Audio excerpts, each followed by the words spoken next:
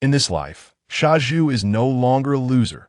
After traveling back to 1950, he resolutely takes the college entrance examination when it is restored and rises rapidly with the wind of reform and opening up. He bids farewell to his fate of being a fool and marries Chen Xueru, completely turning his life around and stepping onto the dual peaks of career and love. Chapter 1. Nanluo Lane. In the early spring of 1950, in the courtyard of number 90 Nanluo Lane, a 15 or 16-year-old boy stands in front of a mirror, staring at the unfamiliar face reflected back at him, a hint of confusion flashing in his eyes. Have I really traveled through time? He looks around. This is a room filled with a strong sense of the era. The old bashin table, the wooden furniture polished smooth and shiny by time, and that classic enamel teapot all feel strange yet shocking to him. After a moment, as fragmented memories begin to surface in his mind, he finally confirms the fact that he has indeed traveled through time. What's even more shocking is that he has arrived in the world of the courtyard full of love and has become the protagonist to Xueru. In his previous life, he was an ordinary college student who played a casual game in his spare time. Because he was too lazy to work hard to improve his gaming skills, he created a mod that allowed him to level up quickly with just a click. Little did he know that he had barely started the game to enjoy the fun of the mod before he was transported. Even more absurdly, he has ended up in the body of Xueru, a character with a tumultuous fate. In his previous life, he was a loyal fan of the courtyard full of love. In the show, Yi Zhonghai is extremely hypocritical. Lu Zhonghai is keen on his career. Yin Fu Gui is stingy and cunning. Chen Xueru is hypocritical and greedy, and that thief. Bang Gung is simply rotten to the core. These characters often made him so angry while watching that his blood pressure soared. There were almost no good people in the entire courtyard, especially Xueru, who was simply foolish to the extreme, exploited by Yi Zhonghai, used by Chen Xueru, and if it weren't for the help of the deaf old lady, he would have long been destitute. Later, when Xueru grew old and couldn't make money, he was driven out of his home by Bang Gung and others, ultimately freezing to death in the cold winter. Thinking of all this, Xueru silently made up his mind. Since he has been reborn as him, he will never let the tragedy repeat itself. This moment, he sorted through the memories of Xueru. It is now February 1950, slightly ahead of the original timeline of the show. This time, the city of 49 had just been liberated, and he had just turned 15, while his sister was only 5.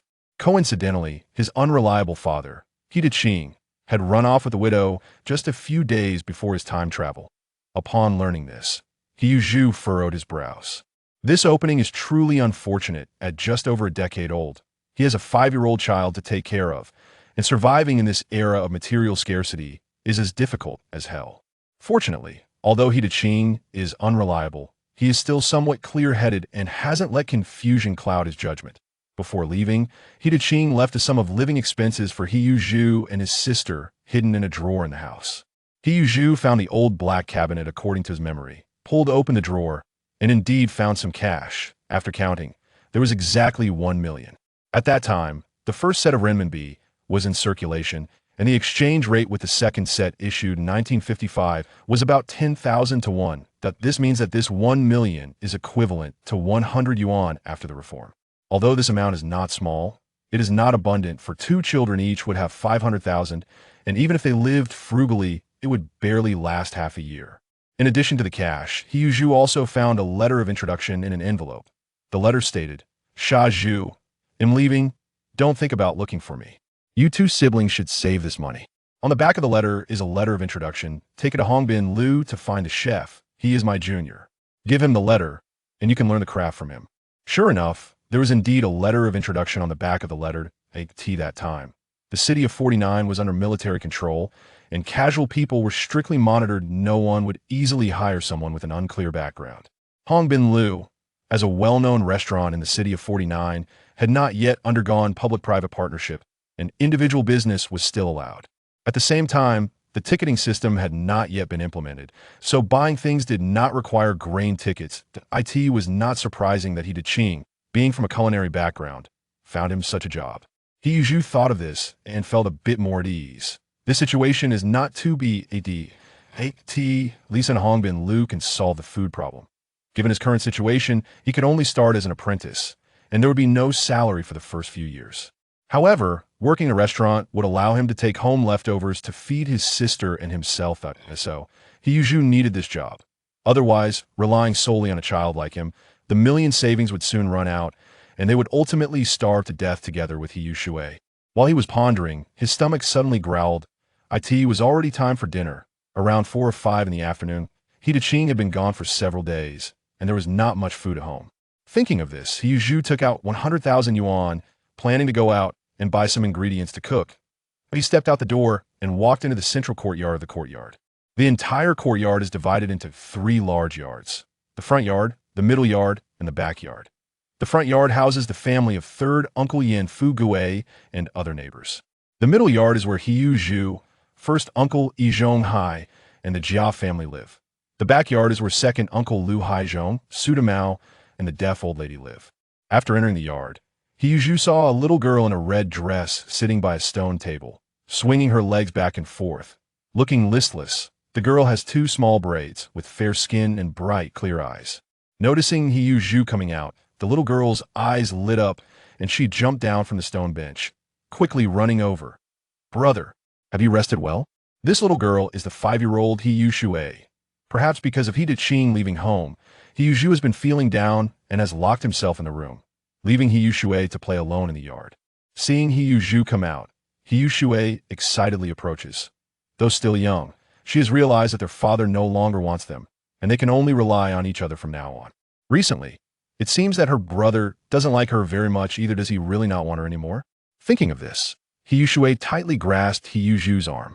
"Brother, please don't leave me, okay? I will be good and won't run around anymore." That He Yushui's voice carries a hint of anxiety. Hearing this, He Yuzhu sighed. This He Daqing is truly a sin for the sake of a widow. He has abandoned his own children, but he gently patted He Yushu's shoulder. "Don't worry, brother won't leave you. I'm going to buy some vegetables, you go back home, and close the door. Don't run around, okay?" In fact, he shouldn't have left He Yushui alone in the yard to play. This era is different from the later generations. There are bad people everywhere on the streets who abduct children. Hearing her brother promise not to abandon her, He Yushui felt relieved and hurriedly nodded in agreement. "Okay, I won't run around. He'll wait at home for you to come back." But soon, she realized that her brother might be preparing to cook. "Brother, do we have anything to eat?" Before she finished speaking, her stomach suddenly growled. He Yushui is still too young to cook, and He Yuzhu has been feeling gloomy since their father left home, and they have both been going hungry in recent days. He Yuzhu nodded. "There's food, you just stay here, and we won't be hungry anymore." He increasingly longed to go to Hongbin Lu as an apprentice. After buying the ingredients and cooking, they would eat and sleep for a night, and the next morning, he would rush to Hongbin Lu. After letting He Yushui in and closing the door, he then headed towards the front door to the market. However, just as he stepped out, he ran into someone. "Xiaozhu." The person spoke, and He Yuzhu looked up, his expression slightly changing to it was Yi Zhonghai, who had just gotten off work from the steel factory. At present, the steel mill has not yet been established, and Yi Zhonghai works in the steel factory, earning a monthly salary of 60 to 70,000, which at that time is considered a high-income class. Although everyone still calls him uncle, it's completely different from the uncle system established by the neighborhood committee later on.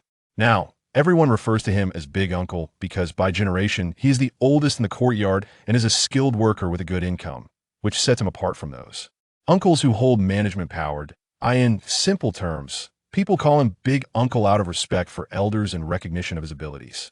However, in reality, he does not have the authority to manage others. At present, the entire city is under military control, local institutions have not yet been established, and all matters are arranged uniformly by the military committee. "Hey, Xiaozhu, I'm talking to you, why are you ignoring me?" Yi Zhonghai, seeing Xiaozhu remain silent, couldn't help but remind him he was surprised by Xiaozhu's arrival and felt a stir in his heart. A few days ago, He Daqing eloped with a widow, and this news had already spread in the courtyard. Xiaozhu had locked himself in his home for several days as a result. Everyone could understand his feelings. After all, a sudden departure of father is hard for anyone to accept, especially for the Xiaozhu siblings, one 15 and the other 5. They are at an age when they need paternal love. He Daqing is truly irresponsible. However, even though everyone could understand, no one took the initiative to visit the siblings that in this special period, being the first to visit might lead to trouble. What they were blamed. Would they help or not?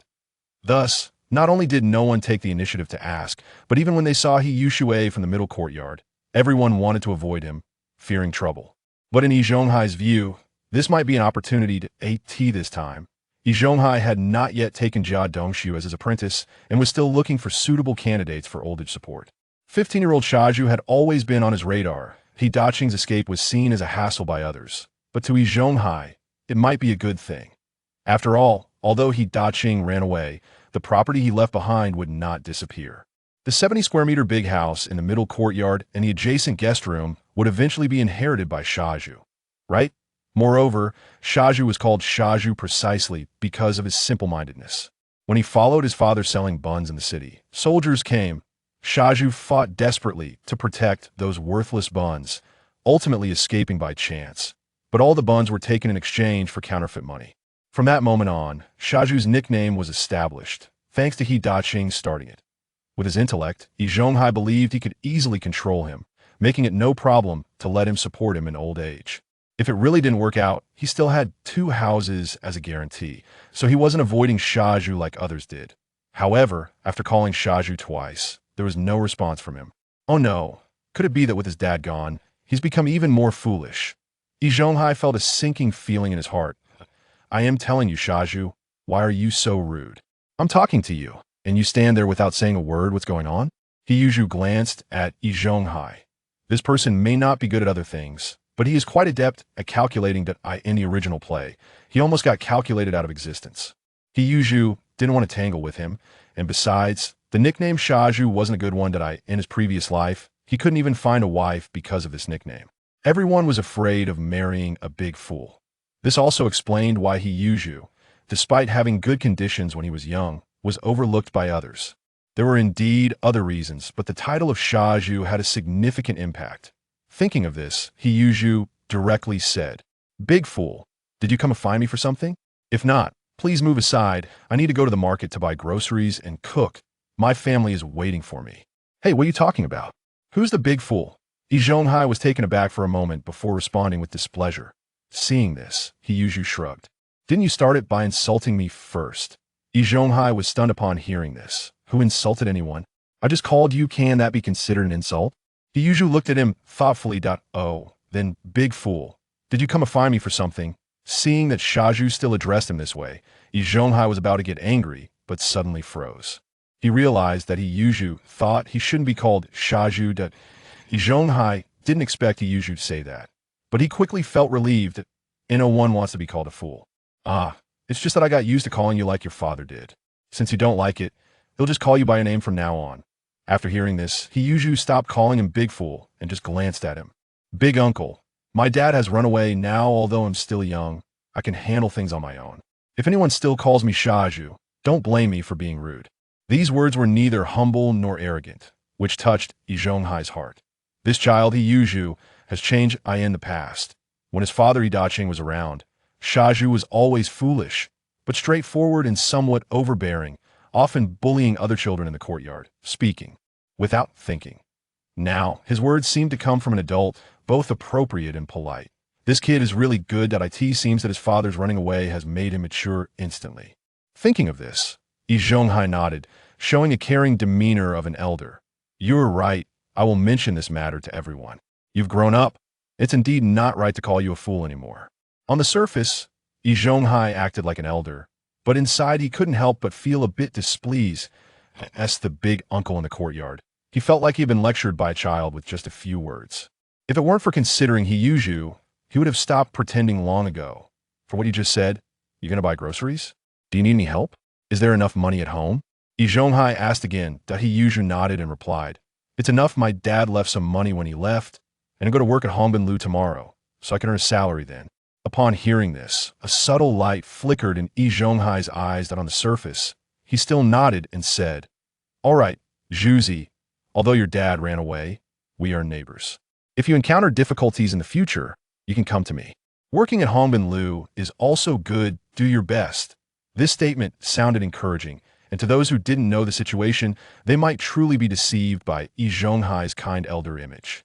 However, knowing Yi Zhonghai's character well, He Yuzhu only smiled coldly inside while maintaining a calm exterior. All right, then I'll go buy groceries now. Yu Shui is still waiting for me at home. After saying that, He Yuzhu headed straight to the market, and Zhonghai watched He Yuzhu leave, his gaze flickering, not knowing what he was thinking. Upon arriving at the front gate market, He Yuzhu did not pay much attention to the small matter at the courtyard gate. After all, he couldn't afford to fall out with Yi Zhonghai. No matter how this guy calculated, he hadn't shown his hand yet that he was still young, and it wasn't wise to act rashly against him. However, he had never relaxed his vigilance against this old fox. After around the market, He Yuzhu bought some pork, potatoes, and the seasonings missing at home, spending a total of 20 yuan. Both Yu Shui and he had been hungry for several days and needed to eat some meat to replenish themselves. When he returned with the items and just entered the big courtyard, he saw third Uncle Yin Fugue fiddling with his flowers and plants in the front yard.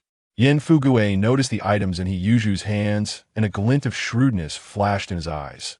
"Zhuzi, you're back?" After finishing, Yin Fugue naturally approached He Yuzhu and glanced at the items in his hands. "Hey, looks like there's meat to eat today. Do you want to come to my house? Let's eat together." Although he said together, given Yin Fugue's thrifty personality, he would even divide a sunflower seed for his son. It was clear he intended to take advantage. He Yuzhu was not angry about this. "Third uncle, I just came back from the market. I haven't eaten well these days, so I bought a pound of pork to nourish both Yu Shui and myself. I won't disturb you any longer." As for Yin Fugue, He Yuzhu neither liked nor disliked him. After all, he was just an old man skilled in calculations. Despite having multiple children, Yin Fugue single-handedly supported the entire family, relying on his meticulous living skills. But He Yuzhu wouldn't be foolish enough to willingly offer himself up to be taken advantage of by Yin Fugue. When Yin Fugue saw He Yuzhu's firm refusal, a trace of displeasure appeared on his face. "You speak so bluntly, then you can go back by yourself." When He Yuzhu returned to the courtyard, third aunt came out and asked, "Is that Zhuzi? Did he come back from buying groceries?" "Yes, he even bought a pound of meat. This kid is quite generous." Third aunt sighed. "Zhuzi and Yu Shui are quite pitiful. Now that He Daqing is gone, what will happen to these two children in the future?" Yin Fugue, upon hearing this, did not respond. Everyone has their own fate. It's not easy for anyone. But I feel like Zhuzi seems to have changed. He appears to have matured quite a bit. Although He Yuzhu had just rejected him, his words didn't come off as offensive. Normally, if He Yuzhu had refused, he would have said something quite harsh. After hearing this, third aunt's eyes showed a hint of pity. Perhaps it's because their father ran away, forcing him to grow up. When Yi Zhonghai returned to the house, first aunt handed him a cup of tea. "I think I heard you chatting with Silly Zhu at the courtyard gate." Yi Zhonghai took a sip of tea and said, "Don't call him Silly Zhu anymore, just call him Zhuzi." First aunt looked a bit confused. Yi Zhonghai recounted his conversation with He Yuzhu to first aunt. After listening, a trace of worry flashed across first aunt's face. Why did this silly Zhuzi suddenly change?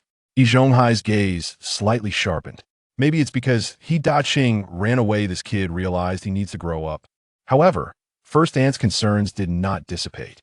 If that's the case, what will happen to the two houses? The two houses left by He Daqing had already caught Yi Zhonghai's eye after He Daqing left. Not only them, but the Jia family in the courtyard also had their eyes on those two houses. Chapter 2. The House. When it comes to the house, Yi Zhonghai didn't pay much attention. The Jia family was eyeing the two houses left by He Daqing to ensure Jia Dongshu could marry smoothly. Jia Zhongshu had someone introduce a match for Jia Dongshu, and the other party seemed to come from the countryside. According to common sense, given Jia Zhongshu's temperament, she wouldn't agree to her son marrying a rural girl. After all, in this era, urban household registrations were highly sought after, and many rural women would marry men of poor appearance just to secure residency. However, for some unknown reason, that girl must have had some special conditions that made Jia Zhongshu agree to this marriage. As the wedding date approached, it was clear that the small house in the Jia family could not accommodate the newlyweds. So Jia Zhongshu set her sights on the two houses left by He Daqing that if they could get Yi Yuzhu and his sister to give them a room, the Jia family's life would become much easier today. As for Yi Zhonghai, he was alone without children to inherit his property, but he needed to plan for his old age. Besides Yi Yuzhu, he had maintained contact with the Jia family.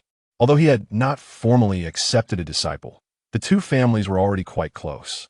Jia Dongshu also understood Yi Zhonghai's intentions as a senior worker. Zhonghai had a good income and extensive connections, so Jia Dongxu was naturally eager to get to know someone like him. One first aunt expressed her concerns, saying she couldn't have children and needed to rely on others for support in old age, and property was the best bargaining chip. If Zhuzi changes his mind in the future and wants the house back, it will be difficult. But Zhonghai was not anxious. He leisurely drank his tea and said, "There's no need to rush this matter." He was confident, as he had already made plans. Today's conversation with He Yuzhu at the courtyard gate was just paving the way for himself. His main target was still Jia Dongxu, and he had already arranged for connections at the steel factory to transfer Jia Dongxu over soon. At that time, relying on a master-disciple relationship, he would be able to ensure Jia Dongxu took care of his old age. Moreover, he wasn't afraid of Jia Dongxu resisting, because a worker's livelihood depended on skills. If Jia Dongxu had other intentions, he only needed to withhold the core technology, and Jia Dongxu would find himself in a predicament. As for Silly Zhu, he was more like a backup plan. Although he was worth investing resources in, he hadn't reached a level of importance yet. He heard he was going to be an apprentice at Hongbin Building. At least he had to see how he performed there. If he couldn't even do well as an apprentice, even if he was willing to support his living, he was bound to be of no use, and Yi Zhonghai wouldn't bother with him. It must be said that Yi Zhonghai's scheming methods were indeed ruthless. No matter how He Yuzhu changed, Yi Zhonghai was not in a hurry. A drastic change in character? A 15-year-old kid with a 5-year-old sister. What kind of storm could he stir up? Yi Zhonghai knew that He Daqing might have left a sum of money for He Yuzhu and his sister. But that was of no use. Once the money was spent, how would the siblings live? By then, he could reappear, and the two kids were still young. Yi Zhonghai was confident he could make them obedient. After hearing Yi Zhonghai's explanation, one first and also breathed a sigh of relief. She was reassured about her old man's schemes. In the courtyard at the He family, He Yuzhu was carrying vegetables in one hand and knocking on the door with the other while calling out Yushue's name. Hearing her brother's voice, He Yushue unlocked the door from inside. "Brother, you're back." "Yeah. Are you hungry, Yushue? Wait for me to cook, and then we can eat." As He Yuzhu spoke, he entered the door, closed it, and walked toward the kitchen with the vegetables. The so-called kitchen was actually just a simple stove. He Yuzhu's keen little nose twitched, and he excitedly looked at the basket of vegetables. "Brother, we have meat to eat today." Seeing this, He Yuzhu smiled and nodded. "You little foodie, your nose is really sensitive. Today, I'll make braised pork for you." Although He Yuzhu was only 15, he had been with He Daqing, a great chef, for many years, and through observation, his cooking skills were quite good. At least he had no problem with home-cooked meals. Because of this, He Daqing had recommended him to become an apprentice at Hongbin Building. After crossing over, He Yuzhu naturally inherited these culinary skills. "Great, I'll help you wash the vegetables, brother." In the original plot, He Yushue only went to high school and didn't get into university. But given the current era, being able to attend high school already proved her intelligence was not an issue.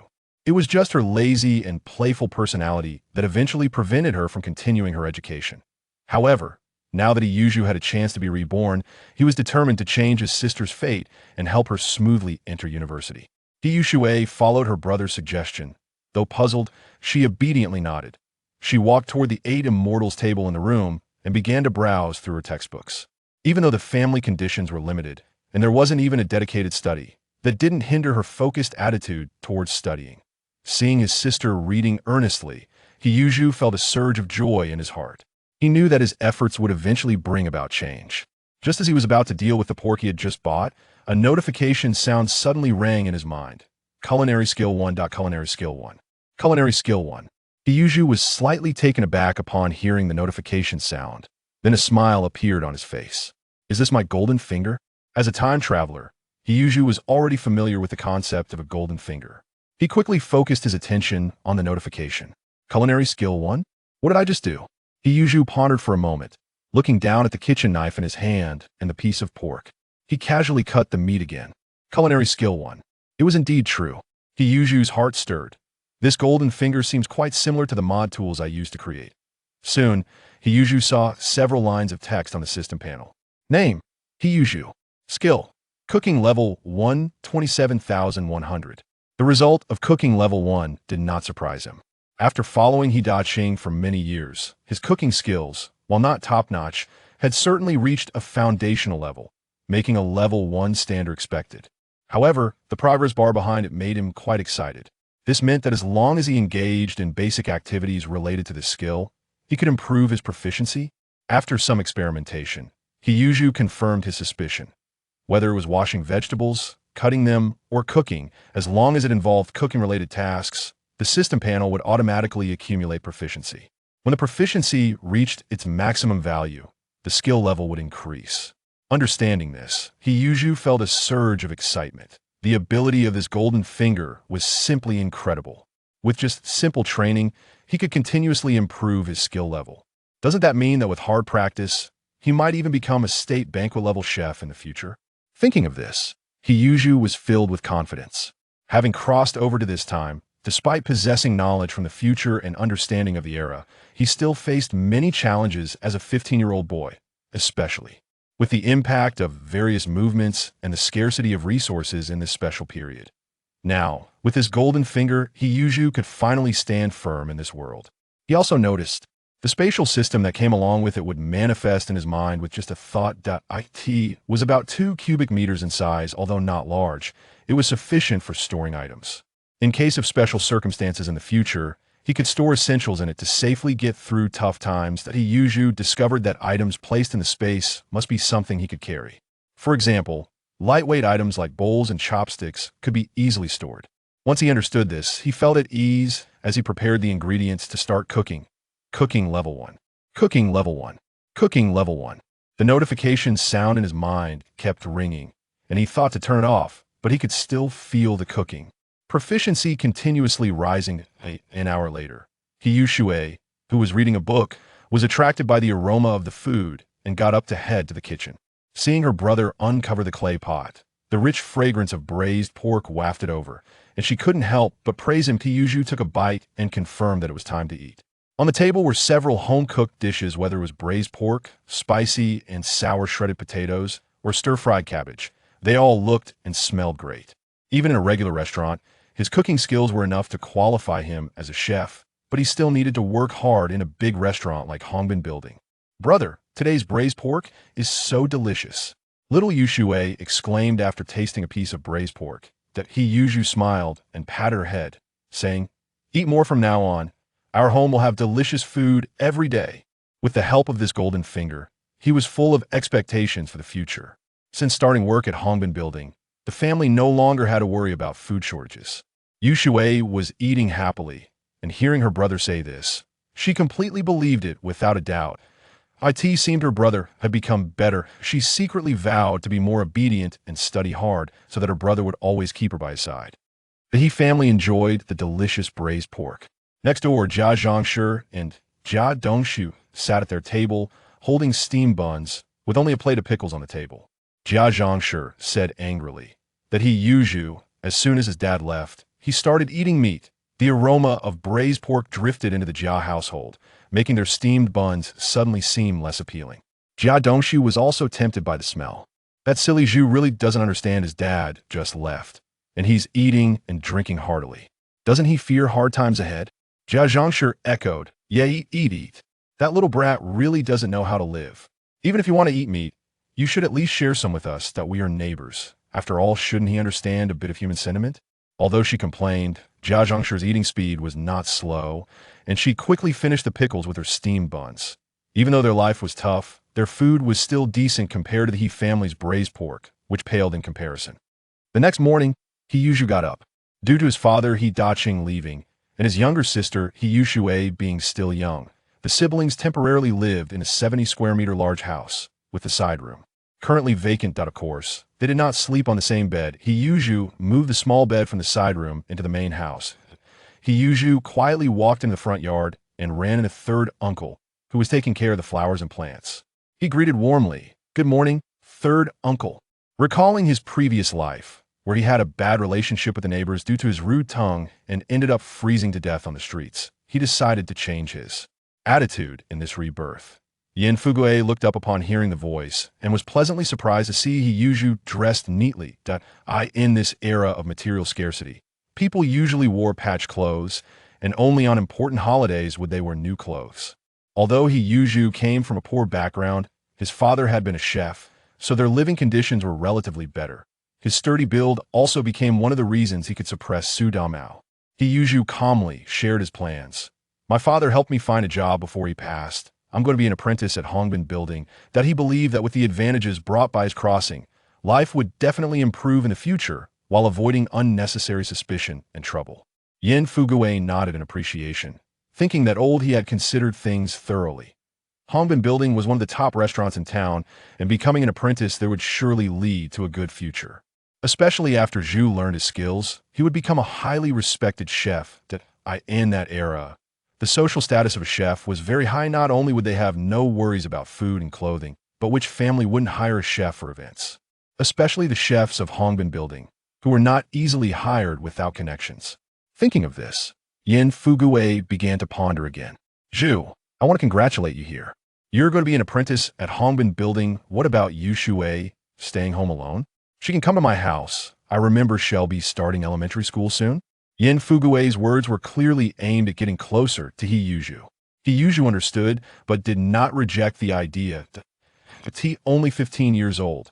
Having Yu Shuei alone at home after he became an apprentice at Hongbin Building was indeed a concern. Moreover, Yin Fuguei was an elementary school teacher, which would also help Yu Shuei with her studies. Thank you. Third uncle, I will definitely treat you to a meal once I learn my skills. Yin Fuguei was not helping for free, and He Yuzhu naturally understood how to respond.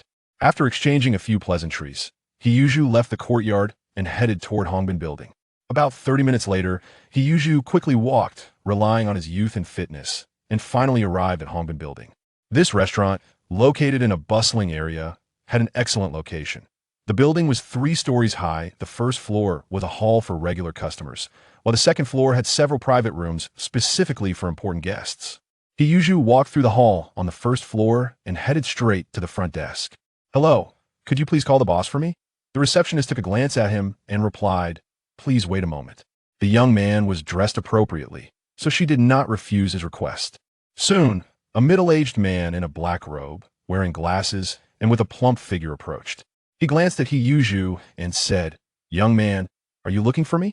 He Yuzhu politely greeted, hello, I am He Yuzhu. As he spoke, he took out the letter of introduction left by He Daqing. After hearing He Yuzhu's words, the boss took the letter, glanced at it, and then carefully examined him again. You are here to find Master Li, right? Master Li referred to Li Baohua, one of the 3 main chefs at Hongbin Building, known for his Sichuan cuisine, attracting countless diners who came specifically to taste his dishes. It is particularly worth mentioning that when the new China was just established, the leaders enjoyed Sichuan cuisine, which led to nationwide recognition of it and allowed Sichuan chefs to lead prosperous lives. Yang Wutao, in his 40s, has run Hongbin Tower for many years, building a large business through his shrewdness.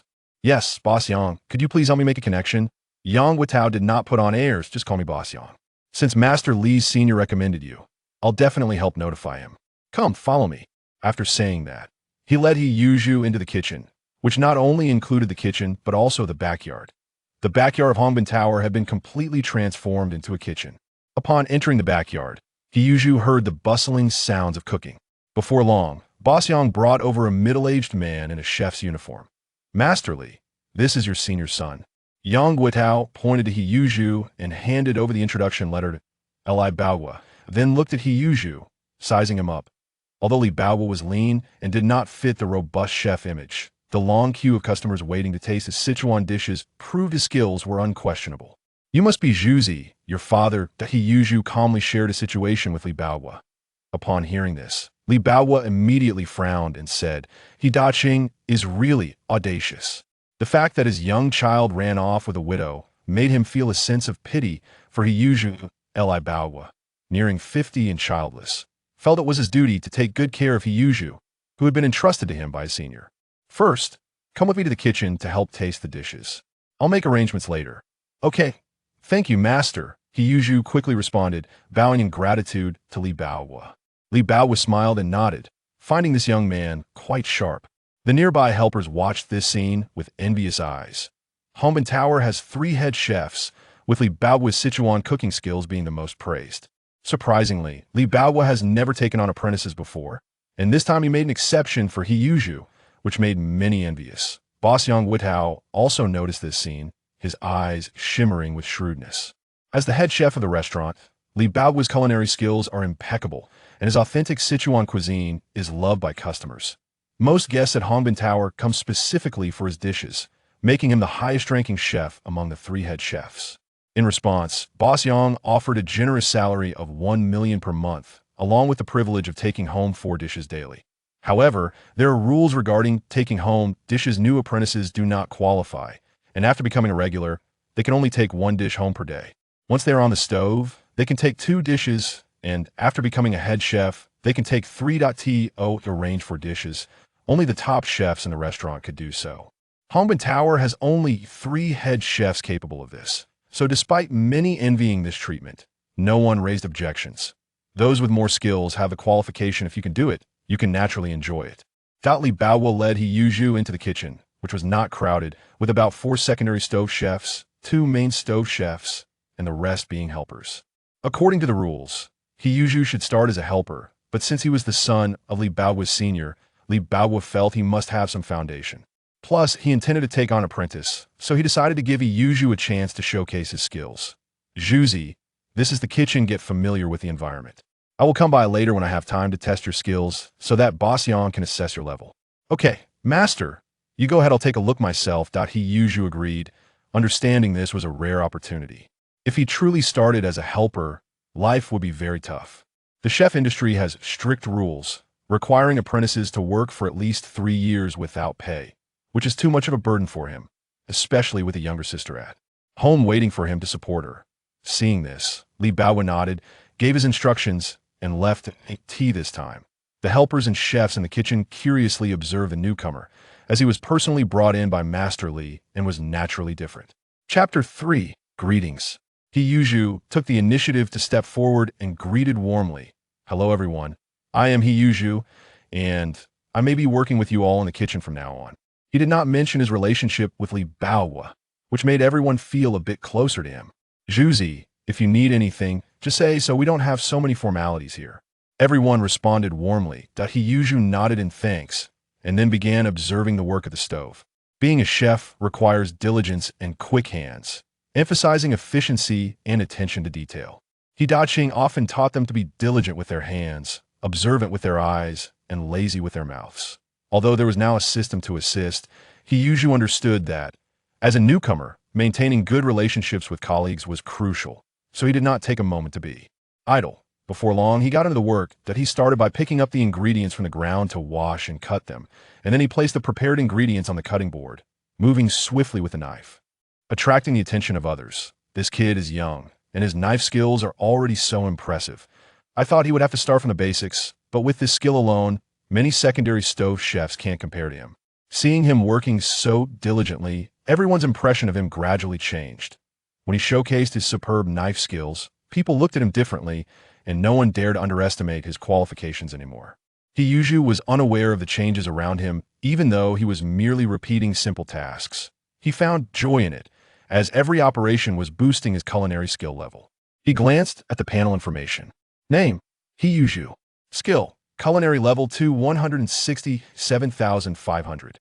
He realized that the more he worked in the busy kitchen, the faster he accumulated experience points.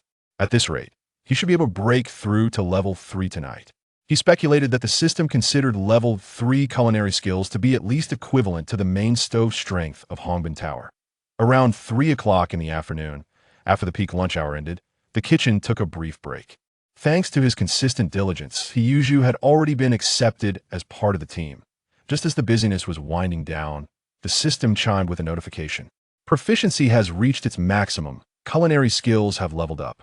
Name, He Yuzhu. Skill, culinary level 305,000. Looking at the updated data, He Yuzhu couldn't help but exclaim that it takes 5,000 points of proficiency to level up from level 3 to level 4. However, this is much faster than figuring it out on his OWT. That moment, Li Bao walked into the kitchen. Zhuzi, how do you feel? He asked as soon as he entered. Arranging He Yuzhu here for half a day was to help him adapt to the environment of a big restaurant. Some people are very skilled at cooking at home, but may not perform well in a different place. This was also to ensure that He could perform better in the subsequent assessments. However, Li Baowu did not know that with He current strength, he could directly work as a head chef without any problem. Master, if you have any instructions, just let me know, He replied with a nod. Li Baowu looked at He and then scanned around at the other chefs and apprentices. He cleared his throat and said, "Stop what you're doing." Next, he wanted to test He level to determine his rank. At the same time, he wanted others to witness it. Otherwise, if Li Baowu ranked He too high, others might not say anything, but they could have their thoughts, which would definitely disadvantage He future work in the kitchen. Upon hearing this, the chefs and apprentices all put down their tasks. They gathered around, eager to see just how impressive He was. He stood in place. Without any fear, he was waiting for Li Baowu to assign a task. Your father is skilled in Tan family cuisine, but let's not mention that for now. Let's first see your basic skills. Juzi, can you cook? Li Baowu asked. That He nodded, his culinary skills having reached level 3, equivalent to that of a main chef out of course. When it comes to the diversity of dishes, he still couldn't compare to the main chefs who have spent a long time at the stove. Although He was still young, his fundamentals were solid, and his skills in knife work and flipping the pan were impressive. If he were to prepare some home-cooked dishes, he should have no trouble handling them. Li Baowu observed and slightly nodded, looking around the kitchen stove before suggesting he make a dish of hot and sour shredded potatoes. This dish, while common, was not easy to prepare and required certain skills. Considering that He was new and only 15 years old, Li Baowu did not set high expectations. It was enough to meet the basic requirements of color, aroma, and taste. He nodded at the suggestion. He was not unfamiliar with the dish, having prepared it many times at home. Now, with his culinary level backing him, he felt confident. With Li Baowu's signal, the assessment officially began. He picked up 2 potatoes, washed them thoroughly, and then peeled them with a peeler, his movements smooth and practiced. The other apprentices in the kitchen were now focused on him. Although he had helped chop vegetables earlier that morning, everyone had been too busy to pay close attention. Soon, with his left hand holding the potato steady and his right hand wielding the knife, the crisp sounds of tap tap tap echoed as the potato was sliced into even fine shreds. The apprentices and the main chefs were all stunned by the scene before them. This skill is truly impressive, quick and steady. The potato shreds are uniform and neat. He is amazing. Even main chefs would find it hard to achieve this at such a young age. Those in the know recognized the talent. After He showcased his knife skills, the eyes of the apprentices and main chefs lit up. His knife work was impeccable. For someone so young to have such skills, it was clear he had put in considerable effort. Li Baowu nodded in approval from the side, clearly satisfied. However, his expression remained calm. Knife skills were just part of the foundation. The cooking techniques that followed were even more important. In just a few minutes, He had processed the 2 potatoes. Looking at the uniformly thin potato shreds on the cutting board, he did not pause and directly placed them in clean water to wash. This was to remove the starch and enhance the texture of the stir-fried potato shreds. Seeing this step, the main chefs in the kitchen nodded in approval that He had mastered this technique. Then he took out green and red peppers, washed them, and sliced them into shreds. After completing the preparation, he began to heat the pan and add oil. Despite being only 15, He movements in handling the pot were seamless, completely unlike a novice. The apprentices who had been watching were unconsciously drawn in, as if they were learning. The chefs in the kitchen also put aside their previous underestimation. If it were them, they could only achieve this level. At this moment, He was not concerned about his surroundings and prepared the seasonings. The heat in the pan was just right. He then added minced garlic, green peppers, and red peppers, which he had prepared in advance. First, he sautéed them over low heat to release their fragrance, then added the potato shreds and switched to high heat for quick frying. In no time, a strong aroma of hot and sour shredded potatoes filled the kitchen. Everyone was taken aback by the delightful smell and praised him enthusiastically. A slight ripple appeared on Li Baowu's previously calm face. That He indeed had a knack for this. If an experienced chef had made it, it would have been normal, but He was so young. Even with the experience passed down from his father, achieving this level of stir-frying was enough to prove his talent. After a moment, He turned off the heat and skillfully plated the potato shreds. Looking at the enticing colors and fragrant dish, Li Baowu nodded in satisfaction. For someone He age to produce such a high-standard dish, Promoting him to a main chef would be completely justified. But rules still had to be followed. Master, please give a taste. He Yuju presented the plate to Li Baowu. Baowu picked up a few strands to taste. That first bite gave him certainty that, in terms of skill alone, Yuju was not inferior to the other main chefs in the kitchen. As for the specific rating. Li Baowu looked at Yuju, pondering for a moment. The surrounding apprentices were also watching Li Baowu, understanding that Master Li was assessing Yuju's standing. Li Baowu did not immediately express his opinion. Instead, he had the apprentices in the kitchen taste it as well. Among peers, that bite was enough to judge Yuju's level. Without a doubt, he was qualified to work at the stove. The question was what kind of arrangement Master Li would make. As he pondered, Yang Wutao had arrived from the front hall without anyone noticing. He knew that Master Li was coming to taste the dishes today, that on a technical level, he usually did not interfere much. Professional chefs certainly knew more than he did. Boss Yang, in my opinion, let Yuju work as a second chef in the kitchen. Only after Boss Yang arrived did Li Baowu make a decision. After all, this restaurant belonged to Boss Yang. Even if the boss granted you great authority, he should at least be informed about personnel matters. Second chef? Hearing this, Yang Wutao looked a bit surprised. The hierarchy in the kitchen was clear. New apprentices had to wait at least 3 years for a chance to work at the stove. If they lacked talent, even after 3 years, they might not make it. Once at the stove, they would be divided into second and main chefs. Once a chef was promoted, it indicated that they could independently take responsibility. At the very least, they would have 1 or 2 signature dishes. For a second chef at Hongbin-Lu, if they went to work at a small restaurant, the salary would still be substantial, at least 300,000 to 400,000 a month. Of course, the second chef at Hongbin-Lu had a monthly salary of about 275,000. After all, this was a large restaurant, and the knowledge and connections gained here were incomparable to those of a small eatery. Yuju was only 15, yet had the capability to be a second chef right away. Yang Wutao had no doubts about Li Baowu's judgment. After all, if someone in the kitchen wanted to promote someone who lacked real ability, even if everyone refrained from opposing it openly due to Master Li's influence, there would surely be complaints behind the scenes. However, Yang Wutao noticed that neither the apprentices nor the main chef showed any signs of discontent upon hearing Li Baowu's words. Clearly, Yuju indeed possessed the strength of a second chef. In fact, according to Li Baowu's assessment, Yuju could have directly been made a main chef. But because he was still young and new to Hongbin-Lu, suddenly promoting him from a newcomer to a main chef would inevitably upset the balance among others. To allow Yuju to develop better in the kitchen and also to train him, Li Baowu assigned him the position of second chef. Since Master Li's already assessed him, I have no objections. Hongbin-Lu was currently doing great business, and several main chefs in the kitchen were not enough to meet the demand. Boss Yang, having heard about my family situation, felt sympathy for this young man. He decided to let me stay in the kitchen as a second chef, with a monthly salary of 275,000, and I could also take home a dish every day. Usually, when new employees first arrive, even if they are not considered apprentices, their salary would be reduced by more than half. But due to my relationship with Master Li and my impressive skills at such a young age, Boss Yang was very willing to offer me such favorable treatment.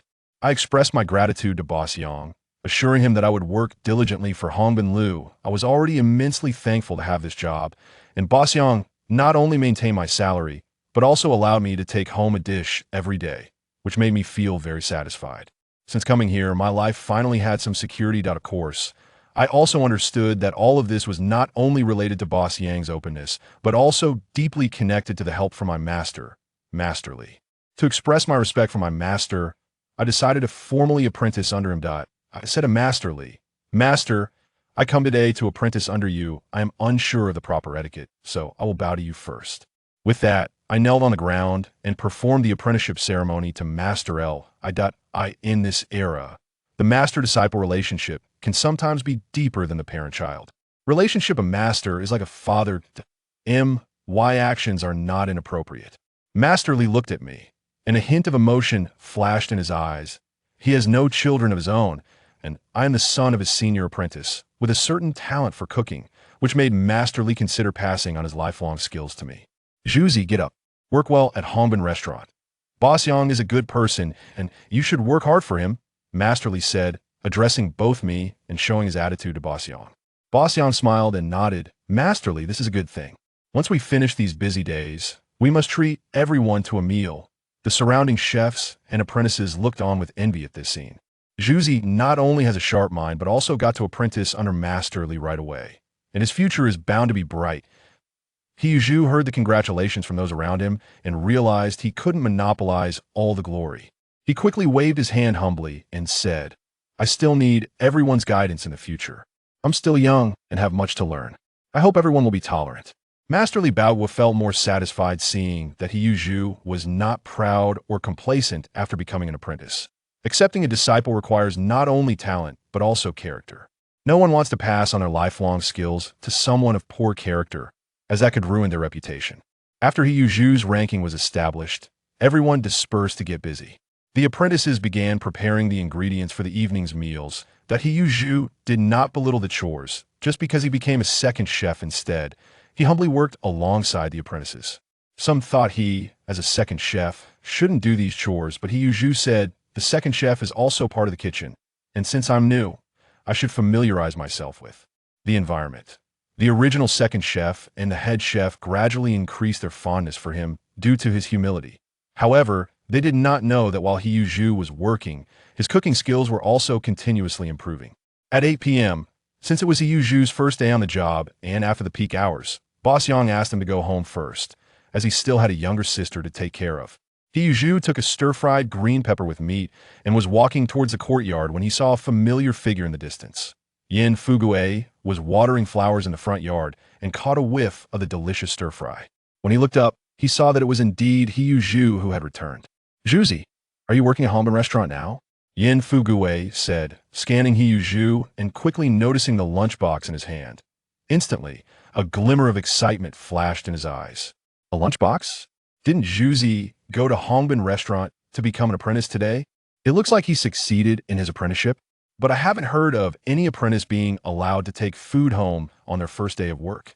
Moreover, smelling the meat aroma wafting from the lunchbox, which apprentice can bring home meat dishes right off the bat? He Zhu heard Yin Fugue's voice and smiled, nodding in response that he raised the lunchbox in his hand and said, that's right, my Masterly Baoguo is the head chef at Hongbin restaurant, and from now on, I will work with him there. This dish was specially given to me by Boss Yang because my family is not well off. This needed to be clarified. Now that he was the second chef at Hongbin restaurant, he was confident in improving his cooking skills with the system support. In the future, when he becomes the head chef or a big chef, he would bring even more dishes home. Such matters can't be hidden in the same courtyard. If the origin of the dish was unclear, it could cause unnecessary jealousy and subsequent trouble. After listening to He Zhu's words, Yin Fugue quickly weighed the situation in his mind. Zhuzi had apprenticed under Li Baoguo, who was one of the 3 head chefs at Hongbin restaurant and a famous Sichuan cuisine master. Even though Yin Fugue didn't often go to Hongbin restaurant, he had heard of Li Baoguo's reputation. Thinking of this, a hint of envy flashed in Yin Fugue's eyes. Zhuzi was so lucky to be accepted as a disciple by such a master chef. Moreover, it was clear that Boss Yang also had high hopes for Zhuzi otherwise. Why would he let a newcomer take food home? In an instant, Yin Fugue's gaze towards He Zhu became eager. Zhuzi's future is limitless, and he must build a good relationship with him for future benefits.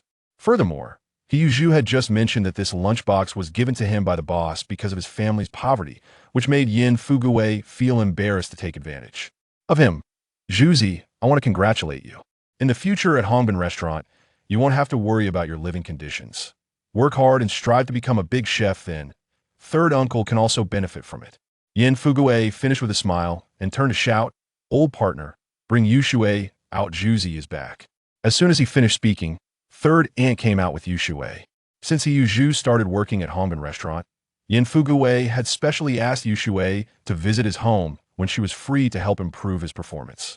When Yuxue saw her brother, she ran over happily. Brother, you're back. He Zhu patted her head and smiled, saying, yes, were you good today? Did you cause any trouble for third uncle? Of course not. I read a lot of books, I was very well behaved. Yuxue pouted expectantly, her eyes filled with a desire for praise. Yin Fugue and third aunt smiled from the side. Zhuzi, Yuxue is a good child.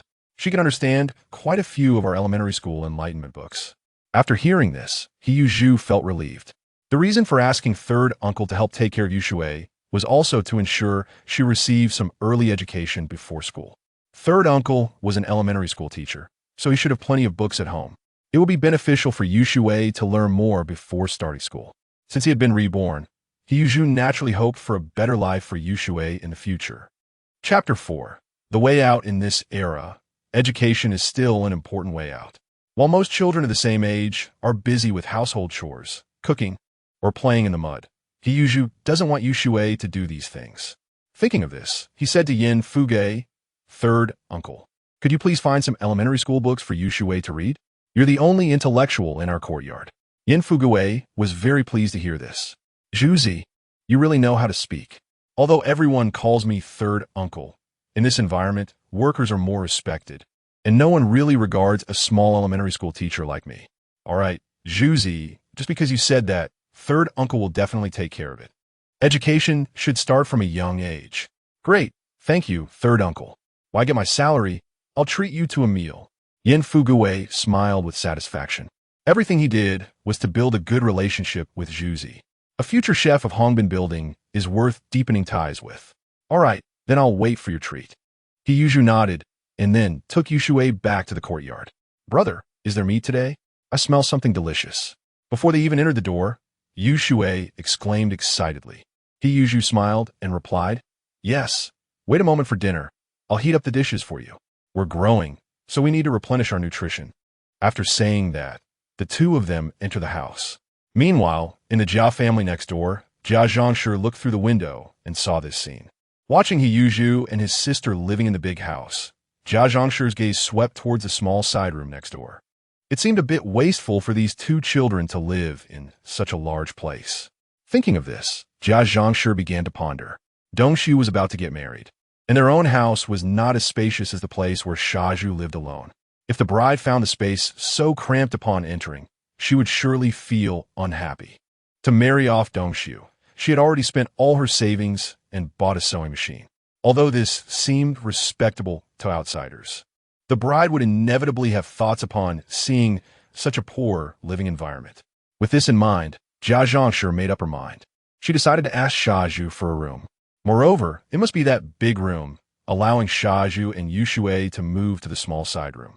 In the past, Jia Zhangshi would never have made such a request. After all, when he Daqing was around, the old man was hot-tempered. If he knew she was thinking this way, he would definitely teach her a lesson.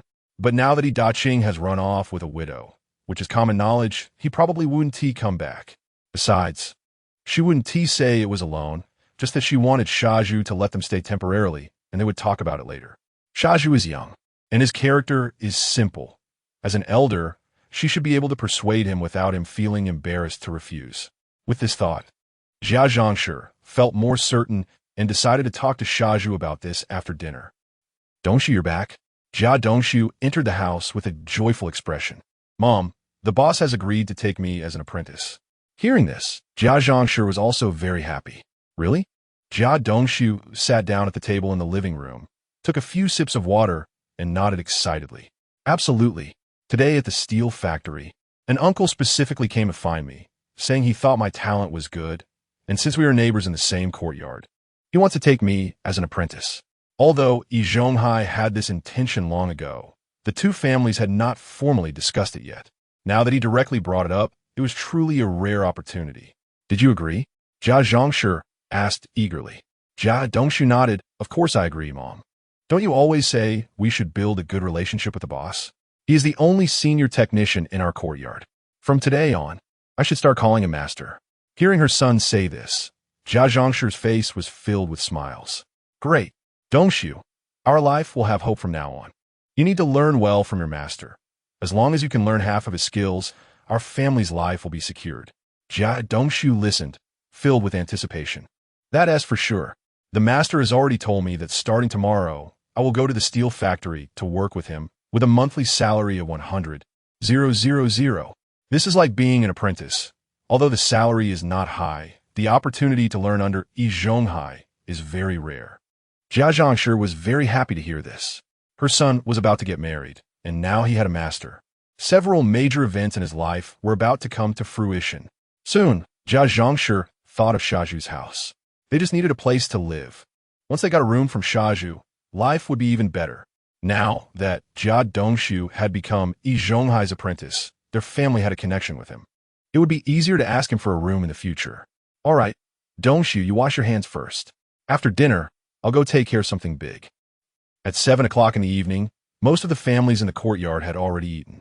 Some were resting at home, while others moved a small stool to chat or play chess in the courtyard. In the Jia family, Jia Zhangshi stepped out of the house and walked straight to He Yuzhu's door. Bang! Bang! A heavy knocking sound echoed. Inside, He Yuzhu and He Yuxue had just finished dinner when the urgent knocking sound from outside made him frown. Who is it? After opening the door, Jia Zhangshi's figure appeared. Remembering her harsh image in the play, He Yuzhu was filled with suspicion. Aunt Jia, do you need something from me? Xiaoju, did you just finish eating? As soon as the door opened, the keen-scented Jia Zhangshi noticed the aroma of meat inside and couldn't help but lean in to look. But He Yuzhu discreetly blocked her view. What did you just call me? He Yuzhu's tone was cold. If this nickname didn't change, his image in everyone's eyes would not improve. Xiaoju, did I not make myself clear enough? Jia Zhangshi was unbothered. Xiaoju, I came today for no other reason than to ask if you could move out of this house. Isn't there a side room next door? You and Yuxue can live there. Aunt Jia, this courtyard only has He Yuzhu. I have never heard of Xiaoju. Are you looking for the wrong person? After saying this, He Yuzhu intended to close the door. Jia Zhangshi hurriedly blocked it. Xiaoju, what do you mean by this? Besides you, who else could be called Xiaoju? Don't pretend to be confused. Do you not want to move? I remind you, my Dongxu is about to marry, and you know our family situation. A whole family squeezed into such a small place. Can't you have some sympathy? You and Yuxue moving to the side room and letting Dongxu have this room would be like borrowing it from you. Seeing that He Yuzhu was about to refuse, Jia Zhangshi hurriedly stepped forward to block the door, raising her voice. If an outsider saw this scene, they would think Jia Zhangshi had been wronged. At this time, there were still some people chatting in the courtyard who turned to look curiously upon hearing the noise. Isn't that Jia Zhangshi? What does she want with Xiaoju? Seeing this situation, He Yuzhu's expression grew darker. Aunt Jia, I respect you as an elder, so I advise you kindly. If anyone calls me Xiaoju again, don't blame me for being rude. The more He Yuzhu said this, the more Jia Zhangshi was convinced he didn't want to move and was deliberately making excuses. Xiaoju, stop making a fuss here. You actually recognize me as an elder? You want to even agree to let me borrow a room? You and Yuxue living in such a big house is simply a waste. We are neighbors, and life will be long. Who can guarantee that we won't encounter difficulties? At that time, we will definitely help you. Before Jia Zhangshi finished speaking, He Yuzhu slapped her. Pa! The sound was clearly heard in the courtyard. He Yuzhu acted quickly, and Jia Zhangshi didn't even have time to react before her cheek felt hot with pain. Ah, you little brat. How dare you hit me? A sharp scream echoed in the courtyard. Neighbors gathered around, having not heard what the two had said, but clearly witnessing He Yuzhu's act of violence. Xiaoju, how could you hit someone? Yes, after all, Jia Zhang is an elder. Isn't it inappropriate for you to act this way? The crowd was in an uproar. Jia Zhang covered half of her face and pointed at He Yuzhu, saying, You scoundrel, because of your slap, we are definitely staying in this house today. I tell you, even if things escalate, I won't be afraid. Apologize to me quickly, and let your sister move to the side room. Jia Zhang put on a posture of the villain, crying out first, speaking with a hint of threat. This fool Zhu was indeed bold, daring to hit someone. In this way, he immediately seemed to be in the wrong. As long as he made a scene, even if he wanted to be unreasonable, he could only bow his head in front of so many people. However, facing the neighbors who had gathered around, He Yuzhu remained calm and slightly opened his mouth to say, Since everyone is here, I will clarify things. My name is He Yuzhu, not Fool Zhu. If anyone calls me that again, don't blame me for being rude. He Yuzhu originally wanted Yi Zhonghai to help convey the message, but he guessed that the old guy would forget it as soon as he turned around. Jia Zhang came to the door, repeatedly calling him Fool Zhu, which made He Yuzhu unable to endure any longer.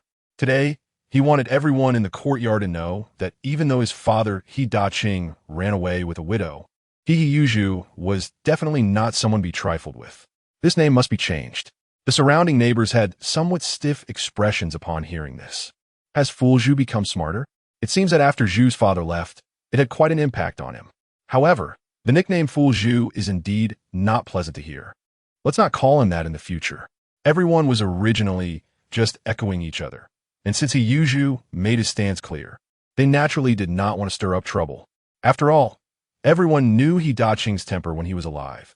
Although Zhu was young, he was not easy to deal with, and Jia Zhang originally planned to escalate this matter to make Zhu uncomfortable.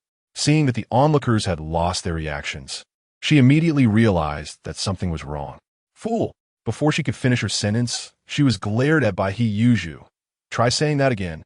This made Jia Zhang instinctively stop. But soon, she regained her fierce attitude. Zhu, stop pretending. You and me just now, right? Didn't your father teach you to respect your elders when he was alive? If you don't apologize today, don't blame me for being rude.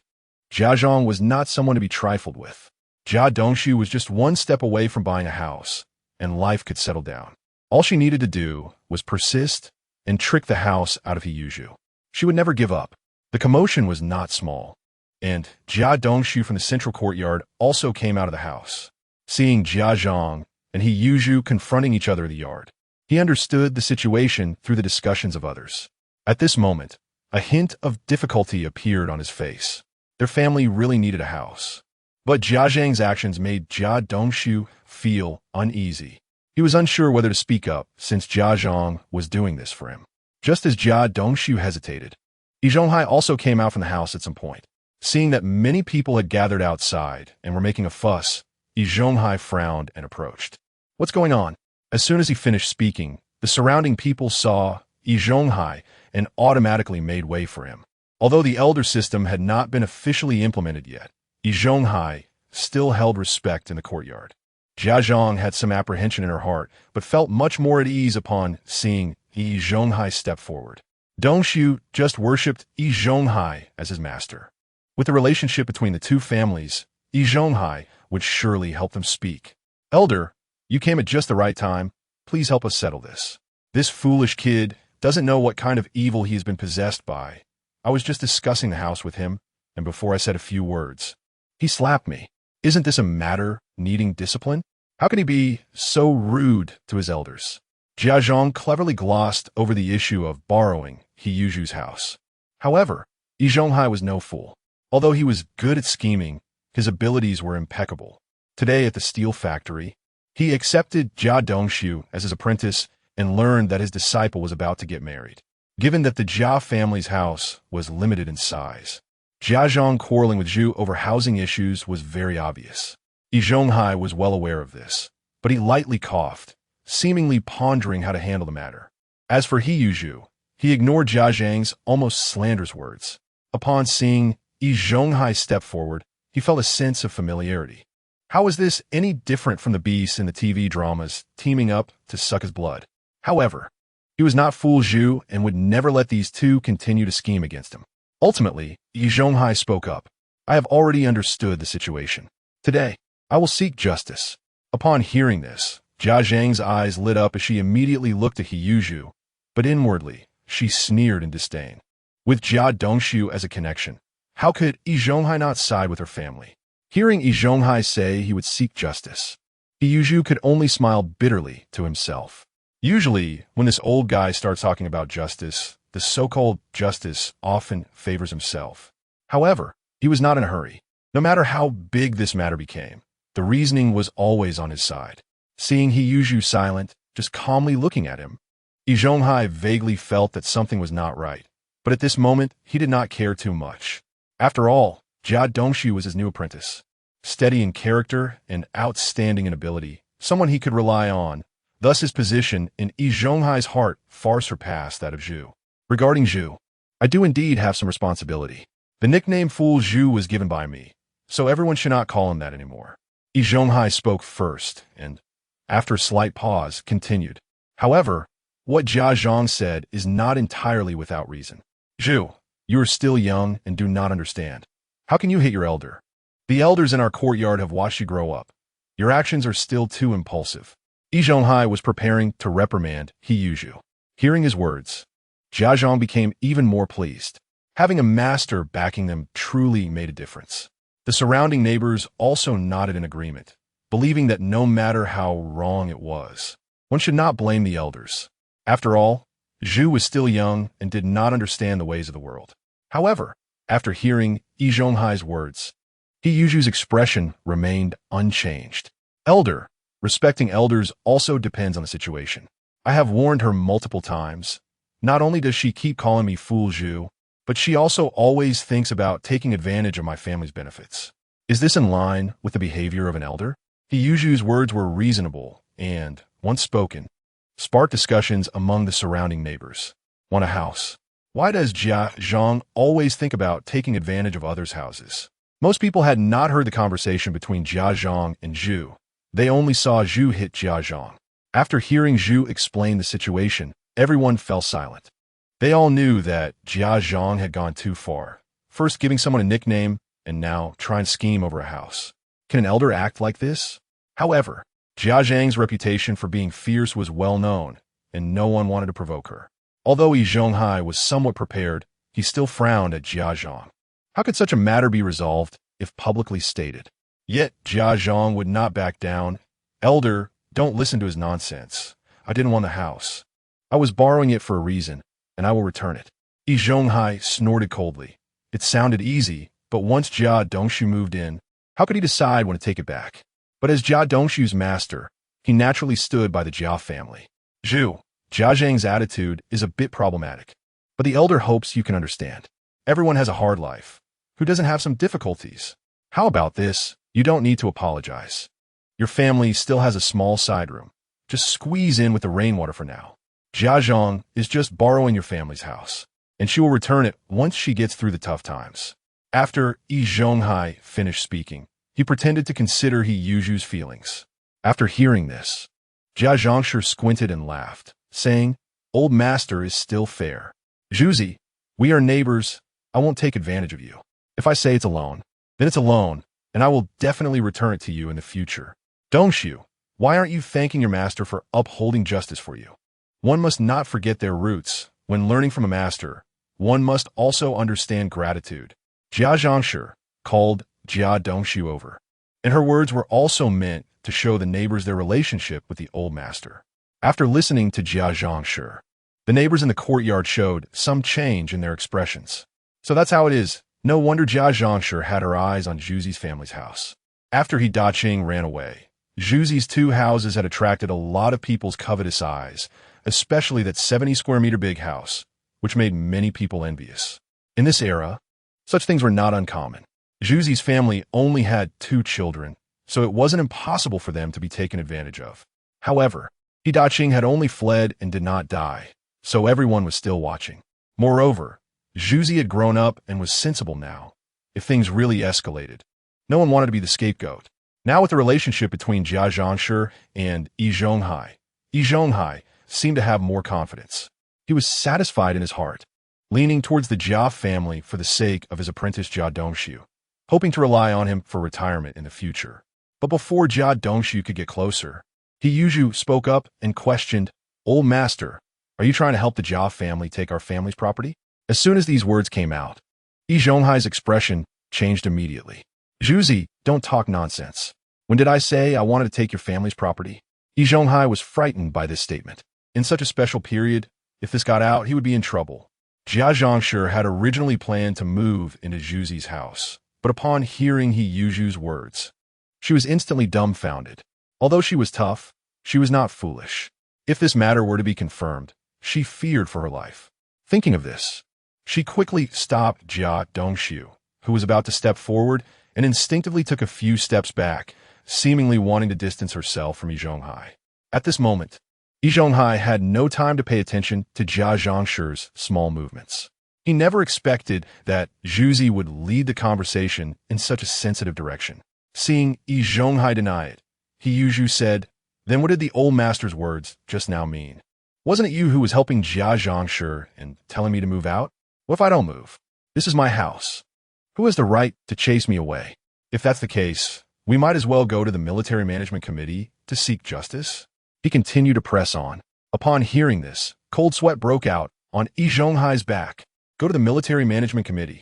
If it really came to that, Yi Zhonghai would likely go and never return.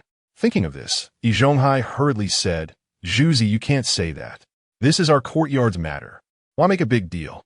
Since you won't move, then don't move." As for the Jia family, Chapter 5, the trump card, Yi Zhonghai was denying things while looking for Jia Zhangshi. Just then, he happened to see Jia Zhangshi pulling Jia Dongxiu into the house. Seeing this scene, Yi Zhonghai's mouth twitched, and he almost spat out a mouthful of old blood. "Damn it, I speak up for your family, and you just slip away? What else can I say? What does this have to do with me? Zhuzi, I have something to take care of. I'll leave first." After saying that, he turned around and returned to the house, leaving in a dejected manner. But he understood in his heart that he had completely lost face this time. The neighbors who were watching all looked at this scene with unusual expressions. They were now looking at Hiyuju with new eyes. They thought that with the old master making a move, Zhuzi's house would be lost. But in the end, this kid scared the old master away with just a few words. This kind of ability is definitely not something a 15-year-old child can achieve. It seems that Zhuzi has really grown up. In the future, don't think about these two houses anymore. Just look at how Jia Zhangshi and Yi Zhonghai were blocked back together. The commotion ended, and the crowd gradually dispersed.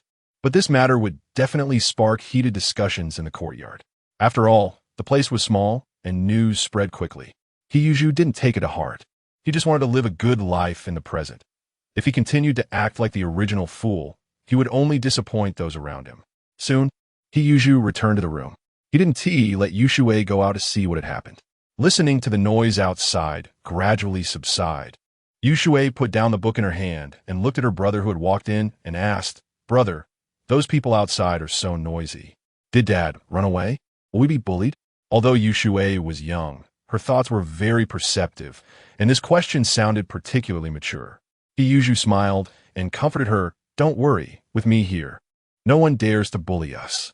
It's getting late. Don't read anymore. Rest early. Tomorrow when we go to third uncle's house, you must listen to me. I'll bring you something delicious when I come back."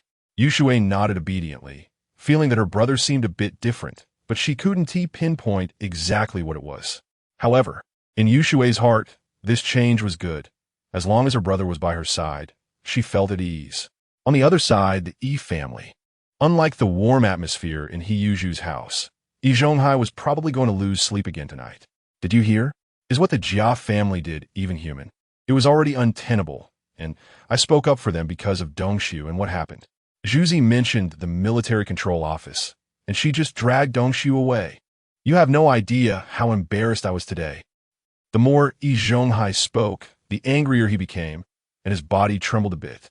At the same time, he felt a wave of fear. He originally thought that with his identity, handling this kind of matter would be foolproof, but unexpectedly, as soon as Zhuzi opened his mouth, it was about the military control office, almost making him lose face completely. That Jia Zhangshi was truly unreasonable. You just took Dongxiu as your apprentice. You should know him well, right? In my opinion, this matter must have been instigated by Jia Zhangshi to get Dongxiu to run away. The old aunt helped analyze from the side. When Yi Zhonghai took on an apprentice, he did discuss it in detail with the old aunt. He chose Jia Dongxiu as his apprentice because of his good character. If he had a bad character, who would support him when he got old? This kind of behavior of running away when encountering problems could only be done by someone with Jia Zhangshi's temperament. After hearing this, Yi Zhonghai snorted coldly. He had only taken a hurried glance at the time, but vaguely noticed the unwillingness on Jia Dongxiu's face. It was clear that, as the old aunt said, the act of running away was not initiated by Dongxiu. That kid's behavior was indeed inappropriate, and tomorrow I must teach him a good lesson. Since he has taken on an apprentice, Yi Zhonghai naturally had to consider how to teach them. The old aunt did not express a clear stance on this. She continued, "This child seems to have changed quite a bit recently. Ever since he Daqing ran away, he seems to be a different person. Today, facing so many people, he was able to keep the house safe at just 15. That ability should not be underestimated." The old aunt was a shrewd person, although today's events were quite unfavorable to them. After she calmed down and analyzed it carefully, she found that Zhuzi indeed demonstrated commendable abilities during this process. Yi Zhonghai was also quite scared by the military control office experience. With the old aunt's reminder, he realized that this child seemed somewhat different. However, since he had already accepted Jia Dongshu as an apprentice, he should focus on cultivating Dongshu for now. As for Zhuzi, he would observe for the time being. For his own future life, Yi Zhonghai would not place all his hopes on a single apprentice. He had talked with old Yin in the morning and heard that Zhuzi had gone to Hongbin Building to become a chef. So it seemed he would continue on the path of being a chef. To be honest, compared to being a chef, Yi Zhonghai looked down on this profession internally. He was a skilled worker with a decent salary and didn't lack in food. In the eyes of ordinary people, being a chef was quite good, but to him, it was just average. In contrast, Jia Dongshu could work with him in the steel factory, and he could gradually teach him some skills. In the future, he could at least become an ordinary skilled worker, which was much better than relying on a chef for retirement. In fact, according to the original plot, until Jia Dongshu's death, Yi Zhonghai had a poor impression of Zhuzi. Later, after Jia Dongshu's death, considering that Yi Daqing had been on the run for many years and that Yi Yuzhu's income as a chef was not low, he gradually shifted his expectations for retirement to Zhuzi. Let's not think too much for now. I will cultivate Dongshu well, and Zhuzi cannot be neglected either. Let's treat today's incident as a misunderstanding. Another day, I'll cook some good dishes and invite Zhuzi over for a meal, and that will resolve it. Yi Zhonghai, being experienced, quickly came up with a follow-up plan. Jia Dongshu needed nurturing, and Zhuzi was also his trump card. It's always good to be prepared. The Jia family. After experiencing the earlier chaotic event, Jia Zhongshi hid in the house, her heart still racing. After a long while, when there was no sound outside, Jia Zhongshi finally let out a sigh of relief. At this moment, Jia Dongshu stood beside her, looking a bit hesitant. Mom, is what we did really appropriate? My master is the one who stood up for us. Are you just going to abandon him? The idea of running away was indeed proposed by Jia Zhongshi. Hearing this, Jia Zhongshi shot him a glance. What do you know? Didn't you hear what Zhuzi just said? The military control office is involved now. If we don't run, it will really get out of hand. In this era, small people needed their own wisdom to survive. Moreover, Jia Zhongshi already felt that she was in the wrong in this matter. She originally thought to take advantage of Zhuzi's youth, but as things developed to this point, Jia Zhongshi naturally did not dare to take risks anymore. After hearing this, Jia Dongshu became somewhat anxious. If we run away, what will happen to my master? Although he had listened to Jia Zhongshi and apprenticed under Yi Zhonghai, his nature was still kind. Otherwise, Yi Zhonghai wouldn't have chosen him for retirement. It's not a big deal. Your master is an old fox, very cunning. He won't get into trouble. Jia Zhongshi said disdainfully. Besides, don't worry that your master will be unhappy with you. When you see him tomorrow, just explain clearly that we pulled you away. He's so old. He won't nitpick with you. Jia Zhongshi had already thought all this through. Even if they ran away, it wouldn't be a big problem. But if Zhuzi really made a fuss at the military control office, the outcome would not be something she could control. Upon hearing this, Jia Dongshu's expression relaxed a bit. However, Jia Zhongshi continued to complain. This pillar is really baffling. It's clear that we are just borrowing the house, yet this kid actually brought up the military control committee. I really can't understand who raised such an ignorant child. Jia Dongshu, listening from the side, couldn't find an opportunity to interject. Yi Yuanju's gentle nature was rare under Jia Zhongshi's strong personality. The next morning, just after winter, there was still a hint of chill in the room. After stretching, Yi Yuanju got out of bed, walked to the cabinet, and dug out the last small bag of white flour. Once he finished this, there would be no more food left at home. However, now that he was working at Hongbin Building and received a daily salary, occasionally bringing back some ingredients, he didn't mind. He took out the flour and skillfully began kneading it, noticing that his cooking skill level on the system panel was continuously rising. Cooking skill level 1, half an hour later. He placed a basket of steamed buns into the stove and then took the opportunity to grab his toiletries and walk towards the water basin in the yard. It was still early, and a few women in the courtyard were already up, adding firewood to the stove.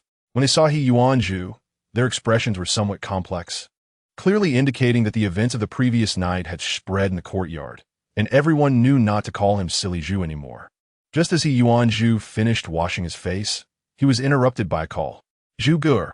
Hearing someone call him, Yi Yuanju looked up towards the entrance of the courtyard.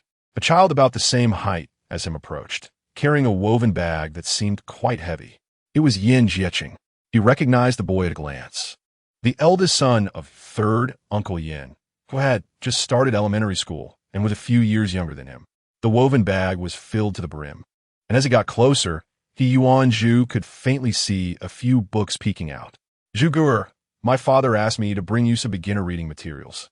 As Yin Jieqing spoke, he cautiously observed Yuan Zhu's expression. After last night, when Yuan Zhu had confronted first uncle and Jia Zhangshi, the news had reached the Yin family. And third uncle immediately instructed Yin Jieqing to deliver the books to Zhu this morning, advising him to be humble and to establish a good relationship with Zhu. As Zhu had become very impressive now, Yin Jieqing was confused by this. He had interacted with Yuan Zhu before, but back then, everyone thought Yuan Zhu was a fool, and his temper was notoriously bad, often beating up his peers. How had third uncle determined that Yuan Zhu had improved? Despite his many questions, Yin Jieqing dared not disobey third uncle's stern request. After hearing Yin Jieqing's words, Yuan Zhu understood the purpose of his visit. Especially when he heard Yin Jieqing call him Zhugu'er, it was a gesture of goodwill from third uncle. With this in mind, Yuan Zhu decided not to put on airs. "Jieqing, please thank third uncle for me. How about this? Come in with me for a moment." After saying this, he led Yin Jieqing into the house. Since others were being so polite to him, Yuan Zhu naturally wanted to reciprocate. Yin Jieqing instinctively followed him into the house. Once inside, Yin Jieqing set down the woven bag and took out the books. After taking out all the books, there were more than 10 in total. Third uncle had really put in a lot of effort, providing textbooks from preschool to the first and second grades of elementary school, with each type prepared. Although they were old books, Yuan Zhu appreciated this kindness. "Jieqing, these are the white flour buns I just steamed. You can take some back to taste." After entering the house, Yuan Zhu went to the stove and took out the freshly steamed white flour buns, placing 4 of them on a porcelain plate. As soon as the buns were taken out, the fragrant smell of the white flour wafted through the air. Upon smelling this, Yin Jieqing became excited, nearly drooling. Third uncle's family, consisting of 5 or 6 people, lived on a meager salary from being a primary school teacher, so life in the courtyard was quite difficult. Third uncle was frugal, and to him, white flour buns were definitely a rare delicacy. Yuan Zhu held up the 4 buns, and Yin Jieqing's gaze followed closely, almost revealing a greedy look. "Zhugu'er, this seems a bit inappropriate, doesn't it?" Though he said this, his eyes were already locked on the buns.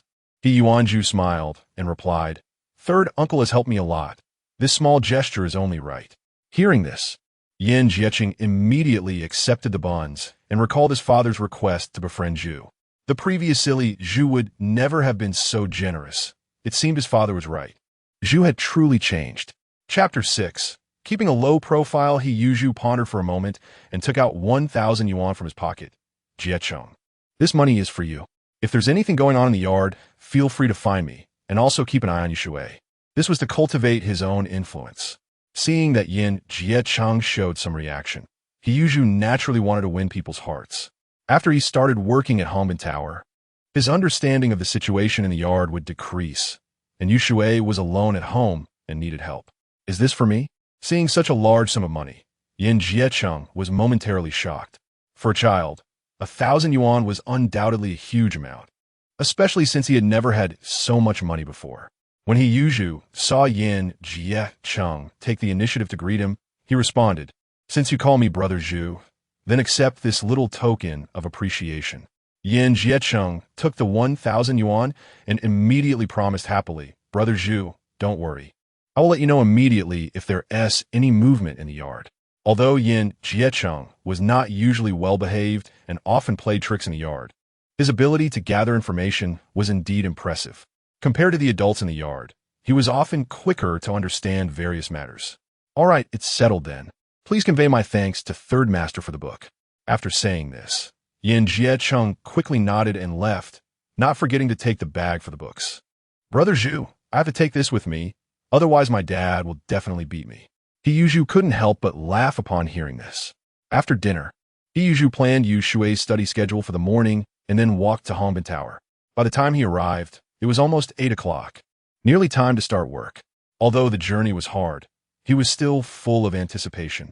Seeing the bicycles passing by occasionally, He Yuju secretly vowed that he would definitely buy one when he started earning money. Upon entering the restaurant, a waiter called out to him, "Juzi, Master Li wants you to go to the back kitchen to find him." "Okay, I'll go right away." After responding, He Yuju walked straight to the back kitchen. After yesterday's introduction, the people at Hongbin Tower were already familiar with the new Juzi.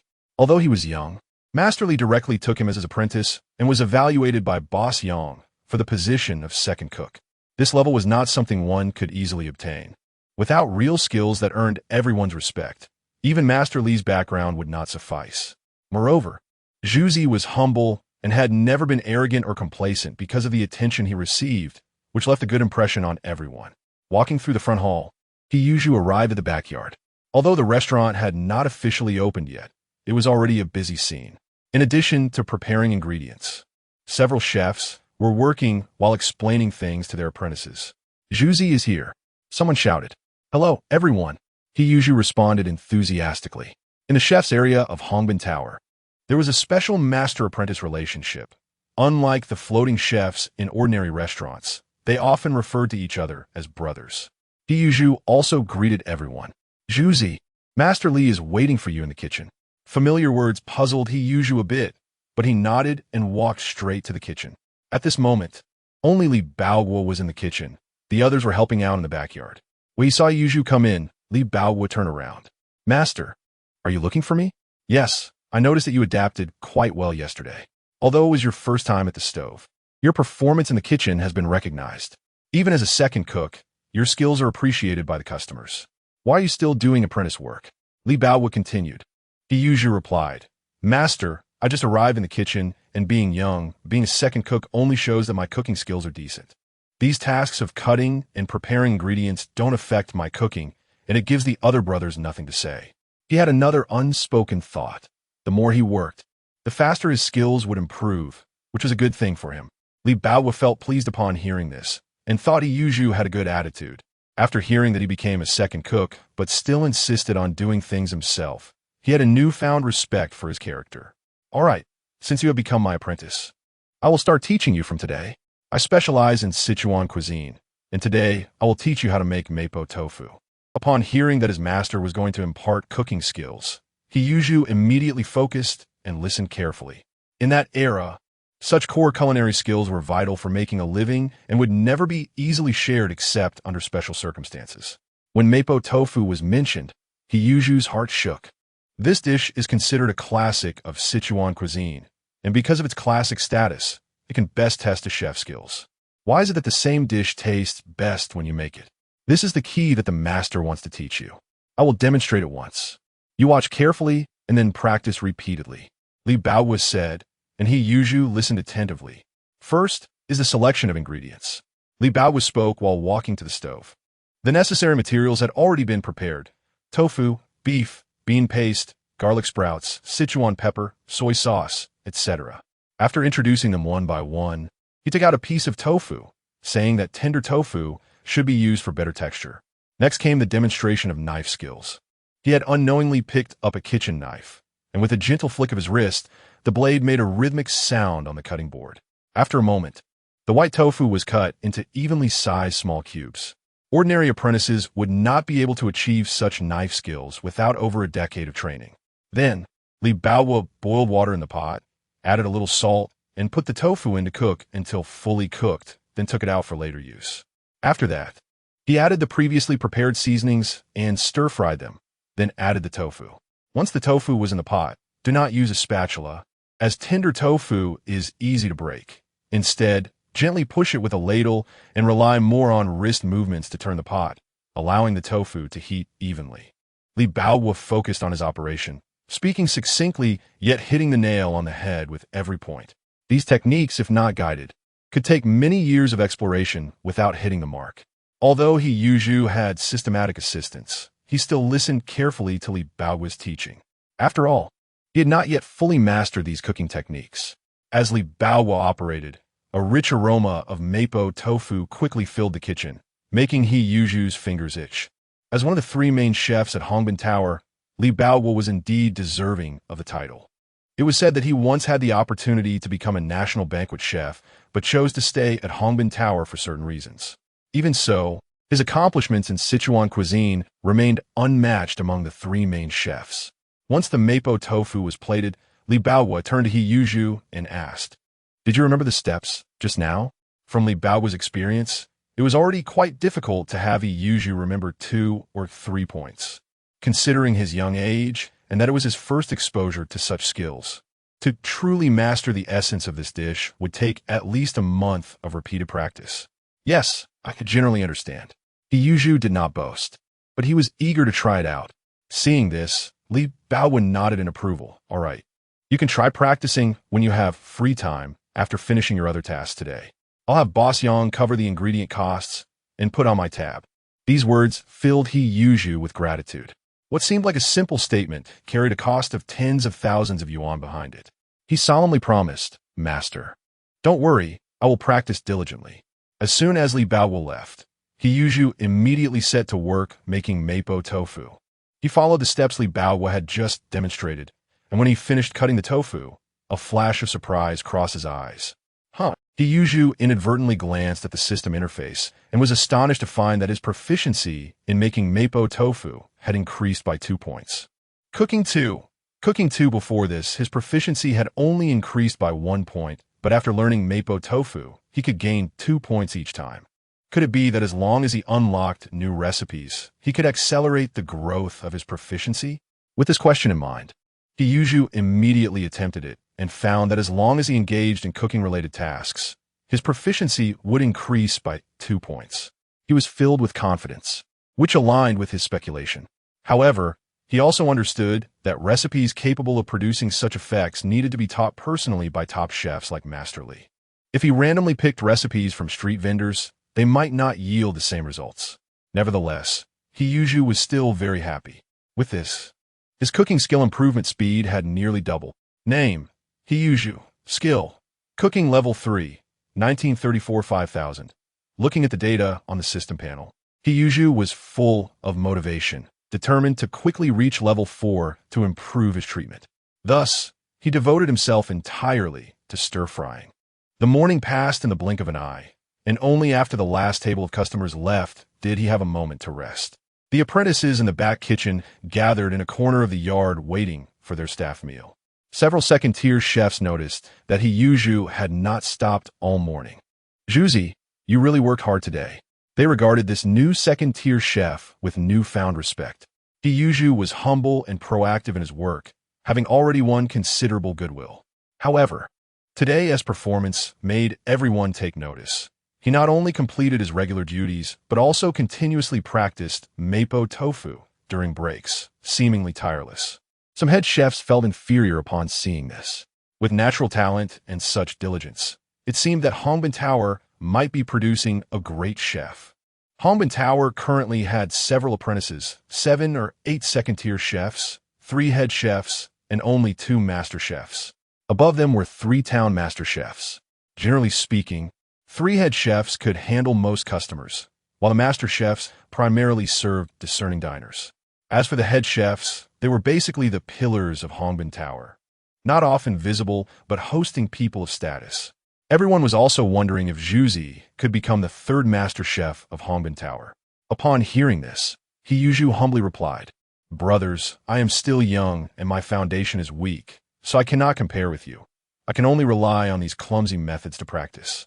Although everyone was just speaking casually, if he directly agreed, it would inevitably seem boastful. Therefore, he chose to act low-key. Moreover, even if he was just doing apprentice work, his proficiency could continuously improve. While everyone was chatting, He Yuzhu glanced at the system panel. At this moment, his cooking proficiency had exceeded 3,500. At this rate, he might reach level 4 today. If his cooking reached level 4, it would be equivalent to the level of a master chef at Hongbin Tower. Even in other small restaurants, he could be considered a head chef. Of course, He Yuzhu had no intention of changing jobs. Hongbin Tower had a broad platform, and Boss Yang treated him well. More importantly, his master was still there. Around 6 in the evening, as the sky darkened, the front hall of Hongbin Tower was already full. Every era has its wealthy individuals, and, especially now, Before the ticket era and without public-private partnerships, there were many diners. Many people came to Hongbin Tower seeking this well-known establishment. At this moment, several military green trucks stopped in front of Hongbin Tower. Several tall figures got off one after another. They were members of the Military Management Committee. A few nearby guests glanced at them, but quickly lost interest. It was common for important figures to visit Hongbin Tower, and it was normal for members of the Military Management Committee to dine here. In a private room on the second floor, several members of the Military Management Committee took their seats, about 6 or 7 people. They exchanged a few pleasantries with the waiter, clearly regulars. The waiter quickly made arrangements. Old Zhang, the mapo tofu at Hongbin Tower, is truly exceptional. I must try it today. The speaker was a middle-aged man with a square face, while the one referred to as Old Zhang wore glasses and a plain coat, exuding a bit of heroism. The others sat on both sides, seemingly intentionally or unintentionally guarding the two. The square-faced man was named Wang Weiguo, and the bespectacled man was Zhang Chunming, both leaders of the Military Management Committee. The purpose of this gathering was to celebrate the recent successful completion of a task. Hearing Wang Weiguo's words, Zhang Chunming responded with a smile. I am a true Sichuanese. Having received such a recommendation from you, I must give it a try. Chapter 7. The Genius Chef? In the kitchen of Hongbin Building, after He finished preparing the dish in his hands, culinary skills too. Proficiency has reached the limit. Successfully leveled up. Name, He Skill, Culinary Level 4, 0, 50,000. Seeing this information, He felt both joy and slight shock. He was happy that his culinary skills had finally reached level 4, but shocked that it required 50,000 proficiency to advance from level 4 to level 5. Although it seemed unreasonable, he thought about it and realized that as long as he accumulated enough experience, there would be no obstacles to his improvement, unlike others who might practice for years without making progress. He felt a sense of relief in his heart. A glimmer of excitement flashed in his eyes as he wondered what differences there would be in making mapo tofu at level 4. He immediately began to prepare a new batch of ingredients. This time, while cooking, He felt different from before. It seemed as if he had established a connection with the stove.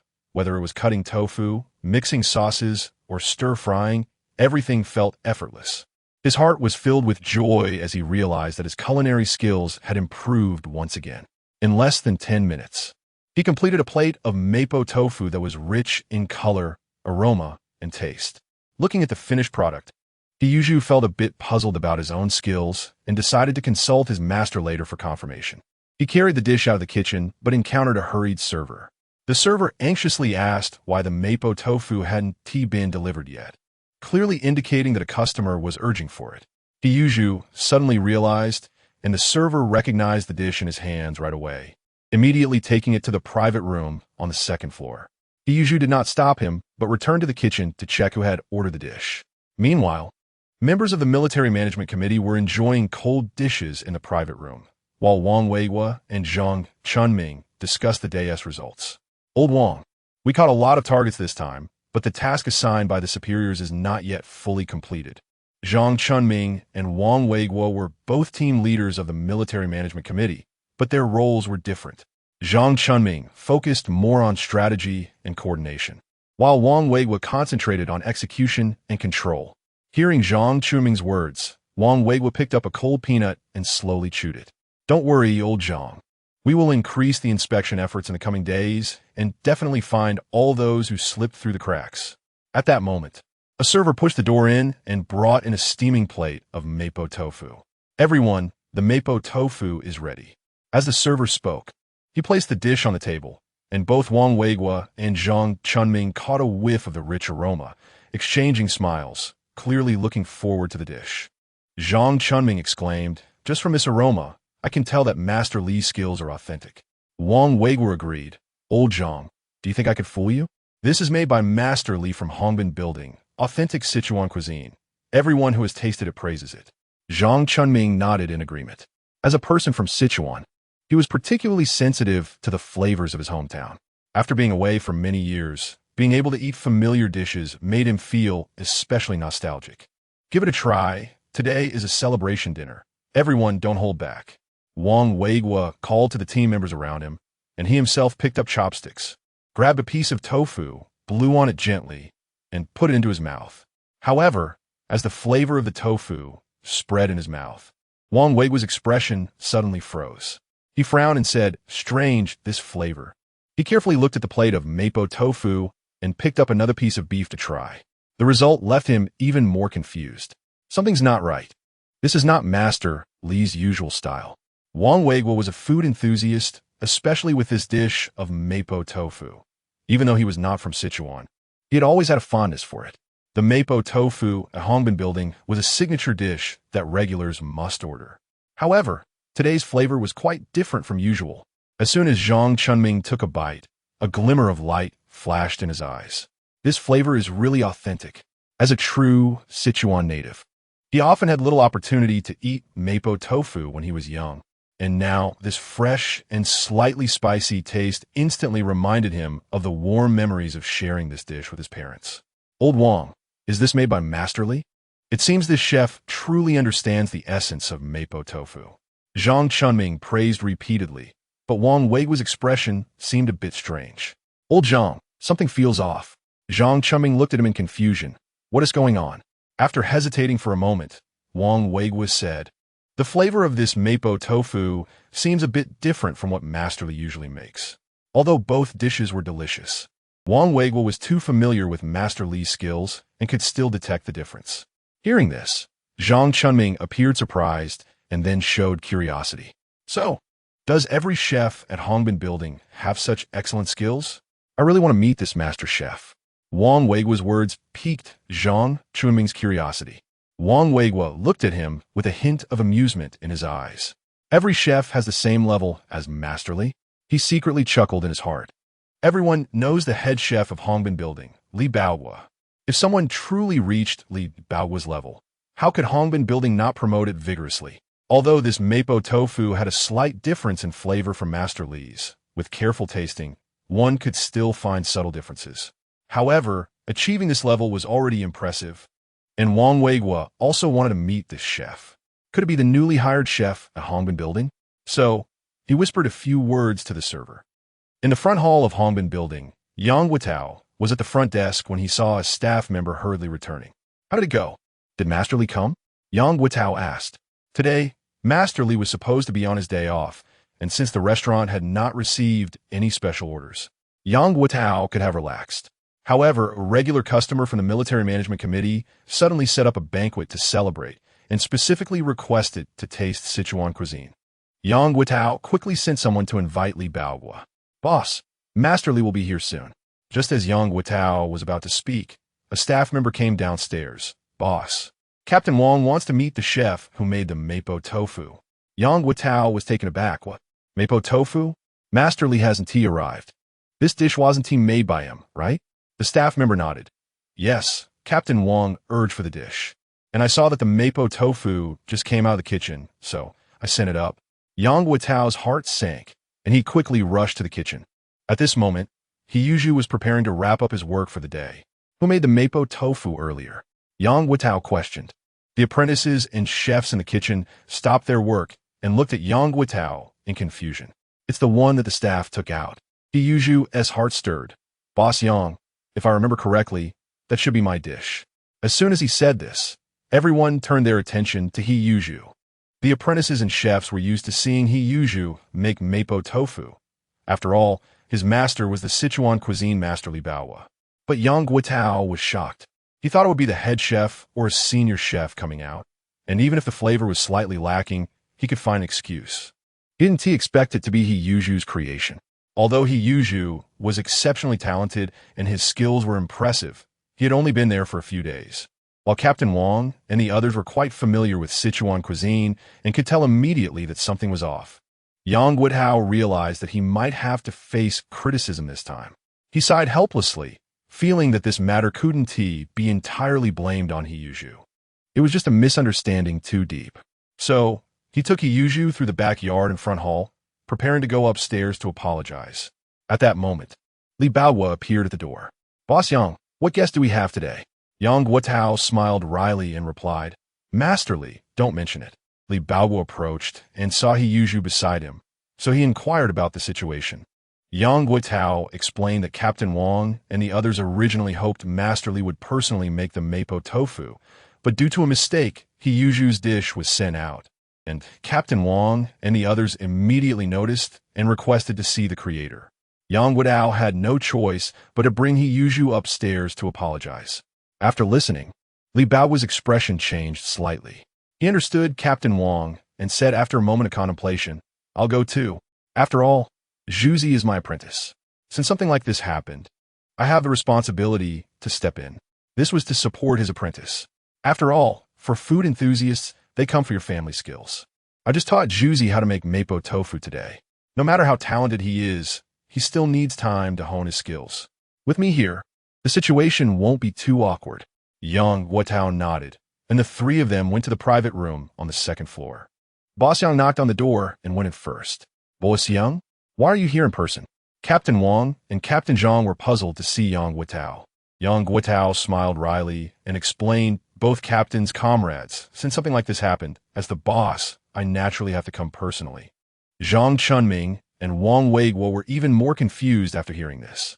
"Wait, Boss Yang, the more I hear, the more I can't make sense of it." Yang Guitao thought they were blaming the mapo tofu and quickly pulled Zhuzi over. "This is the chef who just made the mapo tofu." Upon hearing Boss Yang's words, Wang Weiguo and Zhang Chunming were instantly stunned. "Boss Yang, you can't be joking, right? This plate of mapo tofu was made by this young man?"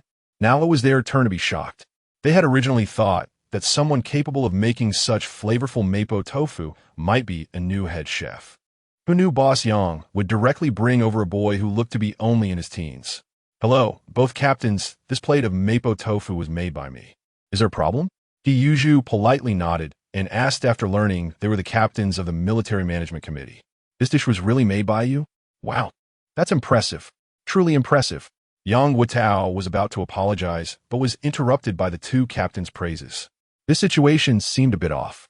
"Boss Yang, to be honest, I'm a true Sichuanese. After tasting this mapo tofu, it feels especially like the flavor of my hometown. This is the best mapo tofu I've had outside." Zhang Chunming sincerely said that this dish really reminded him of the taste of his hometown. Wang Weiguo also nodded in agreement. "I've tried a lot of mapo tofu. Although this plate's flavor isn't as good as Master Li's, its unique taste is refreshing. Boss Yang, your Hongbin Lu has truly struck gold." The two praised one after another. Yang Guitao and Li Baoguo were both stunned. Li Baoguo, who had been standing in the back, hurriedly stepped forward after hearing this. He glanced at the mapo tofu on the table and then looked at Hiyuju. "Is this true? You just learned how to make mapo tofu from me this morning. And this afternoon, you produced such results?" At this moment, Wang Weiguo also noticed Li Baoguo. "Master Li, you're here too?" Yang Guitao was still somewhat dazed. "Captain Wang, is there a mistake? Zhuzi is just my recently accepted apprentice, and he hasn't officially worked at the stove for a few days." Upon hearing this, the room fell silent. Master Li this. Although Li Baoguo didn't understand how Zhuzi accomplished this, he echoed, "Zhuzi is my apprentice. And this mapo tofu is something he just learned not long ago. Please be understanding. It really hasn't been long. I only taught him this morning." After hearing Master Li's words, Wang Weiguo and Zhang Chunming's eyes were filled with shock. Could this be a genius? Chapter 8. Taking on apprentices. As everyone walked out of the private room, the atmosphere felt a bit strange and silent. Yang Guitao was extremely excited inside. He never expected that the young Zhuzi could have such talent. The mapo tofu he made was praised even by the Military Control Committee. At that moment, he immediately decided to appoint Hiyuju as the main cook, with a monthly salary of 380,000, responsible for 2 dishes a day.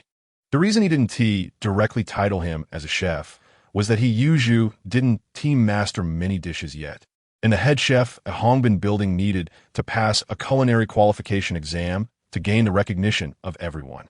However, based on Zhuzi's current talent, becoming a head chef was just a matter of time. It's even possible that one day, Hongbin Building will have another head chef emerge.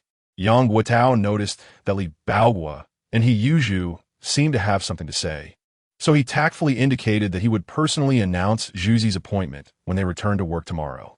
After Yang left, Li Baoguo took Hiyuju to the backyard. There was no one around, and He Yuzhu finally asked, "Master, can I consider today's mapo tofu as a beginner's achievement?"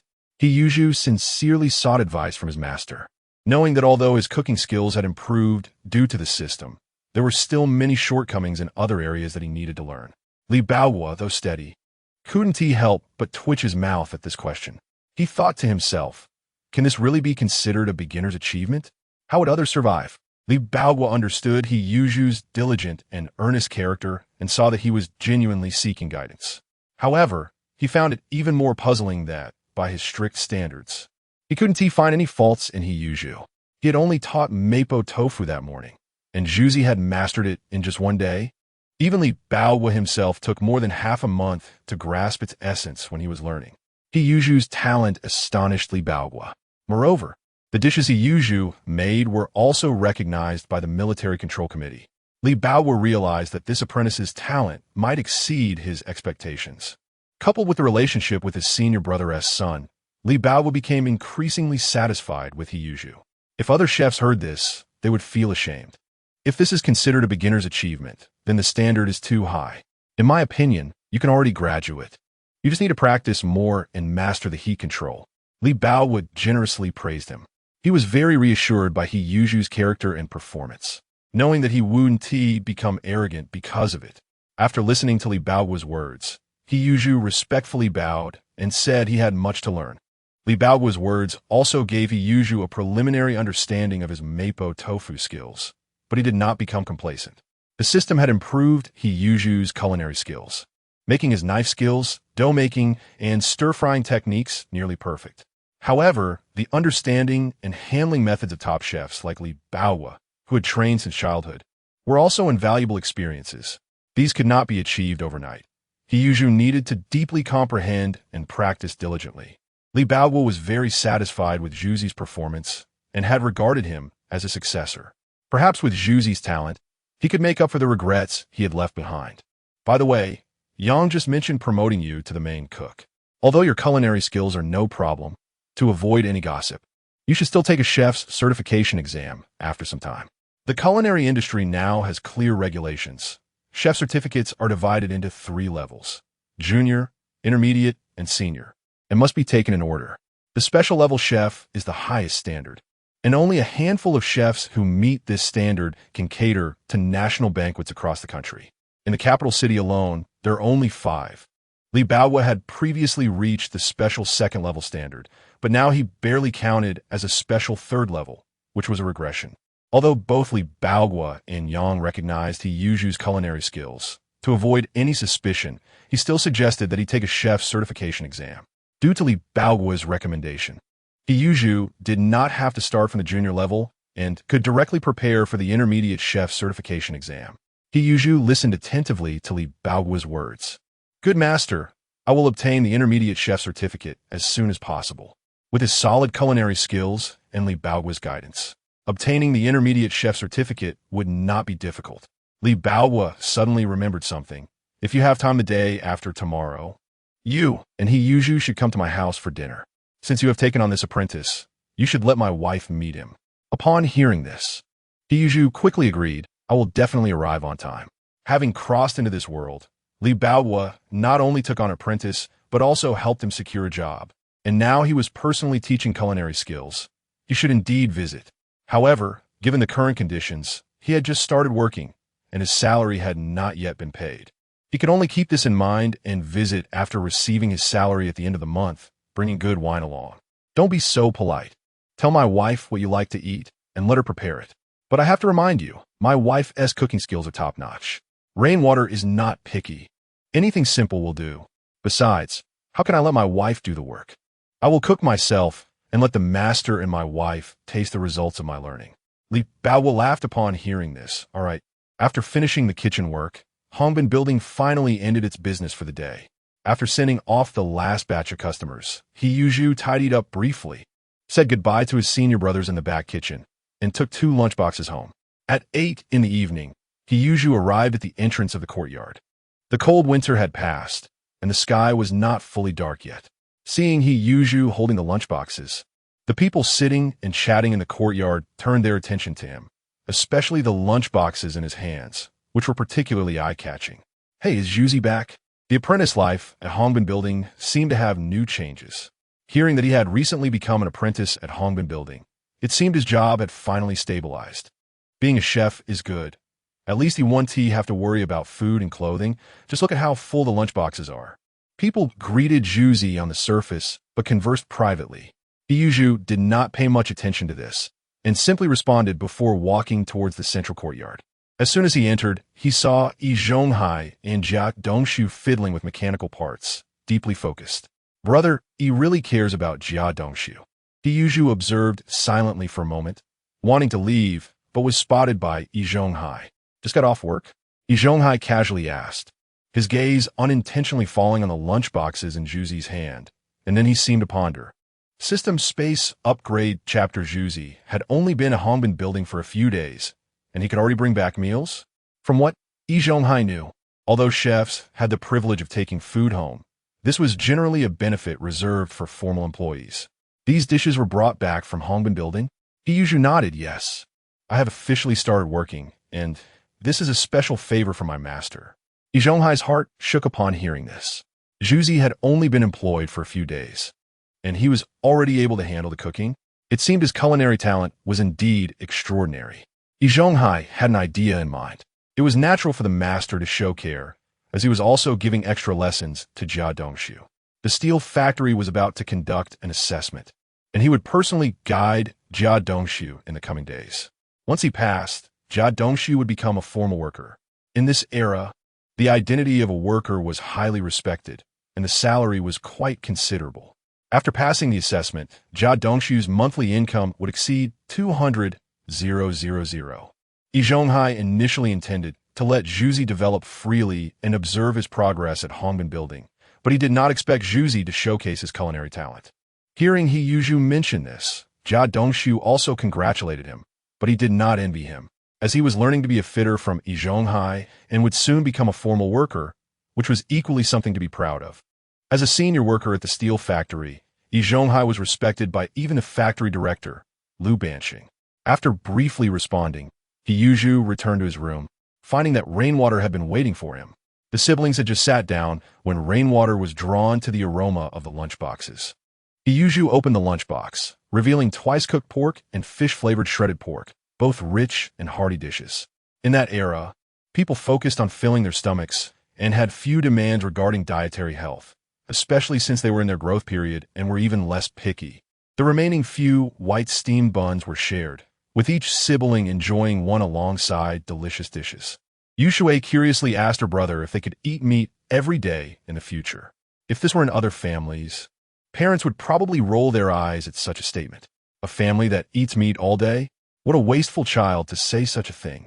However, Iyuju now had a system, and his status in Hongbin Building was becoming increasingly stable, giving him a sense of confidence. Nevertheless, Iyuju did not easily agree. Yuxue also had to promise her brother to study hard. Education must start early. Upon hearing this, Yuxue nodded repeatedly. Compared to the dullness of books, the prospect of delicious food was much more appealing to her. After dinner, Iyuju boiled a pot of hot water and asked Yuxue to wash up and rest first. By the time he finished washing up, it was nearly 10 o'clock at night. Iyuju lay in bed, and with a thought, opened his system panel. Name, Iyuju. Skill, Cooking Level 4, 0, 50,000. At the same time, he felt a stir in his heart and opened the system space. In the next moment, Iyuju was stunned. The space had expanded. Originally only 2 cubic meters, it had somehow increased to 5 cubic meters. This space could actually upgrade. Iyuju was initially surprised, but quickly understood. He looked at his skills. Cooking had risen from level 1 to level 4, an increase of 3 levels. And the space had also increased by 3 cubic meters. It seemed that as the skills upgraded, the space would also increase. Thinking of this, Iyuju felt much more at ease. Although 2 cubic meters of space was usable, it was still somewhat limited. There were too many things to hide in this era. Moreover, he remembered clearly that there would be days of food shortages in the future. Before that, he must stockpile enough food. After all, time stood still in the system space, and things wouldn't spoil. The larger the space, the more food could be stored. ensuring that even in the event of a disaster, he would not be affected. That night, the Jia family, Jia Zhangshi lit an oil lamp with a cover. It was evident that she was somewhat reluctant. However, thinking about Dongxu soon becoming a formal worker at the steel factory, Jia Zhangshi felt much more assured. Dongxu, how did you do with your master today? Jia Zhangshi knew that the assessment for becoming a formal worker at the steel factory was just around the corner, directly related to whether Dongxu could officially become a worker. My master has already told me about the assessment content and even personally taught me how to operate. Mom, you don't have to worry. It felt like knowing the exam questions and answers in advance. As long as it wasn't intentionally messed up, it would definitely be fine. Moreover, the supervisor, Yizonghai, would also help, and any real problems could be resolved. That's good. You should maintain a good relationship with your master and keep him happy. Dongxu didn't speak. He knew his mother's thoughts were different from his. He was just weak-willed and had to comply.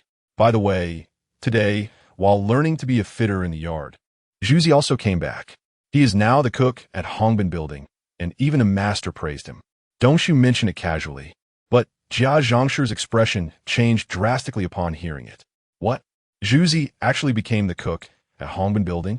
Jia Zhangshi was very shocked. He had been to Hongbin Building just a few days ago. Initially, she didn't care, as cooks usually worked for free when they were apprentices. This was also why she dared to borrow a house from He Yuzhu. After all, He Daqing was not around, leaving only 2 children. But if He Yuzhu had become an official chef at Hongbin Building, that would be different. Nowadays, this job was not only stable but also respected. If she still wanted to take advantage, she had to think carefully. Although Dongxu was likely to become a formal worker, he hadn't passed the assessment yet. Unexpectedly, Zhuzi had already become a cook ahead of time. Jia Zhangshi's mind was suddenly filled with many thoughts.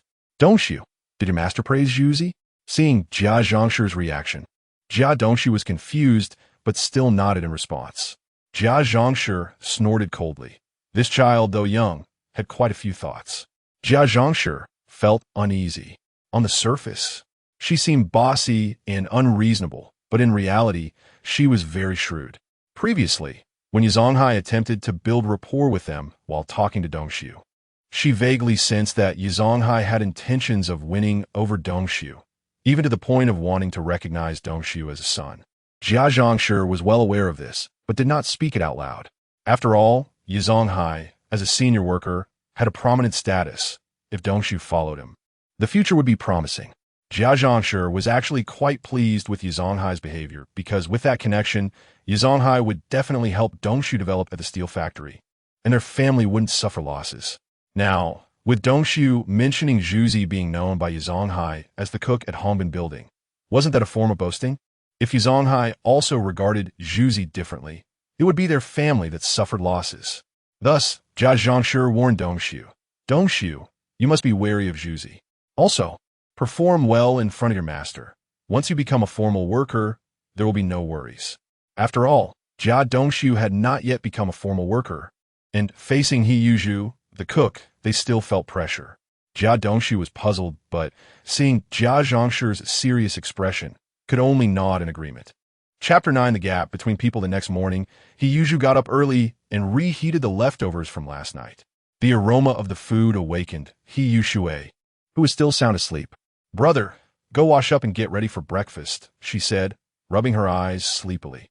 He Yuzhu smiled as he brought the dishes to the table, then checked the balance. After using 1 million left by He Daqing to buy daily necessities, there was still 950,000 left. He Yuzhu looked at Yu Shui's departing figure and thought for a moment before taking out 50,000 from that money. He planned to give this money to Uncle San in the front yard, as he was now working at Hongbin Building, and it was inconvenient for him to go home at noon, taking at least an hour round trip. Since Yu Shui also needed to eat, he wanted her to have lunch at Uncle San's house, paying 5,000 a month for living expenses. This way, it would solve Yu Shui's meal problem, and she could also study at Uncle San's house, which would make him feel more at ease. After breakfast, He Yuzhu took Yu Shui to Uncle San's door and knocked. Zhuzi? What's this?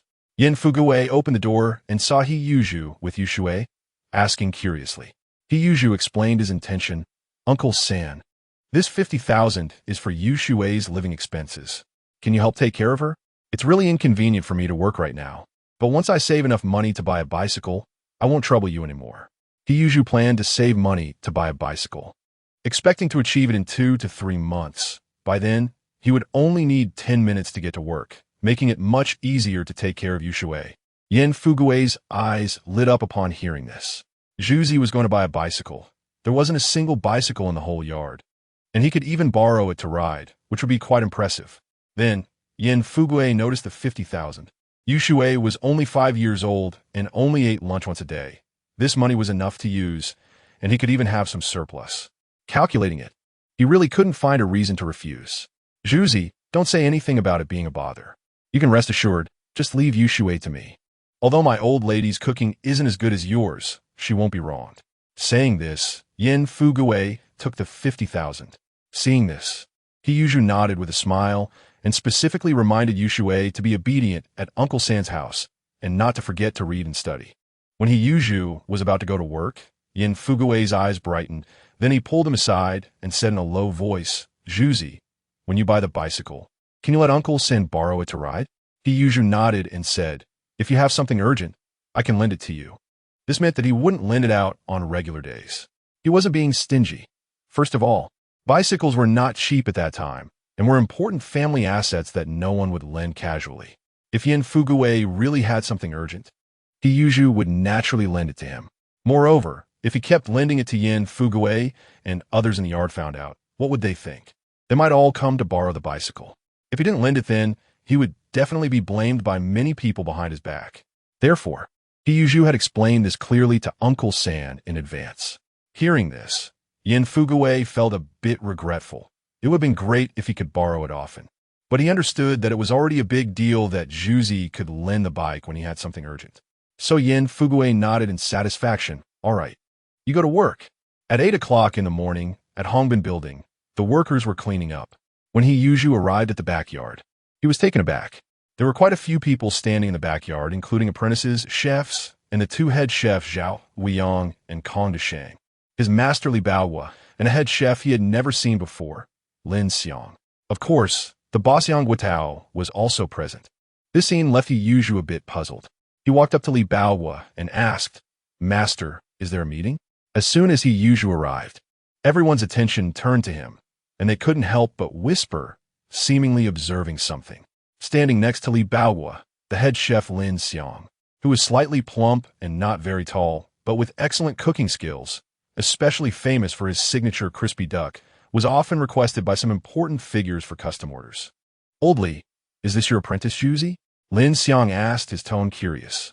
Li Baohua nodded slightly, saying nothing more, just shifted his gaze to Yang Guotao. Upon seeing He Yuzhu, Yang Guotao also coughed lightly, clearly waiting for He Yuzhu's response. Then Yang Guotao said, Everyone, now that everyone is here, I have an announcement to make. In light of He Yuzhu's outstanding performance yesterday, I have decided to promote him to head chef. Although everyone was somewhat prepared, they still showed surprise. Zhuzi has only been here for a few days. He's only 15 years old, first directly promoted to deputy chef, and now jumping to head chef. Such a rapid advancement is truly unbelievable.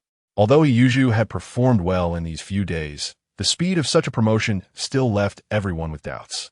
After Yang Guotao finished announcing, the kitchen fell into silence. Not only the apprentices and deputy chefs, but even the head chefs, the 2 chefs, and the other chef Lin Xiang present had flickering eyes. Li Baohua seemed to have anticipated this and calmly said, Since Zhuzi has just become head chef, let's have him show us a dish, mapo tofu. Upon hearing this, Lin Xiang looked at Li Baohua in surprise. It seemed that Old Li had great confidence in Zhuzi. Mapo tofu was a classic dish in Sichuan cuisine, and although Zhuzi was Li Baohua's apprentice, he was still young and it was uncertain whether he could make it well. Lin Xiang had doubts in his heart. Others also agreed with this suggestion. If one wanted to stand out, they had to showcase their skills. Yang Guotao showed no surprise at this and signaled He Yuzhu to start his demonstration. He Yuzhu understood that this was an opportunity given by his master. With his level 4 cooking skills and previous efforts, this was not a difficult task for him. Thus, under everyone's watchful eyes, he took the ingredients needed to make mapo tofu from the back kitchen, tender tofu, beef, and seasonings. After laying out the ingredients in the backyard, He Yuzhu began to work. As soon as he made his move, everyone couldn't help but be dazzled. It was clear that Zhuzi's skills were already quite proficient. Soon, the tofu was put into the pan, and under He Yuzhu's skilled handling, the tofu gradually became coated with an enticing golden color. About 10 minutes later, the mapo tofu was ready. He Yuzhu plated the tofu, presenting a dish of mapo tofu that was visually appealing and delicious to everyone.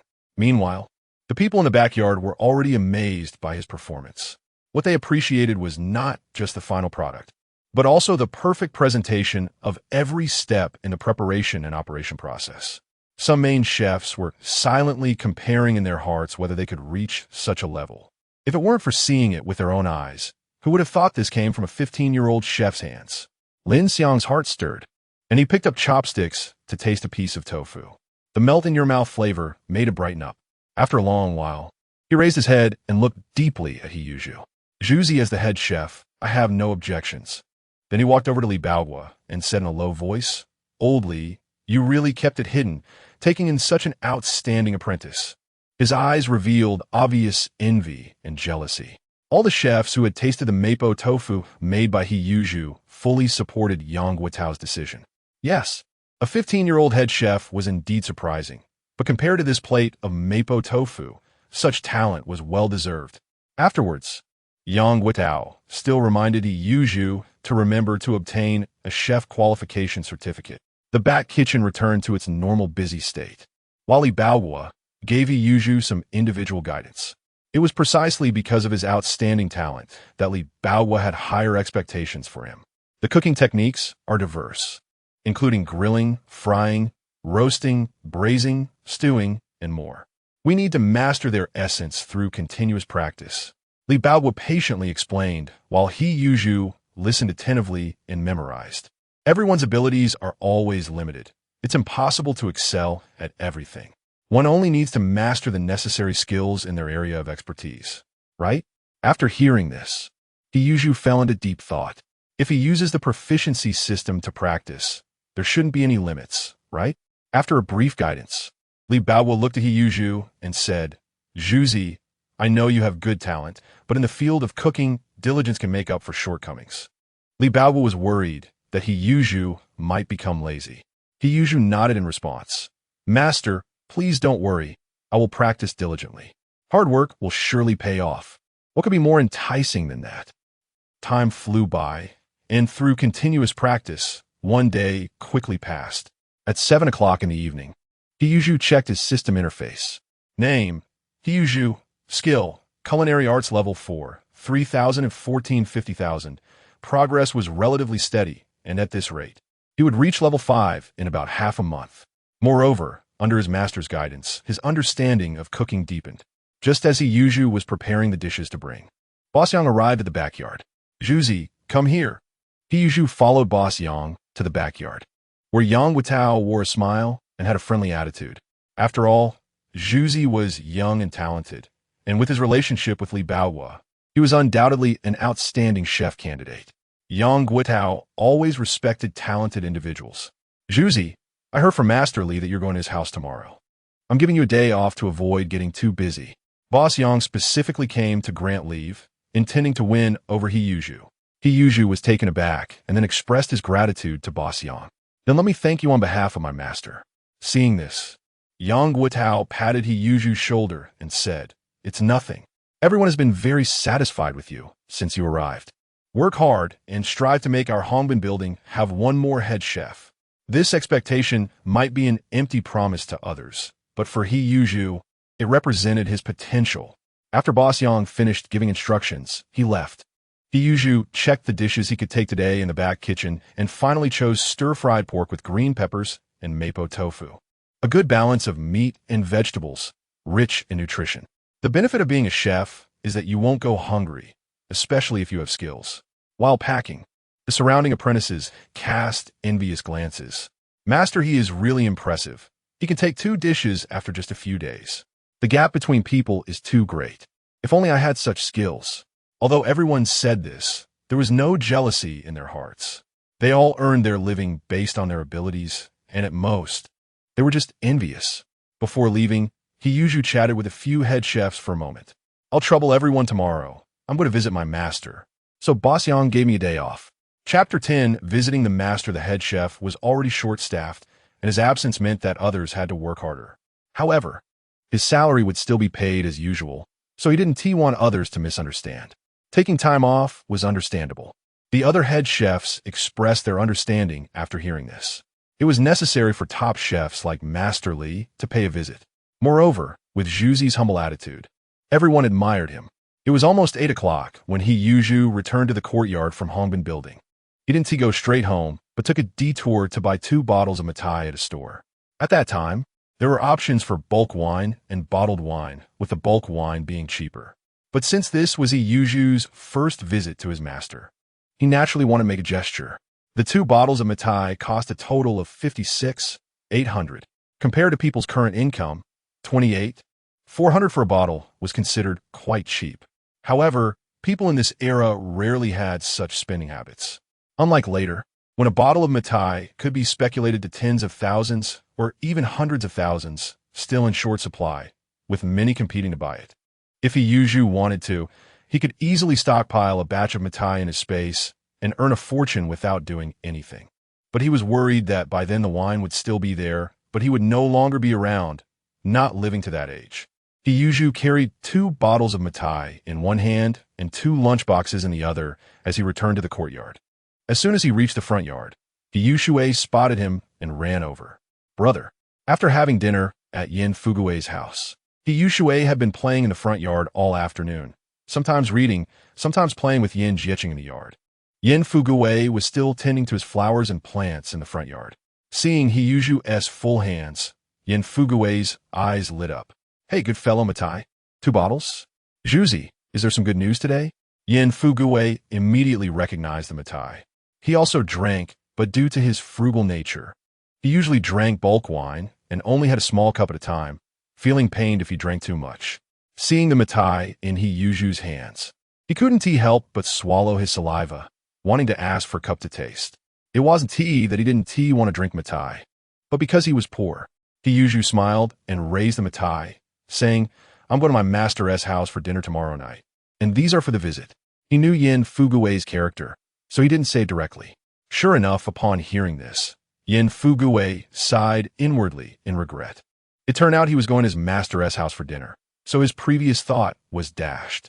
It was indeed appropriate to bring good wine to visit the master. Zhuzi, you can bring a few dishes now, right?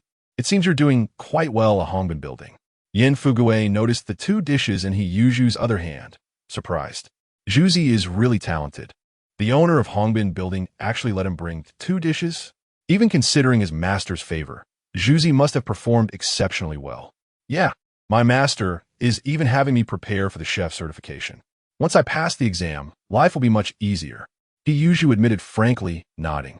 Yin Fugui sighed, noting that although Zhuzi was young, he was very sensible, single-handedly supporting the family, which was not easy.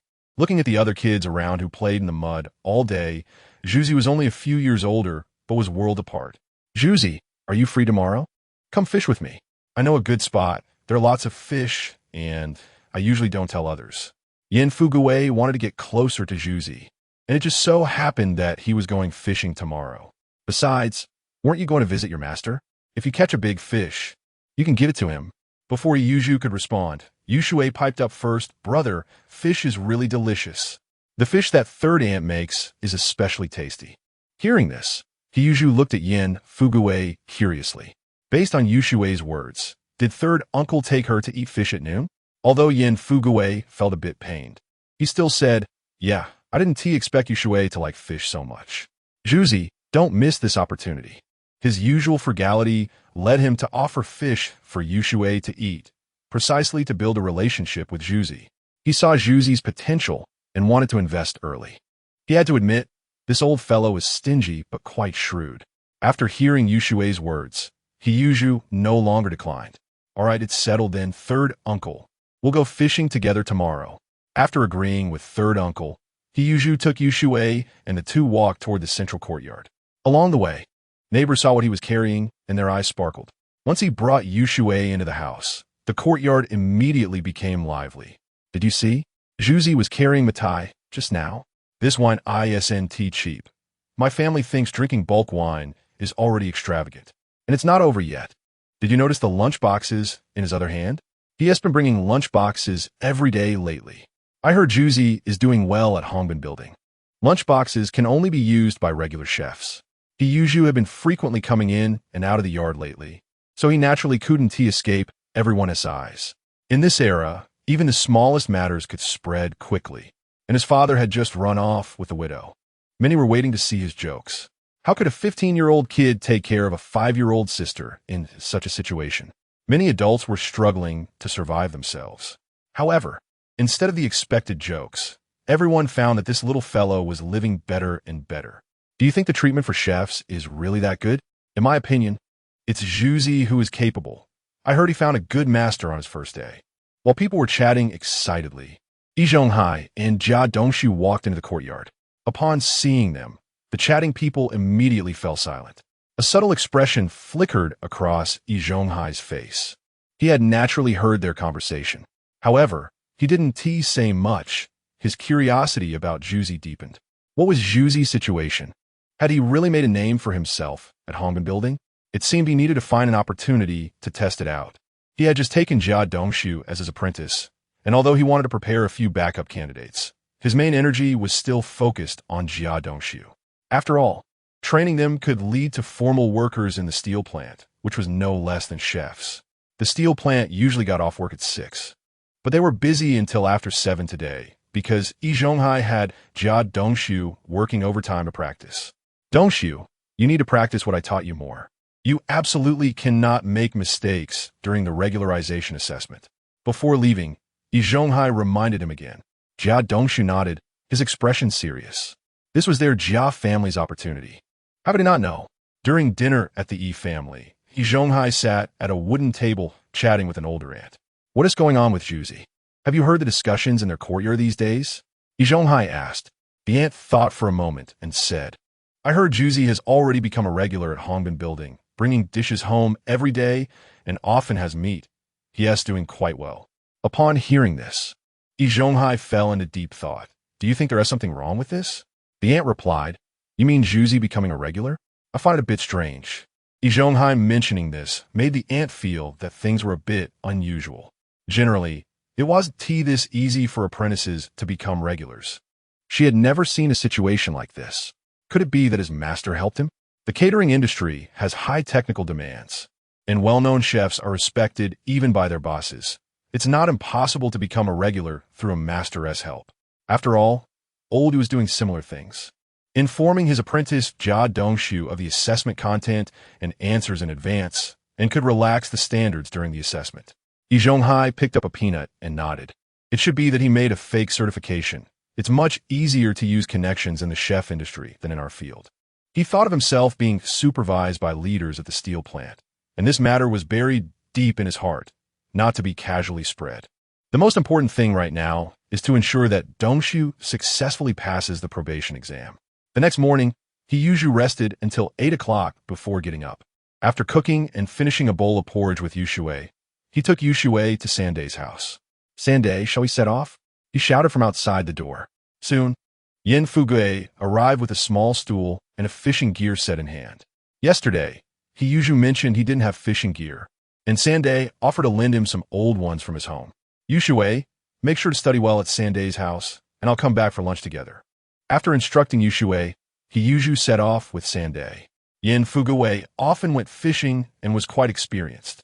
He guided Yuju left and right, and after about 20 minutes, they arrived at the bank of a wide river. How about this place? Nice, quiet, and plenty of fish, Yin Fugue said, sounding quite proud. He Yuju, being a novice, didn't rush to speak. Sanday, your skills are really good. I need to learn more from you. Hearing this, Yin Fugue felt very pleased. Who doesn't like to hear compliments when fishing? Soon, Yin Fugue allocated the fishing gear and helped Yuju choose their respective areas. Of course, he picked a spot where there were more fish and intentionally sat farther from Yuju to avoid having this novice disturb his fish. However, he wouldn't say that out loud. Yuju, your spot is great. I specifically chose it for you. Do you remember the steps I taught you before? Let me demonstrate once more. Saying this, Yin Fugui took out the prepared bait and carefully sprinkled a small handful, then cast his fishing rod and sat down steadily. Hiyuju watched and followed suit, setting down the small stool and grabbing a handful of bait to scatter into the water. At that moment, a voice echoed in Hiyuju's mind. Fishing skill 1. Fishing skill 1 new skill? Hiyuju's eyes brightened, but his hands didn't stop moving. Soon, he cast his fishing line into the water. This wasteful Yuju. Yin Fugui watched Yuju wastefully scattering bait and felt a pang in his heart. This was all provided by him to strengthen their bond. However, he quickly shifted his gaze. There were far more fish on his side than Yuju's. He only brought him along for the experience. If we're talking about fishing experts, it had to be my sand day. Just as he was pondering, a splash suddenly sounded on the water surface. Is it here? Yin Fugui's eyes lit up. This must be my reward. To catch something right after sitting down, he would have to show off in front of Yuju later. However, the next moment, he heard Yuju's voice. Sande, look, is there a fish on the line? Chapter 11. The skill of fishing. Yuju stared at the ripples on the water surface and the bent fishing line, shouting to Yin Fugui. What I said earlier wasn't nonsense. In my previous life, I was just an ordinary college student who had never fished before, completely a fishing novice, not even understanding the fishing line. Watching the movements of the fishing rod, he wasn't sure if there was really a fish on the line. Yin Fugui thought it was his own skill at play, but soon realized that Yuju's fishing line was already taut. Slowly pull it, don't rush. Before he finished speaking, Yuju flicked the rod, splashing water, and pulled up a silver-gray carp weighing over 2 pounds. After reeling in the line, Yuju held onto the fish. It was quite a size, worth at least 5,000 to 6,000. Yin Fugui approached and was also taken aback.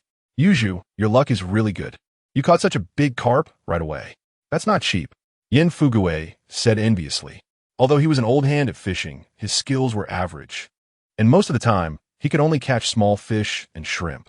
For a carp this big, he too would have to rely on luck. Yuju smiled and said, yeah, I was just fishing randomly. It seems that Uncle Sin chose a really good spot. Hearing this, Yin Fugui felt a bit guilty. After all, it was he who had taken the good spot. But he didn't think too much about it. Everyone has their lucky days. So, Yin Fugui quickly returned to his spot to continue fishing. The fact that this novice could catch such a big carp indicated that today was a good day for fishing. And perhaps he could also reel in a few big fish. Yuju placed the carp into an iron bucket, continued to bait his hook, and cast again. Fishing was indeed quite interesting. In just a short while, he had earned a few thousand. If he could do this all day, wouldn't it be more profitable than working? More importantly, his system panel had added a new skill. Name, Hiyuju, skills, cooking level 4, 3,000 and 41, 50,000. Fishing skill level 0, 27,100. Fishing skill level 1, fishing skill level 1. As he cast his line, the proficiency of his fishing skill began to rise. After catching the carp, his proficiency increased by 10 points. Hiyuju sat there happily, continuously improving his fishing skill. After more than 20 minutes, proficiency full. Fishing skill upgraded. Name, Hiyuju. Fishing skill level 1. 0, 500. With the skill upgrade, his understanding of fishing deepened, mastering more techniques such as casting, baiting, and observing the water surface. Now, his level was close to that of an experienced enthusiast. Suddenly, ripples appeared on the distant water surface, and Hiyuju's eyes lit up. With his experience and newly acquired skills, he knew a fish was on the line. He quickly lifted the rod, tentatively pulled once, and then decisively lifted the rod again. Sure enough, it was another carp. This one was slightly smaller, weighing about half a pound, but better than nothing. The proficiency increased by 3 points at this moment, indicating that the quality of the catch indeed affected proficiency. On the other side, Yin Fugui noticed Hiyuju's success and felt quite disgruntled. How long has it been? And Yuju has caught another fish. Look at my fishing line, it's completely still. Come on, bite. Time flew by, and an hour later, Hiyuju's fishing skill reached level 2. He had surpassed the average enthusiast and reached a new realm. His ability to read the water had significantly improved, whether it was the frequency of baiting or the technique of handling the fishing rod. After reaching level 2, Hiyuju's fishing skills were already that of an expert among ordinary people. He cast twice in succession and successfully hooked fish within just a few minutes. 2 fish. one weighing 7 taels and the other 6 taels, were all bagged by He Yuzhu. This scene was witnessed by Yin Fugue, who could no longer maintain his composure. This luck is too good. I haven't caught a single one, and you've already caught 5 or 6. Yin Fugue looked at He Yuzhu continuously reeling in fish. Filled with envy, He Yuzhu smiled and said, "Uncle San, you gave me the good spot. Would you like to try my position?" Upon hearing this, Yin Fugue immediately grabbed his gear and went to He Yuzhu's spot. He was convinced that there must be plenty of fish there. After sitting down, Yin Fugue looked at He Yuzhu and said, "You should move a little to the side. Fishing together might affect the results." This guy actually complained that He Yuzhu sitting next to him would affect his fishing. He Yuzhu smiled, nodded, picked up his fishing gear, and moved to Yin Fugue's original position. Once He Yuzhu sat down, Yin Fugue confidently began baiting and casting. However, not long after he settled in, there was another splash from He Yuzhu's side. Strange? Yin Fugue glanced warily in He Yuzhu's direction. "Fine, let us just continue fishing." 2 hours later, He Yuzhu and Yin Fugue each carried their fishing gear in one hand and the day's catch in the other. At this moment, Yin Fugue's mood was very complicated. "Are you hiding your skills? Uncle San has been fishing for so long, and I've never seen anyone better than me. Just this morning, we've already caught nearly 20 fish here." The fish in Yin Fugue's hands were all caught by He Yuzhu. He had only caught 2 small fish all morning, each weighing no more than 2 or 3 taels. Unlike Yuzhu, who not only caught nearly 20 fish, but the biggest one weighed over 3 pounds.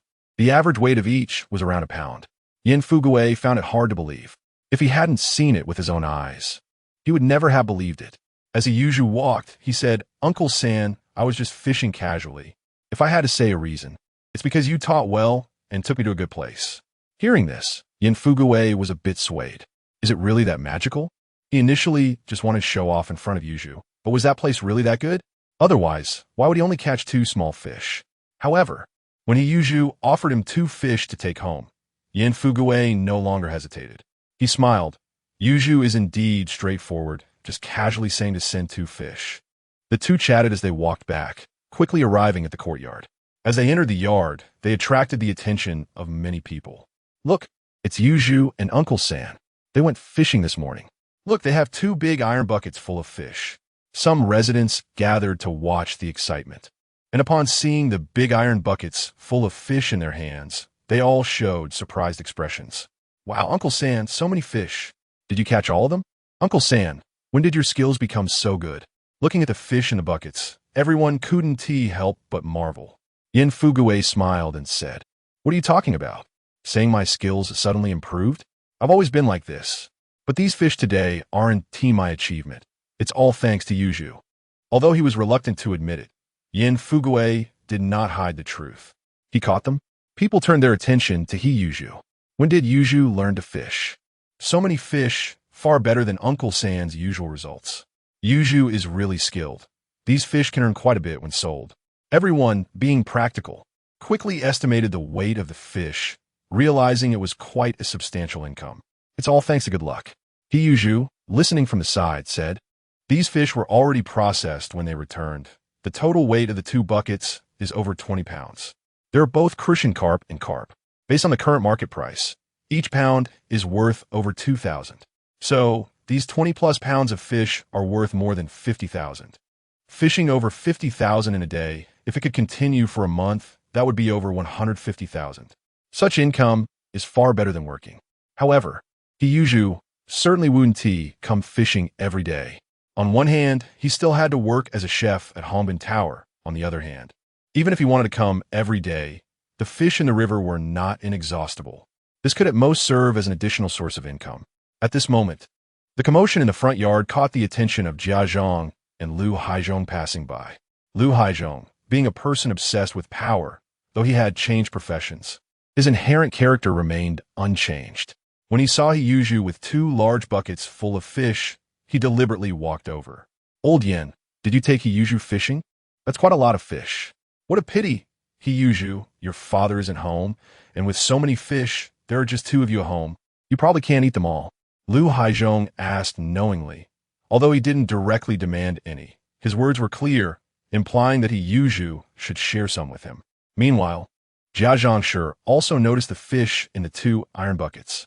A glimmer of desire flashed in her eyes. You're right, second uncle. He Yuzhu, you had good luck today. Catching so many fish. I think you should share a few with us. After all, your family can't finish them all, and it would be a waste to keep them. Seeing that Lu Haizhong had taken the lead, Jia Zhangshi naturally wouldn't miss this opportunity and directly asked He Yuzhu to give them some fish.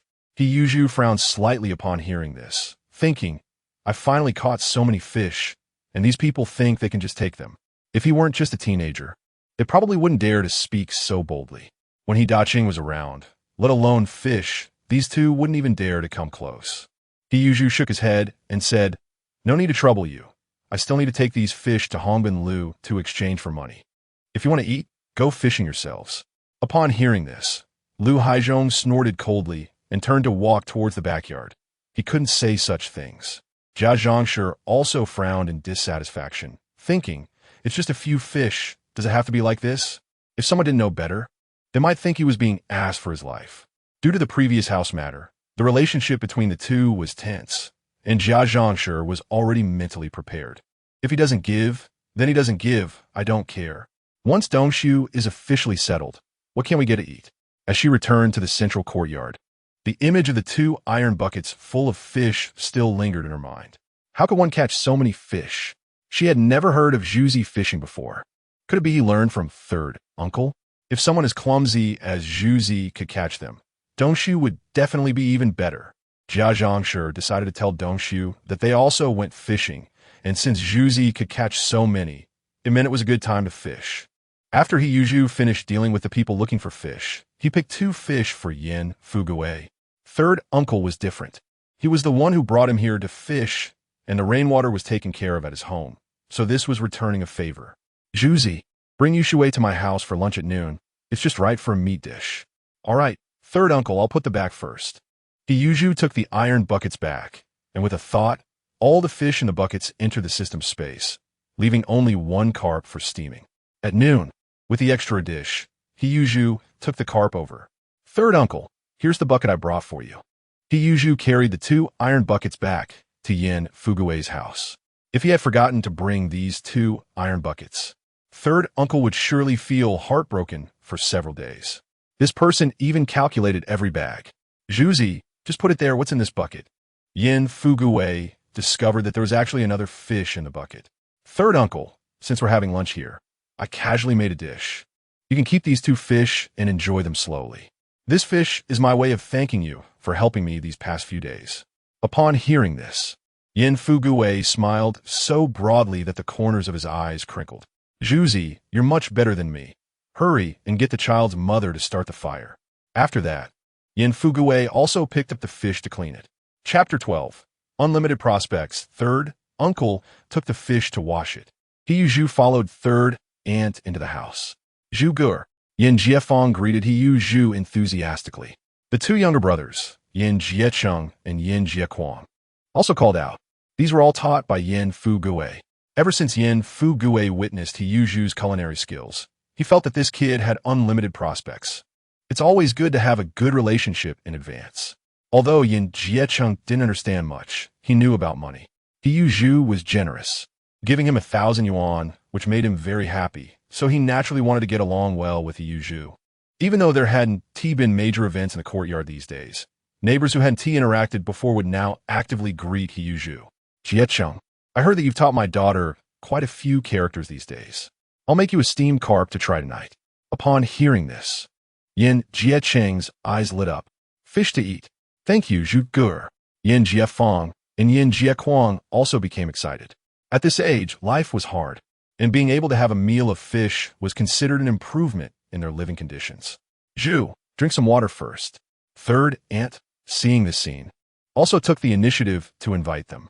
She picked up a white porcelain kettle from the cupboard, which had an oval handle, poured a cup of water for He Yuzhu, and then glanced at He Yushui, pouring another cup, but it was a third less than He Yuzhu's. This was because she was worried that He Yushui was too young and wouldn't finish it, which would be a waste.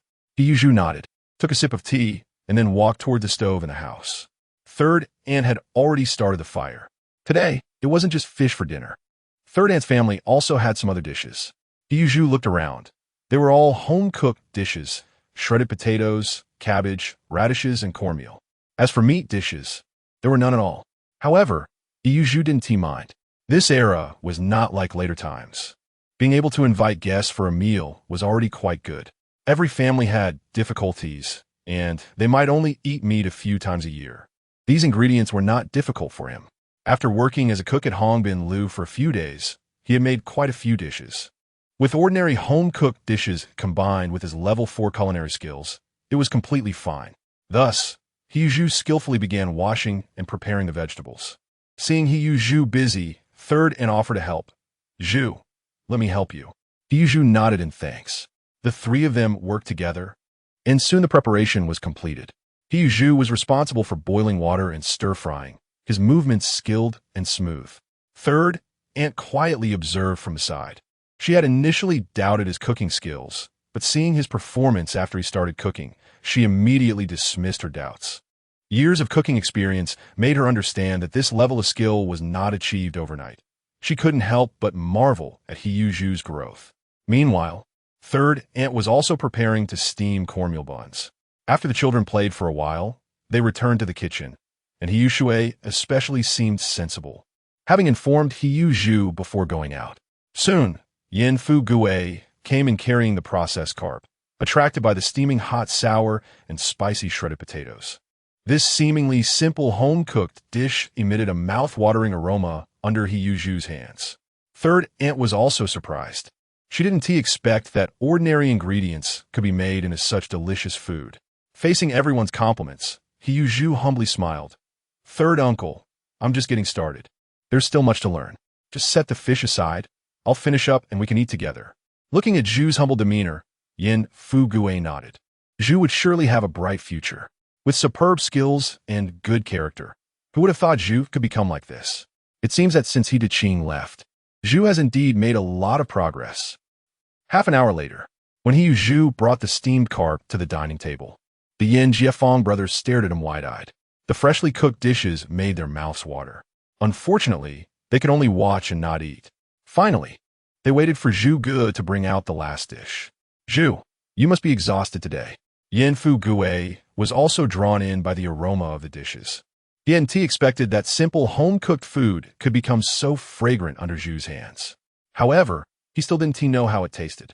Zhu smiled and sat down beside He Zhu. "All right, Third Uncle, let us start." The cornmeal buns were also steamed and brought up by Third Ant. But at this moment, everyone's attention was on the dishes made by Zhu, especially the Yin Jiefang brothers. After getting permission from Yin Fu Gue, they pounced on the shredded potatoes like hungry wolves. After tasting the first bite, the Yin Jiefang brothers and Yin Fu Gue and his wife widened their eyes in surprise. "Zhu Gu, this is so delicious." Yin Jiefang was the first to speak, even though his mouth was still full of food, making his words unclear. But from his expression, it was clear he was sincerely praising. The other two quickly followed suit and began to eat eagerly. Even the cornmeal staple food beside them was overlooked. What would usually be considered ordinary home-cooked dishes now felt like a feast to them. Yin Fu Gue and his wife were even more surprised after tasting a bite. As elders, they felt He Zhu's skills even more deeply. "Zhu, your cooking is really not bad. The cooks at Hongbin Lu truly live up to their name. I've eaten out before and have never encountered a chef as good as you." Yin Fu Gue was usually frugal and rarely ate out throughout the year, so this wasn't surprising. He Zhu smiled upon hearing this and said, "These are all simple home-cooked dishes. As long as the three elders like them, that's enough. Of course we like them. Zhu, I really didn't expect that you would have such skills after not being at Hongbin Lu for long. I think you're not worse than the chefs outside." Third Ant echoed. In fact, she was right. He Zhu's culinary skills had reached level 4. And in terms of technique, ordinary cooks could not compare. "Then let us eat." He Zhu invited He Zhu to join the meal. At the dining table, everyone ate quietly and focused, except for occasional exclamations of praise. They silently enjoyed the delicious food. It was so delicious that they had no time to talk. After Yin Fu Gue had eaten his fill, he finally put down his chopsticks. He was quite satisfied with the meal, but also felt a bit pained. Usually, being 6 or 7 parts full was already quite good. Being this full was simply extravagant. But thinking about the deliciousness of Zhu's cooking, Yin Fu-gui felt that the money spent was worth it. At the same time, he became more determined to get closer to Zhu. Zhu was so young and already had such skills. He would undoubtedly be an outstanding chef in the future. Investing early was definitely not wrong. The benefits would be plenty in the future. With this in mind, Yin Fu-gui's eyes moved slightly, and he called the Yin Jie Fong brothers to play in the next room, also asking third aunt to close the door. Zhu, what are your plans regarding Hiyu Shui's schooling? Third uncle's words surprised Hiyu Zhu slightly. Third uncle, what's the matter? Isn't Hiyu Shui currently learning to read with you? When she goes to school, I will support her. I will definitely let her attend university. Upon hearing this, Yin Fu-gui said, if that is the case, why not let Hiyu Shui go to school with our boy? When Yin Fu-gui mentioned Hiyu Zhu, it was clear he wanted to highlight his strengths. In this era, starting school earlier meant graduating sooner, which would lead to work and job assignments. Hiyu Shui was only 5 years old, and it usually took a few more years before starting school. However, as a primary school teacher, Yin Fu-gui had some connections. For cases like Hiyu Shui's, as long as the age difference wasn't too great, she could completely enroll early. Hiyu Zhu's eyes lit up upon hearing this, because college entrance examinations would be suspended in the 1960s, and he almost forgot this important time frame. According to the normal school age, Hiyu Shui might miss the opportunity for the college entrance examination. The help offered by Yin Fu-gui was just what he urgently needed, and he immediately agreed. Great, I'll leave this to you, third uncle. Yin Fu-gui said it was no problem, joking that he shouldn't be forgotten when there are benefits in the future. Although helping Yu Shui enroll early carries risks, Hiyu Zhu's potential makes him willing to give it a try. Hiyu Zhu understands that others won't help for no reason, so he says he will treat them to his homemade dishes when he has time. Yin Fu-gui is pleased to hear this. After chatting for a while, they learned that Yu Shui can enroll early, and Yin Fu-gui can start taking action now to ensure that Yu Shui can enroll with Yin Jiequang this September. This means there are still 7 months left. All right, third uncle will head back now. I still need to prepare to visit Master tonight. If there are any questions, Yu Shui can come to find me. As they leave third uncle's house, they run into Su Damao, who is returning home. Su Damao is slightly younger than Hiyu Zhu. Hey, Zhuzi, what smells so good? Su Damao just got home from school and immediately smelled the delicious food. Seeing Hiyu Zhu, he almost blurted out silly Zhu, but remembering the last time Jia Zhangshi got beaten for calling him that, he swallowed the words back. Hiyu Zhu teased with a smile. It's no use telling you. You can't have any. After saying that, he took Yu Shui to the courtyard. In the original story, Su Damao is a petty person, greedy and lecherous, more straightforward than those beasts. Hiyu Zhu doesn't really dislike him, but he certainly doesn't want to get close. Who knows if such a person might stab him in the back? Su Damao felt very displeased. Hey, what's with you? He mumbled as he watched Hiyu Zhu enter the house. Didn't I hear this guy's changed? Why is he still acting like this towards me? TCH, what is there to be proud of? Yes, just a cook. Finally, Su Damao spat in Hiyu Zhu's direction, feeling that this guy thinks he is something special just because he became a cook. Su Damao looks down on Hiyu Zhu. Even if he became a cook, he is just a kitchen hand. Unlike himself, who will study for a few more years, and after graduation, his father said he would arrange for him to be a projectionist. How respectable. Thinking of this, he wobbled home. Hiyu Zhu took Yu Shui back to their place, chatted for a while after lunch at third uncle's house, and was now digesting it. Around noon, children tend to get sleepy after eating, and after returning, Yu Shui lay down on the bed to take a nap. Hiyu Zhu looked around the room. After Daching ran away, the place hadn't been tidied up, and there were still miscellaneous items scattered on the floor. So Hiyu Zhu picked up a broom made of straw and did a simple cleaning. After finishing, he lay down on his own bed to rest. He had been here for several days now and was gradually adapting to life in this era. Although it doesn't have the richness of the internet and smartphones from later generations, for Hiyu Zhu, experiencing the lives of his ancestors in this vibrant era is also a unique pleasure. Now, he is the head chef at Hongbin Restaurant, earning a monthly salary of 380,000, plus the dishes he brings home from the restaurant, making it no trouble to support himself and Yu Shui. However, Hiyuju has not become complacent because of this.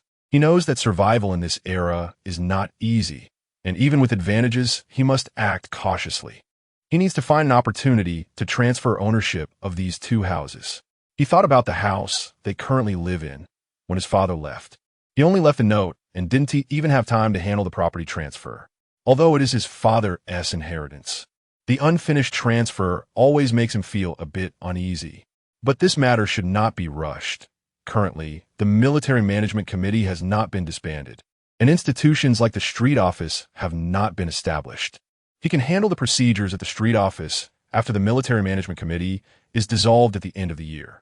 Before that, he plans to earn more money at Hongbin Restaurant, ideally saving enough to buy a small independent courtyard and move out of the courtyard house. This way, when a special period arrives in the future, they will also have their own place to stay, avoiding jealousy or reports due to sharing good food. Staying low-key is the wise choice. Chapter 13. Has Juzi struck it rich? Around 3 in the afternoon, Hiyuju groggily woke up and found that Yuxue had also awakened at some point. She was sitting on a small stool by the 8 Immortals table, her little legs dangling and not reaching the ground, seriously reading her Chinese textbook. This child really loves studying? Hiyuju thought to himself. What he didn't know was that Yuxue had sensed the recent changes in her brother and, at her young age, began to understand things. Seeing her brother work hard every day, she wanted to share some of his burden. Being still young, Yuxue had no other entertainment and only thought about her brother's advice to study hard to have a good life. Therefore, she tried her best to suppress her desire to go out and play, carefully flipping through her textbook. "Brother, you're awake." Hearing the sound of Hiyuju getting up behind her, Yuxue turned her head and said. Hiyuju put on his shoes and walked over to his sister, patting her head. "Not bad. It seems you've remembered what I told you." With Yushue's talent, as long as she maintained this attitude towards studying, getting into college in this era wouldn't be difficult. "I'm going to Master S' house for dinner tonight. You lock the door at home and wait for me to bring you food when I come back." "Okay, brother, I'll behave and stay at home." Getting her brother's praise, Hiyushue felt very happy. After Hiyuju nodded in satisfaction, he walked to the kitchen, took out a piece of grass rope, and then an idea flashed in his mind. He took out a big carp he had just caught from the system space. For his first visit to his master, along with 2 bottles of Matai, this 3-kilogram carp was also very suitable. In addition, Hiyuju was sorting out the results of this fishing trip. Besides the carp he prepared to give to his master and the 2 fish for Uncle San, there were still 14 fish in the space, including 9 carps and 5 crucians. The smaller ones weighed about 1 kilogram, while the larger ones were over 2 kilograms, totaling around 17 to 18 kilograms. Hiyuju didn't plan to keep all these fish for his own family to eat. After all, he could bring back 2 dishes from Hongbin Lu every day, so he didn't need to eat fish every day. If he asked the fishmonger at the market if they would buy them, based on market prices, he could probably sell them for over 50,000 yuan. This was an unexpected windfall. At the same time, whenever Yuxue encountered something she didn't understand while studying, she would ask Hiyuju for help. After all, Hiyuju had been a college student in his past life, and explaining elementary Chinese textbooks was completely fine for him. Moreover, he had only dropped out of middle school and barely graduated from elementary school. So even if he publicly claimed to teach elementary Chinese, no one would question him. After tutoring for a while, Hiyuju discovered that Yushue's intelligence was indeed outstanding. She could recognize more characters than many children who had already started school. Glancing at the time, it was nearly 5:30 in the afternoon. Hiyuju needed to go to his master's house. After reminding Yuxue, he took the carp and the matai and went out. As he walked through the backyard and the front yard, people saw the items in his hands and began to discuss. "This fish is really big. Where's Juzi taking it? He has matai in his hands. Has Juzi struck it rich? Look at this situation. He must be going to visit relatives, right? Are you silly? Hidaching has run away. Who else can Juzi visit in the city?" While everyone chatted idly, Hiyuju ignored them and followed the address provided by Master Li Baohua in the capital at Babaking Hutong. Half an hour later, just past 6 o'clock. Based on Hiyuju's estimate, the timing was quite accurate. In the alley, he quickly found number 78 Courtyard, which was Master Li Baohua's Sihiyuan courtyard house. Unlike their collective dormitory, this was a private courtyard. Hiyuju stepped forward and knocked on the door. Soon, a voice came from inside. Who is it? The door was opened by a woman who had an ordinary but pleasant appearance and spoke with a gentle and cultured tone. Hello, I am Hiyuju. You are Juzi. The woman smiled after hearing this. She called out to the courtyard. Old Li, Juzi is here. Are you the master's wife? Hiyuju respectfully looked at this cultured woman, judging that she was Master Li's wife. Yes, my surname is Xiao. You can call me Xiao Shenyang. In recent days, I often hear your master mention you. Her name was Xiao Qiuzhen, and her family was fairly well off, running a small millet flour shop. In her time, she could be considered a well-educated and refined young lady. Before long, Li Baoguo arrived at the door. When he saw the items Juzi was carrying, he couldn't help but say, You kid, since you've come, why are you bringing so many things? Li Baoguo spoke sincerely, without the pretense of later generations who might refuse gifts verbally but accept them in their hearts. He was genuinely concerned for Juzi. After all, since that unreliable senior brother of his had left, Juzi's family consisted only of him and his 5-year-old sister. It was already difficult for a teenager to support himself, let alone take care of his sister. The gifts that Juzi brought were quite valuable. Hearing Li Baoguo's words, he usually responded with a smile. Master, you can't say that. You took me as your apprentice and helped me arrange a job at Hongbin. These are all great kindnesses. Although I'm young, I understand gratitude. These gifts are just my intention. Please don't dislike them. You kid. While he was worried about Juzi, this boy was instead worried that the gifts wouldn't be accepted. Seeing this, Xiao Qiuzhen smiled and said to Li Baoguo, Old Li, Juzi has said this, so you shouldn't keep a straight face. A few days ago, when you came home and mentioned Juzi, you weren't like this. Xiao Qiuzhen knew her husband's fondness for Juzi, so she playfully teased him. Hearing this, Li Baoguo replied with a bit of annoyance, I'm not making a face. We're all family. This mitai is quite expensive. I wanted to try it several times, but couldn't bring myself to do it. Look at how generous this kid is. Despite saying this, Li Baoguo felt very happy inside. The fact that Juzi brought these gifts indicated that he held an important position in Juzi's heart. From this point, it could be seen that his judgment was correct. Juzi was a person worth befriending. This quality of being grateful was far more precious than any mitai. Juzi, this carp is really big. As he took the carp from Juzi's hands, Li Baoguo couldn't help but exclaim, Ah, I caught this today in the river. I didn't expect to catch such a big one. When Li Baoguo heard that Juzi could fish, he raised his eyebrows in surprise. I didn't expect you to be good at fishing too. Let's go try it together another day. Older men often like to fish. Li Baoguo was usually busy, but he often went to the riverside during his free time. He usually nodded, as long as master doesn't mind that I'm a novice. Soon, he usually walked into the courtyard. This was a typical one-entry Sihiyuan, based on many old Beijing courtyard houses. The courtyard covered about 120 square meters, and since Li Baoguo had no children, there was only one main room for living, while the other rooms were mostly used for storage. After entering the courtyard, Xiao Qiuzhen told Juzi to rest for a moment, but Li Baoguo shook his head. It's just about mealtime. Juzi said he wanted to showcase his skills. So let's go to the kitchen directly. Xiao Qiuzhen shot him a glare. You are really strange. When guests come, you don't even offer them a drink. Hiyuju interjected. Shenyang, master's right. Let us cook first. Once the meal is ready, we'll have plenty of time to rest. Xiao Qiuzhen glared at Li Baoguo again, seemingly blaming him for not knowing how to take care of guests. Li Baoguo was the head chef at Hongbin, and even the boss respected him. But at home, he was strictly managed by Xiao Qiuzhen, and he just smiled. Then, he took Juzi to the kitchen. Li Baoguo said seriously, Juzi, I have prepared the ingredients. I will watch you while you cook. Li Baoguo had prepared various ingredients, which was also a test for Juzi. He personally supervised, both to guide him and to observe. Although he comes from a Sichuan cuisine background, as a top chef, he has researched various culinary styles. With his abilities, he can easily guide Juzi even if it's not Sichuan cuisine. Hiyuju followed Master Li Baoguo's instructions and noticed the various ingredients piled up in the kitchen. Just a glance, and he understood the upcoming task. These ingredients were diverse, covering the raw materials needed for multiple cuisines. Next, you will make these dishes. Li Baoguo listed the names of the dishes for him. After hearing this, Hiyuju felt invigorated. These dishes could indeed test a chef's fundamental skills. From steaming, frying, and stir-frying to braising, each step required complex cooking techniques.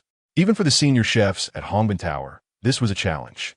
Clearly, Li Baoguo was helping He Yuzhu practice in advance, preparing him for future chef qualifications.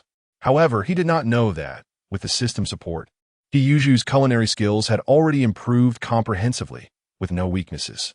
Once the fire was lit, He Yuzhu first cleaned the pots and then started the first dish. Shredded pork with green peppers. This is a common home-cooked dish.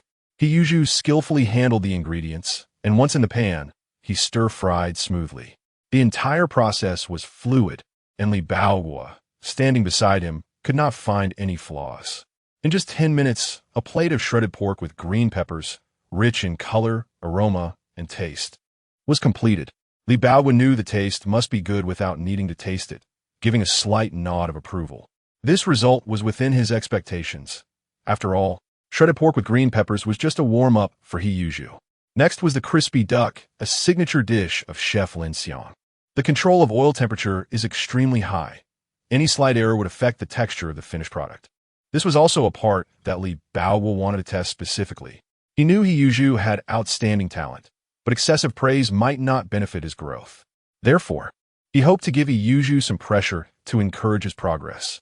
Master, someone at Hongbin Tower, mentioned the crispy duck, saying it's Chef Lin's specialty. At the stove, He Yuzhu was holding a clean duck. He had only heard the kitchen seniors talk about this dish before, but had never attempted to make it himself. Seeing this, Li Baoguo nodded slightly. Old Lin's crispy duck is indeed remarkable. Let me explain the key steps to you. Authentic crispy duck first needs to be marinated with seasonings for a period. Then hot oil is repeatedly poured over it until the skin is crispy before it can be taken out. The process is not complicated, but it requires extremely high technical skills from the chef, from the ratio of the marinade to the control of oil temperature, all needing countless practices to accumulate experience. Zhuzi has good talent, but since he has been in the industry for a short time, I would be very satisfied if he could achieve 50 of the flavor.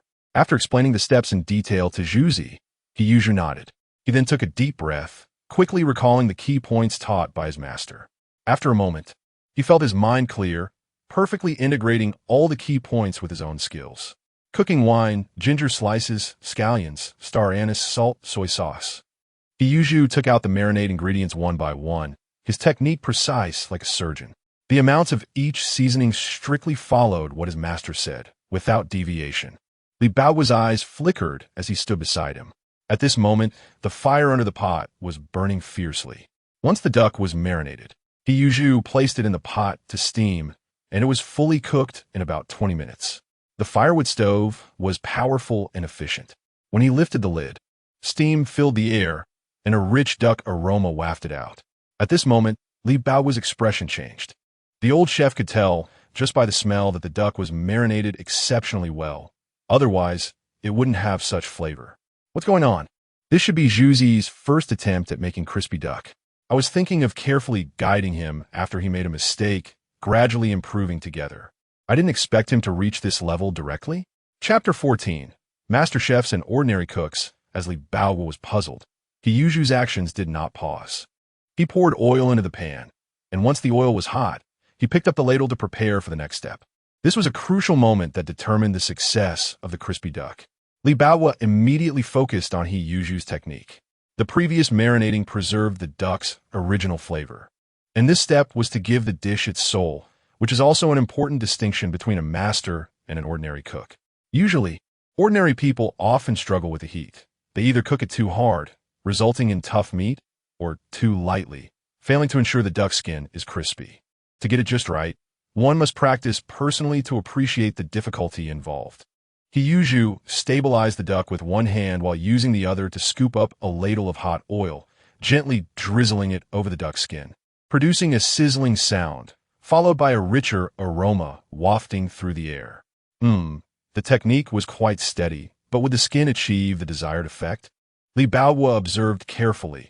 Although it was Yuzhu's first time making crispy duck, there was no sign of clumsiness. This could only be explained by Yuzhu's solid fundamentals, allowing him to handle everything with ease.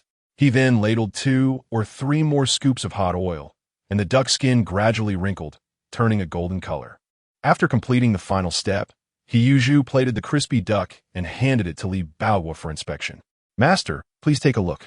Li Baowu quietly watched the scene before him, remaining silent for a long time. Well done, Yuzhu.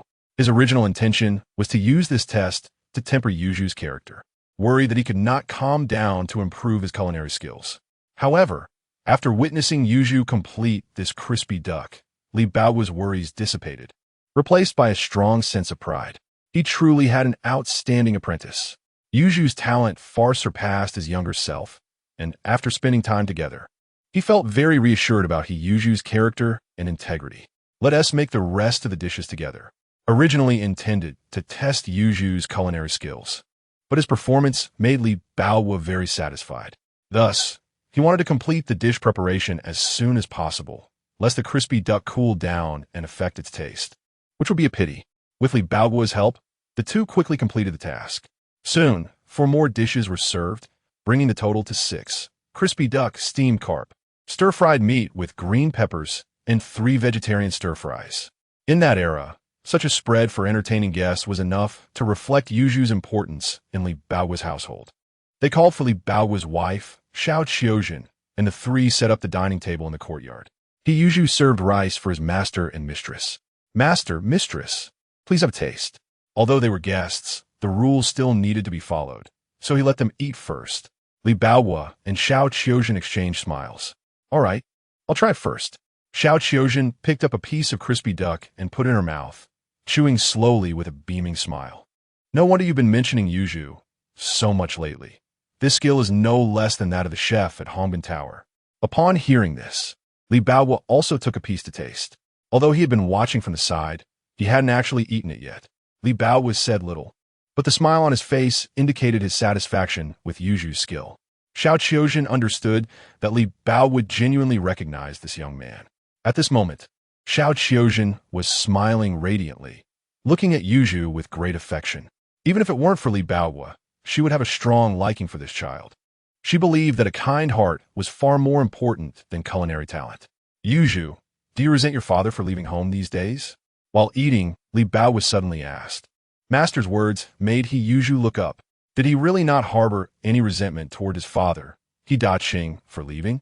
The answer was no, but as a time traveler, he knew how the future plot would unfold, so he didn't care too much. More importantly, real life didn't allow him to indulge in resentment. Master, I cannot change my father's choice, but the only thing I want to do now is to learn skills from you earnestly and repay your teachings in the future. At the same time, learning a craft will also allow me to better take care of my sister. Yuzhu's words were simple, but revealed sincerity and resilience. Li Baowu and Chen Xueru both nodded slightly after hearing this. This was a child who had gone through hardships, yet remained self-reliant, and his determination and talent made people optimistic about his future. This time, Daqing would probably regret his decision. Although Li Baowu was dissatisfied with his senior brother's actions, he had no right to intervene. However, he believed that in the future, when Daqing saw Yuzhu, he would certainly regret it. Yuzhu, from now on, treat this place as your home. If your father doesn't take care of you, your mistress and I will be your support. Chen Xueru had long felt sympathy for Yuzhu's experience, and hearing him speak so firmly now made her even more affectionate.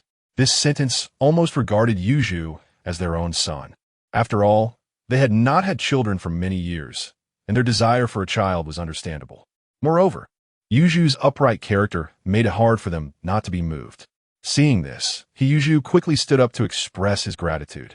Master and mistress have treated me very well. I am very grateful. Since my father no longer wants me, you will be my family along with my sister. After hearing this, Li Baowu showed a hint of joy on his face. Although he was a renowned chef at Hongbin Tower, not having children was always a regret for him. He and Chen Xueru understood and respected each other, so this issue was not a big deal. However, in that era, it was commonly believed that early marriage and childbearing were natural. If a couple had not had children within a year or 2 of marriage, gossip from the outside world would arise endlessly.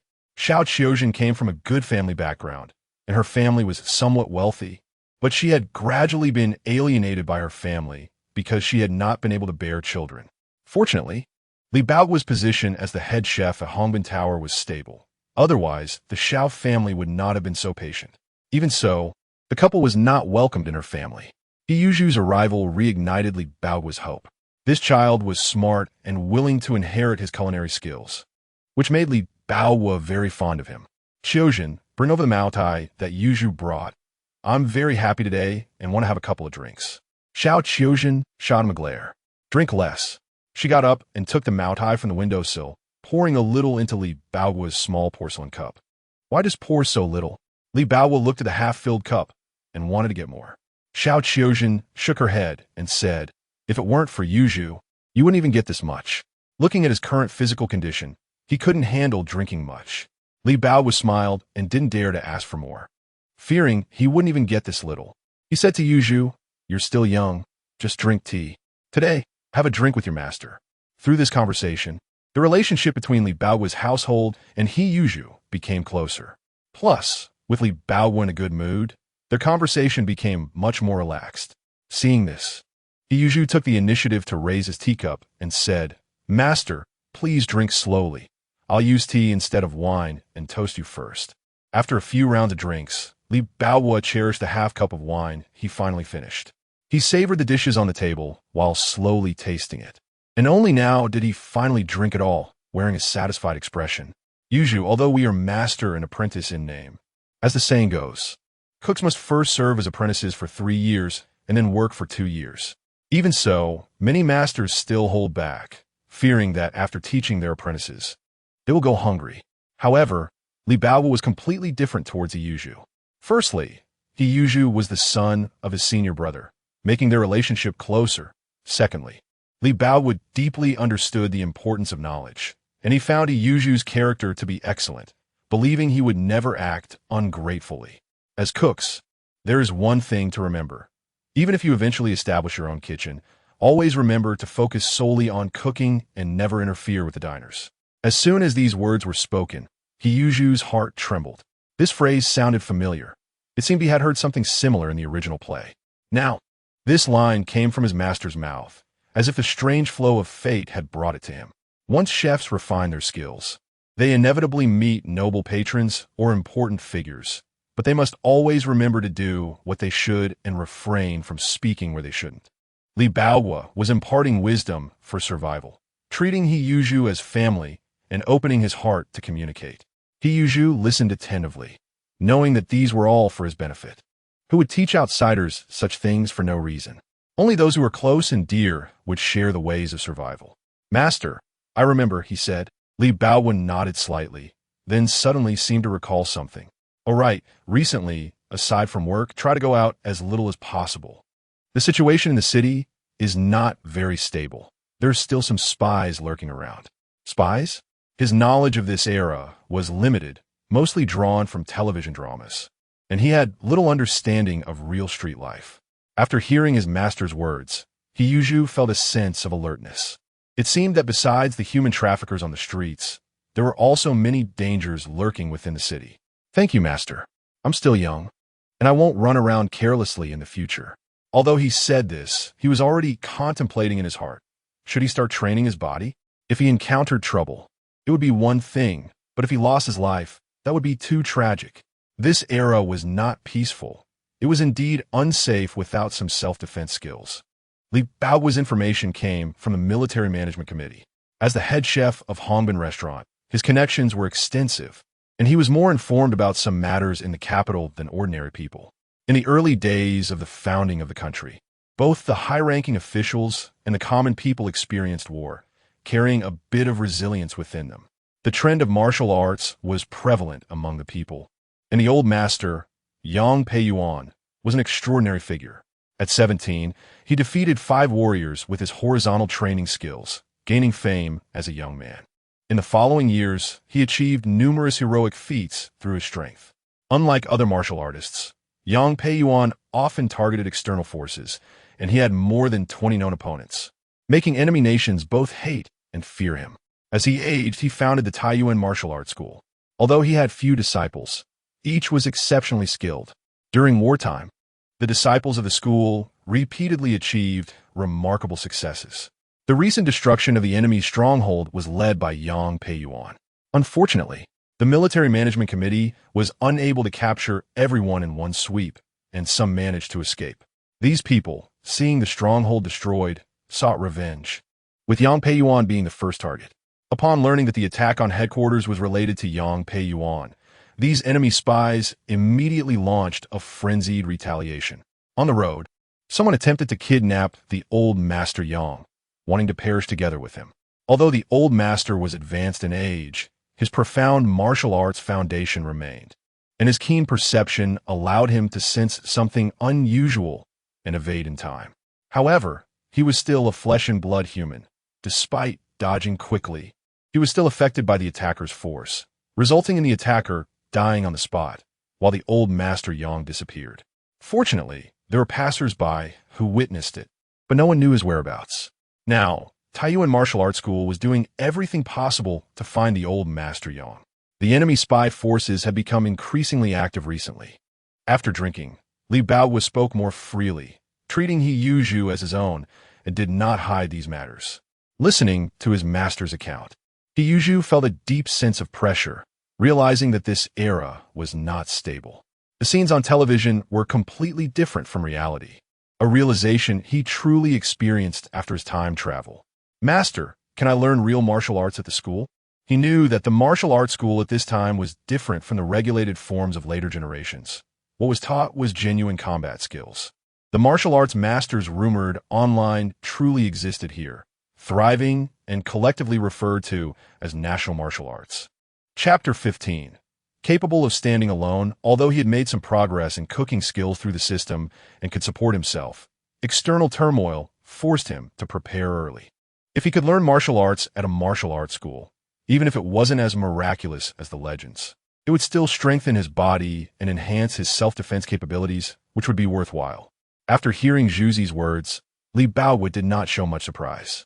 After all, in the current situation, anyone in the know would want to prepare more means of self-protection. As for Zhuzi, practicing martial arts should be kept to a minimum. Just training the basics would suffice for physical exercise. The real martial arts secrets are not passed down in the martial arts school. The barriers there are stricter than those among us cooks. Li Baowu had been a chef for many years and had come into contact with various people, so he knew a bit about the schools of martial arts. Indeed, martial arts contain many essences, but the lineage is more important, and many skills are passed down through a single disciple. If there is no suitable heir, some martial arts masters would rather let their skills be lost than teach them easily. It's almost impossible for ordinary people to learn. Well, simple exercises for fitness are also good. He Yuzhu understood his master's intention and nodded in agreement. There was no need to force martial arts. Being able to learn some basic exercises would be satisfactory. Moreover, he had the system. He just didn't know if he could gain improvements while practicing martial arts. Seeing Zhuzi lost in thought, Li Baowu reminded him again, worried that he would neglect his cooking skills due to practicing martial arts. Despite the tense situation, they could not afford to stagnate. As a chef, the most important thing is skill, and Zhuzi's talent was outstanding, with hopes of entering the national banquet ranks in the future. It would be a pity if he delayed his cooking skills because of practicing martial arts. The master and apprentice continued to talk for a while, and seeing that it was nearly 7:30 and getting dark, Li Baowu said no more and reminded Zhuzi to be careful on the way home. At that moment, Xiao Qiuzhen came to the yard with 2 lunchboxes. Zhuzi, I have warmed up the food. Take it back for Yushui. He Yuzhu felt grateful in his heart. Thank you for Yushui, Annie. What are you talking about? We are family. Next time remember to bring Yushui along. We haven't met yet. He Yuzhu promised, and then left after saying goodbye to his master and mistress. In the evening, He Yuzhu returned to the courtyard, and it was almost 8 o'clock. Having heard his master mention the situation in the city and traveling in the dark, he felt a bit heavy-hearted. This was a normal reaction. Even with the system support, he was still an ordinary person and could not remain calmer than others in the face of sudden situations. He Yuzhu developed a strong interest in practicing martial arts and planned to visit the martial arts school in the city when Hongbin Tower had a break. Although his master said that martial arts schools would not teach real martial arts, he could still learn some movements to strengthen the body. After dark, the air became cold. He Yuzhu lay in bed, feeling the chill, and first wrapped himself tightly in the quilt, then noticed his younger sister Yushui sleeping soundly on the small bed. So he gently covered her with a piece of cloth. After that, he closed his eyes to rest and reflected on the day's experiences. As a 15-year-old boy responsible for taking care of his 5-year-old sister, being cautious was key to his survival. The next morning, just as dawn was breaking, Zhu was already at the water tank in the courtyard, washing the lunchboxes used last night. After cleaning them, he placed the lunchboxes back inside the house and then walked to the center of the courtyard. Based on his memories from his previous life, he stood firm and performed a strange movement, then waved his arms as if performing some kind of rehabilitation exercise, revealing a unique beauty in the movements. After repeating it a few times, Zhu shook his head with a wry smile. The system remained silent, clearly indicating that such blind practice was ineffective. What he had just done was merely calisthenics. If a physical education teacher had seen him, he would surely be the first to criticize him. However, this was indeed the calisthenics he had learned in elementary school, and it was quite a stretch to expect a university student's soul to recall these. That's right. He just wanted to see if he could activate the system this way and gain some insights, but it appeared to be ineffective. If he wanted to enhance his physique and improve his build, he had to go learn at the martial arts school, which was the right path. In the morning, just as Zhu was about to tidy up and prepare breakfast for Yushui, Su Damao had unknowingly walked over from the backyard. Seeing Zhu, Su Damao exclaimed in surprise, "Hey, silly." He momentarily slipped back into old habits. "Zhuzi, what are you doing? Why aren't you sleeping in this early morning? Twisting around here?" Su Damao couldn't help but laugh at Zhu's strange movements. "Didn't anyone tell you to say less nonsense?" Zhu coldly responded, showing no mercy. "What do you mean by that? Are you saying I talk too much?" Su Damao became angry upon hearing this. In the past, Zhu had a sharp tongue, but now it seemed he had become the target of ridicule. However, he quickly realized it was unnecessary to argue with this guy and turned back to the house to continue warming his bed and cooking. Once you become a chef, you forget your roots. What are you showing off in front of me all day? Su Damao thought about the word chef and felt dissatisfied. He and Zhu had always been rivals. When they were in school, he could still mock Zhu academically, which made him somewhat proud. But ever since Zhu became a chef at Hongbin Tower, he had become arrogant, which made Su Damao very unwilling to accept. Compared to students, workers indeed had less actual income. Although students' futures might be better, those who could earn a salary were workers like Zhu. Last night, Su Damao went home to complain to his father. After some persuasion, his father agreed to help him contact a projectionist, allowing Su Damao to try after graduation. However, there was a condition. It couldn't affect his studies, and he had to be well-behaved and not cause trouble. Although Su Damao's father didn't have connections as extensive as Li Bao was, he also sensed the instability in the city and reminded his son to avoid getting into trouble. But Su Damao didn't care about this at all. He only knew one thing. After school today, he could go to the projectionist's house and get to touch that projector himself. That was a rare item. As long as he went once and came back to boast about it to his friends in the courtyard, he would have something to brag about. By then, when mentioning Zhu's identity, he probably wouldn't even take it seriously. In the morning, at Hongbin Tower, as soon as Zhu arrived in the back kitchen, he saw Boss Yang already busy in the backyard. He had seen this scene many times. Every time he came, Boss Yang was always here, making it seem like he was always late. Yang Guitao's face showed a hint of joy. "Zhuzi, we have a few important guests making reservations today," specifically asking for Chef He to take the lead. Boss Yang spoke with excitement. In recent days, Zhu's performance in the back kitchen had won the recognition of many customers, especially a few regulars who specifically requested him to be the chef. This indicated that his trust in Zhu was completely justified. Initially, Boss Yang promoted Zhu to head chef with a trial mindset. He didn't expect Zhu's performance to surpass that of the old head chef. Being able to have regular customers specifically book him was no ordinary skill.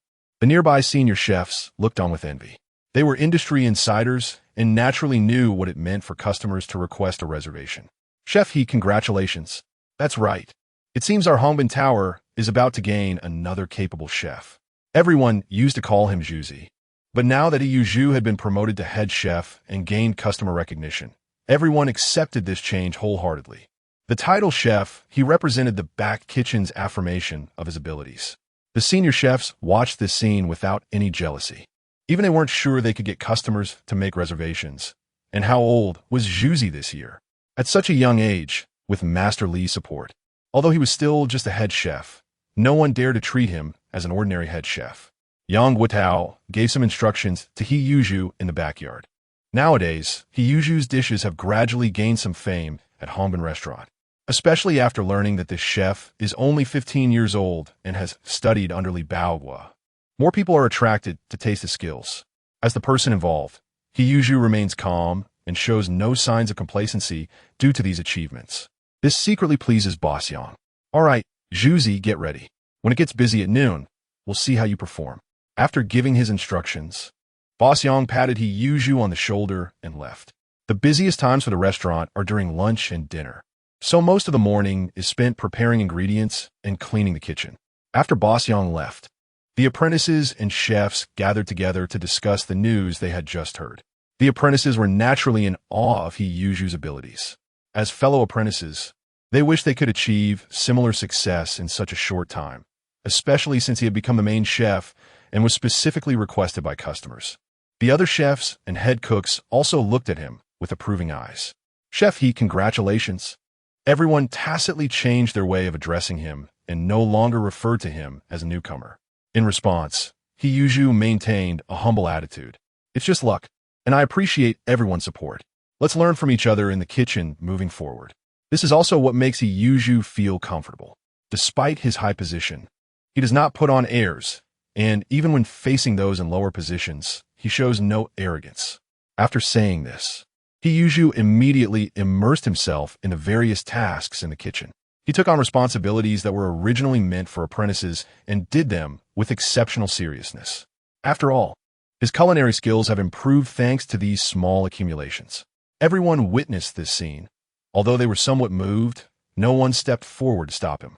At first, people would remind Chef He that he didn't need to do the work of an apprentice personally. However, He Yuzhu was resolute, fully committed to these trivial tasks with no intention of being perfunctory, so everyone stopped speaking up. His culinary skills improved by 2 levels. After He Yuzhu finished the last plate of shredded pork with green peppers, he took the towel around his neck to wipe his sweat and let out a long breath. The job of a chef is indeed hard. Even though his culinary skills have reached the required standard, standing for long periods, stir-frying, and preparing ingredients all require physical effort. Even though He Yuzhu is young and strong, he felt sore all over after a day's work. If it were someone else, they might find it difficult to persist. But thinking about the progress in his culinary skills, He Yuzhu felt that all of this was worth it. Name: He Yuzhu skills. Culinary level 4, 6,437 50,000. Fishing level 2, 3,413 5,000. Everything is going as expected. In another half-month, he will be able to raise his culinary skills to level 5. After that, he can take the qualification exam, and in the future, he won't be caught off guard when it comes to promotions. Chef He, you've worked hard. Take a break and drink some water. One of the main chefs came over with a smile after seeing He Yuzhu finish his tasks. Holding 2 lunchboxes, one with his own meal and the other prepared for He Yuzhu. It was a simple gesture that could help build rapport. Everyone understood that He Yuzhu was exceptionally talented and hardworking, knowing he would not be satisfied with the status quo, so they were willing to engage more with him, hoping to be remembered in the future. Thank you, Brother Zhang. How's the business in the front hall today? While thanking him, He Yuzhu inquired about the restaurant's operations. Chef He, I was just about to tell you. When I went to the front hall earlier, I heard Boss Yang mention that the number of customers today is increasing, and everyone has been praising your dishes. This indicates that He Yuzhu's culinary skills are indeed superior to those of an ordinary main chef. He Yuzhu nodded slightly upon hearing this. With the system's upgrades and continuous practice, he was already quite skilled at the common home-style stir-fries served in the restaurant. Next, he planned to provide more dishes for the guests in the private dining rooms. Generally, regular customers are taken care of by the main chefs, while the private dining rooms are primarily handled by the head chef. The guests there usually have higher social status and are often food enthusiasts with high expectations for the dishes. Just like the people from the Military Management Committee last time, they were all regular customers who specifically came for the head chef. Serving in the private dining rooms for a while would greatly help enhance his culinary skills. He planned to talk to Boss Yang tomorrow, believing his performance could earn him that opportunity. After finishing his water and resting for a moment, He Yuzhu clocked out. However, instead of heading home directly, he walked along the street toward Xuanwu Gate. It was now 7:30 in the evening, and he wanted to take advantage of the sunset to find a martial arts school to learn some methods for strengthening his body. In his memory, there seemed to be a few martial arts schools near Xuanwu Gate, where he used to see young people practicing martial arts. About 15 minutes later, He arrived near Xuanwu Gate. He took a stroll and indeed found 2 doors with martial arts school signs hanging. Upon entering, he saw some young people practicing martial arts. After inquiring, he learned that the master was right. These martial arts schools were indeed not open to the public. The children practicing martial arts came from both wealthy families and were also orphans. The children from wealthy families were mostly there to strengthen their bodies, hoping to gain more survival skills in chaotic times, while the orphans, many of whom were quite talented, were selected by the martial arts schools with the hope of becoming excellent martial arts talents. The former had to pay a monthly tuition of 50,000 yuan, not including the food expenses required for training. The latter were raised by the martial arts school and would need to enter the school to practice and serve it in the future.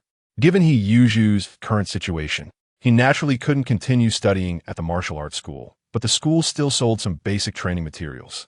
He casually scanned the shelves in the martial arts school and quickly focused on a small blue-covered booklet. Stance Training? Chapter 16. Falling into the water. When Yu left the martial arts school and returned home, there was already an additional book on Zhuanggong in the system space. After selecting from various simple materials sold at the martial arts school, he ultimately decided to purchase this book on Zhuanggong. Firstly, the price was relatively cheap, only costing 100,000 yuan, which was not too burdensome for Yu.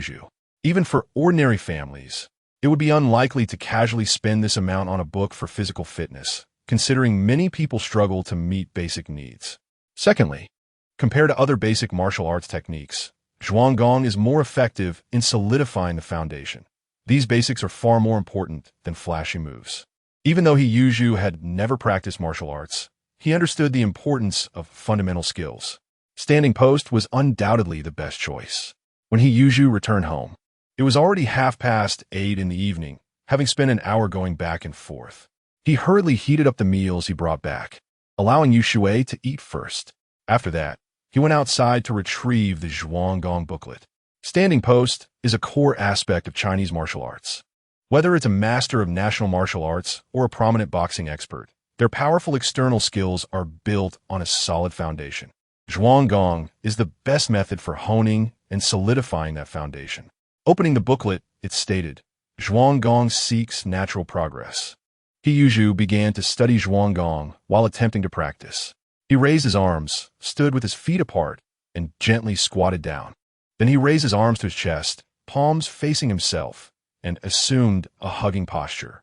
As a beginner, he stood in place for about 2 to 3 minutes according to the description of Zhuanggong, feeling his knees starting to warm up, indicating that he was doing it correctly. He nodded to himself, but did not relax, as this was just the beginning. The key was to persist in the following practice. For a novice, this was a challenging process. After 10 minutes, Yu frowned, the soreness in his thighs and arms making him clench his teeth. But he continued to persevere. Entering Zhuanggong, what was tested was this perseverance. Only after 15 minutes would it count as a completion. As he approached the end, Yu felt that time was dragging unbearably. His legs began to shake. After all, he had been busy in the kitchen of Hongbin Lu all day. Just as he felt his strength was about to run out, the system notification chimed. Comprehended skill, Zhuanggong Level 1. Zhuanggong Level 1. Entry successful. Yu was filled with excitement. He had finally made it through. Seeing his Zhuanggong level increase in the system, he let out a long sigh. With you here, my efforts have been rewarded. What could be more comforting than achieving results through hard work? Yu went inside to rest for a moment and happened to see the rain outside. He picked up the bowl he had just finished eating from and intended to go out. Brother, you must be exhausted from working at the hotel today. Let me take care of these things from now on. Although Yu Shui was young, she was very understanding. She knew her brother was working hard to support the family and wanted to share some of the burden. What a good child. Watching his sister proactively wash the dishes in the yard, Yu felt a warmth in his heart, then withdrew his gaze. This was the meaning of his efforts, to live well in this world with his sister by his side. After resting for a moment, Yu resumed practicing Zhuanggong. Zhuanggong Level 1. After stepping over the threshold, he could make progress with each practice. About 10 minutes passed. Proficiency was full, and Zhuang Gong upgraded to level 2, 0500. Hearing the system notification, He Yuzhu felt a sense of ease, and a flash of understanding crossed his mind. Subsequently, he realized that his comprehension of Zhuang Gong had deepened significantly. Every movement felt as if he had practiced it 100 times. When he stood post again, his posture was even more standard, and maintaining the position felt much easier. Was this the effect of entering Zhuang Gong? He Yuzhu was surprised. He hadn't expected such results from merely entering. At this moment, his fatigue had dissipated significantly, and his endurance while standing post had increased. The original pain now brought him a vague sense of understanding, as if it could strengthen his physique. In fact, this was the expected effect of entering Zhuang Gong. He just overlooked a key point. Most people find it difficult to endure the monotony of standing post. For beginners, truly entering it can be quite painful. Daily soreness throughout the body. This kind of torment can only be endured by those with strong willpower. Even so, diligence combined with talent, entering within a year is already exceptional. Some people even take 2 or 3 years without breaking through. After all, no one is born with such extraordinary talent like him. At this moment, He Yuzhu clearly felt the benefits of entering Zhuang Gong. This was good. He would choose it. He silently thought and immersed himself back into practice. Meanwhile, He Yushui watched her brother's amusing movements and couldn't help but laugh. After rolling her eyes at her, she was urged to go to bed early. He Yushui stuck out her tongue and made a face, not causing any more trouble. After washing up, she lay down. However, her bright eyes still curiously stared at He Yuzhu. Soon after, she withdrew her gaze, not for any other reason, but simply because it was too boring. He Yuzhu was half squatting on the ground, having remained still for a long time. Until the rain began to lessen, he still maintained this posture. When he first practiced standing post, he had nearly forced himself to endure for 15 minutes. However, after entering, the pain from standing post had noticeably diminished, and he even noticed that his physical fitness had subtly improved, though the changes were extremely slight. This was the power of Zhuang Gong. Once entered, as long as one continues to practice, they can constantly hone their physique and improve overall. Therefore, many masters of national martial arts have a solid foundation in Zhuang Gong.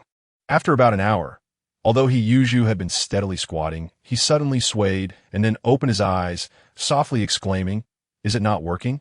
He Yuzhu felt a wave of dizziness. This forced him to interrupt his standing post, and his mind was filled with questions. What was going on? Why did this happen out of nowhere? As a 15 or 16-year-old boy, he should be in good health. He Yuzhu pondered for a moment. As he prepared to assume the standing posture again, the dizziness struck once more. This time, a flash of understanding crossed his eyes. Clearly, his panel system had limitations in its understanding of Zhuang Gong. Although he felt that his energy and stability were enhanced due to standing post, these benefits did not come without a cost. For instance, he had just eaten dinner, but now he felt a bit hungry. Moreover, the dizziness in his head indicated that his mental energy was also being consumed. He could not infinitely upgrade through standing post alone. After all, practicing martial arts requires effort.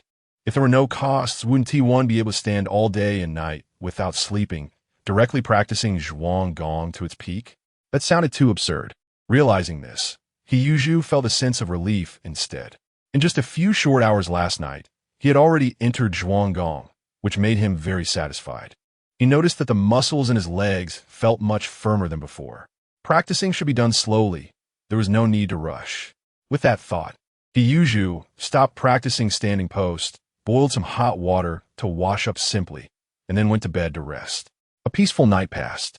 In the morning, He Yuzhu was awakened by hunger, realizing he needed to replenish the energy consumed from standing post last night. Since Yushui was still sound asleep, he decided not to make breakfast and directly started his day's activities. He observed the sky and then got out of bed. As soon as he stood up, he felt much lighter all over. Remarkably, just one day's practice had brought about such changes. He felt joy in his heart and confidence about enhancing his physique in the future. Humming a little tune, He Yuzhu took a leftover cushion carp from his storage space, preparing to make soup. Just as he was busy, Yushui was still in dreamland. After a brief rest, He Yuzhu attempted Zhuang Gong again. In the courtyard, he adjusted his posture and slowly squatted down. Zhuanggong level 1. Zhuanggong level 1. Zhuanggong level 1. Indeed, Zhuanggong continued to improve, and he felt no discomfort. At this moment, Jia Zhangshi from the Jia family went out to wash clothes and happened to see He Yuzhu practicing. Jia Zhangshi was startled. "Hey, Zhuzi, what are you doing standing here so early? You look like a ghost." Seeing the silly Zhu's strange appearance, Jia Zhangshi said irritably. He Yuzhu casually replied, "Exercising." Upon hearing this, Jia Zhangshi frowned. Although she didn't say anything, she felt disdainful in her heart. This fool thinks that not calling him by his nickname makes him look smart?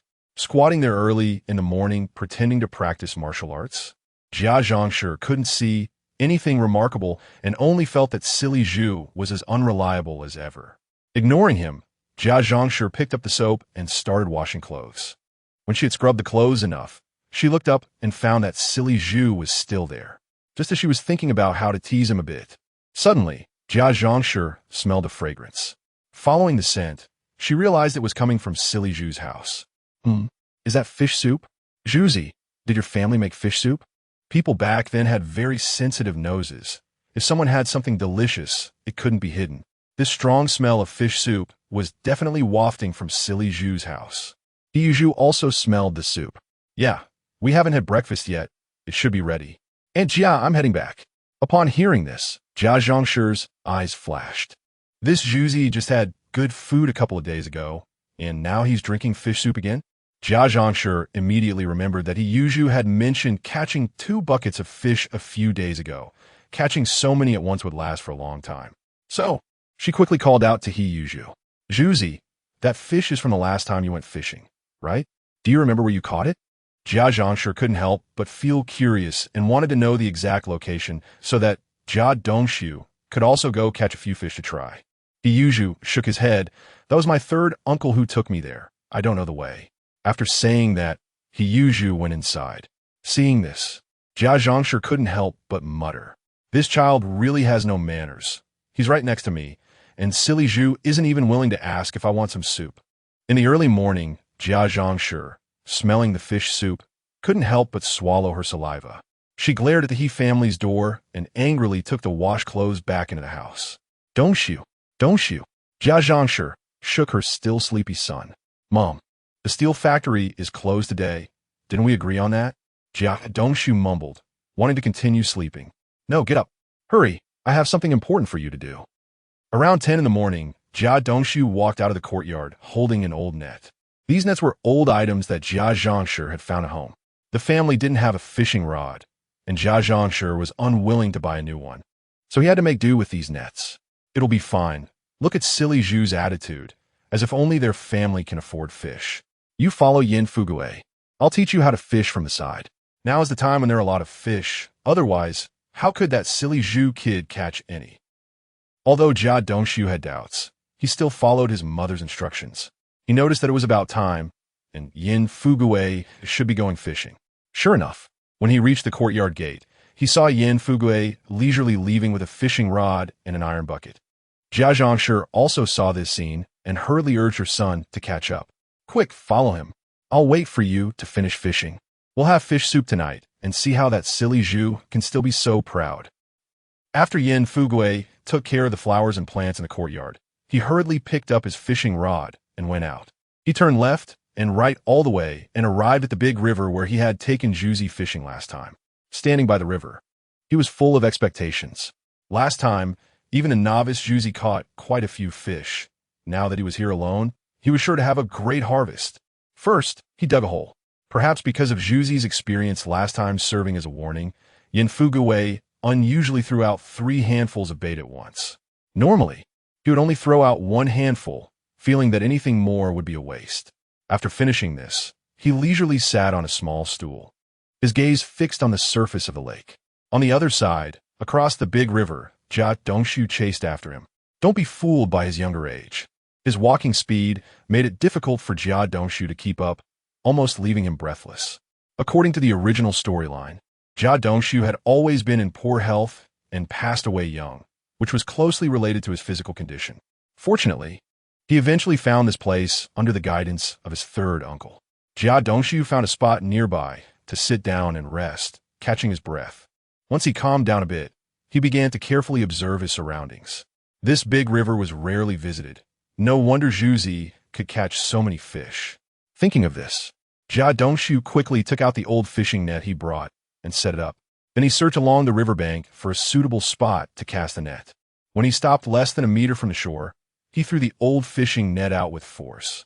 But just as he was about to pull the rope to adjust the direction, he stepped on empty ground and fell forward. Splash! Jia Dongshu fell into the water. Help! Help! Help! The panicking Jia Dongshu flailed his arms wildly on the surface of the water.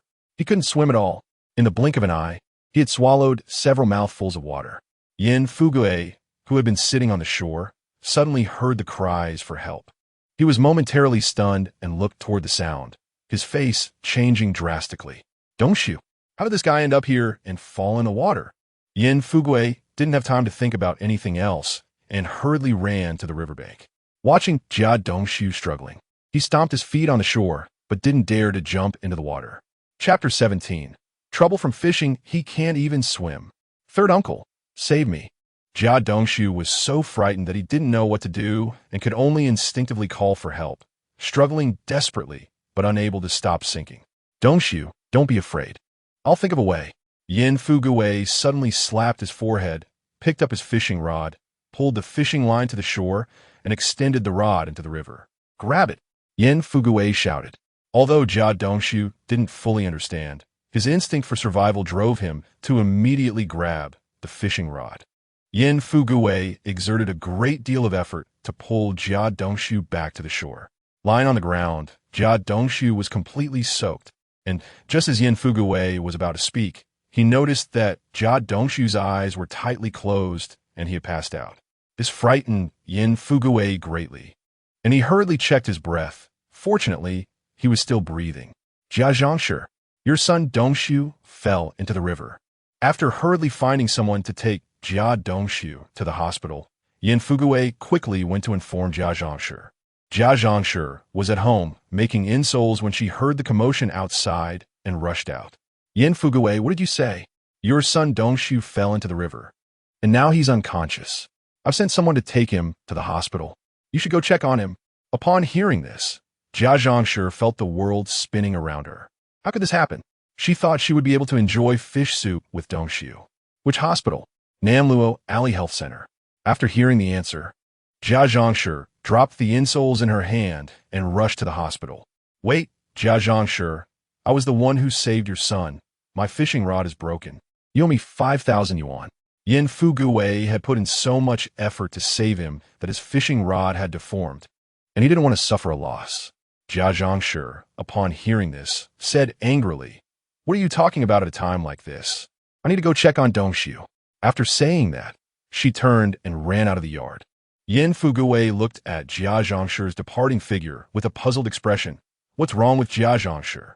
I saved her son, and she didn't even say thank you. But I lost a fishing rod? He felt wronged and decided to make her pay when she returned. At the Namluo Alley Health Center in the city, although it was called a health center, it was not small, just a 10-minute walk from the number 90 courtyard. Jia Zhangshi was anxious and rushed to the hospital to ask the nurse, Doctor, how is my son? His name is Jia Dongshu. After hearing this, the nurse asked, Jia Dongshu? The one who drowned? The patient is currently lying on the bed. You must be a family member, right? The nurse led Jia Zhangshi into the ward. Jia Dongshu lay on the hospital bed, his face pale and his lips white. He had been brought in time, but was currently in a coma. However, due to his weak condition and the fact that winter had just passed, falling into the water might leave lasting health issues. Upon hearing this, Jia Zhangshi's face turned ashen. Lasting health issues? My son, why are you so unlucky? Old Jia, if you are watching from above, do you see our only son suffering from lasting health issues?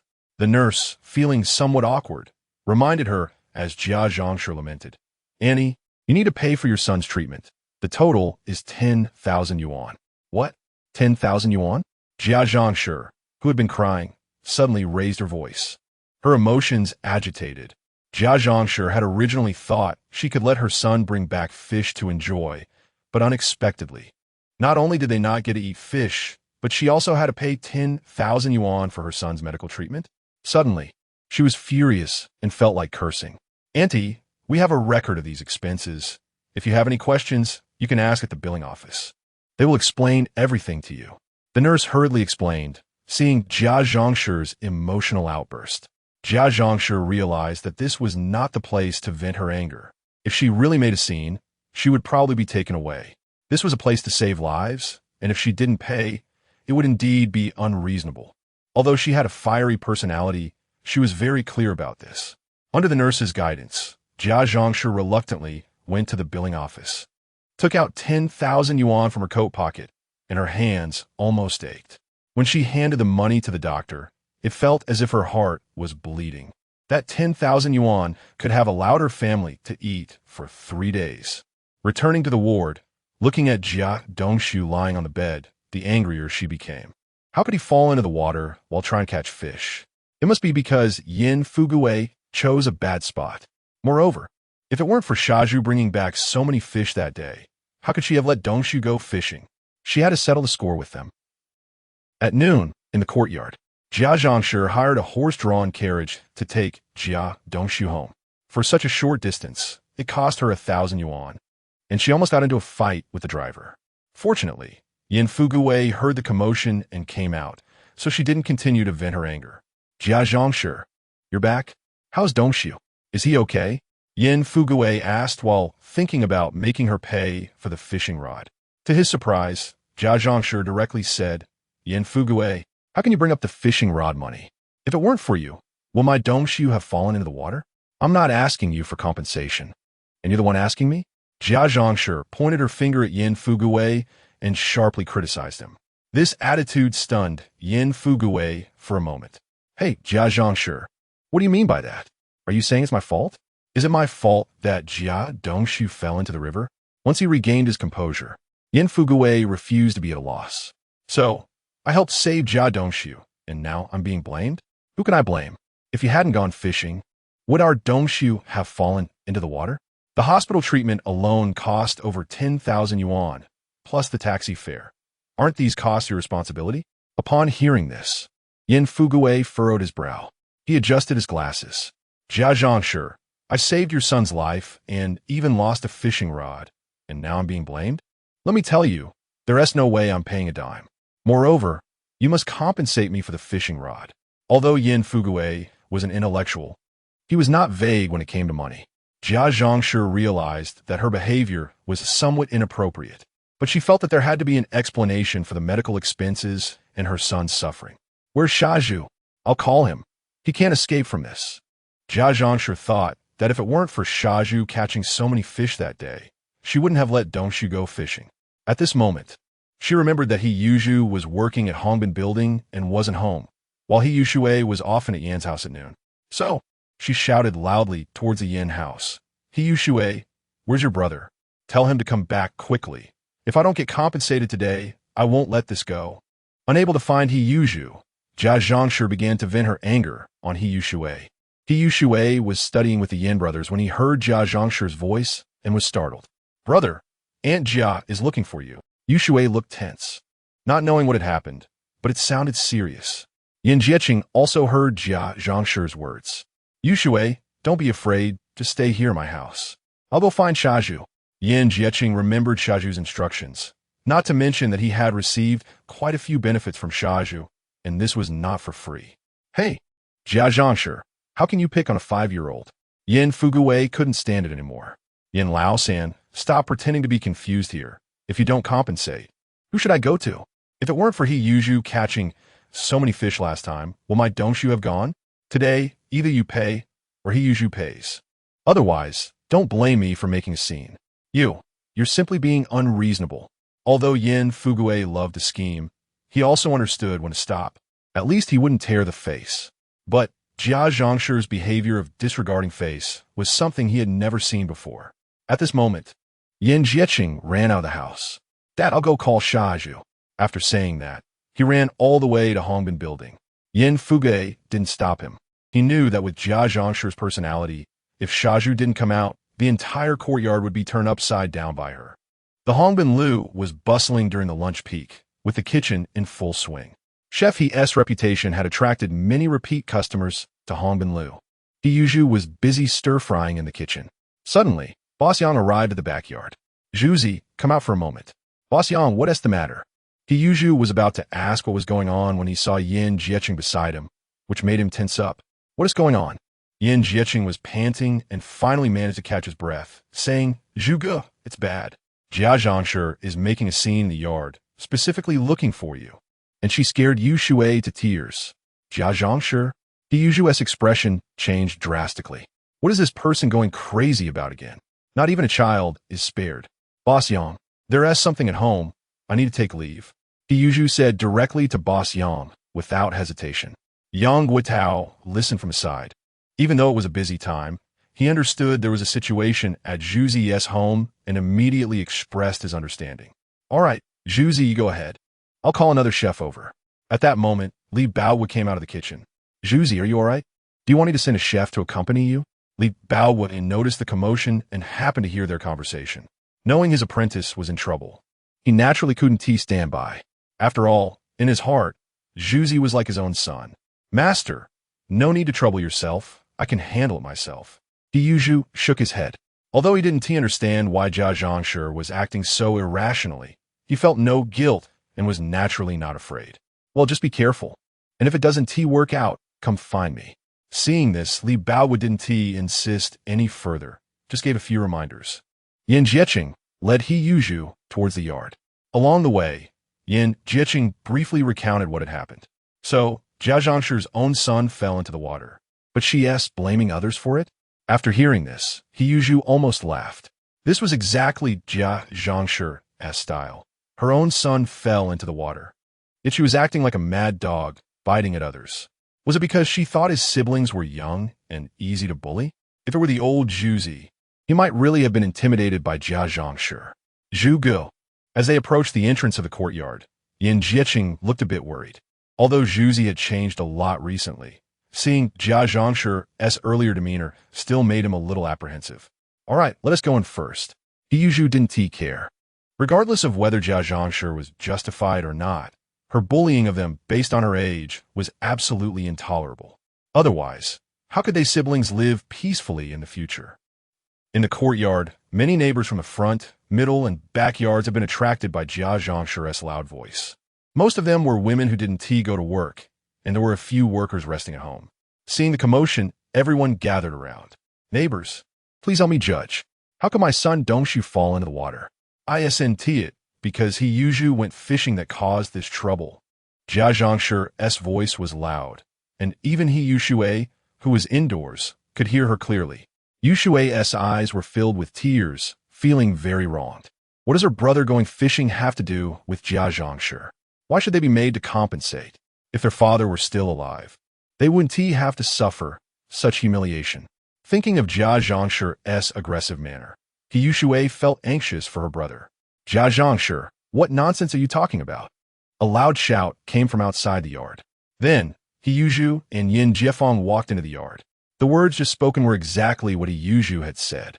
Upon hearing Jia Zhangshi scold Yushui, He Yuzhu was determined not to let things slide anymore. With He Daqing gone, he was now the pillar of the He family. But he was still young. If not for that, how would Jia Zhangshi dare to be so arrogant, blaming him for her own son falling into the water? If it didn't stand firm this time, how would other residents view them? Wouldn't they think the He family had no one who could take charge? Just a bunch of weaklings, making them easy targets for bullying? People in this era may seem simple, but they are not foolish. To survive, they can do anything. Yushui, inside the house, heard her brother's voice and quickly stood up to walk out. Yi. Yushui's voice trembled slightly, her eyes filled with tears. Seeing this, He Yuzhu's eyes reddened. He knew why his sister was upset. Jia Zhangshi was truly going too far. At her age, she was still bullying a 5-year-old child. Thinking of this, He Yuzhu took Yushui's hand and said, "Don't be afraid. I'm here, and no one dares to bully us." At this moment, Jia Zhangshi also realized something was off, instantly becoming as agitated as a cat whose tail had been stepped on. He Yuzhu, what did you just say? If you have the guts, say it again. Is this how you treat your elders? He Yuzhu replied with a cold smile. You remember you're an elder? Would an elder do something like this? My sister is only 5 years old. What are you trying to show off in front of her? Neighbors watching this scene began to discuss among themselves. Jia Zhangshir's behavior was truly puzzling. At her age, she was still trying to show off her authority in front of others. Everyone knew her temper. This wasn't something that formed in a day or two. It was no wonder she was so anxious about Jia Dongshu falling into the water. After listening to He Yuzhu's words, Jia Zhangshir's face changed slightly. But she quickly said, "Stop rambling here. Your brother Dongshu fell into the water and has health issues because of it, and it's all because you went fishing. You can't shirk responsibility for this. The medical expenses are 10,000 and the transportation fees are 1,000. Hurry up and hand it over." After speaking, she stretched out her hand, signaling for the money. Chapter 18. Playing the bully, Yin Fugui saw He Yuzhu returning and stepped forward. "Jia Zhangshi, this matter has nothing to do with Zhuzi. What exactly do you want in terms of compensation? What business is it of yours, Yin Laosan? Aren't you still thinking about the fishing rod money? Just ask for that along with this." Yin Fugui had saved Jia Dongshu's life, but instead of being grateful, Jia Zhangshi wanted to squeeze more money out of He Yuzhu. Upon hearing this, Yin Fugui quickly said, "My abilities are no match for yours." In terms of cunning, Yin Fugui was not afraid of anyone, but when it came to being thick-skinned, he realized this time he was witnessing a true expert. Fishing rod money? Yin Fugui came over to explain the situation. At this point, He Yuzhu completely understood. "So, third uncle, you saved Jia Dongshu's life and lost a fishing rod. But Jia Zhangshi didn't even say thank you." He Yuzhu spoke up, his voice clear enough for everyone in the yard to hear. "That's right. Repairing it will cost over 3,000. Yin Fugui sighed with regret. Jia Zhangshi's face showed signs of embarrassment upon hearing this. "Zhuzi, what nonsense are you talking about? We're discussing your compensation. Are you trying to evade responsibility?" Seeing this, He Yuzhu took a step forward. "How can I be blamed for Dongshu falling into the water? If it weren't for you encouraging him to fish so much, would I have let him go to the river to fish?" Just as Jia Zhangshi was about to retort, she suddenly stopped speaking. "Oh, so it was Dongshu's idea to go fish? How is his falling into the river my fault?" In the end, He Yuzhu's voice had turned cold. Jia Zhangshi realized she had misspoken, but was unwilling to give up on compensation. "I don't care about that. You're responsible for this. Are you going to pay or not? You need to give me an answer." Unable to reason with her, Jia Zhangshi resorted to bullying. Clearly, she believed there was no elder in the He family to support them and thought she could intimidate this brother and sister pair. Jia Zhangshi stood with her hands on her hips, quite aggressive. In such a manner, even ordinary adults would find it troublesome. Who would want to provoke such a domineering person? This Jia Zhangshi was outrageous. Wasn't this just blatant bullying? With Zhuzi's father gone, no one could control her. The neighbors began to murmur about Jia Zhangshi's words, and everyone understood the situation. Jia Zhangshi saw that Zhuzi had caught a lot of fish last time and encouraged Dongshu to go catch fish, resulting in Dongshu not only failing to catch anything but also falling into the river. If it weren't for third uncle's help, Dongshu might not have made it back alive. Yin Fugui, listening from the side, stepped forward. "Jia Zhangshi, you are an elder. Can you say this with a clear conscience? Zhuzi is doing well at Hongbin Building. Why should he pay you?"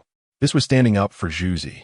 The He family currently had no elder to back them up, and since Yin Fugui wanted to be on good terms with Zhuzi, he naturally spoke a few words of justice. With Yin Fugui leading the way, the other neighbors in the yard echoed his sentiments. "That's right, Jia Zhangshi, you are so old. How can you speak so unreasonably? Dongshu was encouraged by you.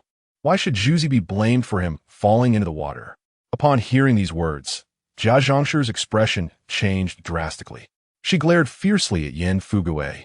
"What does my asking He Yuzhu for compensation have to do with your Yin family?" Was Yin Laosan out of his mind today?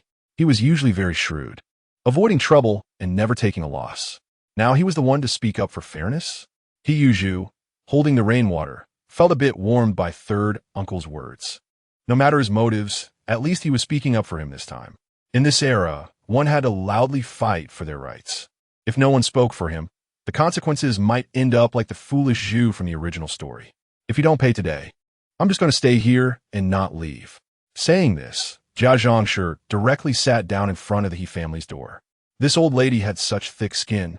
Relying on her status as an elder, she was convinced He Yuzhu wouldn't dare do anything to her.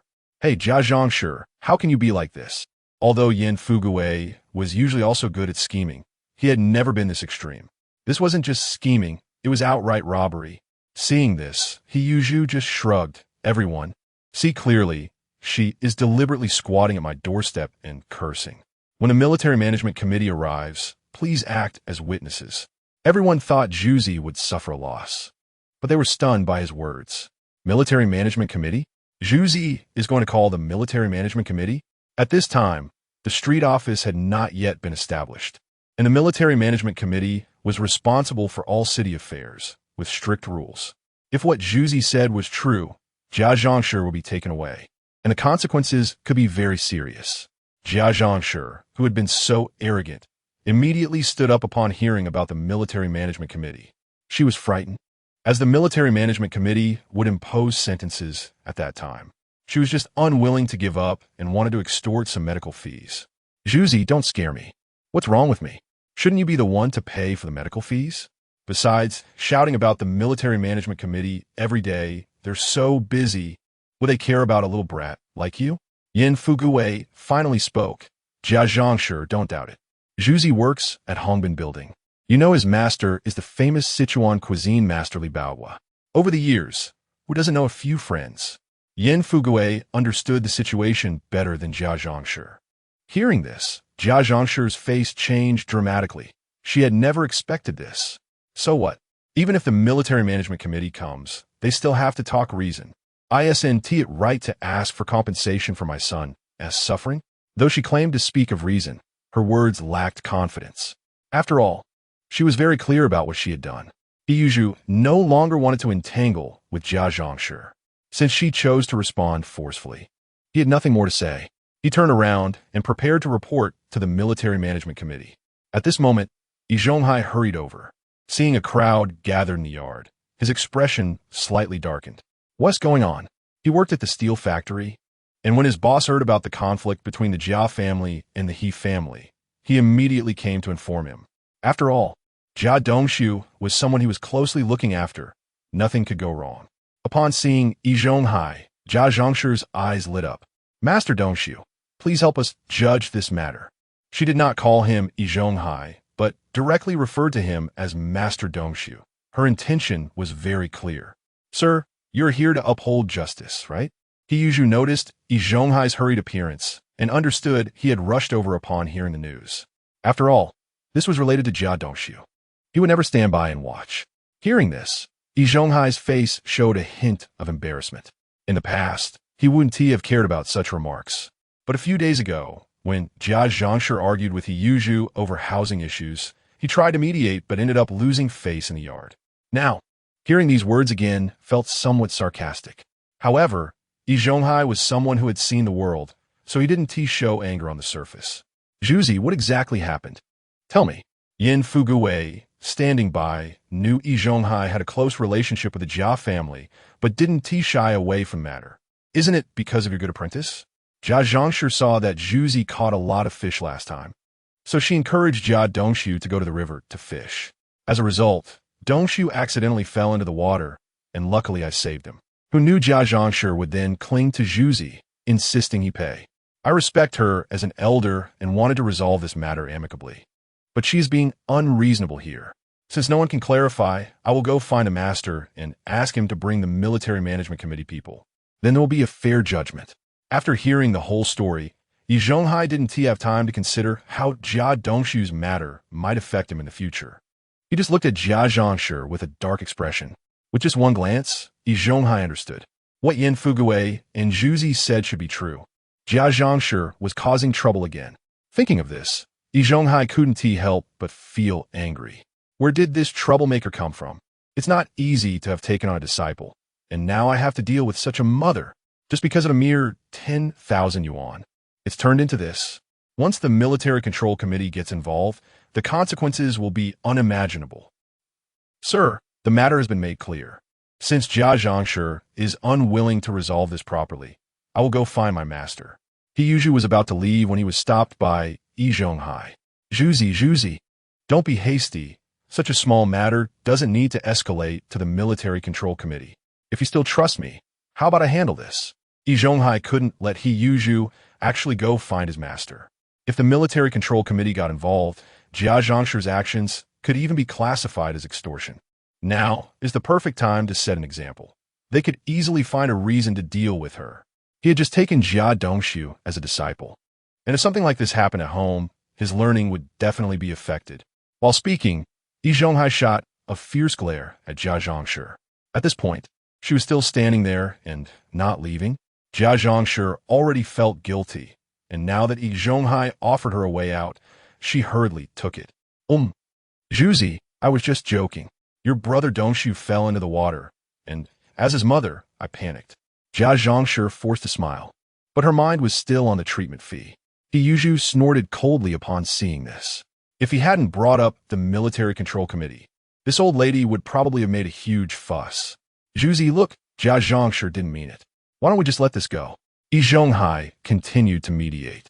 Seeing Jia Zhongshu's attitude change so quickly, He Yuzhu frowned slightly. But this matter absolutely couldn't just be brushed aside. Auntie, you weren't saying that when you were being mean to my sister just now. How can you just gloss over it with a single sentence? The image of his sister Xiaoyu looking wronged was still fresh in his mind. I can't even be harsh with my sister. Who gave you the guts? Upon hearing this, Jia Zhongshu, who already harbored resentment, immediately became furious.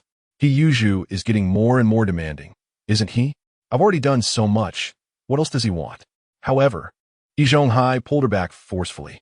Apologize, he whispered. Don't you understand the situation yet? Zhuzi knows people at the Military Control Committee over Hongbin Building. If they come, it won't just be a few words of apology.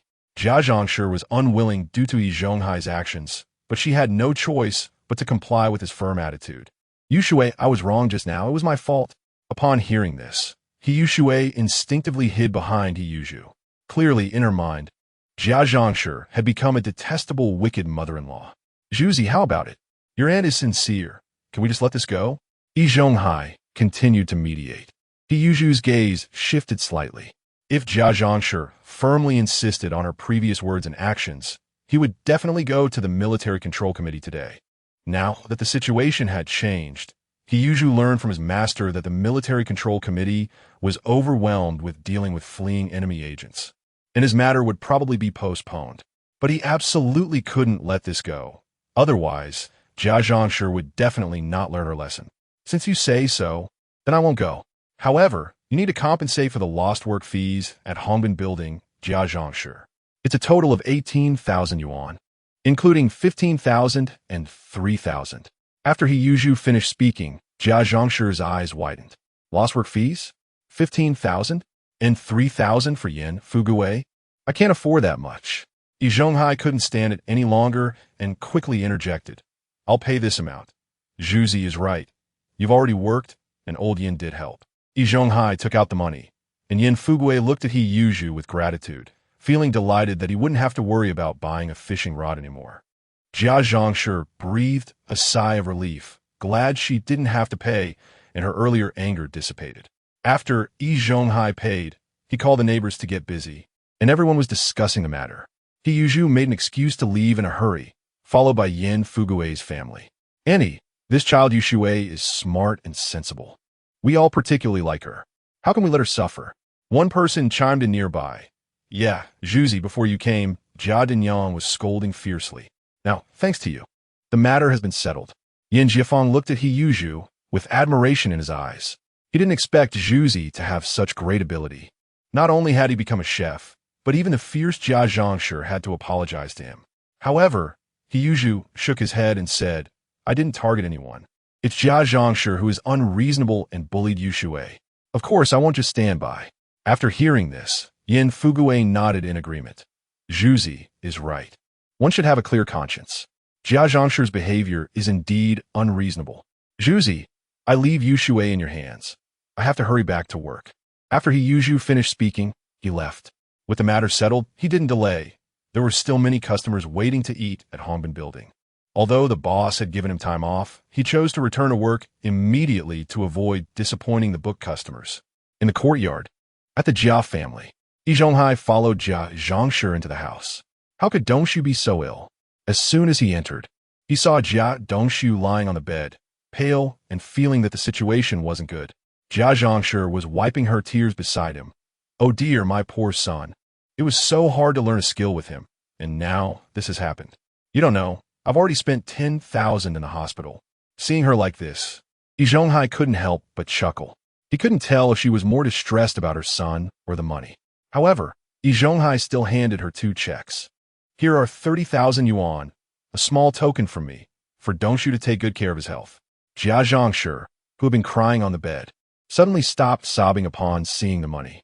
Look, you're still reasonable, Annie. That foolish Zhuzi, what does he count for? Jia Zhongshi took the money from the aunt's hand quickly, as if worried the other party would suddenly change their mind. Yi Zhonghai observed Jia Zhongshi's reaction and felt a slight shock in his heart. You still have the face to criticize Zhuzi? If I hadn't returned in time, who knows what kind of mess this would have turned into if it got to the military control committee. I worked so hard to cultivate a disciple, hoping he could take care of us in our old age. And before he even becomes accomplished, it gets messed up by this person. Thinking of the 46,000 he had already spent, Yi Zhonghai felt a bit of pain in his heart. I don't lack money, but this is a loss for Jia Zhongshi, and I still have to clean up this mess. Nevertheless, Yi Zhonghai's face remained calm. Dongshu is my disciple. You let him rest well these days, and don't delay his formal assessment. This was what Yi Zhonghai truly cared about. I put in so much effort just so Jia Dongshu could become a regular at the factory. Only by cultivating him into a skilled worker can my old age be secured. Upon mentioning the formal assessment, Jia Zhongshi immediately understood the gravity of the matter. Don't worry, I will definitely make sure he prepares well. The formal assessment was related to the quality of life for the whole family, so Jia Zhongshi naturally took it very seriously. Seeing her express this, Yi Zhonghai nodded. All right, let him rest well. If he isn't well by tomorrow, I will approve him for a day off. Before leaving, Yi Zhonghai reminded her again. In the future, stay out of Zhuzi's matters. Although he's young, he's not foolish. He was worried that Jia Zhongshi would act impulsively again. Jia Zhongshi murmured upon hearing this, but didn't show it. After all, Yi Zhonghai had given her quite a bit of money today, so she didn't dare say anything. Chapter 19. Unpaid wages. Upon returning home, an elder woman hurriedly approached. How is Dongshu? The first question was about Jia Dongshu's condition. After all, this couple was the future support they were looking for. Once home, Yi Zhonghai no longer hid his thoughts. Jia Zhongshi is too careless, and Dongshu is a good child. How could he end up with such a mother?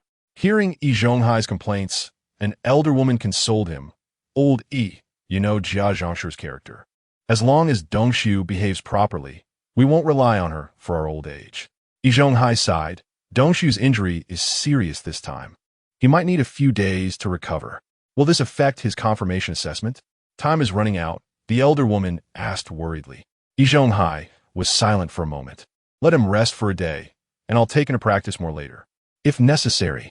Normally, Jia Dongshu's confirmation assessment shouldn't be a problem, but this drowning incident brought some uncertainty. However, Yi Zhonghai had a plan.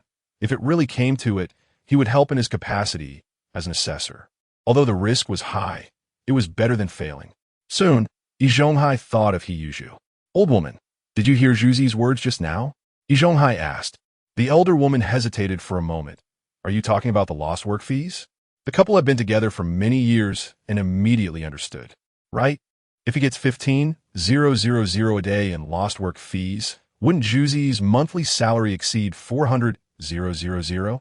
If so, Zhuzi must be performing quite well at Hongbinlu. At least his culinary talent is even better than Yi Zhonghai had originally expected. Today, Dongshu's drowning made Yi Zhonghai uneasy. Investment cannot rely on just one person. If Zhuzi indeed has culinary talent, it might not be a bad choice. After all, Zhuzi's ability to solve problems several times had impressed Yi Zhonghai. At Hongbinlu, Yuzhu returned to work during the dining peak. Seeing Zhuzi come back, Li Bao said nothing, just nodded. Today, there were several important guests on the second floor, and he was responsible for making Sichuan dishes. Yuzhu quickly immersed himself in the busy work. And before he knew it, the afternoon had passed. Once he finished all the dishes, he finally had a moment to breathe. At that moment, he looked composed. Even after standing and working all day, his legs, which usually felt sore and swollen, showed no signs of fatigue today. It seemed the stance training was paying off. Hiyuju thought joyfully. Since practicing stance training, its benefits had been everywhere in his life. Even his walking speed was much quicker than usual. Just then, Li Baowu called him to the backyard. Zhuzi, is there any trouble in the shop today? Just some trivial matters, master. I've taken care of everything. Hiyuju understood that his master was concerned about him. Good. If you have any problems in the future, just let me know anytime. Your master wife will support you too. Thank you, master. I actually feel that some dishes aren't made smoothly enough.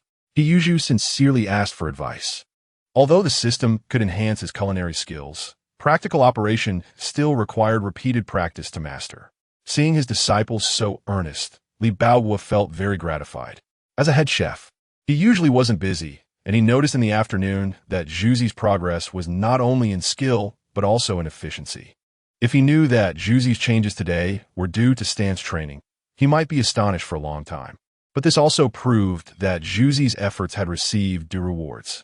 Subsequently, during their discussion, Hiyuju's understanding of dishes deepened further. In the past, he relied on the level 4 culinary panel, but now he could flexibly apply techniques to different dishes. When leaving Hongbin, Hiyuju carried 2 boxes of dishes. Along the way, he deliberately kept track of the time.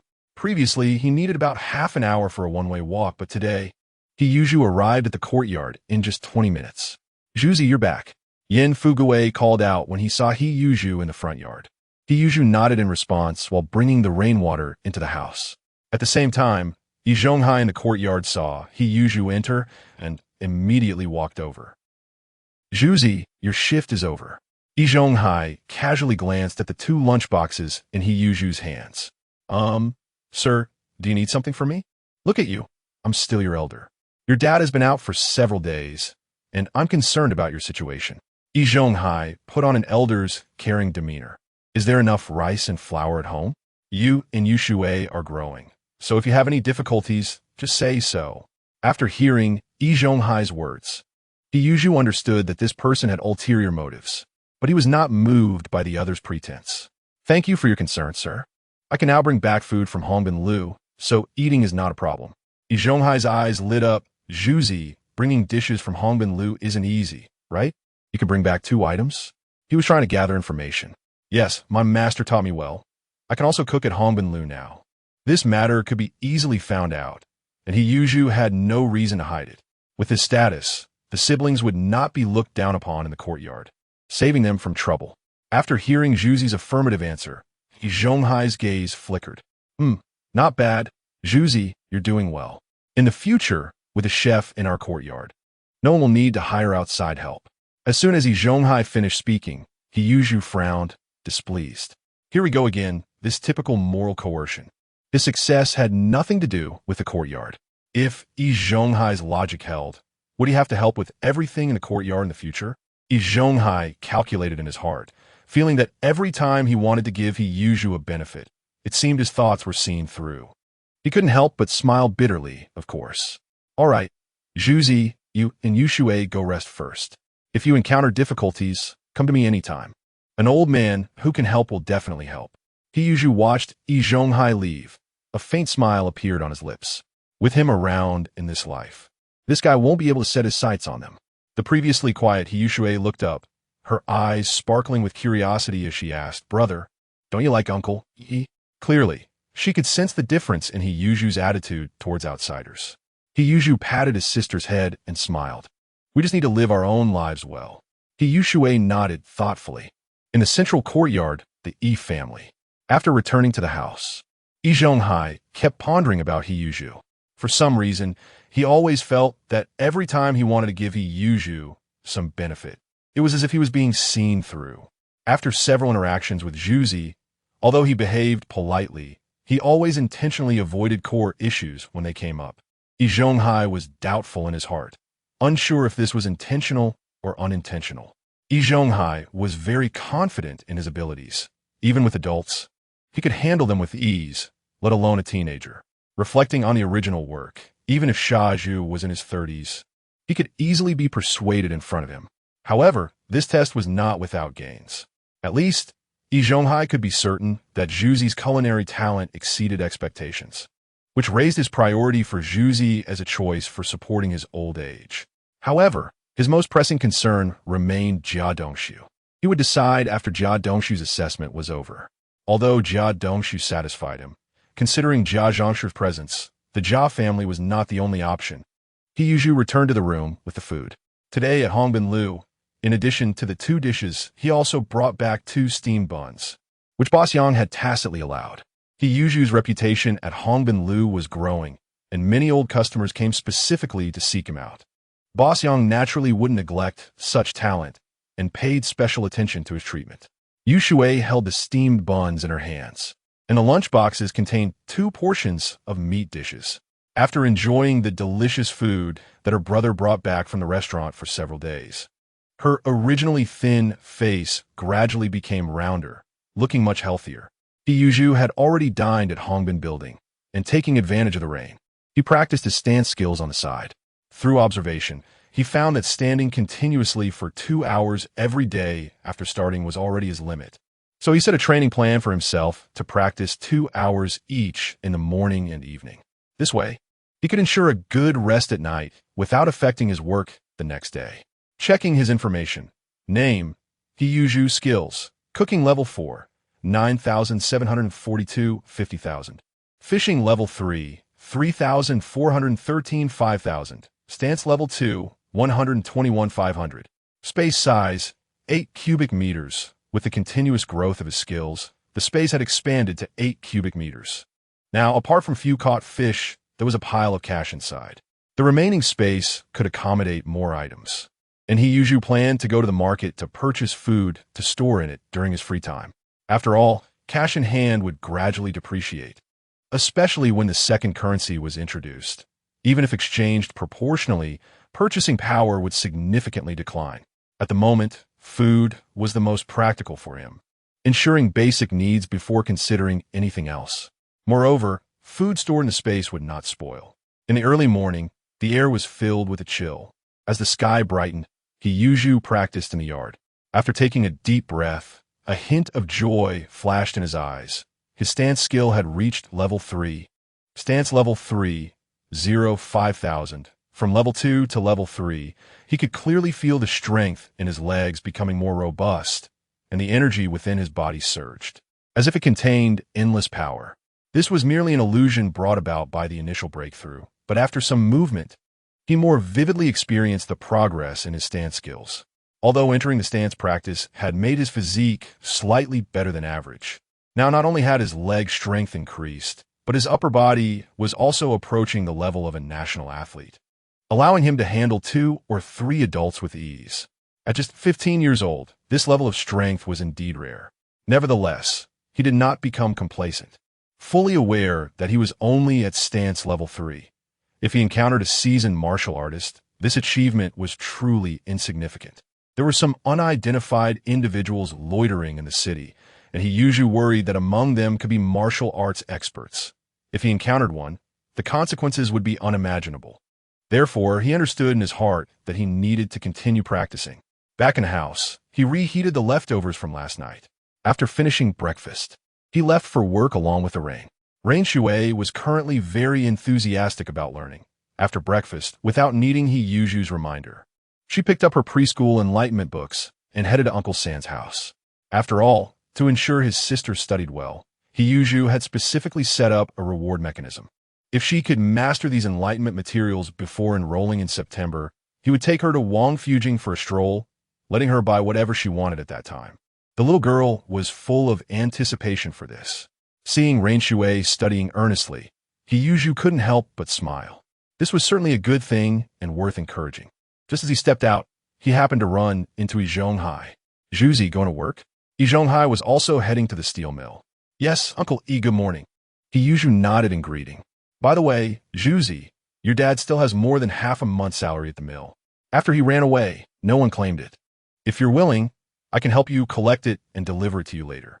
Yi Zhonghai suddenly remembered this matter and said. Hearing this, Hiyuju was taken aback. He Ching had previously worked at the steel mill. Due to his excellent cooking skills, the factory director, Lu Jinhua, often praised him, and his monthly salary was over 50,000, almost matching that of a skilled worker like Yi Zhonghai. Yi Zhonghai mentioned this to build rapport. After realizing Yu's potential in cooking, he became more attentive. That would be great. I appreciate it, Uncle Yi. I'll treat you to a meal later. Although he knew Yi Zhonghai was not a good person, since he was helping, it would not sound good if he did not show gratitude.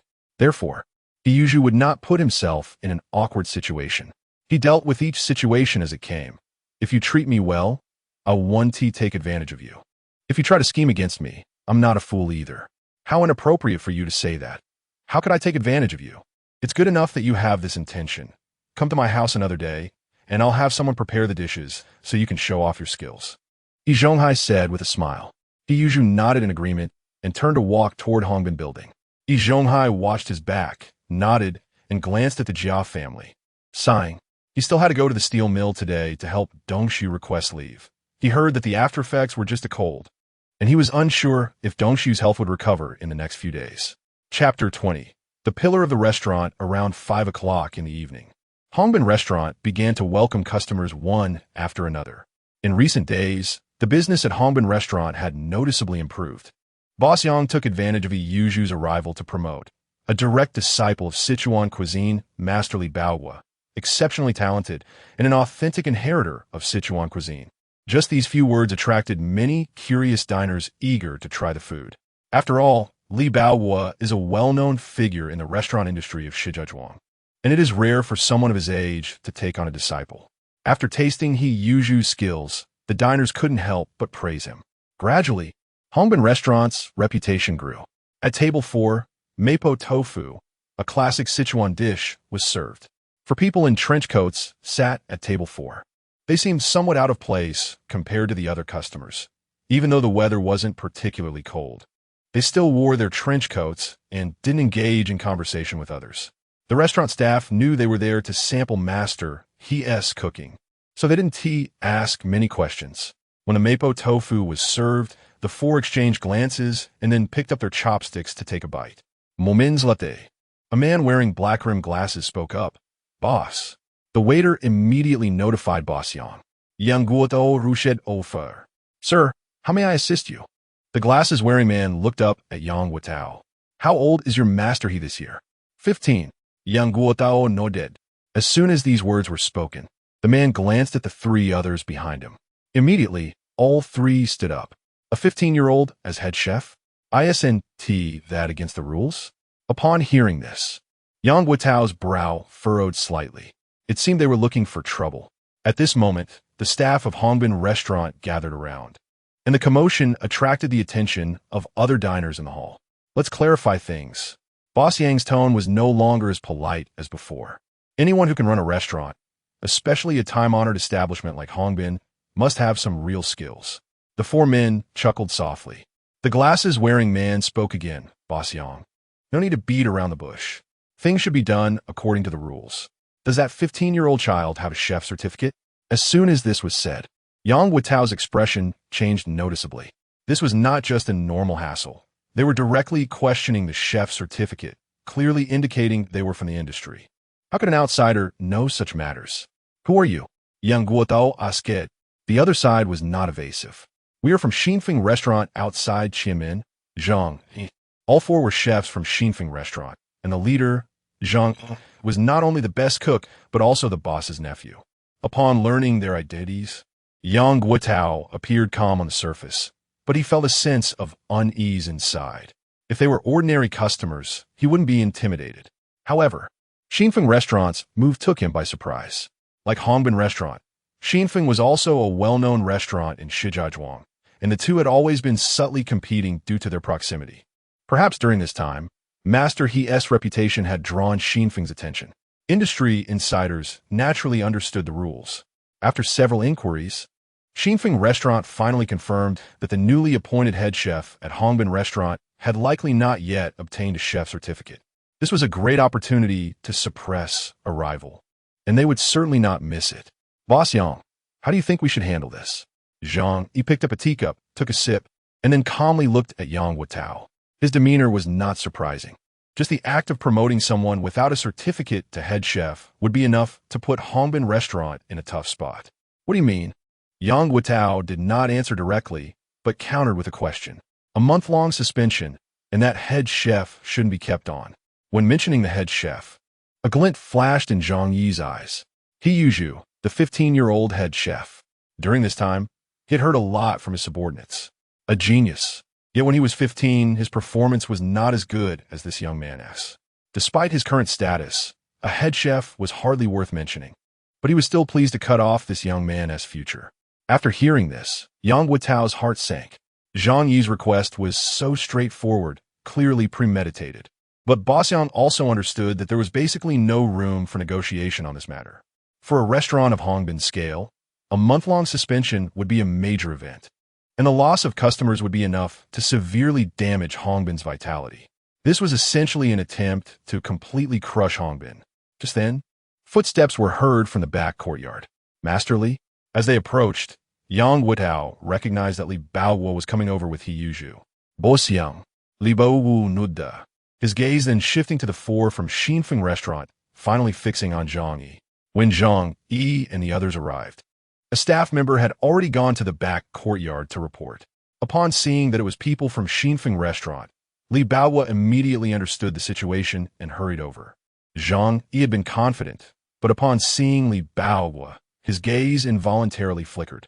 He was a well-known chef among the younger generation, but he always seemed a bit inferior in front of an established master chef. Why didn't your father come? Li Baoguo's words made Zhang Yi's heart tremble. Master Li, my father is still busy at the restaurant. Upon hearing this, Li Baoguo smiled. Indeed, it's fitting that you come to handle such a disgraceful matter. The culinary profession has developed for thousands of years with its inherent rules. Although chef certificates have been introduced in recent years, some traditional rules still exist. However, these rules have not been publicly emphasized in the industry. In the past, behavior like Zhang Yi's would have left the entire culinary world deeply disappointed in him. Hearing Li Baoguo's words, anger surfaced on Zhang Yi and the three chefs behind him. Master Li, times have changed. Sticking to the old ways is not viable. I know he is your disciple, but rules are rules. If you are unwilling to compromise, we need not hold back. Zhang Yi's words carried a clear hint of sarcasm, obviously mocking Li Baoguo for being out of touch with the times and even implying a threat. In response, Li Baoguo did not get angry, but merely shot him a cold glance. It seemed that old Zhang's way of teaching his son was as unremarkable as his cooking. You. Zhang Yi was provoked, pointing at Li Baoguo and wanting to retort, but he suppressed his anger due to the other party's status, saying, Master Li, I respect you as a senior, which is why I'm speaking to you this way.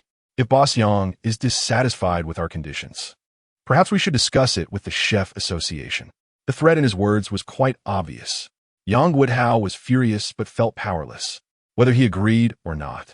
It was an unfavorable situation for Hongbin Restaurant. All right, Zhuzi, how well have you grasped what you've learned recently? Li Baoguo asked expressionlessly.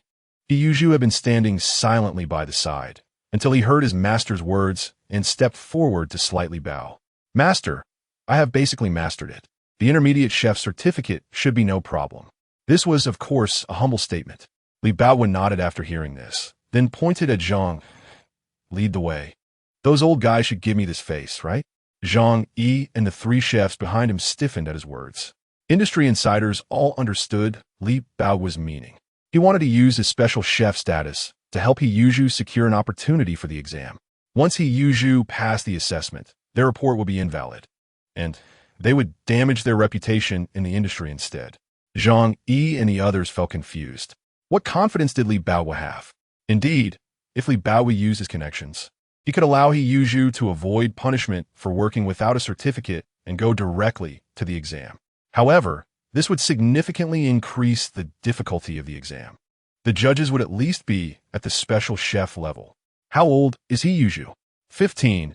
It would already be remarkable for him to pass the normal intermediate assessment.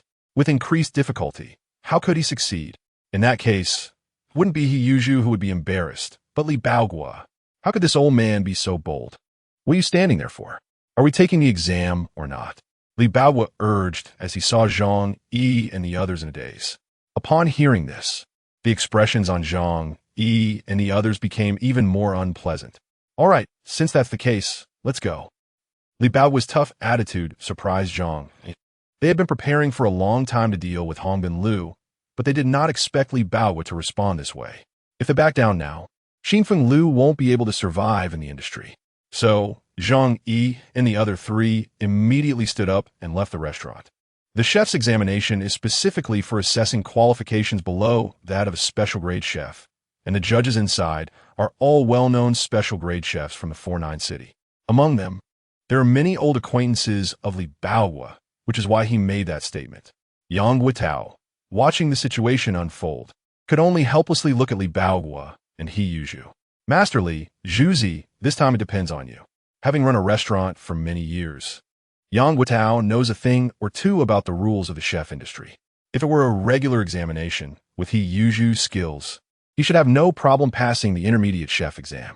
However, due to the pressure from Zhang Yi and others, Li Bao could only recommend he Yuzhu for the examination, and this change altered the format of the assessment.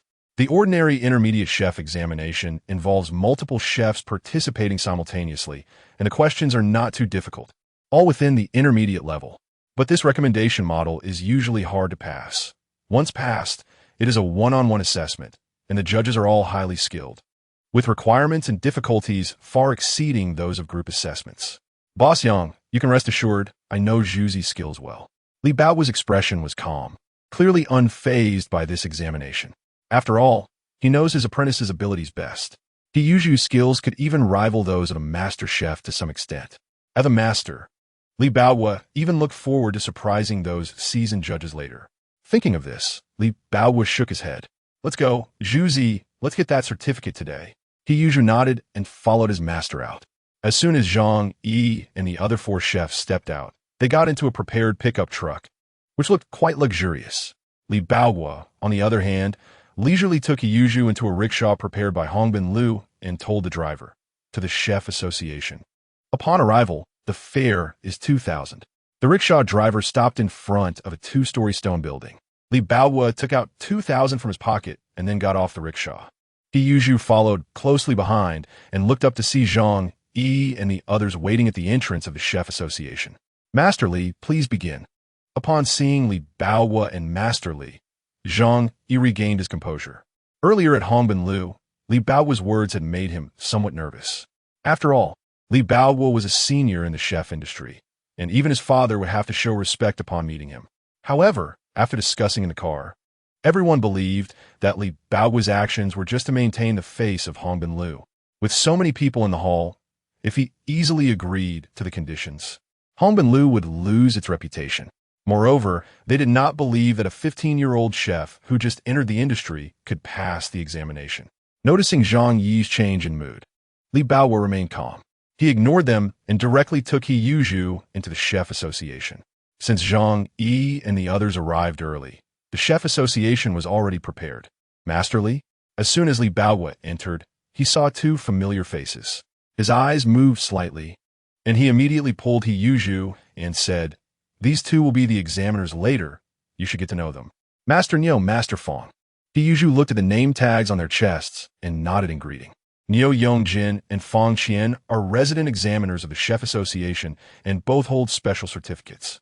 The 2's eyes lit up when they saw he Yuzhu. This was the first time they had seen Li Bao take on an apprentice. Zhang Yi had already explained the situation in advance. Master Li, we understand your intention. You want to recommend your apprentice for the examination, right? Niu Yongjin spoke up. Although they were examiners, in terms of qualifications, they were juniors to Li Bao. Yes, since you understand, I will say it simply. This is my apprentice he Yuzhu, personally recommended by me for the examination. Upon hearing this, Niu Yongjin and Fong Qian exchanged glances. Master Niu, our president is currently away for further studies, so the vice president will conduct the evaluation. Please be patient. Despite this, their eyes had already swept over he Yuzhu repeatedly. Those who later became special grade chefs had heard many rumors about Li Bao after joining the Chef Association. It was said that about 10 years ago, Li Bao's Sichuan cuisine skills had reached an extraordinary level, and at a young age, he surpassed many senior chefs. earning high praise throughout the chef community. Even many national banquet chefs openly acknowledged his talent. Had it not been for unforeseen circumstances, he could have become the youngest national banquet chef. However, during his examination for special grade chef, for some unknown reason, this talented chef stopped short of the national banquet. Since then, it seemed that Li Baohua had given up on himself, no longer participating in the activities of the Chef Association, but instead remained at Hongbin Lu as one of the pillars. To this day, no one knows what he encountered at that time, but since then, his relationship with the Chef Association had become complicated. While waiting, He Yuzhu stood beside his master. He sensed that ever since his master joined the Chef Association, his state had not been quite normal.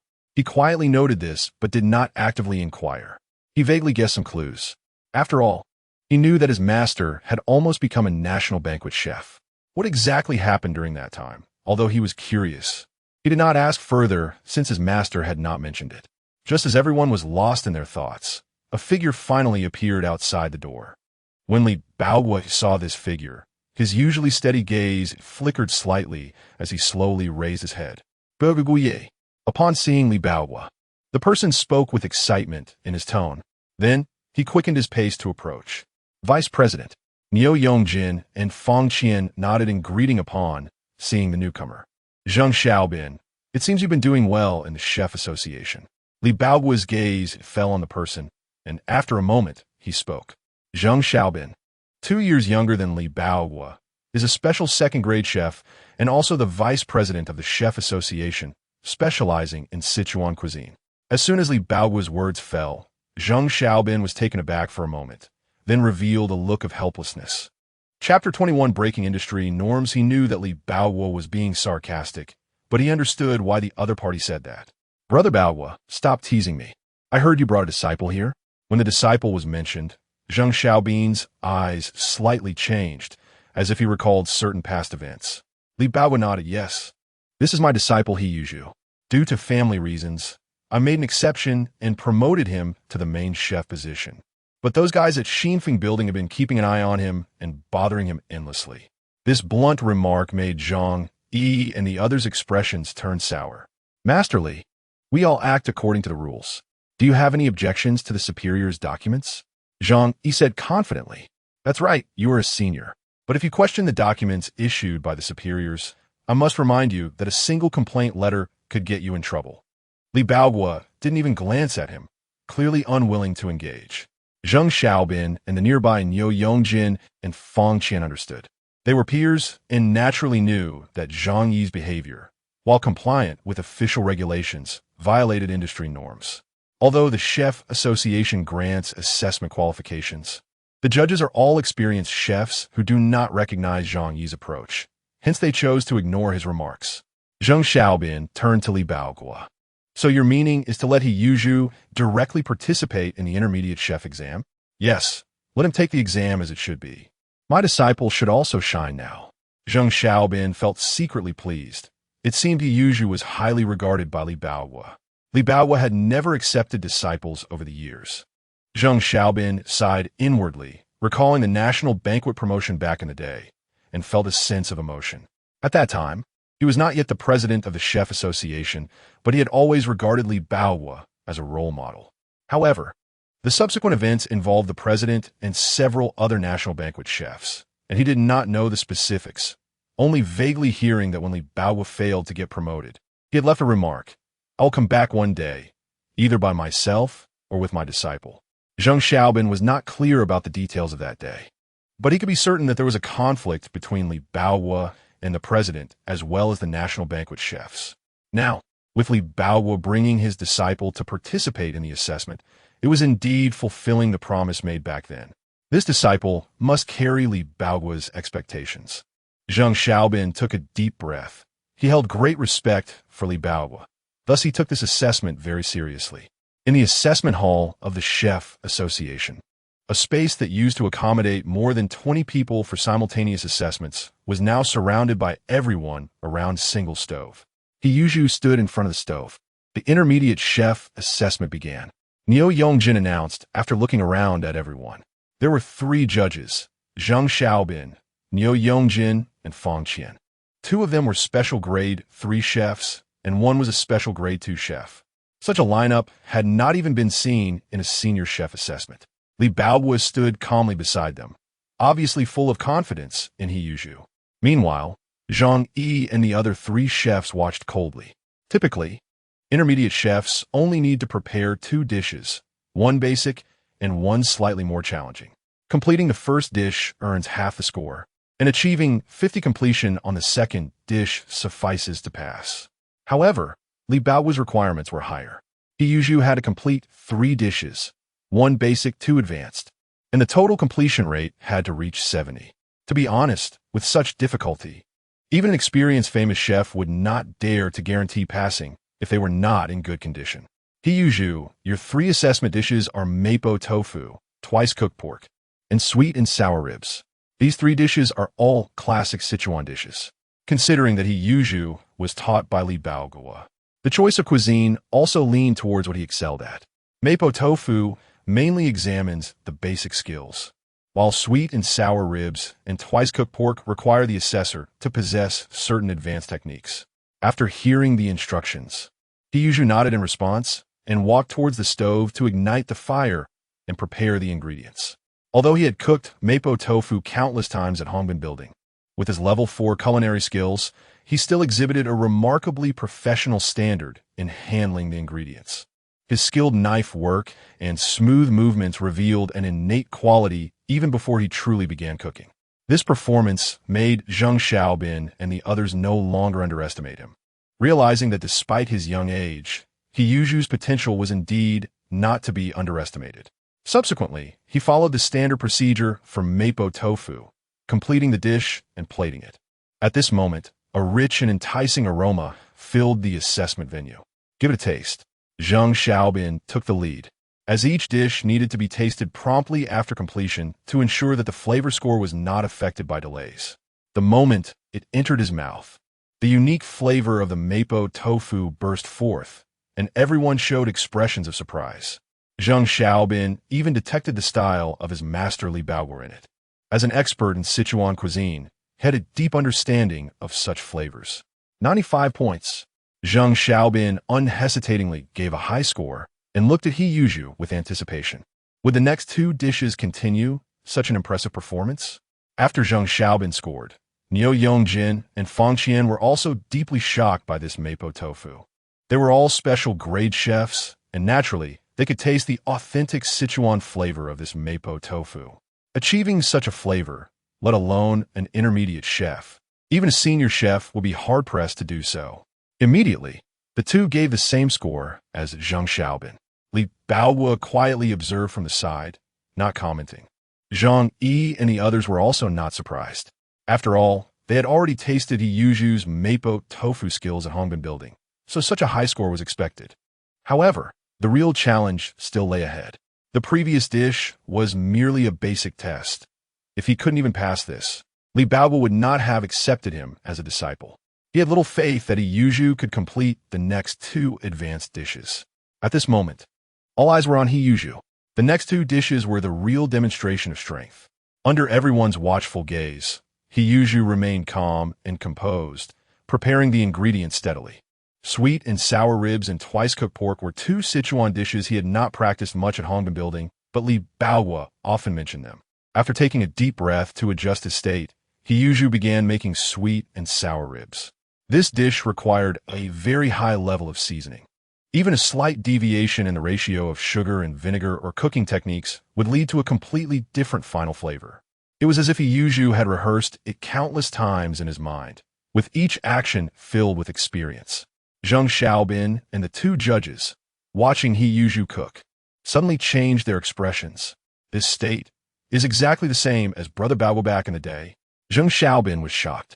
In this He Yuzhu, he actually saw a young Li Baoguo. The key was that at that time, Li Baoguo was already a special grade 2 chef. And how old was He Yuzhu?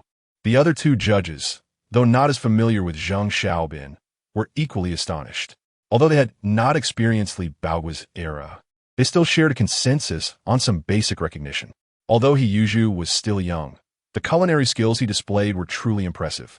Based on their experience, at the same age, they could not compare to He Yuzhu at all.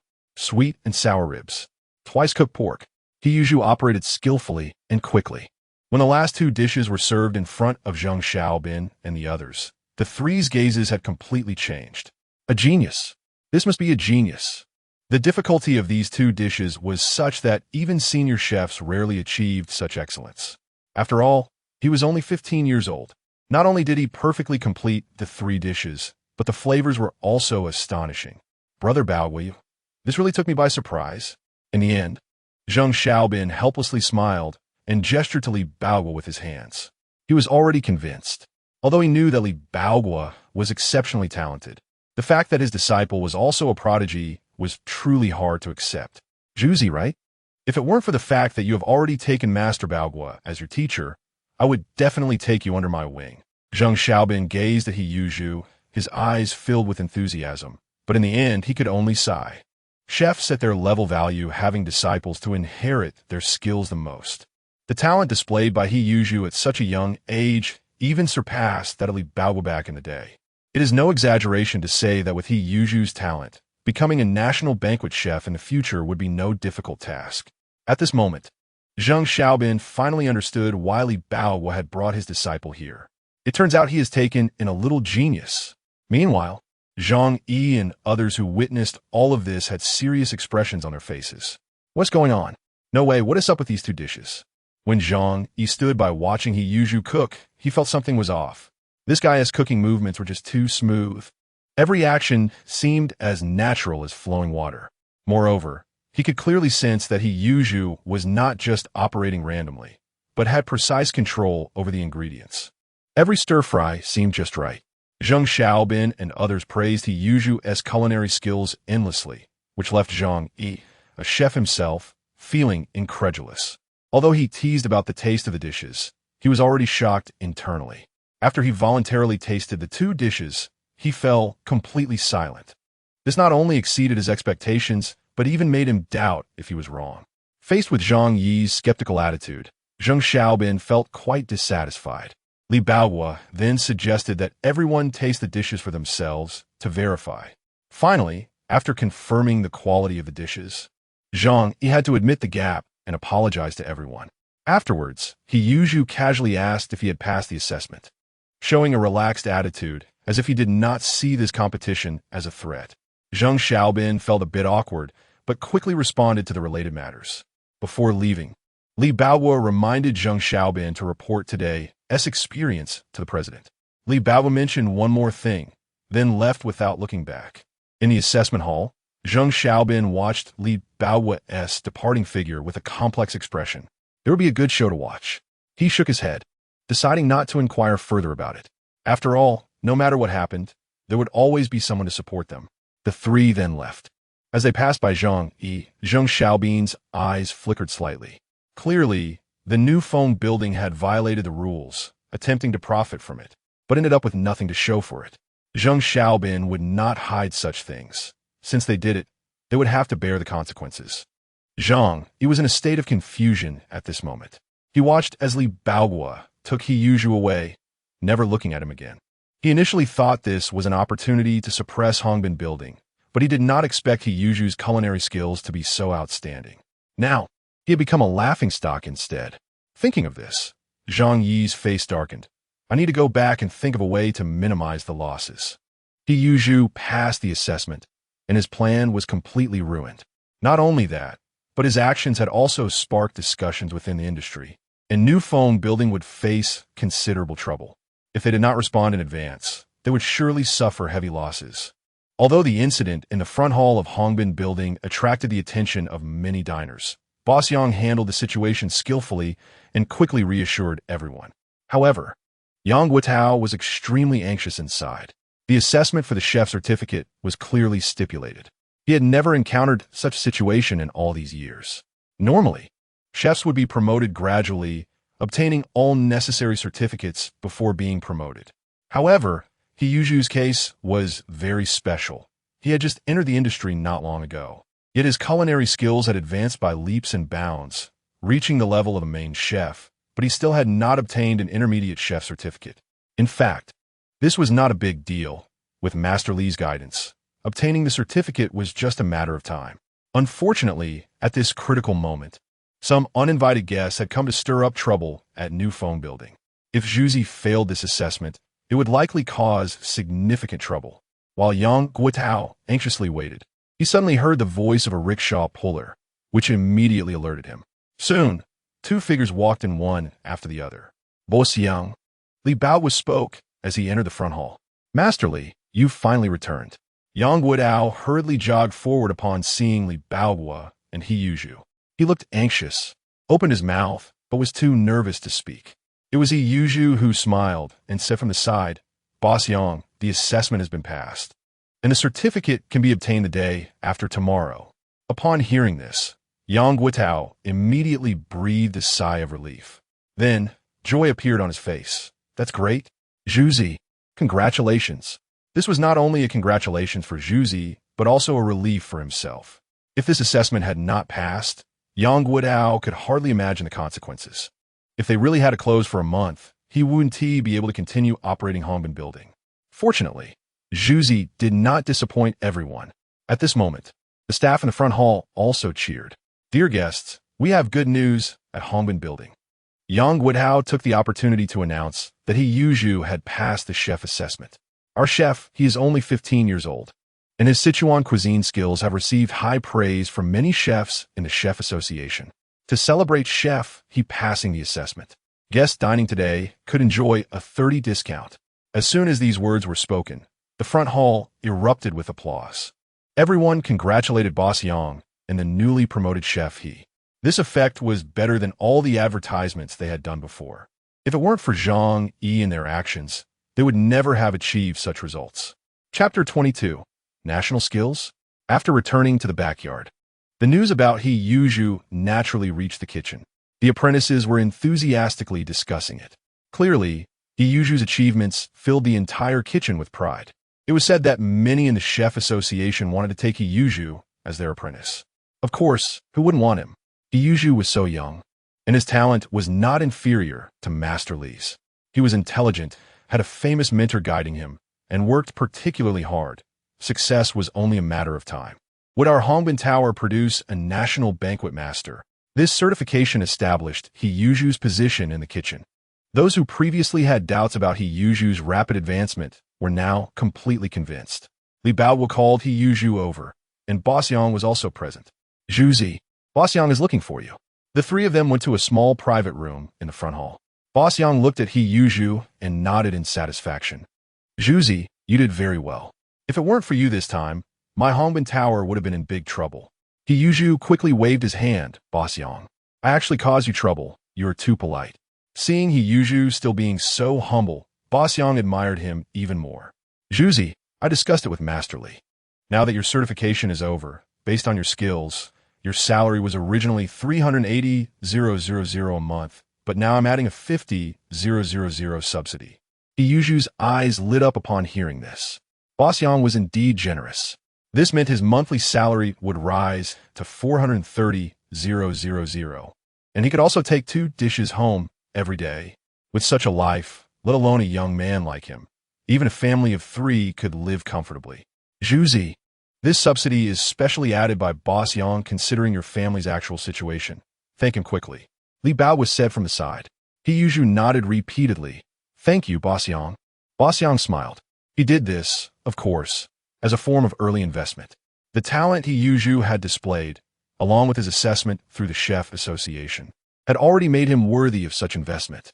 The previous exceptional promotion and now the salary subsidy were all signs of his goodwill towards He Yuzhu.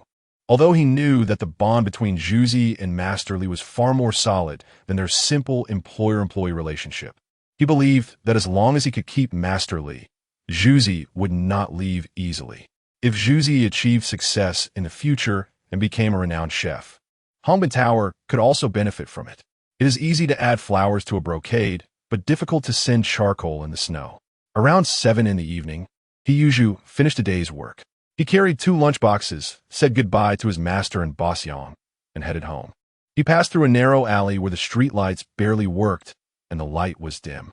The road here was already not well lit, and He Yuzhu habitually walked in. However, after walking a few steps, he suddenly became alert, and his legs instinctively tensed.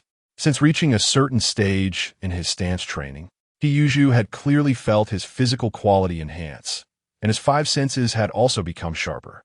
The wind at night was already cold, and when he stepped into the street, the wind brushed against his face, but he sensed something unusual.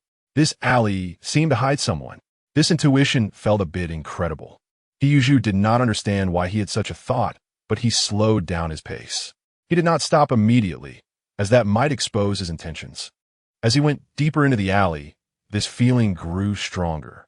Practitioners usually have strong physiques, and some masters can even rely on intuition to avoid danger. Although Chen had not reached that level yet, after practicing stance training, his sixth sense made him particularly alert. He instinctively held his breath. The alley was usually deserted, but at this moment, it appeared exceptionally eerie in his eyes. When he reached the middle of the alley, just as he was about to continue, a shadow suddenly flashed in front of him. Immediately, he felt a gust of wind rushing toward him. Fully concentrated, Chen reacted quickly. As the shadow swept past, he suddenly exerted force in his legs, and his body instantly accelerated several times. Huh! A light gasp came from ahead. Upon hearing this sound, Chen heart sank. Sure enough, someone was there. This voice did not sound young. It should belong to an elder. Chen dared not relax at all, because he could clearly feel that no matter how he moved, he could not avoid the direction in which the figure was approaching. It was only at this moment that he saw the person clearly. It was an elderly man with white hair, his eyes bright and sharp, and when his gaze swept over, it made Chen heart race. Had the stance training reached a certain level? No wonder he sensed something was wrong. But what a pity! Before he finished his thought, the seemingly ordinary arm of the old man had already lifted Chen up. The speed and strength completely beyond what he could contend with. Even though he had just exerted all his strength, his speed comparable to that of a national athlete, he was still easily subdued. This left Chen both shocked and anxious, unsure whether there was any chance of survival now that he had fallen into this person's hands. Just when his thoughts were in turmoil, the old man pulled him behind a wall to hide, while simultaneously pressing on several points on his body. Chen immediately noticed that his breathing had become extremely weak, almost imperceptible. Looking at the old man, a thought flashed through Chen mind. Could it be that they were hiding from enemies? Otherwise, why would they be in such a predicament?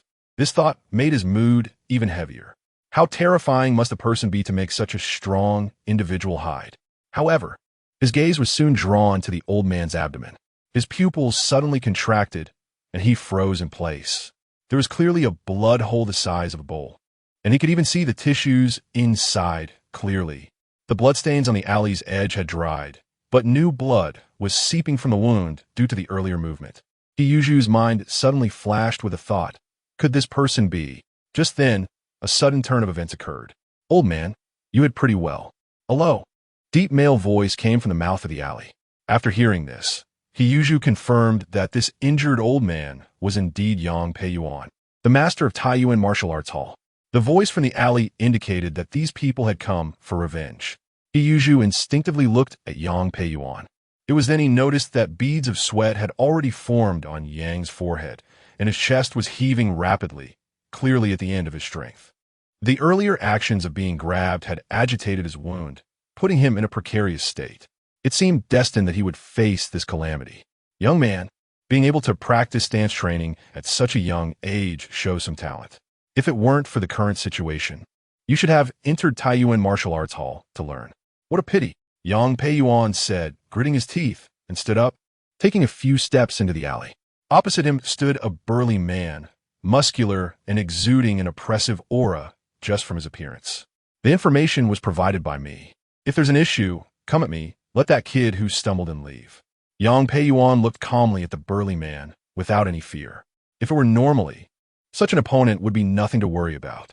The burly man sneered. Old man, you don't need to worry about my business. You should be more concerned about yourself. The burly man knew Yang Peiyuan's condition very well. Otherwise, he would never dare to be so arrogant. However, thinking about the impending opportunity to personally kill a master, he felt an urge to act. Go to hell. Without the trope of a villain talking too much and getting killed, the burly man roared, not giving Yang Peiyuan a chance to speak. His muscles suddenly swelled, resembling a human beast, as he lunged toward Yang Peiyuan. The ground around them trembled slightly from his impact. He Zhu, hiding behind the wall, secretly witnessed this scene and couldn't help but swallow. This person was also a martial artist. He Zhu estimated in his heart that if he were to be hit head-on like this, he would probably be crushed directly. At this moment, looking at Yang Peiyuan's somewhat thin figure, He Zhu's anxious heart rose to his throat. If Master Yang cannot hold on, I'm afraid I won't escape this calamity today. On the other side, facing the imposing strong man, Yang Peiyuan's gaze slightly sharpened. And then he took a deep breath and actively moved towards the strong man. Seeing this scene, He Zhu's expression changed slightly. The visual contrast between the two was simply too strong. He genuinely felt nervous for Yang Peiyuan. A cruel glint flashed in the strong man's eyes as he threw a heavy punch, striking directly at Yang Peiyuan's head. Bang! The sound of flesh colliding produced a dull roar. The stone bricks on the ground shattered, and Yang Peiyuan staggered back a few steps. Cough, cough. The clash aggravated his old injuries, and Yang Peiyuan's face turned pale. Meanwhile, the strong man was knocked back by this blow, ultimately crashing into the wall and collapsing to the ground. A martial arts duel is not a performance. It involves real skills. There's no fancy display of punches and kicks. When it comes to a real fight, simplicity is the essence. He Zhu witnessed all this, speechless in shock. Is this traditional martial arts? Master Yang has been severely injured, yet still defeated such a formidable opponent? Coming back to his senses, He Zhu's eyes sparkled again. This is what he wanted to learn. In this turbulent era, if he could master traditional martial arts, perhaps the safety of him and Zai Shui could be guaranteed. However, Yang Peiyuan suddenly sighed. This injury is really troublesome. If it were in the past, with just a bit of my power, I could have dealt with an opponent like you effortlessly. As he spoke, his gaze fixed on the wall where the strong man had fallen. He Zhu was taken aback by his words. Just then, a violent cough came from below the wall. The strong man struggled to rise, blood frothing from his mouth. His face twisted in extreme rage. This old guy actually ruined his own left arm before dying. And that last blow not only didn't he gain him any advantage, but also left him severely injured. The strong man realized that Yang Peiyuan was running on empty. That last strike had nearly exhausted all his strength. At this moment, the strong man's face was contorted, filled with hatred. Seeing this, Yang Peiyuan merely sighed. Being able to survive was already a testament to his master-level strength. Given the current situation, even if he were a master, he couldn't turn the tide. Though he knew the opponent was also holding on, he could no longer even raise a hand. The strong man cautiously approached Yang Peiyuan, each step seeming difficult. Although he knew his opponent was unable to counterattack, caution was paramount. Just as he was closing in, He Zhu suddenly charged out from behind the wall, gritting his teeth. His eyes filled with ferocity. He sprinted with all his might, lunging at the strong man. This was his last chance. If he let this person succeed as a beginner, he probably wouldn't have a good outcome. He Zhu had been observing from the shadows, only making his move at this moment. The strong man clearly hadn't anticipated this scene. He Zhu directly tackled the strong man, who was about to attack, throwing aside any thought of technique, and wildly swung his fists. The strong man was taken aback by the sudden assault, wailing incessantly. He Zhu couldn't stop. His entire body was tense. Life and death at stake. Soon, the strong man's cries weakened. However, he didn't give up resisting and quietly drew a weapon hidden in his leg strap. Be careful. Yang Peiyuan saw this and immediately shouted a warning. He Zhu suddenly snapped awake, just in time to see the strong man try to pull out a gun. He reacted quickly, kicking the strong man's arm, holding the gun with a force far beyond imagination. The strong man, already severely injured, had his arm broken by the kick. Realizing the danger was averted, He Zhu seized the weapon. It wasn't until he confirmed that the strong man showed no signs of life that he slumped down, gasping for breath. The man is dead. He Zhu stared at the corpse on the ground, his feelings complex and hard to describe. He was just a young man in his 20s, who had never experienced such life-and-death struggles. Are you scared? Yang Piyuan's voice came from his side. As a witness, his gaze towards He Yuzhu now held a deeper meaning. He Yuzhu subconsciously shook his head. If he doesn't survive, we all die. Moreover, Master Yang, you are a hero. He Yuzhu was not a dull person. Although he seemed somewhat dazed due to the death, he was clear about his actions. Additionally, he had learned of Yang Peiyuan's deeds from his master, so he understood the current situation very well. Judging by the strong man's actions, it was evident he was an enemy operative. Even in death, he could be considered a harm to the people eliminated. Seeing He Yuzhu's performance, Yang Peiyuan's eyes revealed a look of appreciation. This kind of courage is rare. While martial artists certainly need to be cautious in their actions, decisiveness is equally important. Unfortunately, after this battle, his time was running short. Otherwise, he could have guided him in practicing Taiyuan Gong. At this moment, the sound of a car roaring outside the alley grew closer.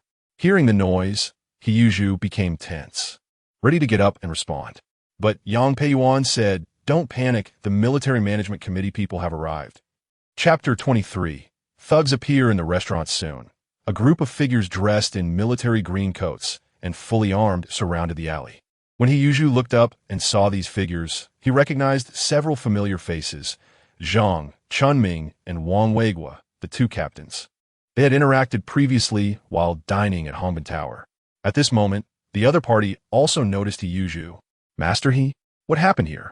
In the crowd of armed men, Wang Weiguo lowered his gun, his gaze filled with surprise. "Isn't this Master He from Hongbin Tower? How did he end up here?" At that time, Master He's age and his superb Sichuan cuisine skills had left a deep impression on Zhang Chunming and Wang Weiguo, and they were quite familiar with him. "You know him?" Yang Peiyuan, standing nearby, noticed their conversation and his eyes flickered slightly. "Yes, Director Yang. I'm a chef from Hongbin Tower. I've cooked for the two captains before. We have some acquaintance." He Yuzhu nodded in response. Hearing this, Yang Peiyuan was very surprised. He had initially thought this young man was a disciple from a martial arts school, but he never expected he was a chef. Could it be that this kid not only practices stance training every day, but also helps cook at a hotel? If that's the case, then this kid's talent is indeed not bad. In such circumstances, he actually managed to reach the basics of stance training, which is truly unexpected. While Yang Peiyuan was pondering these questions, the personnel from the Military Control Committee slowly approached. Although they knew each other, the chaotic situation kept the Military Control Committee on high alert. As they got closer, Zhang Chunming and Wang Weiguo saw the burly man lying on the ground and the pale-faced Yang Peiyuan beside him. "Mr. Yang?" Zhang Chunming and Wang Weiguo naturally recognized Yang Peiyuan. The Taiyuan martial arts school in the city had recently encountered many issues, and he was considered a heroic figure. Their last mission relied heavily on the information provided by Director Yang. They never expected that those enemy agents would dare to be so rampant, openly retaliating against Director Yang. When the Military Control Committee received the news, everyone was ordered to eliminate these enemy agents and not let a hero die in vain. Everyone assumed that Director Yang was in grave danger. According to the information the Military Control Committee had, the chances of survival after being affected by such a close-range explosion were almost zero. So when they saw Yang Peiyuan, they were extremely agitated. "Hello." Yang Peiyuan nodded to the two, but couldn't help coughing a few times, his face turning even paler. "Mr. Yang, what happened?" Zhang Chunming and Wang Weiguo noticed Yang Peiyuan's severe injuries and couldn't help but gasp. How could Director Yang be so seriously injured? Such an injury would be hard for someone as experienced as Yang Peiyuan to withstand, let alone these young men who had undergone rigorous training. He Yuzhu, watching Yang Peiyuan's weak appearance from his side, proactively recounted what had just happened. After hearing He Yuzhu's words, Zhang Chunming and Wang Weiguo's expressions grew even more astonished. "Master He, are you saying that you dealt with this thug?" Wang Weiguo's tone was filled with disbelief. He was a member responsible for military force in the Military Control Committee and immediately recognized the burly man from earlier as one of the enemy agents they were currently pursuing, and a particularly tricky one at that. This person had practiced martial arts since childhood and was very skilled. He had narrowly escaped during the last encirclement. Such a dangerous individual would require gathering a team, even for members of the Military Control Committee, to ensure safety. Could a chef like He Yuzhu really handle someone like this? Captain Wang, it's like this. The situation was urgent, and he attacked first. I think this was self-defense, right? He Yuzhu nodded and quickly explained, feeling somewhat uneasy. After all, in the past, the term self-defense was not well received. Zhang Chunming's mouth twitched slightly after hearing this. The point is that you have already defeated such a formidable enemy. What's self-defense?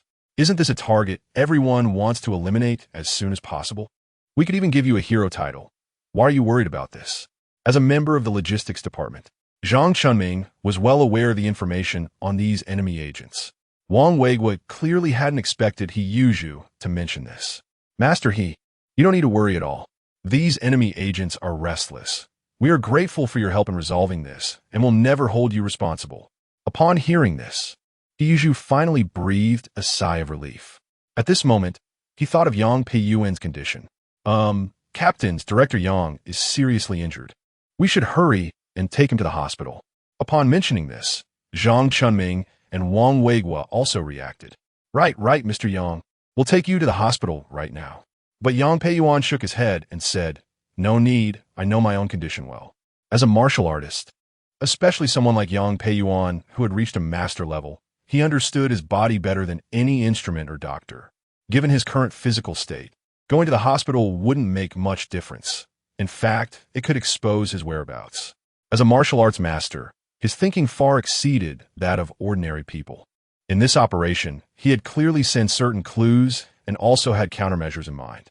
Seeing that Yang Peiyuan insisted on not going, Wang Weigua and Zhang Chunming exchanged glances, both feeling somewhat helpless. Master He, you should still accompany us to the Military Control Committee. Don't worry, it's not a big deal. We mainly need your assistance in recording the sequence of events, and then you can go back, Wang Weigua said. He Yuzhu nodded upon hearing this. It didn't seem like much of a hassle. However, Wei glanced at Yang Peiyuan and saw his weak appearance. He couldn't help but feel worried. Wouldn't it be equivalent to waiting for death if someone like Director Yang didn't go to the hospital? Of course, he couldn't directly say this. Seemingly sensing He Yuzhu's gaze, Yang Peiyuan suddenly grinned. Kid, I can still hang on for a while. I'll go to the Military Control Committee. I still have something to discuss with you later. After saying this, he looked at He Yuzhu with a hint of significance in his eyes, as if contemplating something. The Military Control Committee in the city was now the core area of military control, with extremely tight security. Even with the two captains, Zhang Chunming and Wang Weigua, leading the way, He Yuzhu and Yang Peiyuan still had to pass through multiple hidden checkpoints for identity verification. Only after confirming everything was correct could they enter the Military Control Committee. The burly man had been sent to a relevant hospital for further examination. Yang Peiyuan was guided to the lobby to rest by a comrade. He Yuzhu then followed the two captains to a small room. Half an hour later, He Yuzhu walked out of the room. Zhang Chunming and Wang Weigua followed in, holding the detailed information they had just recorded. At this time, both captains wore expressions of surprise. They hadn't expected that this young master he had actually practiced martial arts. The trend of practicing martial arts was prevalent among the people, and the authorities had not intervened. In chaotic times, those who practiced martial arts could somewhat protect themselves, and everyone was well aware of this. Although He Yuzhu had transitioned from culinary arts to martial arts at a young age and had successfully eliminated an enemy, this transformation was still hard to believe.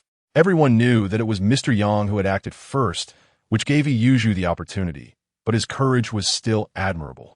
Master He, you don't need to feel psychological pressure about this matter. You should also be more cautious in your future actions. If you encounter hostility, feel free to come to me at any time. Wang Weigua specifically reminded He Yuzhu as he escorted him out. This was a lesson learned from Master Yang's experiences. Even though few knew about it, being cautious was always wise. Upon hearing this, He Yuzhu felt moved. Captain Wang, you don't need to call me Master He anymore. Everyone calls me Zhuzi. As the captain of the Military Control Committee, Wang Weigua was one of the capable people He Yuzhu had interacted with. Even though the Military Control Committee was about to disband, getting to know such a person during this time was beneficial. Wang Weigua readily agreed. All right, just call me Brother Wang from now on. There are not many young people as bold as you, and I really admire you. He Yuzhu's performance earned high praise from Wang Weigua, the supervisor of martial forces. His straightforward personality never conceals anything. Brother Wang, I'll take my leave now, mister. Yang seems to have something important to find me. All right, after this busy period, let us gather again, and you must cook for me personally. After He Yuzhu left, the night was already deep. After the earlier commotion, it was now past 8 o'clock. Remembering that the little Rain had not eaten, He Yuzhu asked Mr. Yang if he wanted to first drop him off at the Taiyuan martial arts school. Yang Peiyuan glanced at the lunchbox in He Yuzhu's hand. Is there anyone else at home who hasn't eaten? He Yuzhu nodded in response. Yes, I have a younger sister. Yang Peiyuan fell silent for a moment after hearing this. Then asked, Young man, do you want to learn national martial arts? He Yuzhu's eyes immediately lit up upon hearing this. Only those who practice martial arts can truly understand the meaning of national martial arts. Ordinary martial skills can strengthen the body, but their core essence lies entirely within national martial arts. This is precisely why martial arts schools place great importance on the inheritance of national martial arts. And only a few people in each generation have the opportunity to learn it. He Yuzhu nodded without hesitation. Mr. Yang, I naturally want to learn national martial arts. That said, he felt somewhat helpless due to the lack of a teacher. Relying solely on his own strength, it was difficult to create national martial arts from thin air. Yang Peiyuan nodded after hearing this and coughed a few times. His physical condition was far from what it used to be, and by his own estimation, he had barely a year left to live. However, this time was enough for him. The He Yuzhu he encountered on the road sparked his desire to take on a disciple. In the past, he had 3 direct disciples at the martial arts school, but due to varying aptitudes, the teaching methods were different. Because of this, he ended up raising an ungrateful person.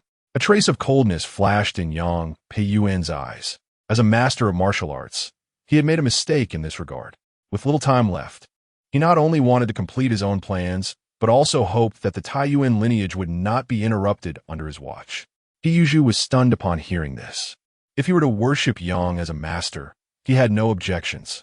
After all, Yang founded the Taiyuan martial arts school, and his expertise in Taiyuan Gong was well known in Siju City. He was just a small figure, so there was no reason to refuse. However, after a moment of thought, He Yuzhu said, Mr. Yang, I am willing to take you as my master, but I already have a master. He is Li Baoguo from Hongbin Building. Based on his understanding of this era, the importance of the master-disciple relationship could not be overlooked. So he truthfully informed Yang of his situation. Yang Peiyuan's eyes flickered slightly upon hearing this. Li Baoguo? I've heard of him. He's a Sichuan cuisine chef. If he is your master, then his character should be fine. He teaches culinary skills, and I teach national martial arts, different fields. Having more than one master is not a problem. He Yuzhu felt relieved upon hearing this. Then, Mr. Yang, I will ask my master tomorrow and explain the situation. He still did not agree immediately. After all, a master is like a father, although it was fine to take on another master. Li Baoguo was his first master and had the right to know. Yang Peiyuan did not mind and instead looked at him with appreciation. All right, come find me after work. Here, that's the address. Saying this, Yang Peiyuan took out a note with the address of a courtyard written on it. Clearly, Yang Peiyuan had prepared this in advance. He Yuzhu took the note seriously. Then, Mr. Yang, let me escort you. Before he finished speaking, Yang Peiyuan's figure flashed and disappeared into the darkness. No need. Hurry back to deliver the food. Your sister is still waiting for you. Seeing Yang Peiyuan's agility, He Yuzhu was filled with envy. Indeed, national martial arts is the right path. Even with injuries, Master Yang moved so nimbly. How astonishing must his strength have been at his peak. After encountering that strong man from the enemy faction today, He Yuzhu felt even more uneasy. Relying solely on basic stances was not enough. Only national martial arts could stand firm in this chaotic world. Tomorrow, he would ask his master to learn national martial arts. By the time he got home, it was nearly 9 o'clock. Zhuzi, why did you come back so late? Yu Shui has asked about you several times. As soon as he entered the house, he heard his third uncle's voice. There was a problem at the restaurant. Third uncle, where is Yu Shui? Since some things today were inconvenient to mention, He Yuzhu casually made up an excuse. Brother. Before He Yuzhu could finish speaking, He Yushui's voice rang out from Yin Fugui's house. At the same time, Yin Fugui also spoke. We saw Yu Shui home alone, and since it's so late, Auntie Sen has already prepared dinner, so we let her eat with us. As he said this, Yin Fugui's gaze swept to the two lunchboxes in He Yuzhu's hand. Given his character, he would never extend such goodwill to others unless he had a favorable view of He Yuzhu because of the investment plan he had in mind, along with his confidence in He Yuzhu's character. Upon hearing this, He Yuzhu breathed a sigh of relief. Uncle San had really helped a lot this time. Otherwise, he would have felt guilty letting Yushui go hungry at home. Thinking of this, He Yuzhu took out a lunchbox. Uncle San, thank you for your hospitality today. Please take this lunchbox back. How can that be? Yin Fugui's eyes flickered at the words, and although he was politely declining, his gaze seemed to be drawn to the lunchbox, and his arm reached out as well. Seeing this, He Yuzhu secretly laughed, but did not point it out. Chapter 24. A martial arts prodigy, Yin Fugui, is such a person. If he really listened to him and put down a lunchbox, it would probably break his heart. Besides, with the third uncle's family living in the courtyard, they could occasionally help take care of Yushui. Compared to this small kindness, it meant nothing to him. Therefore, He Yuzhu simply stuffed a lunchbox into Yin Fugui's hands. Third uncle, please accept it. Otherwise, I really feel bad about troubling your family again in the future. Holding the lunchbox that He Yuzhu handed over, Yin Fugui couldn't help but smile broadly. After all, his keen nose could tell that there was meat in this lunchbox. What he had just eaten was only some corn cobs, so this meal felt like a real gain. Look at you, Zhuzi. Why are you being so polite? Then, I'll just accept it? He Yuzhu smiled and said, you keep the food, and I'll take Yushui back. All right. The next morning, after finishing his stance training, He Yuzhu felt a stir in his heart. Name, He Yuzhu skills. Cooking level 4 12168 50000. Fishing level 2 3413 5000. Stance training level 3 413 5000. Space size 9 cubic meters at this rate. In another 10 days, he would be able to raise his stance training to level 4.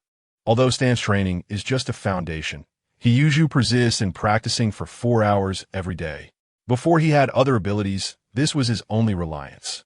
Taking a deep breath, he looked up at the sky, planning to go back to the house to heat up the dishes and wake Yushui for breakfast. At that moment, Yi Zhonghai also walked out of the house. Seeing Yi Yuzhu, who was about to head back, he was slightly taken aback.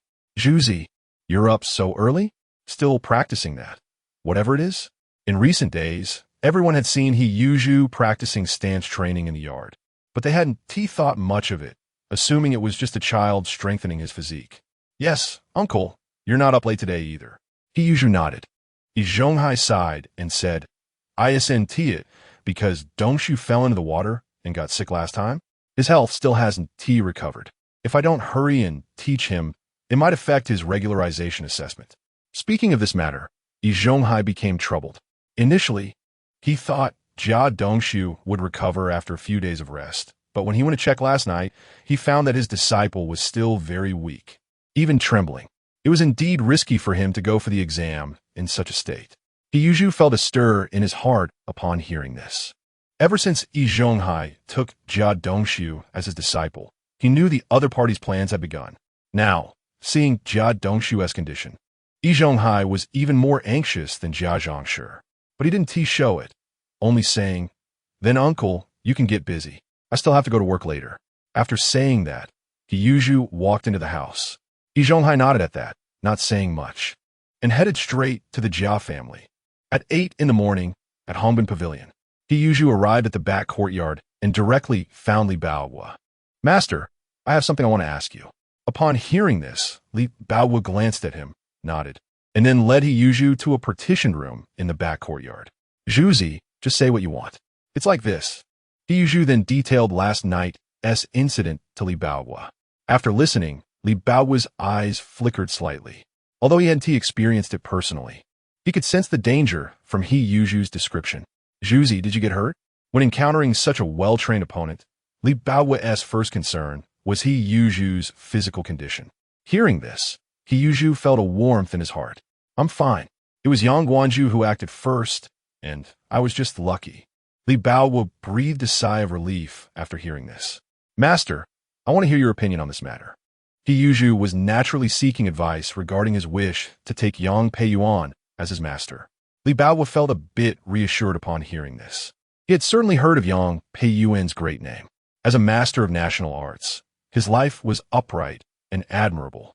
For Zhuzi to come back and seek advice in such a situation clearly showed that he valued Li Baoguo as his master greatly. Zhuzi, it's a good thing that Senior Yang has taken you as a disciple. I have no objections. However, will practicing martial arts affect your cooking skills? This was Li Baoguo's only concern. Given Zhuzi's current talent, Li Baoguo already had expectations for him to participate in national banquets. After all, martial arts and cooking belong to different fields. Yuzhu breathed a sigh of relief upon hearing this. Master, you can rest assured. I won't neglect my cooking skills. Even if an ordinary person has high talent, dabbling in two fields at the same time would still have some impact. But Yuzhu was an exception. Li Baoguo nodded in agreement. Zhuzi showed a strong interest in practicing martial arts. And he also realized that society was somewhat turbulent at present. The events of last night made Li Baoguo more alert. Practicing martial arts is a good thing. He understood Zhuzi's character well, knowing he was a steady person. Even if practicing martial arts might affect his cooking skills, he could always persuade him to adjust later. All right, after work, you should visit Mr. Yang. Although he is taking you as his second disciple, a master is like a father, so don't be negligent. Li Baoguo treated Yuzhu as his own, so he was dedicated to guiding him in this regard. That night after work, Yuzhu followed the address on the note. In front of an alley, he stopped, seemingly casually looking around, but in reality, he was paying attention to whether anyone was following him. Yesterday's experience had sounded an alarm for him. The current society is not peaceful, especially with enemy activities frequent in the city. He had to be extra cautious. After confirming that no one was following, he approached the entrance of the courtyard provided by Yang Guanju. Standing at the door, Yuzhu's gaze shifted slightly. The courtyard looked somewhat dilapidated from the outside. Those who didn't know the truth might think no one had lived here for a long time. Just as he was about to knock, the two wooden doors opened by themselves. Kumin, Yang Peiyuan's voice came from inside. Hearing this, Yuzhu's heart trembled. He hadn't even knocked, and he already knew I was coming. But thinking that Yang Guanju is a master of national arts, such things are not surprising. Yuzhu walked in, and as soon as he entered, he saw Yang Guanju sitting in the courtyard. Next to him was a brown long table with 2 teacups on it. At that moment, Yang Guanju was lifting a cup of tea and taking a sip. Although Yuzhu didn't recognize the furniture, he could sense their uniqueness from the carved patterns and designs. Yang Guanzu. Yuzhu politely greeted Yang Peiyuan. Is this how you greet someone? Yang Peiyuan glanced at Yuzhu. A master of national arts who has reached his level naturally possesses a strong ability to sense one's aura. Yang Peiyuan was very satisfied with Yuzhu's cautious behavior outside the courtyard, believing that although he was young, he was quite steady. Yang Peiyuan then solemnly asked Yuzhu whether he was willing to take him as a master to learn Taiyuan Gong. The inheritance of national arts usually follows the method of oral transmission and practical teaching, which is particularly strict. Upon hearing this, Yuzhu immediately bowed respectfully, expressing his willingness to become a disciple. Yang Peiyuan introduced that Taiyuan Gong originated from Tai Chi, integrating various boxing styles and emphasizing both internal and external cultivation. Their lineage originally had 3 successors, but the current situation is not convenient to elaborate on. As a martial artist, one should take it upon oneself to benefit the people and not do evil.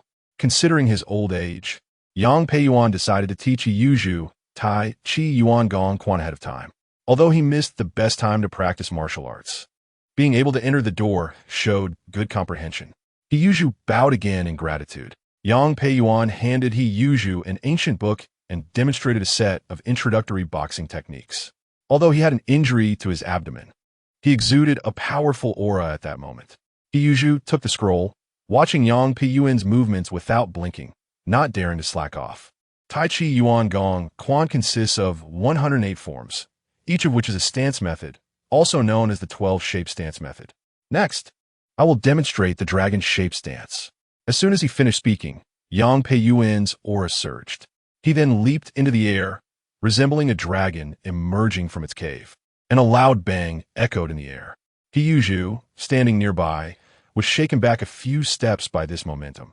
Although he wasn't directly impacted, he still felt immense pressure. The dragon shape focuses on opening the meridians and is composed of 8 moves, including lazy dragon rolling over, black dragon emerging from the cave, black dragon playing with pearls, and black dragon wagging its tail. Yang Peiyuan explained while demonstrating the movements. He Yuzhu listened intently, committing the key points he mentioned to memory.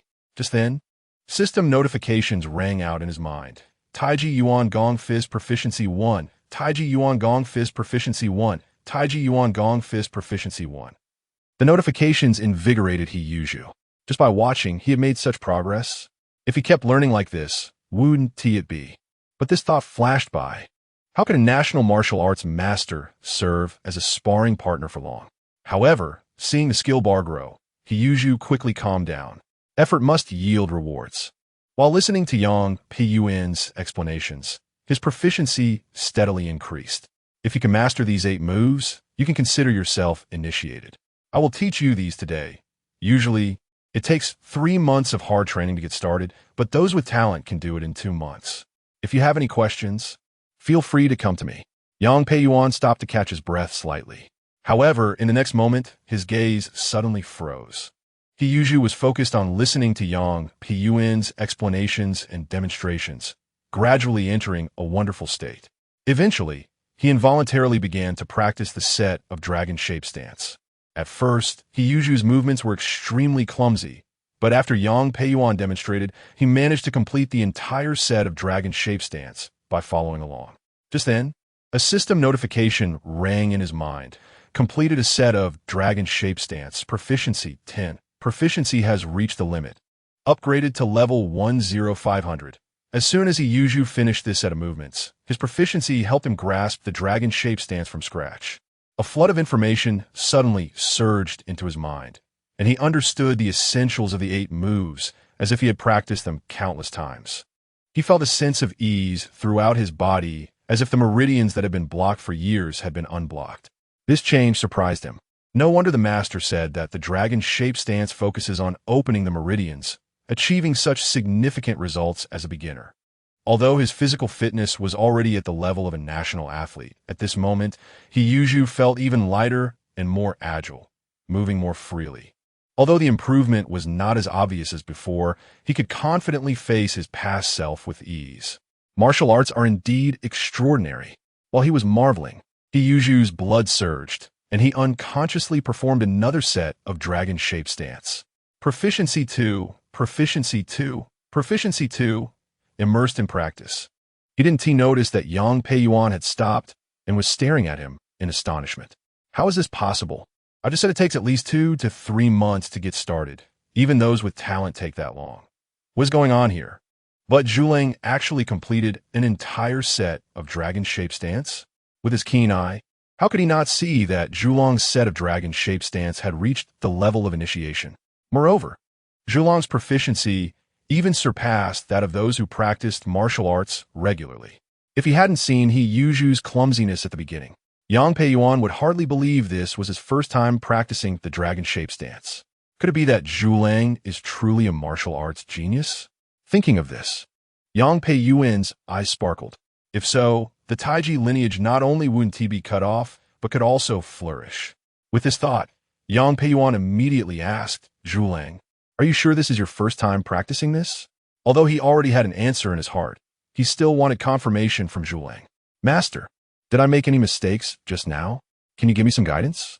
Hearing the master's inquiry, He Yuzhu thought he had done something wrong and humbly sought advice. After all, when Yang Peiyuan mentioned that it usually takes 2 months to get started, he was fully focused on the dragon shape stance and didn't pay attention to anything else. After He Yuzhu finished speaking, Yang Peiyuan's mouth twitched. "You mastered it in 1 day and are still asking me if there's a problem? This is no small issue. What kind of anomaly practices martial arts like this?" But soon, Yang Peiyuan became excited again. "Zhulang, do you know? You're a martial arts prodigy." At that moment, Yang Peiyuan's voice trembled slightly with excitement. He Yuzhu was a bit surprised upon hearing this. He had never been exposed to national martial arts before. Perhaps he was just learning faster than ordinary people. At this time, Yang Peiyuan walked over to He Yuzhu. "How do you feel now?" He Yuzhu thought for a moment and replied, "I feel lighter than before." and my body feels stronger. Then that's right. Yang Peiyuan nodded. After initiating the dragon-shaped stance, the improvement in the meridians is the most significant. Only with strong meridians can one practice vital energy in subsequent training without harming the body. At this moment, Yang Peiyuan was utterly convinced. Before he passed away, he had received a martial arts prodigy. Yang Peiyuan's expression suddenly became complex, filled with regret. If he had met He Yuzhu earlier, perhaps the Taiji lineage could have been revitalized. Now, his time was short, and the knowledge he could impart was limited. Initially, Yang Peiyuan regarded He Yuzhu merely as a young man with decent comprehension, out of gratitude for saving his life and to prevent the inheritance from being cut off. He accepted him as a disciple, never expecting him to reach any great heights. Just to preserve the Taiji lineage's inheritance would be enough. However, the talent that He Yuzhu displayed shocked him. Chapter 25: The Inheritance of National Martial Arts. This rare martial arts genius, if able to continue progressing, is very likely to break through the limits of the Taiyuan lineage and even surpass his own realm. The nature of the situation had thus changed, and Yang Peiyuan felt a sense of urgency. He pondered for a long time in place, and finally cast a deep glance at He Yuzhu. Zhuzi, based on your talent, I plan to accelerate the teaching pace. Consolidate what you've learned tonight, and I'll teach you the next move tomorrow night. If these words were to reach the ears of other martial artists, they would surely be astonished. Who would have thought that learning national martial arts could be so swift? Each posture of the 12-shape stance is extremely intricate, and it is rare for an ordinary person to take months to get started. Yet He Yuzhu was counting progress in days. Yang Peiyuan also found it strange.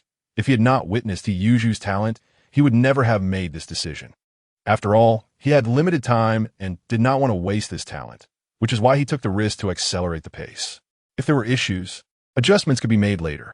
Yes, master, He Yuzhu respectfully replied, filled with anticipation. If he could fully master the 12-shape stance, to what extent would his strength reach? At that time, perhaps he could establish himself in this world. After learning the dragon-shaped stance, He Yuzhu finally gained a clear understanding of national martial arts. This is a path distinct from traditional martial arts. Now that he has systematic help, as long as he works hard, his martial arts skills will surely progress rapidly. Master, one day I will reach your level in national martial arts, or even surpass it. While He Yuzhu was deep in thought, Yang Peiyuan glanced at him, seemingly sensing his thoughts. Even with outstanding talent, it is natural for a young person to feel excited when first engaging with national martial arts. Zhuzi, your talent is excellent, but martial arts must be learned step by step. Do not be eager for quick success. He Yuzhu respectfully nodded in agreement. Yang Peiyuan nodded in satisfaction. Since discovering He Yuzhu's potential, he felt increasingly fond of him. Zhuzi, I heard you have a younger sister at home. Why do you still need to bring food? He Yuzhu was only 15. Did his parents not know how to cook? Master, my mother passed away long ago, and my father left us a few days ago for another woman. Now only my 5-year-old sister, He Yuzhu, and I are left. How despicable! Yang Peiyuan was furious upon hearing this, and it even aggravated his injuries, causing him to cough violently. This reaction was understandable. In this turbulent era, without adults to look after them, the chances of 2 children surviving were extremely slim. Even if they were lucky enough to survive, the hardships they would face would be unimaginable. You have this sense of responsibility, which is truly rare. Yang Peiyuan's gaze towards He Yuzhu was filled with pity. A 15-year-old boy, having lost both parents, shouldering the burden of the family alone, this level of responsibility would make many adults feel ashamed. Zhuzi, you're doing well. Your father will surely regret it in the future. With your talent, your future achievements are limitless. Such an excellent son being abandoned will only lead to his own downfall. He Yuzhu simply nodded in response, not echoing the criticism of his father. Yang Peiyuan insisted on not going to the hospital and insisted on using the medicine he had prepared, but the effect was evidently limited. He had been affected by the explosion at close range and subsequently engaged with enemy agents, and now his wounds had deteriorated to an irreparable state. The elderly Yang Peiyuan had inevitably left hidden injuries from past battles. He had previously been able to suppress them with his master-level strength, but now these pains had fully erupted, leaving him almost beyond help. There's no need to worry. I'm just weak from blood loss, and the injuries are too severe. I have already prepared myself mentally. My only wish now is to see you master the Tai Chi Yuan Gong Fist so that it can be passed on. Additionally, I must settle accounts with those ungrateful wolves. Yang Pei Yuan's eyes turn cold. Your 3 senior brothers, whom you have never met, planned this attack against me, and they cannot escape from leaking their whereabouts. Before you become a master, do not reveal that you are practicing the Tai Chi Yuan Gong Fist. Though these 3 have committed heinous acts, their talents are not low. They have all reached the level of dark strength, and the eldest brother has been immersed in it for many years. If they learn that Zhuzi is practicing this fist, they will definitely take action. Yuzhu committed these 3 injured masters' senior brothers to memory. He had just begun practicing national martial arts, and his strength was still shallow, so he naturally would not rashly go looking for those 3. In the future, when his cultivation improved, he would definitely seek justice for his master. Even if it meant cleaning up the sect on behalf of his master, it was his duty. Master, you can rest assured. I will practice national martial arts diligently and not disappoint your expectations. As for your injuries, I have heard that there are medicinal dishes in the culinary world, and some specialize in this field. I will pay attention to this. Li Baohua had mentioned medicinal dishes while teaching him cooking. As an independent branch, medicinal dishes were not valued by most chefs and were even little known. But this skill truly exists.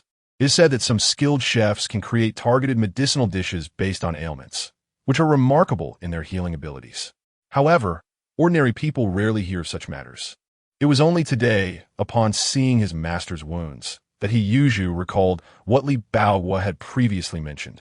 Hearing Zhuzi's words, Yang Peiyuan immediately became spirited. As a master, he naturally understood the efficacy of medicinal dishes and also knew that such dishes might be effective for his injuries. However, the required medicinal materials were extremely rare and precious. Perhaps only a few elder practitioners from the palace could concoct them.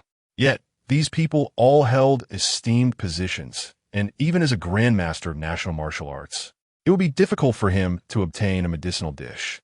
Moreover, given the severity of his injuries, even one medicinal dish might not be enough to solve the problem.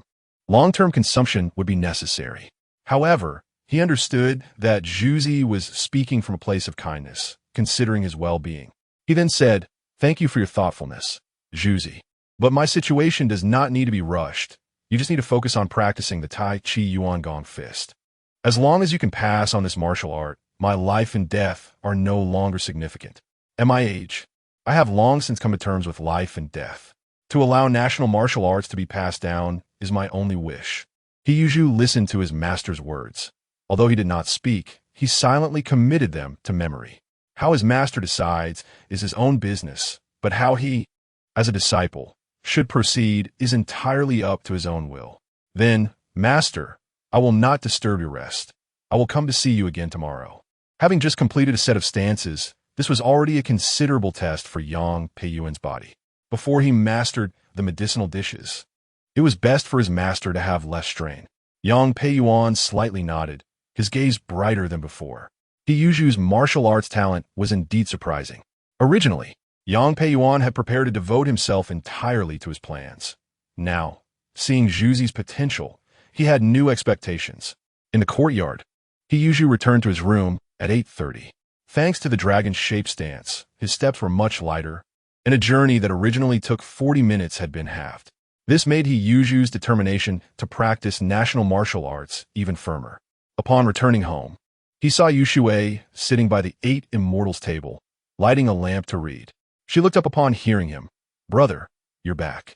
Yuzhu had previously instructed her that if he returned late, she could go to Yin Fugue's house for dinner, as the Yin family had frequent interactions.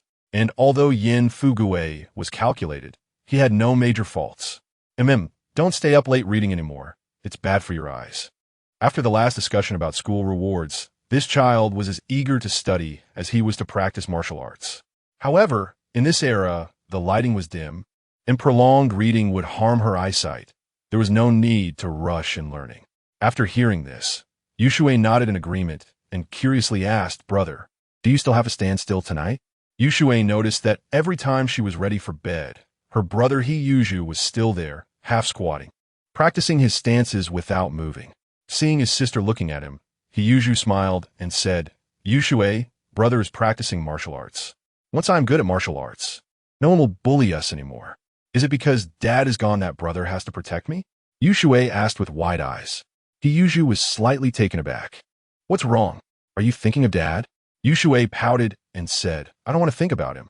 He's a bad person who left us behind. I want to be with brother all the time. All right, when brother becomes a great chef, we'll eat well every day and live our own lives. And no one can disturb us. Yushui nodded and took the 2 boxes of food she brought to the stove. Hongbin Restaurant provides meals, but recently, for some unknown reason, He always felt unsatisfied after dinner. At first, he thought it was because he was in a growth phase, so he didn't pay much attention. But tonight, he felt unusually hungry, even more so than when he skipped dinner. This was clearly not due to growth, but rather the consumption from practicing martial arts. Previously, standing practice was fine, not too exhausting. Today, he learned the basics of the dragon form stance from his master, and with improved physical fitness, the consumption was naturally greater. After starting the fire, He heated the 2 boxes of dishes. Today, he brought oil-braised eggplant and spicy diced chicken. He casually sautéed them, and the aroma of the dishes immediately filled the air. Not long after, 2 steaming boxes of food were placed on the 8 immortals' table, and he also made 2 corn pancakes. Yushui, who was originally planning to wash up and go to bed, was attracted by the aroma of the dishes, touched her little belly, and looked eagerly at the food on the table. She had eaten at Yin Fugui's house in the evening, and although her stomach had something in it, it was just some light soup. Yushui was used to the delicious meals that brother brought back from Hongbin Restaurant, rich in flavor. Now that the taste had changed, she indeed felt a bit hungry. He picked up a corn pancake, rolled some eggplant and chicken, and was about to eat when he saw Yushui's expression, so he let her eat first. However, he reminded her, you can only eat half. Eating too much at night without moving around is not good for your stomach. People in that era didn't pay much attention to health issues. Having food to eat was enough. But as a time traveler, He still paid attention to some health knowledge. Got it. Yushui grabbed the corn pancake and enjoyed the food. After a few bites, He signaled for her to stop eating and told her to wash up with hot water. He then continued to enjoy the remaining food, finishing the 2 pancakes and 2 boxes of dishes in no time. After burping, he finally felt full. Yushui had already washed up and lay down. He began his standing practice as usual, even though he had learned martial arts. Standing practice remained fundamental and could not be interrupted. His master had said that standing practice requires long-term persistence, even while practicing martial arts. One must not give up on standing practice. In the Jia family courtyard, Jia Zhang was extremely worried these days. Ever since Jia Dongshu fell into the water, he had been sick and lying down every day, which was truly concerning. He was still waiting to be confirmed for a permanent position and get paid. Yi Zhonghai had come over several times, even bringing 2 eggs for him to nourish his body. That evening, just as Jia Zhang finished tidying up the house and wanted a rest, her stomach suddenly growled. She was hungry. Not everyone has the same conditions as He family, with meat dishes every day. For an ordinary family, having meat once a week would be considered good. Most of the time, they ate hard cornbread, dry and difficult to swallow. There was not even any oil, and the basic nutrition was lacking. It was merely enough to fill their stomachs. At that moment, a strong aroma of food wafted in from next door. Xueru, it's that guy again. As soon as Jia Zhang smelled the aroma, she recognized it was the food from He's family. Thinking of this, her face turned pale. This had happened more than once. Ever since Xueru started working at Hongbin Restaurant, they could smell this aroma every evening. Did this guy get to eat meat dishes every day? Even if it was occasionally vegetarian, it was greasy enough to make one drool, completely different from the meager watery soup they had at home. Originally, Jia Zhang wanted to curse, but then she thought, if Dongshu could enjoy such dishes every day with sufficient nutrition, his health would naturally improve. Realizing this, she had a change of heart and came up with a plan. She decided to ask Xueru for some food. The next morning, He got up on time to practice. At that moment, the gate of the Jia family suddenly opened. Jia Zhang walked out, seeing He in the courtyard. Her face filled with smiles. Zhuzi, you're up so early? Hearing Jia Zhang's words, He was momentarily stunned, especially seeing her face almost bursting with wrinkles from smiling. Alarm bells went off in his heart. What does this person want? She doesn't look like she's here to bring good news. Jia Zhang didn't notice Yuju's reaction and continued. Zhuzi, Aunt Jia wants to discuss something with you. Your brother Dongshu fell into the water a few days ago. As you know, he has been resting in bed, and it's heartbreaking to see. Plus, the assessment for the permanent position at the steel factory is about to begin. Just think about it. How can Dongshu take the exam like this? So, could you spare me a little of the food you bring every day? Don't worry, I only want a small portion, leaving a big portion for you. You and Yu Shuwei are still young. You definitely can't finish this much. After finishing, Jia Zhang looked at He Yuju, feeling that her request was reasonable. Chapter 26. Deteriorating health. Silly Zhu is now working at Hongbin Building, bringing 2 boxes of meals every day, so he never lacks food. With so much nutrition, rather than waste it, it would be better to give it to Dongshu. Perhaps it could improve his health. He Yuju sensed her intention and thought to himself, as expected, this guy came over smiling to get his lunchboxes. So he said, Aunt Jia, it's not that I'm unwilling to share, but these 2 boxes of meals are not enough for us. Yu Shuei and I are still growing, and I have just started practicing martial arts, so I need to eat even more. I really don't have any extra to give away. Jia Zhang was taken aback, clearly not expecting Silly Zhu to refuse outright, not even giving her a chance to negotiate. Silly Zhu, how can you say that? You and Yu Shuei are just 2 kids. How much can you eat? I see you bringing food every day, such a big box, 2 boxes of dishes. Can you really finish it all? There is quite a bit of meat in there. Even a few adults would have enough to eat. He Yuju chuckled inwardly. This person really has a thick face, asking 2 kids for food. In this era, whose family has surplus food, even families with adults earning wages struggle to have enough to eat. Why does she come to me? Thinking of this, He Yuju simply said, No, Aunt Jia. You should find someone else. Jia Zhang was anxious upon hearing this. She was counting on Silly Zhu's lunchbox to help Dongshu recover. Zhu, we live in the same courtyard. Your brother Dongshu grew up with you. Just let me have some food. Why are you making excuses?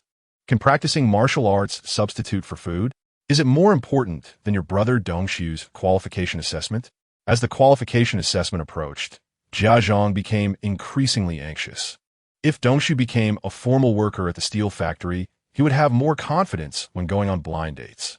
Their family conditions were average, without a man to support the household, and there was no decent furniture at home. If they didn't appear respectable outside, even women from the countryside would look down on them. It was indeed very important, and this matter was not up for discussion. He Yuju calmly nodded, stood in a proper stance, and relaxed his posture. Just as he was about to go back inside, he was called by Jia Zhang. He Yuju, how can you be so selfish?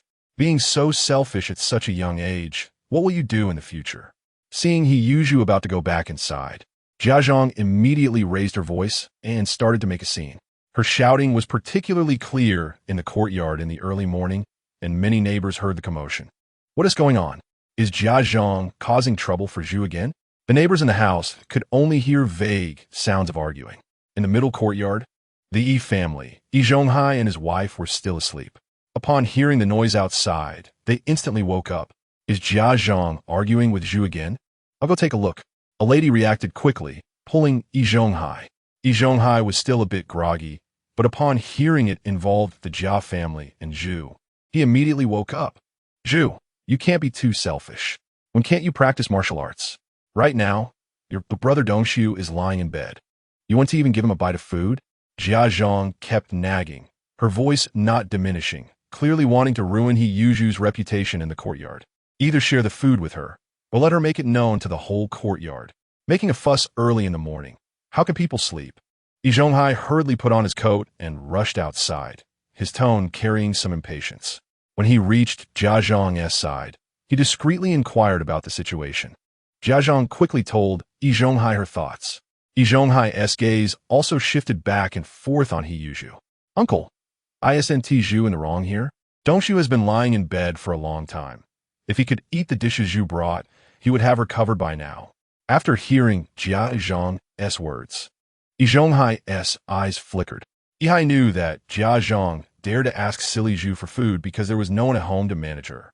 If it were another family, who would dare to go door to door asking for food? they would have been kicked out long ago. But this matter involved Jia Dongxiu, whom Yihai visited every day. Dongxiu's condition was indeed poor. Even after eating 2 eggs, there was no improvement. Jia Zhang's words had some merit. Silly Zhu worked at a restaurant, and the meals were nutritious, unlike what ordinary families could compare to. So Yihai turned to Silly Zhu, hoping he could help. Silly Zhu, you have to help out. Dongxiu is bedridden, and if he could eat the dishes you bring, it would definitely benefit his health. Yihai tried to persuade Silly Zhu. Uncle, I don't understand your words. How does Dongxiu eating my food benefit me? What good does it do me? Are we not going to eat? Silly Zhu was completely unmoved. Hearing Silly Zhu say this, Yihai felt a bit awkward, but continued, Silly Zhu, you can't just look at the benefits. We should help each other as neighbors. Enough, stop rambling. If you really want it, 1 box of dishes costs 50,000. Dongxiu is sick like this. Aunt Jia shouldn't be stingy, right? What spirit of sacrifice? If you want to talk about that, why don't you go and sacrifice? Use your own food to help others? You kid. You hadn't expect Silly Zhu to be so stubborn. He had spoken so firmly when talking to Silly Zhu before. Jia Zhang's face changed immediately upon hearing the price of 50,000 for the dishes. Silly Zhu, are you robbing people? 50,000 for 1 box of dishes? Are they made of gold? She didn't even pay attention to the latter half of his statement. It wasn't that she couldn't afford it, but she simply didn't want to spend her own money. A few days ago, she had deliberately mentioned Dongxiu's illness in front of Yi Zhonghai and tricked him out of quite a bit of money, with others helping her. Why would she want to use her own savings? Seeing this, He Yuzhu scoffed coldly. Whether you get it or not is up to you. Don't think I have to sell it. Yu Shui and I can barely support ourselves. After saying that, He Yuzhu turned and went back inside. Jia Zhang was anxious and rushed over to block him. You can't leave. Zhu, do you have no conscience? If Dongxiu has nothing to eat and fails the assessment, can you bear the responsibility? Seeing Zhu ignore her, she directly lunged to grab him. But Zhu's physical fitness was not something she could easily approach. Before she got close, Zhu deftly sidestepped and then slapped her away. What do you want? Robbing? He Yuzhu looked coldly at Jia Zhang, his eyes filled with coldness. Now his height was already a bit taller than Jia Zhang, and with that glare, combined with the previous slap, it left her momentarily dazed. Zhu! Yi Zhonghai shouted from his side. How can you hit an elder? It took him a long time to squeeze out this sentence. He knew Jia Zhang had indeed gone too far. Asking for food from his family had already stirred up gossip, and now she wanted to physically pull him. How inappropriate was that? Elder? She came up to grab me. Isn't that robbery? Uncle, you aren't siding with her, are you? He Yuzhu's gaze was calm as he turned to Yi Zhonghai. It seemed that if Yi Zhonghai continued to speak, Zhu might really take him on too. Yi Zhonghai suddenly woke up. Zhu, this robbery matter doesn't make sense. How could Aunt Jia rob you? If you don't want to give it, then don't. It's not a big deal. This kind of thing couldn't be admitted. Besides, Zhu was being too exaggerated, making such a big deal out of small matters, disregarding neighborly feelings. Yi Zhonghai hurriedly denied it, and Jia Zhang also realized something was off. How did she end up being accused of robbery? Jia Zhang originally wanted Zhu to help, but ended up getting slapped. She held back her anger, only glaring at He Yuzhu while covering her face. If it were normal, she would never let it go, insisting on causing a scene. But now she could only silently endure this grievance. If you want to eat, then bring money to buy it. I'm only giving you food because we live in the same courtyard. In the future, if there are more people who expect to eat for free, don't blame me for not giving face. He Yuzhu was not unsympathetic. It was just that the times were different, and it was not easy for one person to live well. He didn't mind helping neighbors in need, but didn't want to condone the behavior of taking advantage. After He Yuzhu returned to the house, Yi Zhonghai and Jia Zhangshi stood in the courtyard, both looking rather grim. Just now, Jia Zhangshi's voice was too loud, attracting quite a few neighbors. Did Jia Zhangshi want to take advantage of the He family? Such people are truly contemptible. As soon as He Daqing left, she thought the He family was easy to bully. Although Zhuzi was young, he handled things quite methodically. From the expressions of Jia Zhangshi and Yi Zhonghai, it was clear they hadn't gained any advantage. Yi Zhonghai shouldn't have gotten involved either. It was all for his apprentice, Jia Dongxiu. But Jia Dongxiu was really unfortunate to have such a mother. If it weren't for Jia Zhangshi, would her son have fallen into the water? The courtyard wasn't large, and a small incident quickly spread. What happened in the main courtyard was clear to everyone. It was just Jia Zhangshi causing trouble again, bullying the He family because they were defenseless. Although Zhuzi was young, he was quite measured in his actions. Just by looking at the two people's faces, one could tell they wouldn't gain anything this time. Master, can you blame me for this? Dongshu's health is getting worse. Jia Zhangshi brought Yi Zhonghai into the house, and as soon as she reached Jia Dongshu's bedside, she began to cry. Jia Dongshu, lying on the bed, looked pale, not much better than when he fell into the water. Yi Zhonghai frowned and pondered. Jia Zhangshi, stop causing such trouble in the future.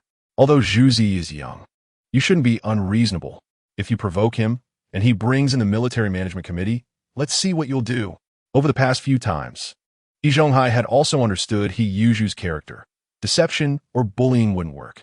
Zhuzi understood a lot and could easily escalate things, which would ultimately be disadvantageous for them. Yi Zhonghai looked at Jia Dongshu on the bed, feeling somewhat worried. Dongshu's illness had been dragging on, which wasn't a solution. He recalled what had just happened in the courtyard. The meals Zhuzi brought were quite generous, almost always including meat. With Dongshu's health improving, he would recover faster. It wasn't that Yi Zhonghai was reluctant to share the food, but this old fox was already shaping his image. Past lessons had made Yi Zhonghai understand the principle of being the first bird to stick its head out. Even if his salary was high, one was still the same as an ordinary person outside. Helping occasionally was fine, but to nurture Dongshu's health, 1 or 2 meals weren't enough. Only Zhuzi could find such a way at Hongbin Tower. Don't rush Dongshu's matters. I've already discussed with Director Liu. The regularization assessment will take place next week, and he still has a week. I will find a way to resolve his lunchbox problem. After all, I've taken him as an apprentice, and I can't just abandon him. I'll need him to support me in the future. Master, thank you so much. Jia Zhangshi's face lit up upon hearing this. Once Dongshu recovers, I'll have him come to thank you, she added. Yi Zhonghai's expression changed slightly upon hearing this. He remembered that Zhuzi had only recently apprenticed and had brought Matai and a big fish to visit his master. In comparison, he felt his own situation was somewhat miserable. Zhuzi's attitude toward his master was very respectful, and he had even prepared good wine and dishes for the visit. Yet, I took on an apprentice and haven't even started. I've already spent quite a bit. Although Yi Zhonghai didn't lack these things, he still felt a bit unbalanced inside. Thinking of this, he lost the mood to stay any longer, exchanged a few simple pleasantries, and left. After Yi Zhonghai left, Jia Zhangshi couldn't help but complain, Dongshu, your master is really not decent. Just now, Zhuzi said the lunchbox costs 50,000. If he really cared about you, why wouldn't he offer to buy one himself? Yi Zhonghai never expected that Jia Zhangshi would pick on him.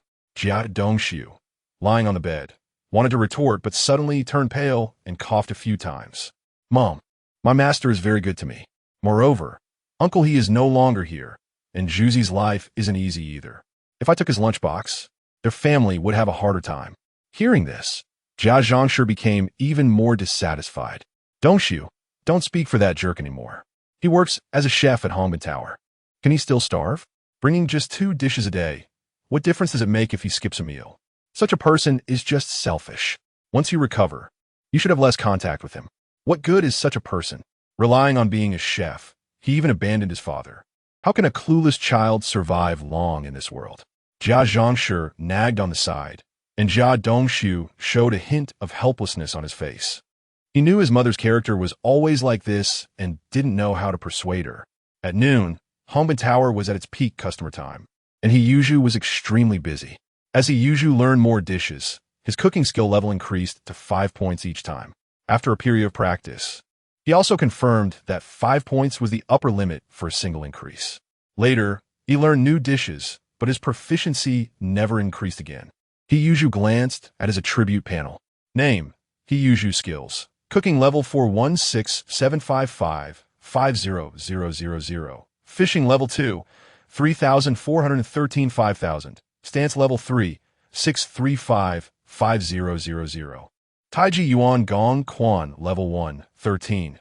Dragon Shape Stance level 1, 17500. Space size, 13 cubic meters according to the current progress. His cooking skill would reach level 5 this week. He planned to find Master Li Baohua after finishing his work tonight to ask about medicinal cuisine. That night, Hongbin Tower stopped receiving customers, and the kitchen began to clean up. After He Yuzhu finished delivering the evening dishes, he found Master Li Baohua. Master, can you tell me more about the medicinal cuisine you mentioned before? Chapter 27, Giving Up Treatment. Li Baohua was slightly taken aback, but soon understood the meaning behind Zhuzi's words. Zhuzi, do you want to prepare medicinal cuisine for Mr. Yang? He Yuzhu spoke candidly about Yang Peyuan's situation. After all, Li Baohua was his trusted master. Yes, although Master Yang has given up treatment, I am his disciple and want to do my part. Li Baohua nodded in response. It was not surprising that Zhuzi had such intentions. Medicinal cuisine originated from the practice of chefs adding medicinal herbs to dishes and gradually developed into an independent skill. I don't know much about this area, as strictly speaking, medicinal cuisine is different from ordinary cooking. If you want to learn more, I suggest finding a master of medicinal cuisine from the royal court. Li Baohua sighed. In the past, I could have helped you contact a few, but it might be a bit difficult to find them now. He Yuzhu's eyes lit up. So, medicinal cuisine mostly comes from the royal court? Li Baohua nodded. That's right. While there may be some in the folk tradition, the lineage is far less rigorous than that of the royal court. In the past, the imperial chefs had to serve the emperor, and without true skills, their lives would be at risk. Since you want to understand this, I will definitely keep an eye out for you. He Yuzhu nodded in gratitude. His master was willing to help, and he had a clear idea of the situation. At dusk, He Yuzhu arrived at the entrance of the courtyard. As always, he looked around to confirm that there were no abnormalities before pushing open the wooden door. Every time he came, Yang Peiyuan could always sense it in advance and open the door to wait. Master, after entering the courtyard, He Yuzhu saw Yang Peiyuan still sitting upright on the wooden chair. Upon hearing the footsteps, Yang Peiyuan raised his eyes and gestured. Practice the dragon stance again from yesterday. He Yuzhu complied and executed the fist technique smoothly in one go. Yang Peiyuan watched with a satisfied gaze. Zhuzi had practiced diligently last night, and today his fist technique had improved. Today, I will teach you the lion stance. He Yuzhu stood to the side, focusing on observing his master's movements. When Yang Peiyuan stood up to demonstrate, his aura suddenly changed. The lion stance also had 8 forms: lion playing with a ball, lion holding a ball, lion embracing a ball, lion pushing the ball. Yang Peiyuan explained while performing, just as he had yesterday. Compared to the dragon stance, the lion stance appeared more vigorous. Every move exuded a bold and domineering energy. Taiji Yuan Gong Fist Proficiency Level 1. Taiji Yuan Gong Fist Proficiency Level 1. Taiji Yuan Gong Fist Proficiency Level 1. Observing the Master-S demonstration, He Yuzhu felt his skills improving in his mind. Once Yang Peiyuan completed the last move, the residual force of the punches echoed in the air. Zhuzi, do you have any questions? Yang Peiyuan asked instinctively. He Yuzhu seized the opportunity, his spirit invigorated, and hurriedly shook his head, saying, Master, let me try. Yang Peiyuan nodded slightly in surprise. Then, He Yuzhu walked into the courtyard, closed his eyes, took a deep breath, and adjusted to his best state. He opened his eyes, moved his body, and began to imitate the lion stance's movements. Lion pressing the ball, holding the ball, embracing the ball. The entire set of movements flowed smoothly, without any stiffness, and the strength and angles were just right. Yang Peiyuan observed from the side. Although he was psychologically prepared, he was still surprised to see He Yuzhu learn it after just one look. As a master of national martial arts, he understood the importance of martial talent, but also admitted that he could not reach such a level. The higher the disciple's talent, the more delighted he felt. After completing the lion stance, He Yuzhu did not feel fatigued. Instead, he felt a trace of white energy rising from his body. He realized he had entered the door, reaching level 1, while also sensing a faint flow of energy circulating within him. Initially weak, but as he practiced, he could clearly perceive the existence of this power. When he informed his master, Yang Peiyuan's eyes brightened even more, saying, This is a characteristic of a Mingjin warrior. National martial arts are divided into several schools. Regardless of the lineage, they can be categorized into levels such as Mingjin, Onjin, Huajin, and Master based on performance. The key for Mingjin warriors lies in generating energy within the body, and the power unleashed in combat is astonishing. Once you enter the Mingjin stage, it becomes difficult for ordinary people to approach. Regular boxing and wrestling experts cannot match up. In terms of strength, there is a whole level of difference. Unless surrounded and killed by dozens of strong men, a Mingjin warrior is already a very powerful existence.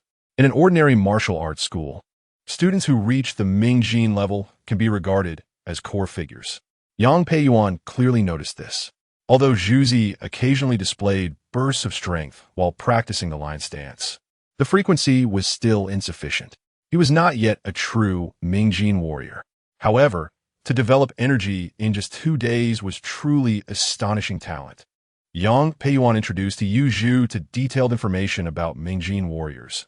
Mastering 3 forms can make one a formal Mingjin warrior, and if one can master 12 forms, they can reach the peak of Mingjin. At this point, Yang Peiyuan's eyes were filled with pride. There was indeed no need to remind Zhuzi to be humble and cautious, as his talent was astounding. Who would have thought someone could master 2 forms in just 2 days?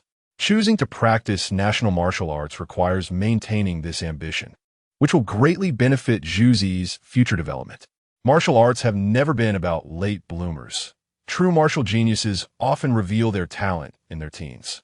By their 20s, they are in the best physiological and psychological state, with strong vitality and robust strength.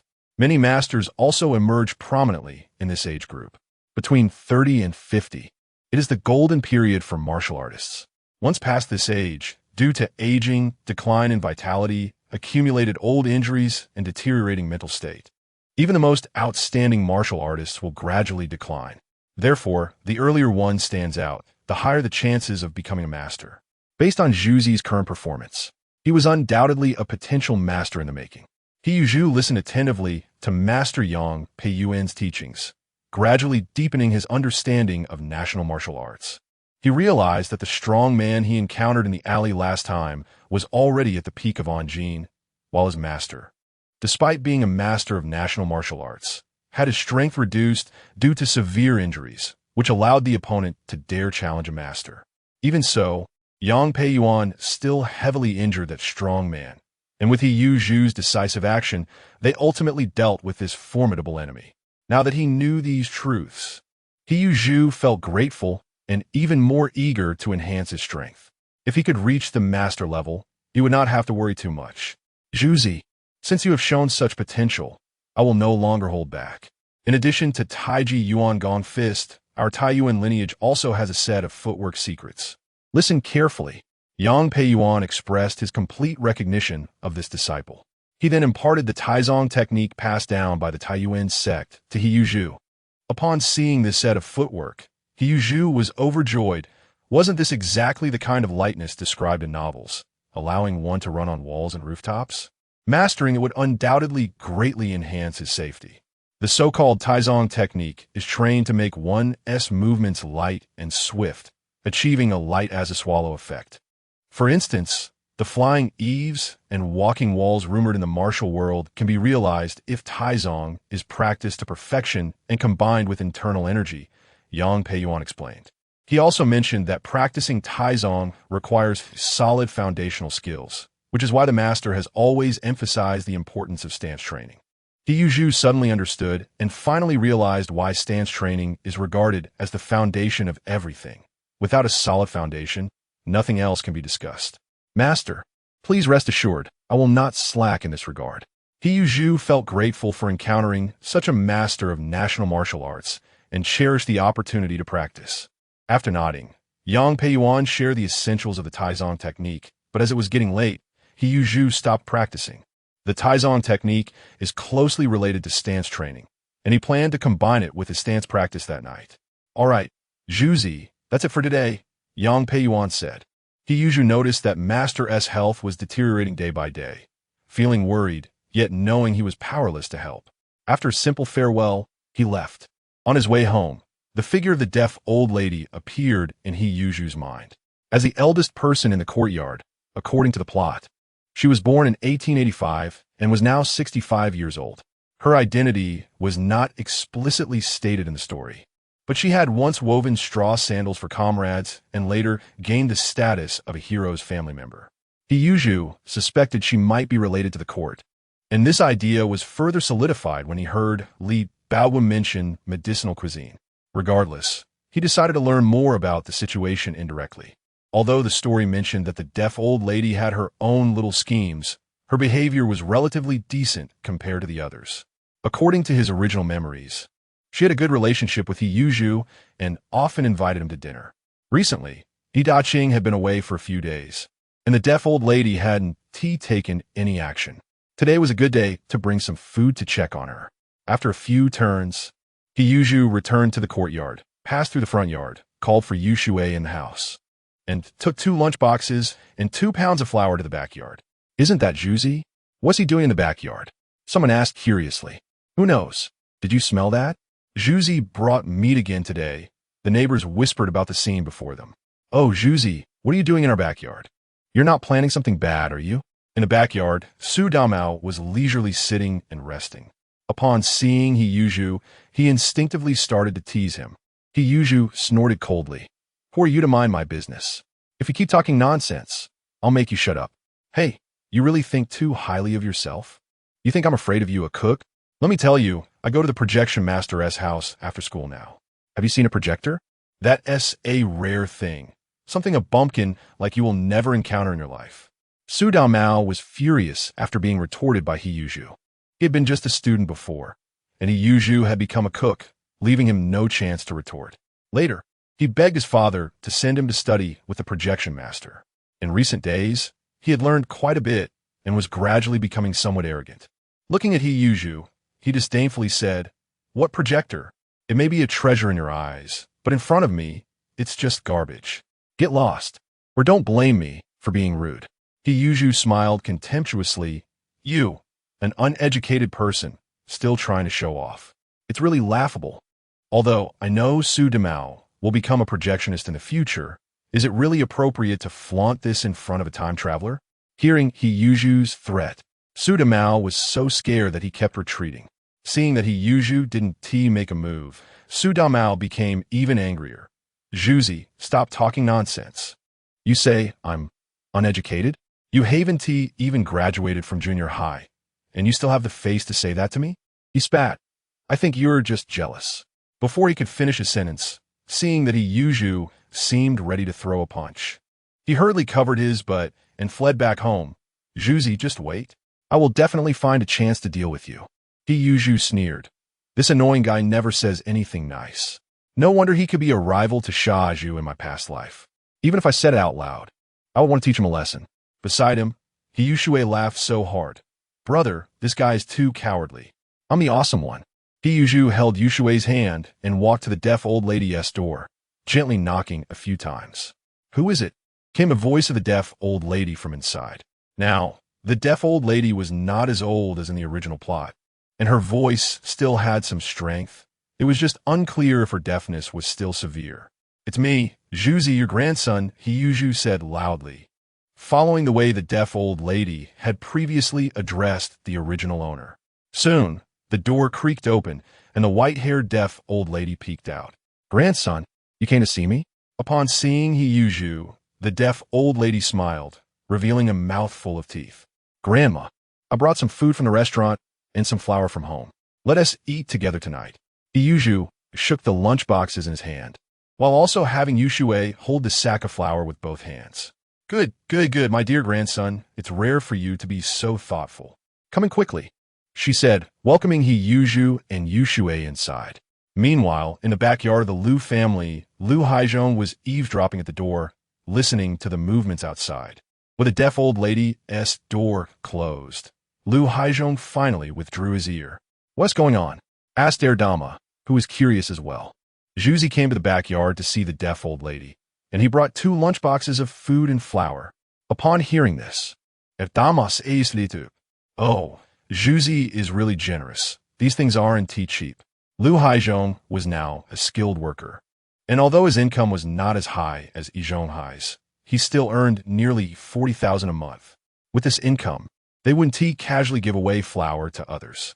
Chapter 28, Researching Medicinal Cuisine Dad. I think we should find an opportunity to try Shaju's cooking. Lu Guangqi, Lu Haizhong's eldest son, spoke up. Lu Haizhong has 3 sons. The eldest, Lu Guangqi, the second, Lu Guangtian, and the youngest, Lu Guangfu.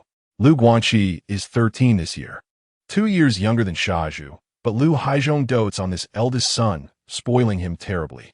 Recently, he often smells the delicious aromas wafting from Shaju's home at night. Although Lu Haizhong favors him the most, he doesn't get to enjoy such delicacies due to their family's limited means.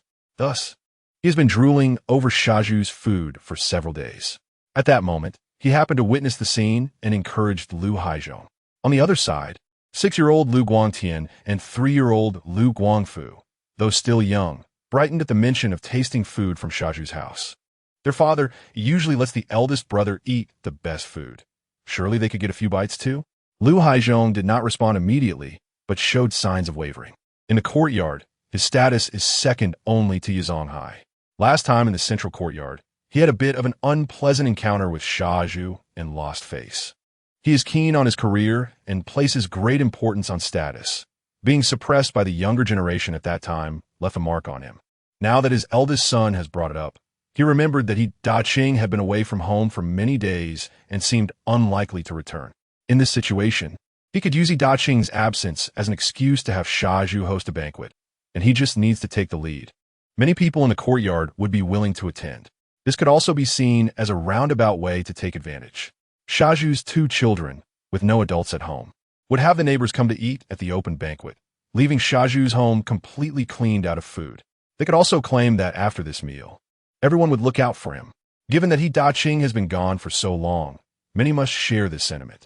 However, no one had taken the lead, and since Zhuzi recently became a chef at Hongbin, no one had brought up the matter. The second aunt noticed her husband's thoughts. I'll contact a few people first and let Shaju know later. Lu Haizhong did not act immediately. Such matters are ultimately not honorable. He first wanted to discuss it with a few people, and with their collective support and his seniority, the banquet would likely be a sure thing. Grandson, come here. Let Grandma take a look. The deaf old lady brought He Yuzhu and Yushui into the house, extending her thin arm to grasp He Yuzhu's hand. Yushui, you sit here and wait a moment, I'll be over there. After signaling Yushui to sit down, He Yuzhu turned around to carefully observe the deaf old lady. According to the original storyline, although the deaf old lady was already in her 70s or 80s, her complexion remained rosy, indicating excellent health. However, the current timeline is set years earlier in a societal context where being in one's 50s or 60s is considered old age, and the deaf old lady appeared much younger than her peers. Old lady, seeing you in good health reassures me, He Yuzhu greeted. The deaf old lady smiled and scrutinized He Yuzhu. Good grandson, we haven't seen each other for a few days, and your words are becoming more considerate. Did your dad ask me to bring this lunchbox? The deaf old lady asked, staring at the lunchbox in He Yuzhu's hand. He Yuzhu shook his head. My dad left with Widow by a few days ago. Now it's just Yushui and me relying on each other. I work at Hongbin, and I brought back these 2 lunchboxes for you to try. He Yuzhu was outwardly respectful, but his true feelings were unknown. In the original story, after Shaju's father left, with the help of Yizonghai, Shaju's life was not affected. The income for being a chef was stable enough to support himself and Yushui. However, that was not the case. Yushui was noticeably malnourished. The deaf old lady could not escape blame for this. During the period from Shaju's 15th year until adulthood, Chen Xueru had not yet appeared as the White Lotus character to siphon off his resources. So the nutrition that should have belonged to Shaju was likely taken by the deaf old lady. As an elder in the courtyard, the deaf old lady held a high status and had a close relationship with Yizonghai, akin to mother and son. Her good health was not only due to innate advantages, but also benefited from a rich daily diet. Upon hearing the news of Daqing's escape, the deaf old lady showed slight surprise, then involuntarily observed He Yuzhu's reaction, seeming more concerned about his response than the matter itself. Let us not talk about those things today, old lady. Let us just gather together and have a meal. He Yuzhu proactively shifted the topic. After all, he did not come to chat with the deaf old lady about family matters. Hearing this, the deaf old lady paused for a moment before responding. Eating, right? Good. My grandson has a kind heart. Grandma will eat with you. Yushui, Come over here. Let Grandma see if you've grown taller. The deaf old lady once again displayed a kind smile, pulling Hiyuju closer. After the meal, Hiyuju patted his stomach, feeling only about 50 or 60% full. Yet he couldn't help but sigh inwardly. As his own martial arts cultivation deepened, his consumption was increasing. According to his usual appetite, even with the deaf old lady, he shouldn't have only eaten to 50 or 60% full. The only explanation was that his consumption had increased. Would he not be able to afford meals in the future? This thought flashed through Hiyuju's mind, leaving him both amused and distressed. Nearby, Yushue's little belly was round and plump, mimicking Hiyuju's actions by patting his own belly. He let out a baby burp, his long eyelashes fluttering, sitting in the chair with his legs crossed, half closing his eyes, looking very content. At this moment, Hiyuju said seriously, "Old lady, I have something I'd like to ask you. Have you heard of medicinal cuisine?" Hiyuju got straight to the point. Hearing this, the deaf old lady's heart tightened. "Grandson, what did you hear about medicinal cuisine?" If it were anyone else asking, she would have likely chased them away.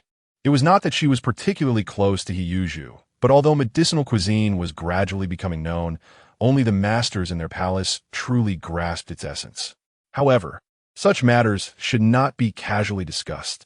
After all, in her early years, her background was not clean. She later relied on various opportunities to stabilize her position in the courtyard. Now, she was not only a hero's family member, but also enjoyed the benefits of a 5-guarantee household, making her identity very secure. When Juzi mentioned medicinal cuisine, it seemed to pull Hiyuju's memories back many years. Hiyuju was keenly observing the changes in the deaf old lady's expression. Perhaps because it was in front of Juzi, the deaf old lady's guard seemed to lower, allowing Hiyuju to judge from her demeanor that she should know about certain matters. Thus, Hiyuju said, "Old lady, a few days ago, I apprenticed to a master to learn martial arts, but my master is not in good health, so I want to study medicinal cuisine to help him recover."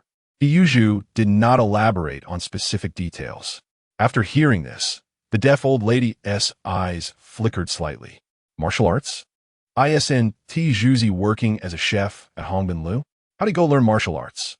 As someone from a royal background, the deaf old lady had heard many secrets and legends during her time in the palace. She had also heard about martial arts, although she was unclear about other aspects. She knew that martial arts required high innate talent.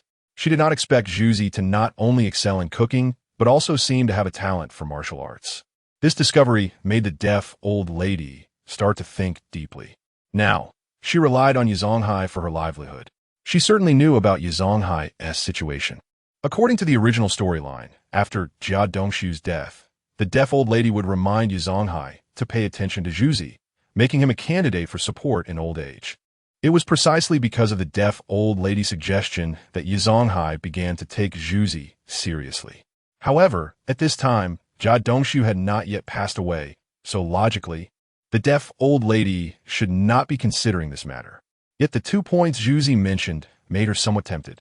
That Dongshu kid, his character is beyond reproach, and his talent is quite good. Otherwise, he wouldn't have been able to work independently before Yizonghai took him as a disciple. However, compared to Juzi, Jia Dongshu seemed ordinary. The deaf old lady was elderly, but had sharp insight and meticulous thoughts. She has already made some calculations in her mind. Juzi is indeed a good child. So that's how it is, grandson. No wonder you say you have a kind heart. Since that's the case, Grandma will help you think it through. The deaf old lady decided to give Juzi a good impression first. She came from a noble background, and although she has lived in the courtyard for many years, it wouldn't be difficult to regain her old connections. Herbal cuisine. A figure flashed through the deaf old lady's mind. "I will keep an eye on things for you. It should only take a few days. If there is any news, I will definitely let you know." After some thought, the deaf old lady said this. Hiyuju felt a stir in his heart upon hearing this. She really is a resourceful old lady. When she says she will keep an eye on it, she has probably already started reaching out. Considering her past identity, it's normal for her to act cautiously. Hiyuju had no intention of harming her. After all, this is a different time and space. The future is still unknown, and for now, he can only seize the present. Moreover, this matter concerns his master's safety, so Hiyuju would not act recklessly. In the early morning, Hiyuju finished his stance training. He had also carefully studied the technique of Chen that his master taught him yesterday. This set of body technique skills places particular importance on the foundation of stance training. For He, this was not a difficult task. His stance training had reached the level of 6 or 7 years of hard work of an ordinary person. It was more than enough for practicing body techniques. Using the remaining time, he stepped into the courtyard to try. According to the teachings of Chen He steps contain a unique pattern and move slowly on the ground. The practice of Chen seemed slow, but before he knew it, his steps gradually quickened, ultimately allowing him to take one step equivalent to several steps. After practicing for a while, a prompt appeared in his mind.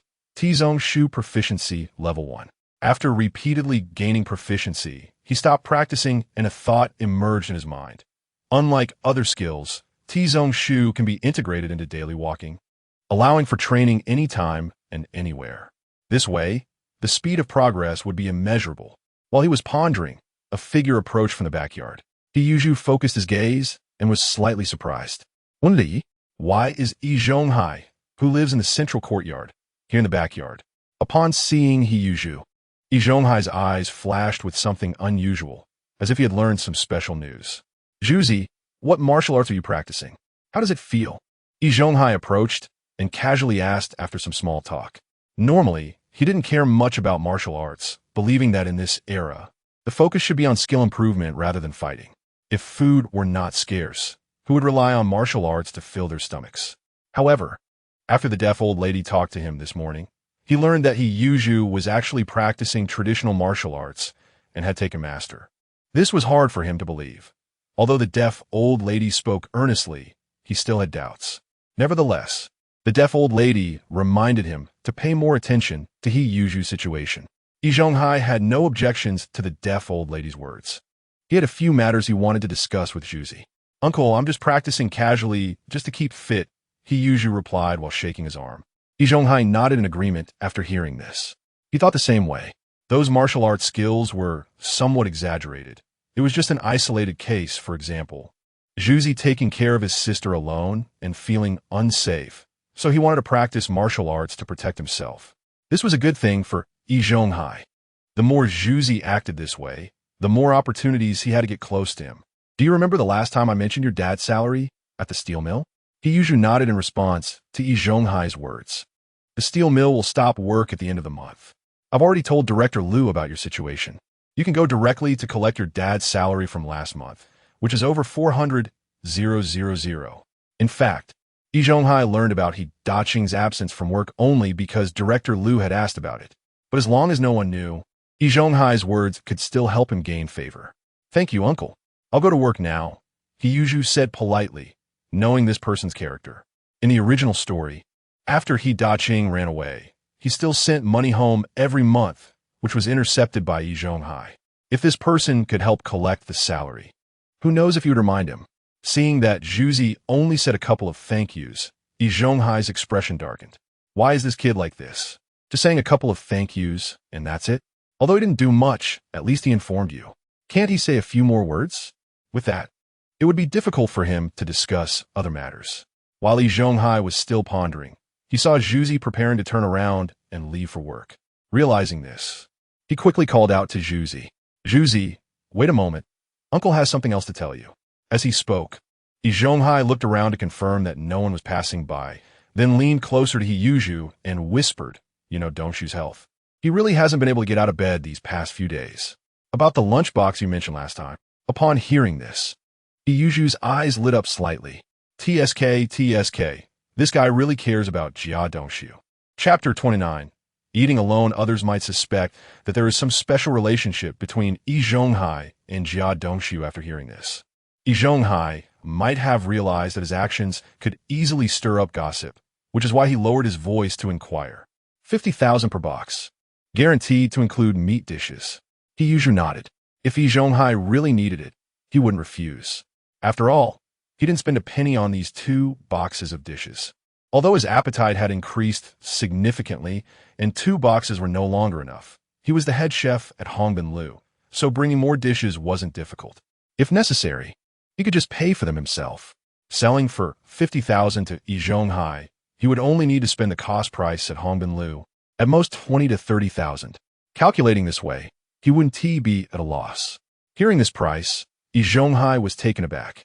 Even he and his wife had never eaten so extravagantly. Zhuzi, Dongshu is also one of us in the courtyard. Can you give a discount? Yi Zhonghai wanted a bargain. But Yi Yuzhu shook his head. Old man, this is restaurant food.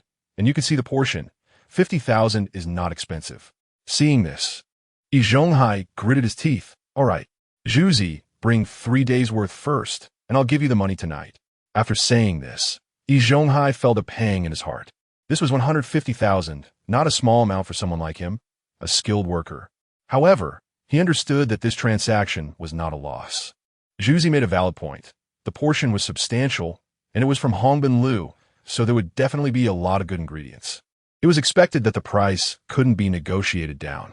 On the other hand, if Dongshu's condition didn't improve in these 3 days, his probation assessment would likely be problematic. That night, the moonlight was bright. At the entrance of the courtyard, Yi Yuzhu moved and soon reached the courtyard center. After looking around to ensure no one was around, Yi Yuzhu nodded slightly. That day, he had integrated his skills into his daily actions, directly elevating them to level 2.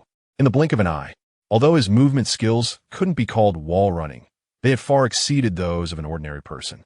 When running at full speed, he could cover 100 meters in just over 10 seconds, comparable to top sprinters in later generations, only slightly inferior. What was even more remarkable was that he could maintain this state for a long time. This talent was astonishing. At that moment, he was holding 2 food boxes, one for delivering meals to Yi Zhonghai.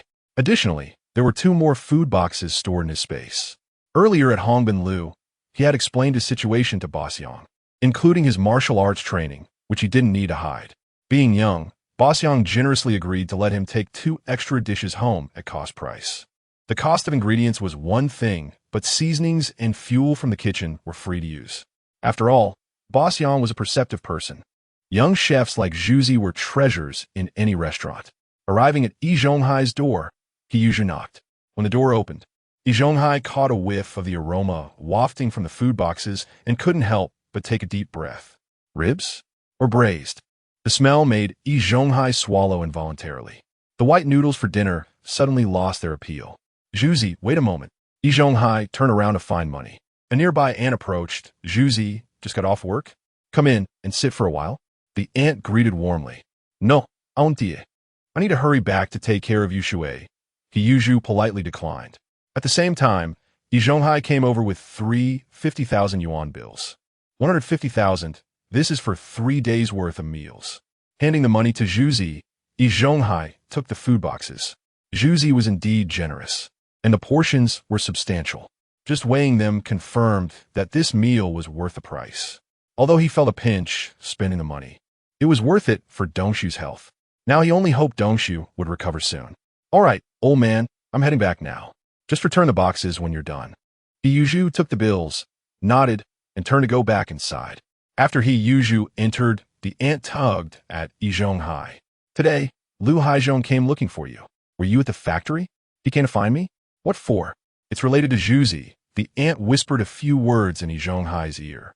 After hearing this, Yi Zhonghai fronted tightly. Liu Haizhong wanted to eat alone. Liu Haizhong's intention was to drag him along to find Zhuzi to hold a banquet.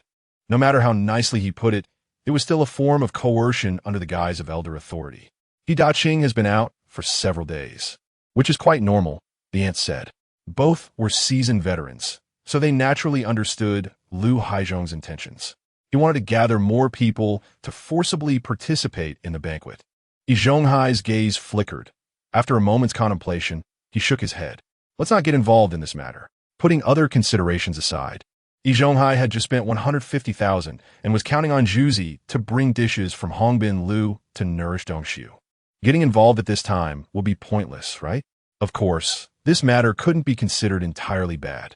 After He Daqing left several days ago, Yi Zhonghai had planned to help when Zhuzi and his sister were struggling. Unexpectedly, after Zhuzi went to Hongbin Liu, life had actually improved. His non-involvement didn't mean Liu Haizhong would give up. They were pressuring Zhuzi. No matter the outcome, it would only increase Zhuzi's chances of development. All right, you decide. But I don't think Lu Haizhong can pull this off. The aunt nodded and shook her head upon hearing her husband's words. She was fully aware of everything happening in the courtyard these days. Zhu Zi's several confrontations with the Jia family had been handled impeccably. Even if Yi Zhonghai personally intervened, it would be difficult to change the current situation. Lu Haizhong saw that Zhu Zi was still young, so trying to bully him wouldn't be easy. In the backyard, at the Su family. "Kid, be smart tomorrow," Su Wuda patted Su Damao's head and said. Today, Lu Haizhong came to the Su family, and his purpose was naturally related to holding a banquet at Zhu Zi's home. Su Damao was also present at the time, and when he heard they were going to eat at Xiaozhu's house, his eyes lit up. He had been frustrated by not having the opportunity to teach Xiaozhu a lesson. And now this excuse was just perfect. He could take the chance to make him eat and drink more. So he hurriedly asked his father for permission. Although Su Wuda was considered shrewd in the courtyard, during Yi Daqing's time, the only ones who had any say were him and the three later uncles.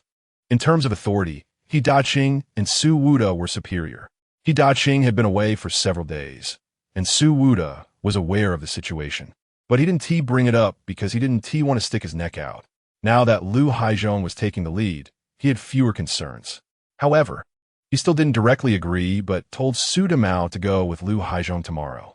This way, if nothing unexpected happened, they could smoothly attend the banquet. If there were any issues, he could shirk responsibility by saying that Su Damao was being unreasonable. Such a calculating person acted with great caution. Hearing his father's advice, Su Damao was indifferent. "Dad, you can rest assured, tomorrow I'll go to Xiaozhu's house with Uncle Lu, and I'll make sure he doesn't dare to refuse." The pent-up frustration he had felt from Xiaozhu seemed to finally have an outlet, making Su Damao feel very pleased. At the Lu family, late at night, the Lu family was wide awake, all gathered around the dining table in the living room. "Dad, are we really just a few of us going?" Lu Guanqi was the first to ask. He was the most eager to eat at Xiaozhu's house. Erdema and Lu Guangtian, Lu Guangfu all looked at Lu Haizhong. Today, Lu Haizhong had visited a few households in the courtyard that could be considered influential. Yi Zhonghai wasn't home, so old Su sent his son over. Yin Laosan, for some reason, not only didn't come, but also advised him not to get involved. If he wasn't even enthusiastic about attending the banquet, what could he be expected to do? Lu Haizhong ultimately decided, "We are enough. Xiaozhu's dad has been running for so long. I don't believe there are only us in the courtyard who want to eat at the banquet. There must be plenty of people eyeing this opportunity." Hearing this, Lu Guangqi and his brother's eyes lit up. This was great. In the next few days, their good days were about to come. In this age of scarcity, having a meal can be quite difficult. Around 11 at night, Yuzhu finished his stance practice, wiped the sweat from his forehead, and walked to the water basin in the courtyard to wash his face. As he lay down in his room, he was still thinking about what Yin Jiefeng had just said. Lu Haizhong was going to bring people to discuss the banquet arrangements with him tomorrow. Yuzhu thought for a moment and understood. This is what is called eating the last meal, a custom that has existed since ancient times. If a family has no sons or daughters, their estate will be sold off after their death, and the money will be used to host a banquet for the villagers until it runs out. Therefore, everyone hopes to have sons, at least to avoid being in a situation where others benefit from their demise. However, Yuzhu's current situation is a different kind of last meal family. Although they have a son, he is too young, and after the parents pass away, the relatives and friends coming for the banquet will depend entirely on each other's conscience. This situation has also extended to neighbors, purely bullying the weak when the host is not around. But Yuzhu is not too worried. Let's not talk about anything else. Do they think they can just come and eat for free? If he ignores them, what can they do? The martial arts Yuzhu has been practicing during this time is not in vain. If someone really tries to force him, he won't just sit back and do nothing. Moreover, Yuzhu doesn't need to take action himself. Such matters cannot be openly discussed. If it really escalates, they could easily label it as restoring old customs and see who dares to speak out. After all, it's just offending those who want to mooch a meal. But Yuzhu doesn't care about that at all. If they have the audacity to come and mooch off such a banquet, even if they never interact again, it's not a big deal. The next morning, Yuzhu woke up, his stomach growling with hunger. He had brought 3 lunch boxes yesterday, but he hadn't expected them to run out so quickly. He felt the hunger in his body and shook his head helplessly. His daily food intake was visibly increasing. If this continued, relying solely on the chef's salary would probably not be enough to fill his stomach. Although he could buy vegetables at cost price from Hongbin Building, with his increasing appetite, he couldn't keep using growing as an excuse. After all, what young man could eat as much as 2 or 3 adults in one meal? Moreover, while Mr. Yang might not mind 1 or 2 dishes, if he frequently bought 3 or 4 dishes home, it would inevitably seem inappropriate. It seems he would have to find a way to earn some extra money in the future. Just as he was thinking, there was a sudden loud knocking on the door. "Zhuzi, are you awake?" A voice came from outside. He Yuzhu's eyes flashed with a cold smile. This was quite proactive. Lu Guangqi and Su Damao were standing at He Yuzhu's door, knocking incessantly, their excitement evident on their faces. After all, this was a big deal about attending a banquet. Not to mention, they could indulge in delicious food for the next few days. Su Damao had a bit of personal interest as well. "Zhuzi, hurry and open the door. We need to talk to you." Before Su Damao's words were finished, He Yuzhu had already opened the door. "What is it?" After opening the door, He Yuzhu immediately saw Su Damao and Lu Haizhong, Lu Guangqi.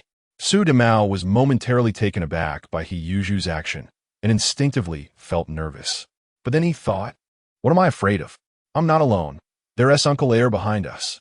So his expression immediately took on a hint of arrogance. "Zhuzi, Uncle Air has something to discuss with you," Su Damao said, his tone and expression full of glee. After all, even the smallest child knows that taking things from home to share with others is a loss, let alone something like hosting a banquet. Now, even if the fool Zhu doesn't die, he'll definitely suffer a loss. Let's see how he can still act high and mighty in front of me later. "Yeah, why are you taking so long to open the door?" Lu Guangqi urged impatiently from his side. He was the most favored at home, and these days he'd been tempted by the delicious food from the fool Zhu's house. So he even complained about He Yuzhu's slow door opening. He Yuzhu glanced at the group, clearly understanding their thoughts. He coldly replied, "I still have to go to work later, no time." Saying this, he pretended to close the door. He knew these people were looking for trouble, so he naturally wouldn't be polite to them. "Hey, you guy." Su Damao was suddenly flustered. He clearly hadn't expected the fool Zhu to be so ungracious. "You want to close the door without even knowing what the matter is?" Seeing that He Yuzhu was really about to close the door and go inside, Lu Haizhong, who had been silent at the back, could no longer hold back. "Hey, Zhuzi, don't rush to leave. It's not too late to talk about the matter before you go to work." Seeing He Yuzhu about to walk away, he hurriedly called out. Chapter 30, Knocked Out Teeth. Originally, he wanted the 2 kids to speak first, while giving He Yuzhu a bit of a scare. Then he would bring up the idea of throwing a banquet as the elder. But this kid was clearly not playing by the rules. He Yuzhu stopped in his tracks, turned around to look at Lu Haizhong, and said, "Second uncle, why are you bringing these 2 guys to block my door so early in the morning? What is so urgent?" He pointed at Lu Guangqi and Su Damao. Upon hearing this, Su Damao and Lu Guangqi immediately became unhappy. "Zhuzi, what do you mean by that? What do we do to you?" "Watch your words." Zhuzi's words were indeed quite uncomfortable to hear. Lu Haizhong's expression also turned a bit awkward. Why did Zhuzi's words sound so prickly? Did he know their intentions? "It's like this. Your dad has been gone for several days, and, as your elder, seeing you with a 5-year-old little sister, life must be tough for you. Why not find a time to hold a banquet, invite the neighbors to help out, and then we elders can look after you more in the future?" Although it was a move to take advantage, the appearance still needed to be maintained. Su Damao and Lu Guangqi, upon hearing this, also threw aside their previous displeasure and looked at He Yuzhu with excitement. Although Zhuzi's dad had run away, there must be plenty of valuable things at home. If they threw a big banquet, each of them could eat a few more pounds of meat. After listening, He Yuzhu snorted coldly. "Is that all? Is that it? Finished talking?" Hearing He Yuzhu say this, Lu Haizhong was a bit puzzled. What did Zhuzi mean? Did he agree or not? He had prepared a whole bunch of words. "Zhuzi, do you agree?" Lu Haizhong was a bit surprised that it was resolved so quickly. "Agree to what?" "Second uncle, who set the rules for throwing a big banquet? Or do you want to provide the ingredients and let me handle the banquet?" "Why would I provide you with ingredients? What does your family's banquet have to do with me?" He Yuzhu immediately distanced himself from the matter upon hearing Lu Haizhong's words. Lu Haizhong cursed inwardly. This Zhuzi is truly a fool. If he provides the ingredients for a banquet, Wouldn't his family be ruined? Yuzhu just smiled slightly. Are you trying to make me use my own money to host a banquet for you? Second uncle, do you underestimate me too much? Your calculations are quite loud indeed. Lu Haizhong caught the sarcasm in Yuzhu's words, and his face immediately darkened. Zhuzi, while you say that, it shouldn't be like this. Hosting a banquet isn't for free. We elders come to eat your banquet, and in the future, if you face difficulties, you can also seek our help.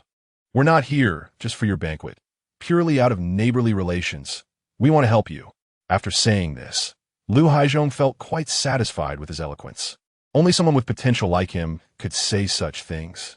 Indeed, who cares about your banquet? It's just because we feel sorry for you that we come to help. Su Damao fanned the flames from the side. If you keep talking, I'll beat you.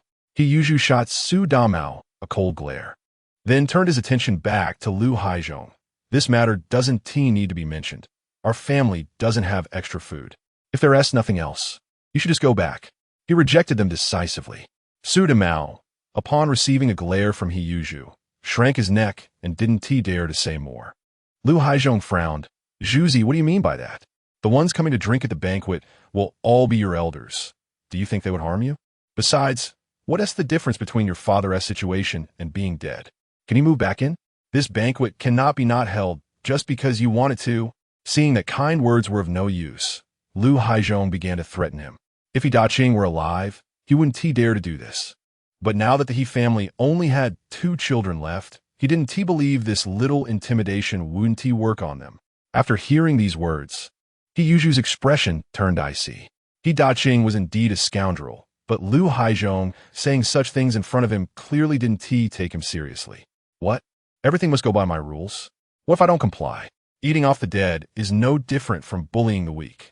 Those who become absolute orphans are mostly orphans and widows who have lost both parents. Having already experienced a huge family upheaval, they're swept clean of their family assets by these people. What future do they have? Can they rely on these people to say a few comforting words? When they starve to death, these people might think that just pulling some weeds at the grave during the first 7 days is enough to accumulate virtue and do good. In the end, these people dare to eat off the dead because they believe the bullied are weak and powerless, unable to resist. Yuzhu could firmly establish himself at Hongbin Building just based on his culinary skills, not to mention the sense of security gained through martial arts and agility. With these skills, he could survive in a chaotic world without bowing down or compromising to evil people. Lu Haizhong's face turned ugly. He never expected Zhuzi to be so stubborn. With the words said to this extent, he still looked unmoved. At this point, Lu Guanqi could no longer sit still. This was a good opportunity. How could he let it slip away? Su Damao's eyes shifted. Seeing Lu Guanqi's anxious demeanor, he quietly took a step back. At the same time, he whispered in Lu Guanqi's ear, Brother Guanqi, I think we should teach him a lesson. Uncle Lu is an elder. It's not appropriate for him to act, but isn't that why we're here? He will definitely prepare the banquet obediently. After hearing Su Damao's words, a glimmer of excitement flashed in Lu Guanqi's eyes. Indeed, Lu Guanqi had been spoiled by Lu Haizhong's family since childhood and had a rather fiery temper. Now seeing Zhuzi being stubborn, he was immediately stirred up by Su Damao and charged forward. Although he was a year or 2 younger than Yuzhu, he showed no fear. After all, no one dared to provoke him at home since he was little. Lu Guanqi raised his arms, intending to pin Yuzhu to the ground and beat him up. Su Damao, seeing this, was overjoyed. Zhuzi, you're really asking for it today. Let us see how we teach you a lesson. He said this, but he hid behind Lu Guanqi, only daring to shout from the back, clearly observing the situation. If things were in his favor, he would naturally jump in to kick. If something went wrong, he could quickly escape. This kind of cowardly retreat was exactly like his character in the original play. It must be said that this guy was never a good person from a young age. Lu Haizhong hadn't had time to react when Lu Guanqi had already charged out. Seeing this scene, Lu Haizhong's eyes flickered, but he didn't speak to stop it. He just shot Su Damao an annoyed glare. He certainly knew what was going on. Su Damao was inciting Guanqi to take action while hiding behind. The Su family was indeed not to be underestimated. It was better that the elders didn't come, but the younger ones were also not easy to deal with. However, Lu Haizhong didn't delve into this matter at this moment. Zhuzi was too hard-headed. He couldn't just fight with the younger generation. From both a moral and legal standpoint, it wasn't appropriate to do so. There were still officers stationed outside. He couldn't risk his life over a trivial matter. While he was pondering, Lu Guangqi had already rushed in front of He Yuzhu. He Yuzhu frowned slightly. It seemed the other party was serious. He snorted coldly, swung his right fist, and struck heavily on the other's face. Suddenly, several bloody teeth flew out. Lu Guangqi spun halfway around on the spot, and then collapsed to the ground. At this moment, his face had twisted and deformed. With his mouth open, his front teeth and several others had fallen out, and his mouth was full of blood. This appearance looked quite terrifying. The intense pain made him unable to help but scream, but because he was missing several teeth, his voice sounded somewhat ridiculous. All of this happened in the blink of an eye.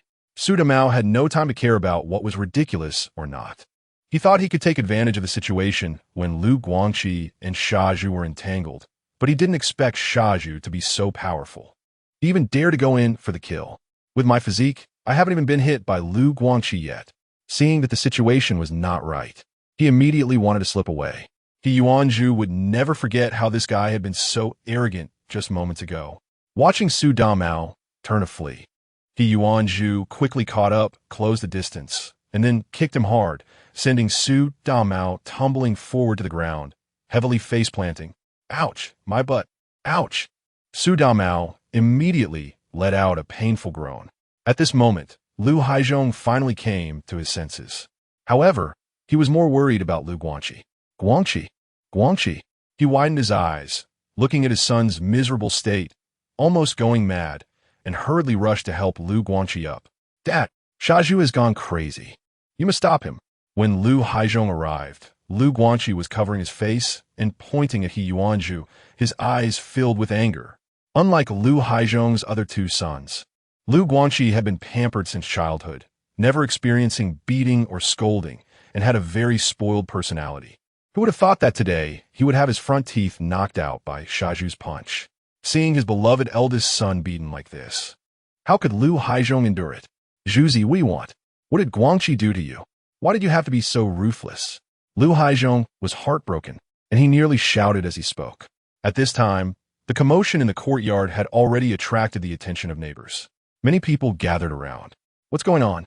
It's so noisy early in the morning. Yi Zhonghai from the courtyard was the first to come out. Seeing the scene in the yard, he was also taken aback. Lu Guangqi's face was swollen like a pig's head, and his mouth was full of blood, while Su Damao was lying on the ground groaning. Oldie, you came just in time. There's a bully in our courtyard. You need to come and judge this. When Lu Haizhong saw Yi Zhonghai, he quickly waved him over. This time, not only did he fail to achieve his goal, but he also harmed his own son, and this matter could not just be let go. After hearing Lu Haizhong's words, Yi Zhonghai saw He Yuanzhu's figure and immediately understood what had happened. At this moment, Yan Fugue also noticed Lu Guangqi and Su Damao's condition and pondered to himself. This is too harsh. Hearing the noise, Yan Jiefeng immediately brought his father, Yan Fugue, over. Zhuzi, are you all right? Yan Jiefeng ran to He Yuanzhu and asked. Yan Fugue followed, observing the situation in the courtyard. Lu Guangqi was in a sorry state, and Su Damao was even more miserable on the ground. Yet Zhuzi remained calm and composed. Yan Fugue felt a bit relieved. It seemed he hadn't arrived too late. Yesterday, Lu Haizhong had come to the front yard to find him, clearly stating that he wanted to deal with Zhuzi's family. In the past, Yan Fugue might have considered it, but now the relationship between the two families was harmonious, and Zhuzi's character and cooking skills made him realize that cooperation was the long-term plan. Dealing with a family? Such short-sighted behavior. How could Yan Fugue agree? Not only did he not agree, but he also specifically came to investigate the situation. Lu Haizhong's words had already indicated that something would happen today. Although Zhuzi was young, having someone to help was always a good thing. Seeing that everyone in the courtyard had gathered, Lu Haizhong began to loudly complain. Everyone look, my son Lu Guangqi has been beaten like this by He Yuanzhu. Is there still any justice in this world? He pointed at Lu Guangqi, his emotions running high. Uncle Lu, don't say that. Su Damao, while lying on the ground, couldn't help but shout. Then he touched his sore butt. This Zhuzi really hit hard. He almost kicked me away. By the way, Su Damao and Lu Guangqi are still just kids. Brother Zhuzi, you're really impressive. Yin Jiefeng stood next to He Yuanzhu, seeing Lu Guangqi and Su Damao's condition. Couldn't help but give a thumbs up and quietly praised him. Usually, these two guys didn't have a good reputation in the courtyard, but unexpectedly, Brother Zhuzi quickly dealt with them. It was really impressive. He Yuanzhu just smiled slightly at this. With his current strength, dealing with these two young punks was effortless. In fact, he had already been quite restrained. Otherwise, one punch would have meant either death or serious injury. However, such things should not be done, especially since the city was under military control and the consequences of a death would be unimaginable. Moreover, he never intended to use excessive force. He merely wanted everyone to understand that he was not someone to be trifled with when facing similar situations. Such bullying of the weak may not be rare in this era. Even before his time travel, it still existed in some places. This bad habit is deeply rooted and cannot be changed in a short time. Dad, he's still smiling. Lu Guangqi, already filled with grievances, felt like he was being mocked when he saw He Yuanzhu smiling calmly, and he immediately became anxious. What are you laughing at? Zhuzi, do you know how terrible this situation is? How long has it been since anything like this happened in our courtyard? Lu Haizhong directly threw out a big hat. I say, second uncle, don't get excited. How can this be considered a malicious incident?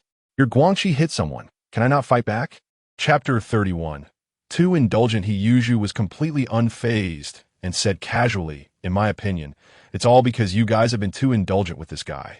Be careful, or you might end up raising a white-eyed wolf.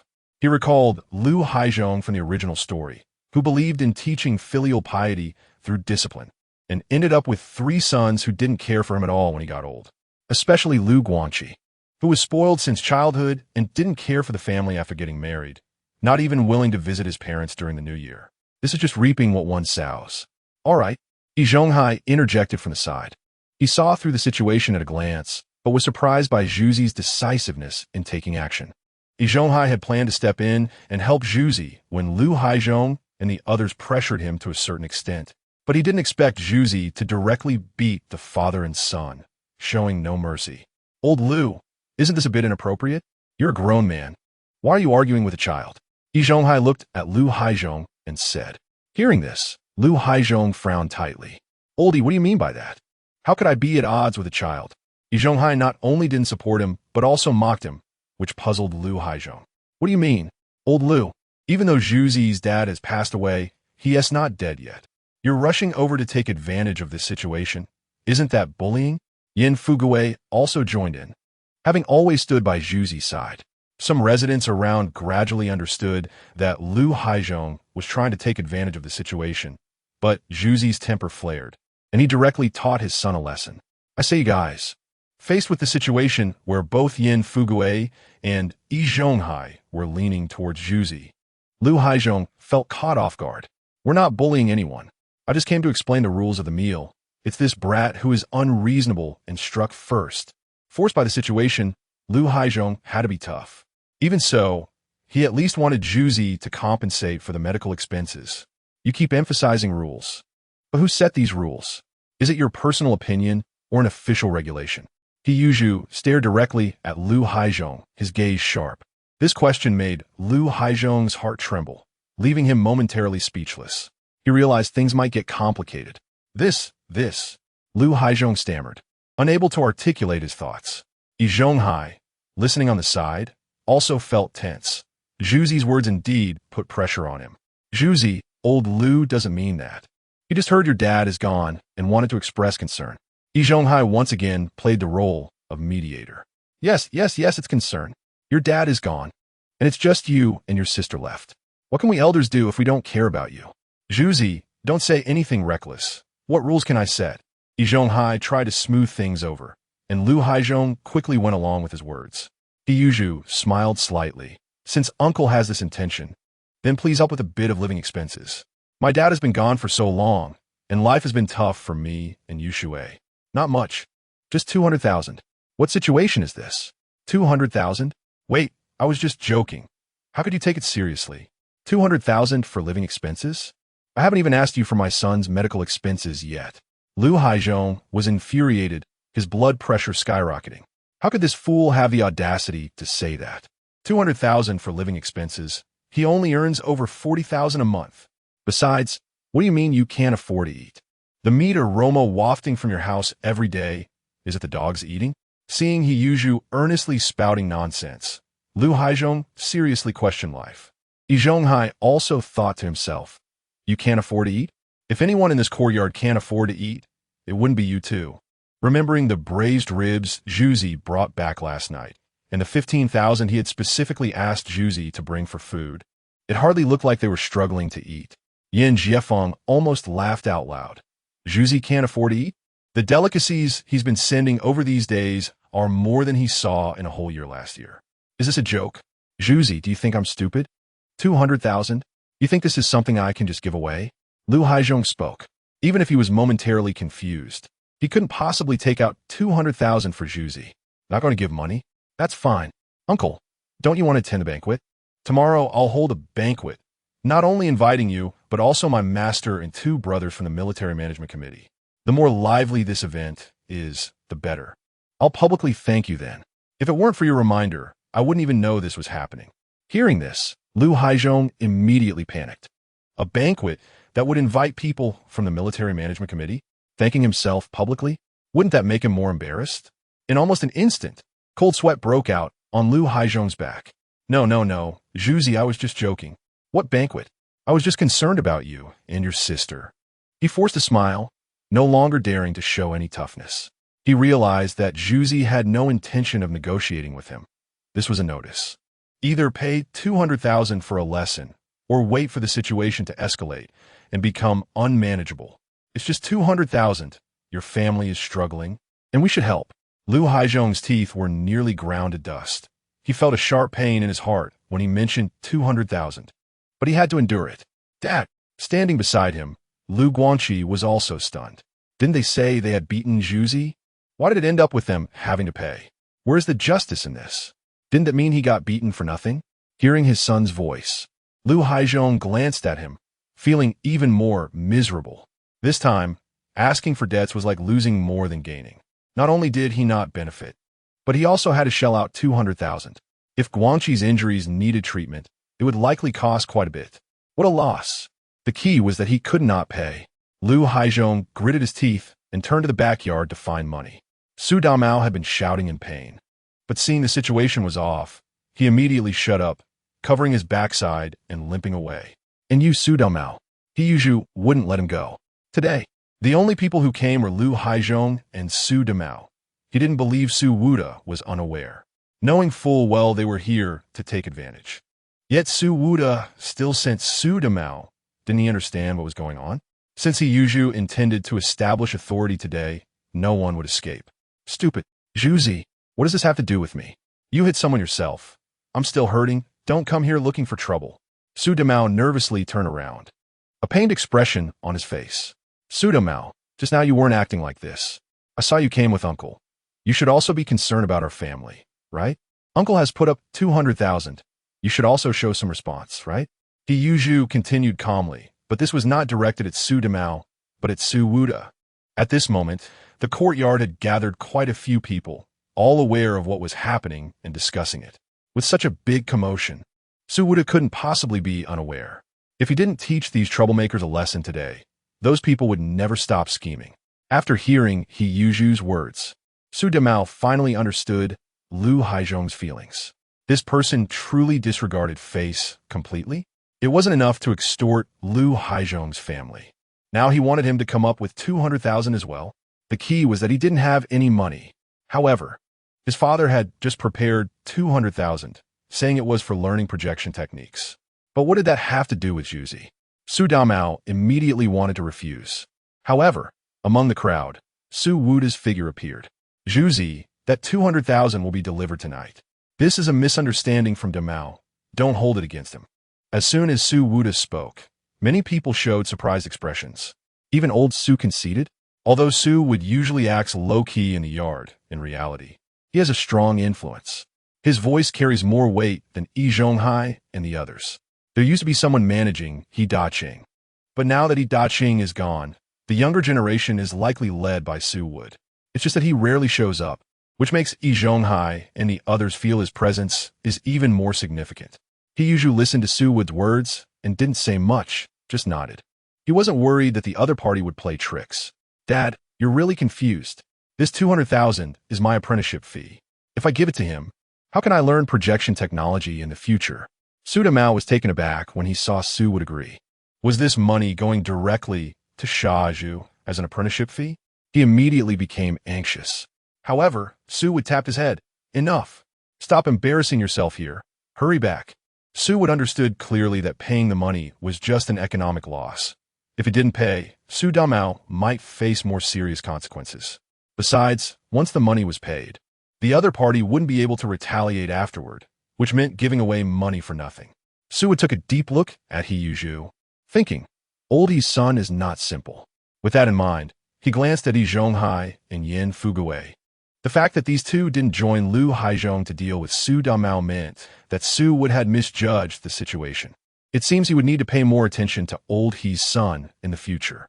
Yi Zhonghai, who witnessed the whole process, felt his eyelids twitching. All right, everyone disperse. Nothing major happened. He first sent away the neighbors who were watching, then turned to He Yuzhu. At this moment, his expression was complicated. There was no need for him to show goodwill anymore, since Zhuzi had handled everything clearly. Zhuzi, you're really impressive. I was thinking of speaking up for you. Yin Fugui also came over, unable to help but say something. He had been worried that Zhuzi, being young, might not be able to handle Lu Haizhong and the others. Yet in just a few words, Zhuzi made Lu Haizhong and Su would pay 200,000. Although these two weren't considered poor in the yard, that amount of money was still a heavy burden for them.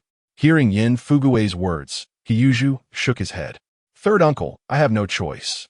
My situation is tough now.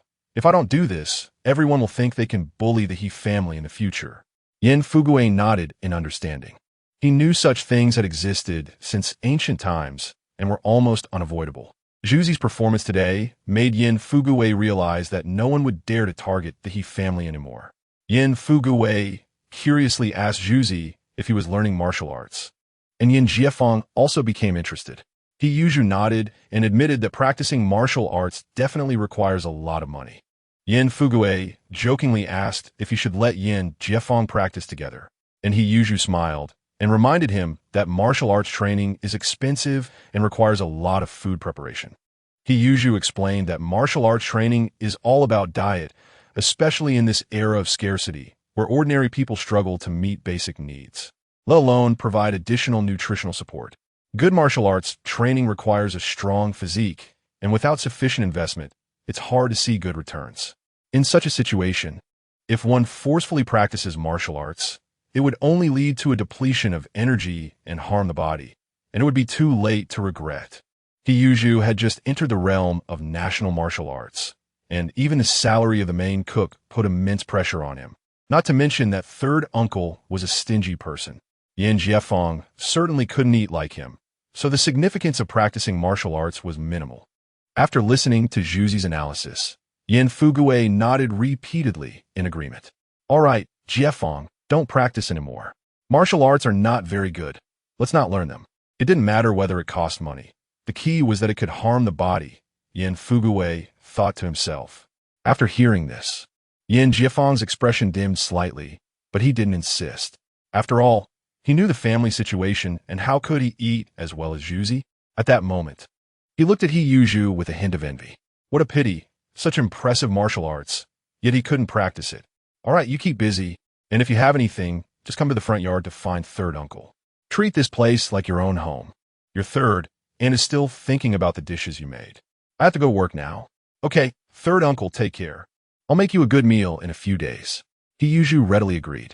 This time, the Yin family reminded him in advance and also helped him speak up. Regardless of the outcome, this friendship was genuine. Making a meal would be a good way to repay the favor. Relationships are built slowly like this. In the future, if anything happens in the yard, at least the old Yin family will still think of them, and He Yuzhu will feel more secure while working outside.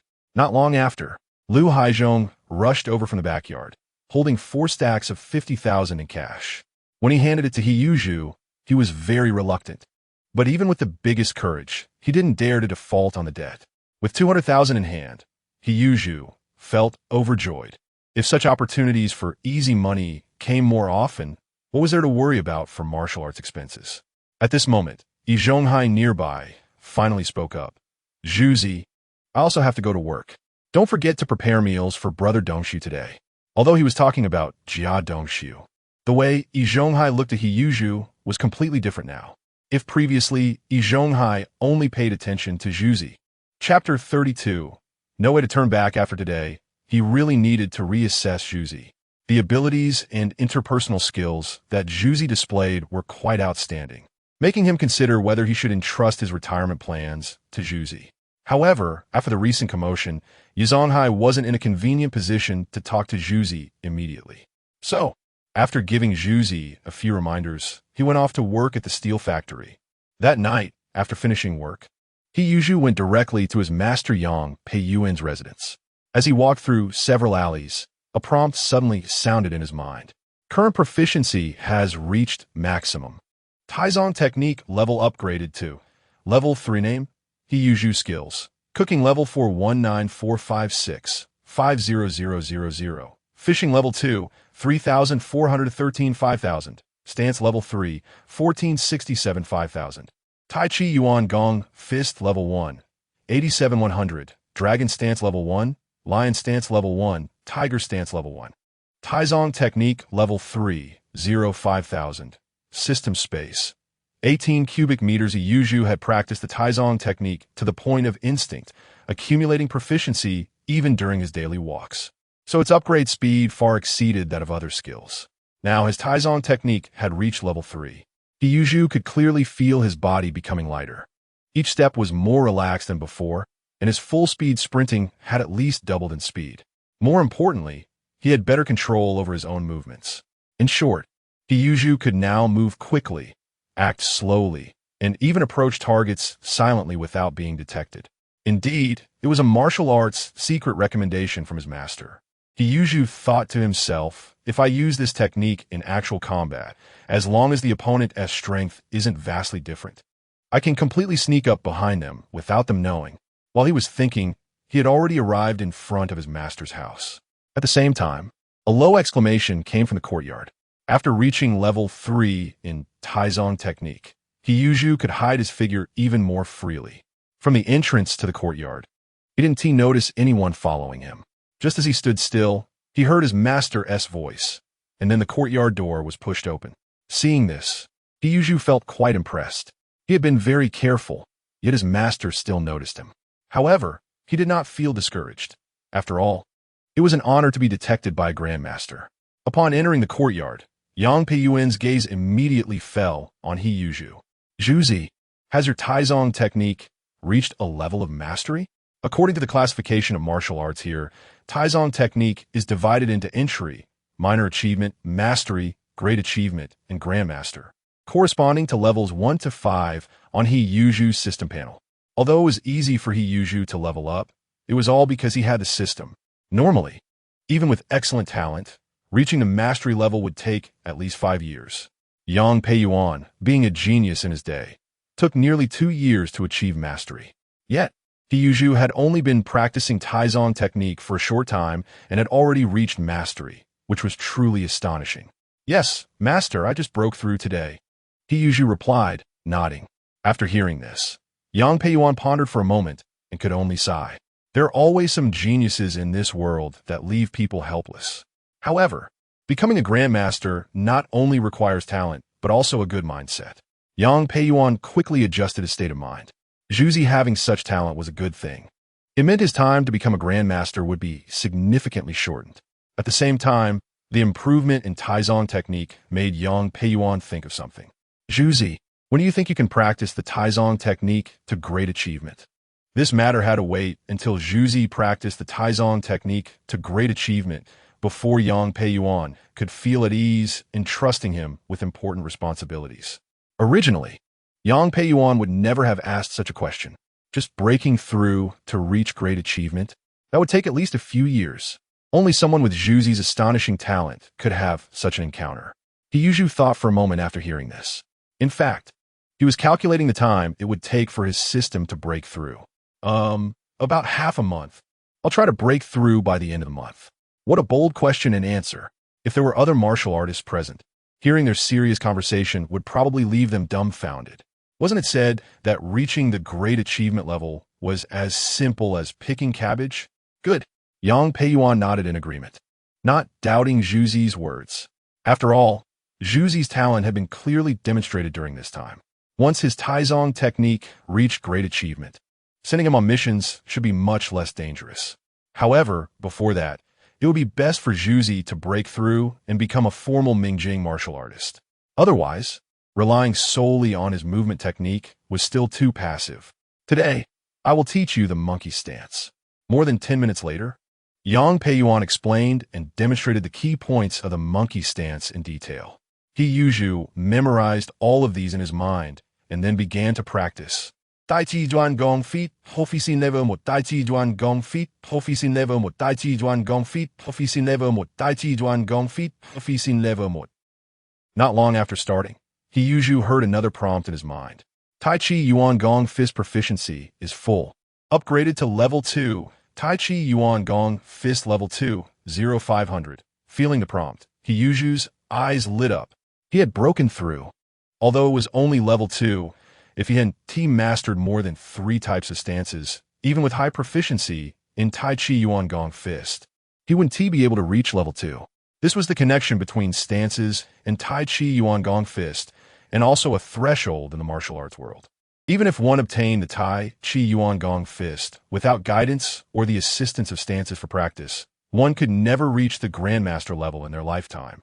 After the breakthrough in Tai Chi Yuan Gong Fist, he Yuzhu felt a surge of powerful energy within him, unable to resist the urge to unleash it fully. He let out a low roar, and his strength and speed instantly increased significantly. A punch struck a giant tree, leaving a deep pit the length of his forearm.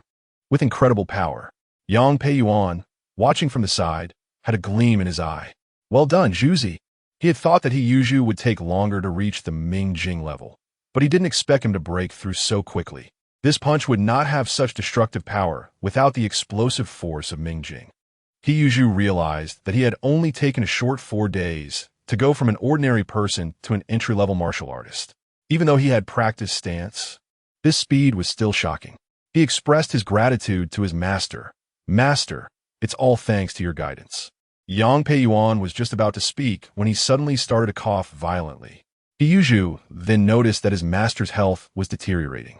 Old age doesn't spare anyone after all, Yang Peiyuan sighed. When I was young, I could recover quickly even after injuries, but now it's beyond my control. He estimated that he could hold on for another 6 months, which was already quite difficult. Seeing his disciple Zhu Zi's outstanding talent, Yang Peiyuan felt both gratified and worried. 6 months might be enough time for him to master the necessary skills. He Yuzhu felt ashamed upon hearing his master's words. He promised to quickly learn the medicinal cuisine recipes and personally adjust his master's health. However, while Yang Peiyuan felt comforted, he knew this task would not be easy, and he might not be able to wait for that moment. Yang Peiyuan encouraged Zhu Zi to continue focusing on his martial arts training, stating that once his Taizong technique reached a high level, there would be a special reward waiting for him. Compared to the so-called reward, he Yuzhu was more concerned about his master's health. He wished to repay the favor of imparting martial arts by dedicating himself wholeheartedly, not letting down his original intention. He did not focus too much on the so-called grand reward, but instead immersed himself in the practice of Taizong technique and Tai Chi Yuan Gong. Before leaving, he advised his master to rest assured and promised to practice diligently. After bidding farewell to his master, he Yuzhu headed straight home. The night breeze was a bit cool as he walked to the front of the courtyard, tugging at his thin white shirt. This was custom-made for him by his father. He Daqing during last year's festival. His mother had passed away early, and no one in the family was skilled in needlework, so they could only rely on his father, who worked away from home, to occasionally buy new clothes. Even so, this treatment was already quite rare. In this era, many families struggle to ensure basic food and clothing, and it is not uncommon for siblings to share a single piece of clothing. Although he Yuzhu is just beginning to learn martial arts, he still feels the need to train himself further, unable to withstand the effects of seasonal changes. He feels a slight chill in his body and shakes his head gently. Once he gets paid, he He plans to buy a few new clothes for Yushue, but then he thinks he also needs to buy a bicycle. And with the expenses of practicing martial arts, he suddenly feels a headache. The money is simply not enough. Returning to the small courtyard, he directly delivers today's lunchbox to the Jia family, as instructed by Yi Zhonghai. When Jia Zhongshu receives the lunchbox, she smiles broadly, saying that the food is quite good. Dongshu has found a great master. She exclaims, Zhuzi, why don't you eat with us? Jia Zhongshu invites He Yuzhu as he prepares to leave. She is not being suddenly kind-hearted, but rather has tasted the benefits. The dishes from Hongbin Tower are indeed very good, and aside from delivering this lunchbox, He Yuzhu must have other sources of food. If they could eat together, wouldn't that mean free meals? Thinking of this, she forgets about the previous small conflicts with He Yuzhu and smiles like a blooming flower. No, I'm afraid I won't be used to it. He Yuzhu waves his hand and goes back inside. Jia Zhongshu spits at his back and then walks to the bedside, calling out, Dongshu, it's time to eat. It must be said that the lunchbox He Yuzhu brought back is quite useful. A few days ago, Dongshu was bedridden and could only eat in bed. After eating yesterday's braised pork ribs, his complexion has improved. This shows how bad his situation is due to weak health and lack of nutrition. The Jia family is not wealthy in the courtyard. Jia Fu passed away early and left little property. Jia Zhongshu is lazy and indulgent, and even in raising Dongshu, it is inconsistent, making it impossible to rely on her to save money. Therefore, the only source of income for the family is Dongshu's wages after he becomes an apprentice, which makes the family's meals predictable, lacking both oil and nutrition. A normal person would struggle to get by, let alone the sickly Dongshu. After hearing Jia Zhongshu's words, Jia Dongshu forces himself to sit up in bed and, with his mother's support, walks to the dining table. There are several lunchboxes on the table, and Jia Dongshu curiously asks, Mom, did Zhuzi just come to deliver food? He feels grateful, saying it's really thanks to him this time. Otherwise, I might not even be able to get out of bed. Don't mention him. That Zhuzi is too stingy. Last time he brought back 2 lunchboxes, and now 1 lunchbox has so much good food. There are only 2 kids in their family. Is this enough to eat? Jia Zhongshu complains. Dongshu, once you become a regular, our family can also eat good food. Otherwise, others will think we can't afford it. Jia Zhongshu keeps complaining, unaware that all this food was brought by He Yuzhu at Yi Zhonghai's expense. He Yuzhu returns to his room, confirming that no one is around, and takes out an extra prepared lunchbox. Their family is currently eating 3 portions for a meal. As soon as he enters the room, his little sister, Dayushi, is already waiting inside. Seeing her brother return, she excitedly runs over to help put the lunchbox on the table. It's twice-cooked pork. Brother, this is my favorite, Zayushi exclaims, smelling the aroma from the lunchbox. He Yuzhu smiles and asks, I brought it specially because I know you like it. How was learning from Uncle San today? Zayushi proudly says, Uncle San praised me. I can recognize over 100 characters, and many third graders can't recognize that many. Hearing this, He Yuzhu feels a stir in his heart. In this era when most people are illiterate, being able to read is already quite impressive. In the past, elementary school students who couldn't read would be laughed at. But in this age, Yushue's learning ability is remarkable. Moreover, skipping grades is quite common in this era, and based on her progress, she could quickly advance after starting school. With proper planning, it wouldn't be difficult for her to graduate from university when the winds rise. The benefit of time travel is being able to foresee the future and avoid harm. By the way, brother, Zayushi suddenly remembers something, gets up, walks to the corner cabinet, and takes out something wrapped in old newspaper. This is from Uncle Sue in the backyard today. He usually looks at it and knows that this is the 200,000 compensation. After receiving the money, he pats Yushue on the head and says, Okay, let us eat first. However, he is pondering whether he should go to the market to buy some things. He Yuzhu calculates the remaining money while eating. First, there's the 400,000 compensation from the Su and Lu families, then the 150,000 lunchbox money from Yi Zhonghai, plus over 700,000 left by Hidaching, totaling about over 1 million.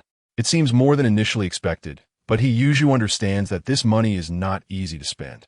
He practices martial arts every day and brings back 2 extra dishes from Hongbin Tower spending about 50,000 to 60,000 daily. Not to mention the future expenses for Yu Shui's schooling and buying a bicycle.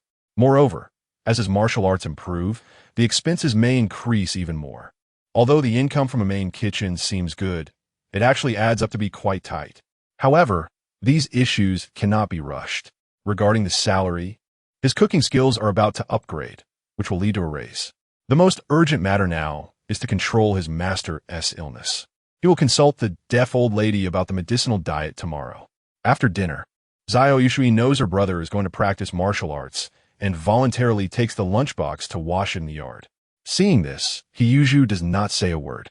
In that era, children matured early and could manage household chores. Even before he time-traveled, Xiao Yushui had learned a lot of household work from Hidachi. As night falls, the residents of the courtyard gradually turn off their lights to rest. However, some families are destined to find it hard to sleep.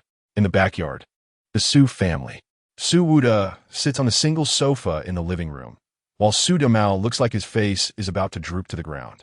Dad, this is too unreasonable. That 200,000 was for me to become an apprentice. It was all taken by that silly Zhu. How am I supposed to learn to operate the projector now? In recent days, Su Damao has learned a lot from the projection master.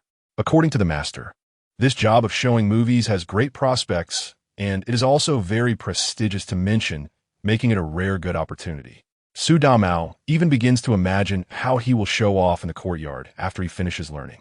But now that this incident has happened, if he cannot learn to operate the projector, how will he boast in the courtyard in the future? Su Wuda, hearing this, replies unhappily, "Are you not satisfied with the money given to you? Do you want to make a big fuss until Zhuzi sends you away to be happy?" Chapter 33. Can't afford it. If it were just a loss of 200,000, Su Wuda would not be angry. After all, from finding a couch at home to locating a projectionist, and later helping Su Damao marry Lu Xiao, various signs indicate that Su Wuda is a capable person. It's just that the original play did not provide a detailed introduction to Su Wuda's identity. What angers him now is that Damao and Zhu are of similar age, yet their actions differ so greatly. In the courtyard, everyone keeps calling Zhu silly Zhu. Although Su Wuda hasn't spoken much with Zhu, he has heard the discussions and somewhat looks down on him. Despite Hidaching's remarkable skills, his son is still not as good as Su Wuda's. This is also why when Lu Haizhong came to him to discuss taking extreme measures, he agreed. Fortunately, being cautious, he left himself a backup plan, not going out personally and letting Damao check the situation first. Otherwise, if both adults had intervened, the matter would have escalated significantly. This 200,000 should be considered a lesson. Su Wuda felt reluctant, but understood the urgency of the matter. After being scolded by Su Wuda, Su Damao dared not speak further. Although still young, he had witnessed the military management escorting criminals to the execution ground in the city. In those times, executions could sometimes take a tour around the city to intimidate hidden villains, and since people lacked entertainment, many were willing to watch the spectacle. Su Damao had accompanied Su Wuda a few times as a child, each time terrified to the point of trembling. However, he still felt sad. "Dad, I can't miss the projectionist training. You need to consider my future." With Su Damao about to graduate from middle school, his education level was only slightly higher than that of the dropout, Zhu. Nowadays, graduating from middle school could qualify one to be a factory worker. But after seeing the projectionist at work, Su Damao did not want to settle for being an ordinary worker. "Don't worry, I have a plan. You need to keep a low profile for a while. Don't provoke Zhu unnecessarily. After all, they are family, and Su Wuda naturally would not stand by idly." He specifically reminded Su Damao that he knew Zhu could be troublesome, and he understood what kind of person his son was, so he should avoid causing more trouble. Su Damao must secure the job of a projectionist. Otherwise, finding a partner in the future would not be easy. Without a decent job, Su Wuda would also find it hard to marry a daughter-in-law like Lu Xiao. In the backyard of the Lu family, Lu Guangqi was lying on the bed, occasionally groaning.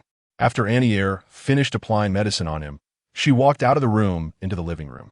Lu Haizhong and Lu Guangtian, along with their younger brother Lu Guangfu, were on the side listening to their older brother's painful cries, their faces pale. "Head of the family, can you explain what's going on?" Silly Juju hit someone and demanded 200,000 in compensation. Antier could no longer hold back, looking at her eldest son, who had been beaten so badly that her heart ached. Usually, they took great care of Lu Guanqi, but now he had lost 2 front teeth and 5 or 6 other teeth. Juju had truly been ruthless this time. Lu Haizhong was furious upon hearing this. They had gone to a banquet in good spirits, and not only had the eldest been injured, but they also had to pay 200,000. This didn't even include the subsequent medical expenses. Although his income was considerable, he still had several mouths to feed at home. Suddenly losing 200,000 before next month's paycheck, he would probably have to borrow food from the neighbors to survive. That silly Juju has no heart. Just not holding a banquet would have been enough. Why resort to violence? This matter must not get out, even if he was unhappy about it. Lu Haizhong knew that Juju had figured out their weaknesses. In the future, they had to be wary of this silly Juju. This month, everyone can only eat 1 meal a day and will exchange the white flour at home for corn, Lu Haizhong ordered. Antier's face turned ugly upon hearing this, but she understood that this was a necessary choice. Dad, how can 1 meal a day be enough? I haven't had white flour in a long time. The children didn't understand these matters, and seeing they were about to go hungry, Lu Guantian was anxious and stomped his feet. Hearing this, Lu Haizhong's face changed drastically. He slammed the table. You little brat. Want to eat, huh? I'll make sure you get enough. Filled with rage, with the eldest lying in bed, unable to move, Lu Guantian dared to retort, which only made Lu Haizhong more furious. He grabbed Lu Guantian and beat him up. If we can't hit the eldest, then it's your turn. On the spot, Lu Guantian cried out loud, his voice echoing throughout the courtyard. Yi Zhonghai was at home when he heard the cries from the backyard and just shook his head lightly. Old Lu is beating his son again? And he said beside him. Lu Haizhong believed in corporal punishment, but only for the second and third sons. Such things had long been commonplace in the courtyard. At first, people would advise a few words, but over time, no one bothered to intervene. Who would want to meddle in someone else's parenting issues? That would only bring trouble. Yi Zhonghai waved his hand. He wasn't interested in such trivial matters now. Dongxiu could already get out of bed, and it seemed he would be able to participate in the assessment the day after tomorrow. Yi Zhonghai noticed that Dongxiu's condition had improved quite a bit compared to a few days ago. Thinking back to what had happened, he was very angry. A few days ago, he not only sent a few eggs, but also gave the Jia family several tens of thousands of yuan. Although this money couldn't buy good food like what was in Juju's lunchbox, it should have helped Dongxiu gain some nutrition. However, Dongxiu's situation showed no improvement, which clearly meant that Jia Zhangshi was reluctant to spend money and wanted Dongxiu to tough it out. Fortunately, he had asked Juju to bring a lunchbox over, which had allowed Dongxiu to improve somewhat. Otherwise, missing this assessment would have been a significant loss. This is a good thing. Once Dongxiu passes the assessment, let him learn some skills from you. When we grow old, we'll have someone to rely on, an aunt said. Yi Zhonghai's eyes flickered after hearing this. He had previously thought that taking Jia Dongxiu as an apprentice was for the sake of having him help in their old age. But now his thoughts had changed. What do you think of Juju? He suddenly asked. The aunt was taken aback for a moment, but quickly understood Yi Zhonghai's meaning. He Daqing had been gone for several days, and it was uncertain if he would return in the future. Juju's situation was different from Dongxiu's. His father was still alive and posed a potential problem. Even if Yi Daqing wasn't a good person, if he returned when they were old, what would Juju do? Could he really pretend not to know him? If that were the case, they wouldn't feel secure relying on someone with such character for their old age. But if they acknowledged this father, how should they handle it? It was clearly impossible to stop Juju from dealing with Yi Daqing. This was also why Yi Zhonghai initially chose Jia Dongxiu as the candidate for their old age support. Aside from character and other aspects, this point was the most important. Choosing Jia Dongxiu meant no worries. Although Jia Zhangshi had a fiery personality, she was still a woman, so it wasn't a big deal. Didn't the deaf old lady mention this to me a few days ago? Yi Zhonghai spoke. He had originally thought that even if Juju went to Hongbin Lu as a chef, he would have to start as an apprentice. Generally speaking, it would take 3 years as an apprentice, 2 years learning skills, and 3 years of service. By the time Juju truly completed his training, he would likely be quite old. Moreover, the salary wouldn't be that high. Compared to this, it would be more practical to directly train Jia Dongshu. However, Zhuzhu's talent exceeded his expectations. Now looking at Zhuzhu's living conditions, just the daily meals were much better than his own, not to mention the salary. Just this treatment alone was already quite considerable. If they really wanted to choose Zhuzhu for support in their old age, it didn't seem impossible. Well, let's just wait and see. The main thing was to wait for He Daqing to return or not, and observe for another year. If He Daqing still hadn't returned by the next new year, they would consider bringing Zhuzhu over. In this way, with Jia Dongshu working to earn money and a chef like Zhuzi providing assurance, their later years will surely be worry-free. The old lady nodded in agreement. A peaceful night passed. In the morning, He began his stance training on time. As the foundation of national martial arts, he never showed the slightest slack. He understood well that the stability of stance training was comprehensive for the improvement of his personal skills, whether practicing Tai Chi or performing the Taizong technique. Stance training allowed him to use it with ease. Today, he deliberately started a bit earlier. After completing his stance training and having breakfast with his family, he headed straight to the deaf old lady's house in the backyard. He knocked gently on the door. The old lady. After a moment, the deaf old lady opened the door. Having reached an advanced age and not needing much sleep, she woke up early. "Grandson, you're here." The deaf old lady nodded upon seeing He, saying little but looking behind him to confirm no one was there before she extended her hand to guide him step by step into the house. After closing the door, the deaf old lady turned her head, her gaze landing on He. "Old lady, do you remember a few days ago I asked you about medicinal cuisine?" The deaf old lady nodded. "I knew you came for this. I've asked a few friends about that medicinal cuisine you mentioned. If you want to know more, you can go to Cat Alley. Just mention our Nanluo Lane Courtyard if anyone asks about you." Hearing this, He's eyes lit up. "So that's it. This old lady really has a way." "Old lady, then let me thank you on behalf of my master. No matter what kind of person you are, as long as my master can live because of this, I will always be grateful." "Grandson, why be so polite? Just treat this place as your own home. The dishes you brought last time were delicious. I'd like to have a meal with you again." The deaf old lady patted He's head, her smile kind. Anyone seeing this scene would be touched by her kindness. "Old lady, since you like it, how about the day after tomorrow? I will buy some fresh ingredients and cook for you." Counting the days, the day after tomorrow happens to be the weekend, when he has time to prepare. Nowadays, as everything is being renewed, the boss is most afraid of chaos. There can't be a single day less for rest, and Hongbin Liu is no exception. "Great. I'll wait for you to come." The deaf old lady nodded, watching He's leave before closing the door, her gaze turning slightly. Unexpectedly, just a few days after He Daqing left, Zhuzi has performed excellently, and she needs to prepare for Zhonghai. She inviting He's for a meal is not just about him cooking. The day after tomorrow, she also plans to invite Zhonghai to join them. Gathering everyone together for a meal could help ease the relationship between Zhonghai and Zhuzi. After all, she heard that there had been some minor friction between the two recently. With elders present, what problems cannot be solved? He was preparing to go to work when he happened to encounter Zhonghai and Jia Dongshu heading out in the courtyard. The third day is also the last day He delivers vegetables to Jia Dongshu.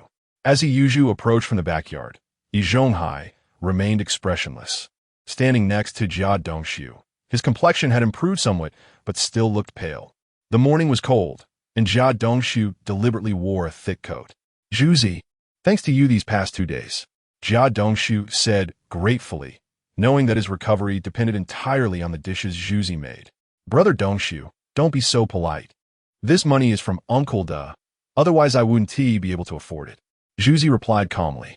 Zhonghai interjected. "Dongshu should thank you. Not everyone has your skills." After thinking deeply last night, Zhonghai decided to win over He's, so he took the initiative to be friendly. "Uncle Da, are you going to work?"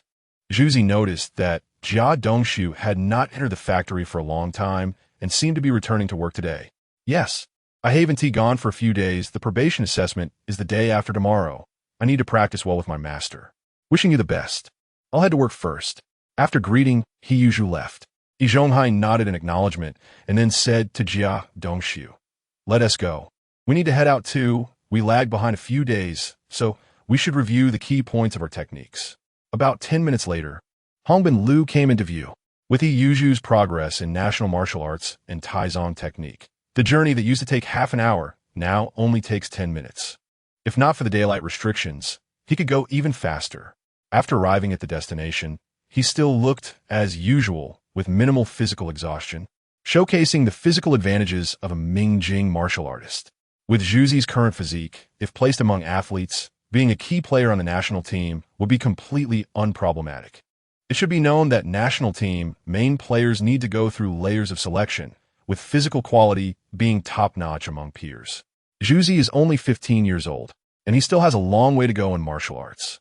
He Yuzhu suddenly thought, since his walking speed is already quite fast, does he still need other means of transport? However, this was just a thought. Transportation tools are still necessary. After all, in this era, bicycles are like houses in later years, a symbol. When the time comes to discuss marriage, mentioning having a bicycle at home would naturally change others' perception of you. After entering Hongbin Liu, He Yuzhu greeted Boss Yang, then headed to the backyard. Although his cooking skills were good and gaining popularity, he knew that Boss Yang had given him the opportunity, so he remained respectful to others and never acted arrogant. In the back kitchen, He Yuzhu didn't go directly to the stove, but first sought out his master, Li Baoguo. Master, Li Baoguo nodded upon seeing Zhuzi. You seem to have changed a bit recently? He carefully examined Zhuzi's physique, feeling that it was indeed different. As a master and apprentice for many years, and having experienced many significant events in his youth, his observational skills far exceeded those of ordinary people. He Yuzhu scratched his head and said, maybe it's due to practicing martial arts with Master Yang recently. I've made some progress. The progress in national martial arts had subtly changed his temperament, enhancing his appearance and spirit. Of course, only he knew these things. If people in the martial arts community knew about Zhuzi's situation, forget it, they probably wouldn't even be able to eat. Achieving the Mingjing realm in just a few days is just a small achievement in his eyes. They train hard for years. And some people may never reach the Mingjing realm in their lifetime. Hearing this would probably make them collapse on the spot. After listening, Li Baoguo's eyes flickered. Although he didn't understand national martial arts, he could clearly feel that Zhuzi's mental state had changed. He roughly guessed that Zhuzi's achievements were far from simple. Li Baoguo discovered that Zhuzi seemed to have made significant progress. He knew Zhuzi wasn't deliberately hiding his strength, but was just humble by nature. This made Li Baoguo feel both emotional and surprised. Initially, he was worried that Zhuzi's martial arts practice would cause him to neglect his cooking skills. But the facts proved that this worry was unnecessary. Now, Zhuzi's reputation at Hongbin Liu was steadily rising. At first, people came to him because he was Li Baoguo's apprentice. But the quality of the dishes never deceived anyone. Even if you were Li Baoguo himself, if your skills were not up to par, customers would not be satisfied. And at Hongbin Liu, the quality of the dishes is the most important standard of judgment. Nowadays, Zhuzi has become one of the most popular chefs among the main chefs in the restaurant. Many customers specifically request him to cook, and even some experienced chefs find it hard to compete with his appeal. Chapter 34 Assessment suspended the bustling activities around He Yuzhu were evident to all. Everyone unanimously believed that it was only a matter of time before He Yuzhu was promoted to head chef, and some had even begun to regard him as a candidate for the fourth head chef. Throughout this process, there was little jealousy and more recognition and appreciation for his character and conduct. Regardless of how positions changed, He Yuzhu remained humble towards others. Even with a stable position in the kitchen, he insisted on personally participating in basic tasks, such as chopping vegetables and preparing ingredients. This attitude earned him the respect of everyone. As a mentor, Li Baoguo was very pleased with Zhuzi's performance. One day, Zhuzi suddenly asked his master about a place. Cat Alley? Li Baoguo showed some surprise upon hearing this name. Did he find out something about medicinal cuisine? He knew that Zhuzi had been researching medicinal cuisine recently, all for Mr. Yang. He Yuzhu nodded. The deaf old lady had given him an address, but He Yuzhu was not a gullible person. In today's chaotic world, coupled with the old lady's unique identity, he would not act rashly. He first consulted his master, as his master's experiences were certainly richer than his own. After pondering for a moment, Li Baoguo recalled some memories. Cat Alley, That name sounds familiar. I think I have been there before. After a long while, Li Baowu finally remembered some past events. Zhuzi. There were indeed rumors about medicinal cuisine in Cat Alley many years ago, but that was over a decade ago. Back then, everything had yet to formally take shape, and there were still some court influences in the 4-9 city. There were indeed reports about medicinal cuisine from that side, and there were even rumors that a master of medicinal cuisine from the palace had appeared there, attracting quite a bit of attention at the time. However, back then, Li Baowu was solely focused on culinary skills and did not pay much attention to matters outside the industry. After hearing his master's words, Yuzhu nodded slightly. It seemed the deaf old lady had not deceived him. Since that was the case, he had to find an opportunity to check out Cat Alley, as his master's situation could not be delayed. Zhuzi, the world is not peaceful now.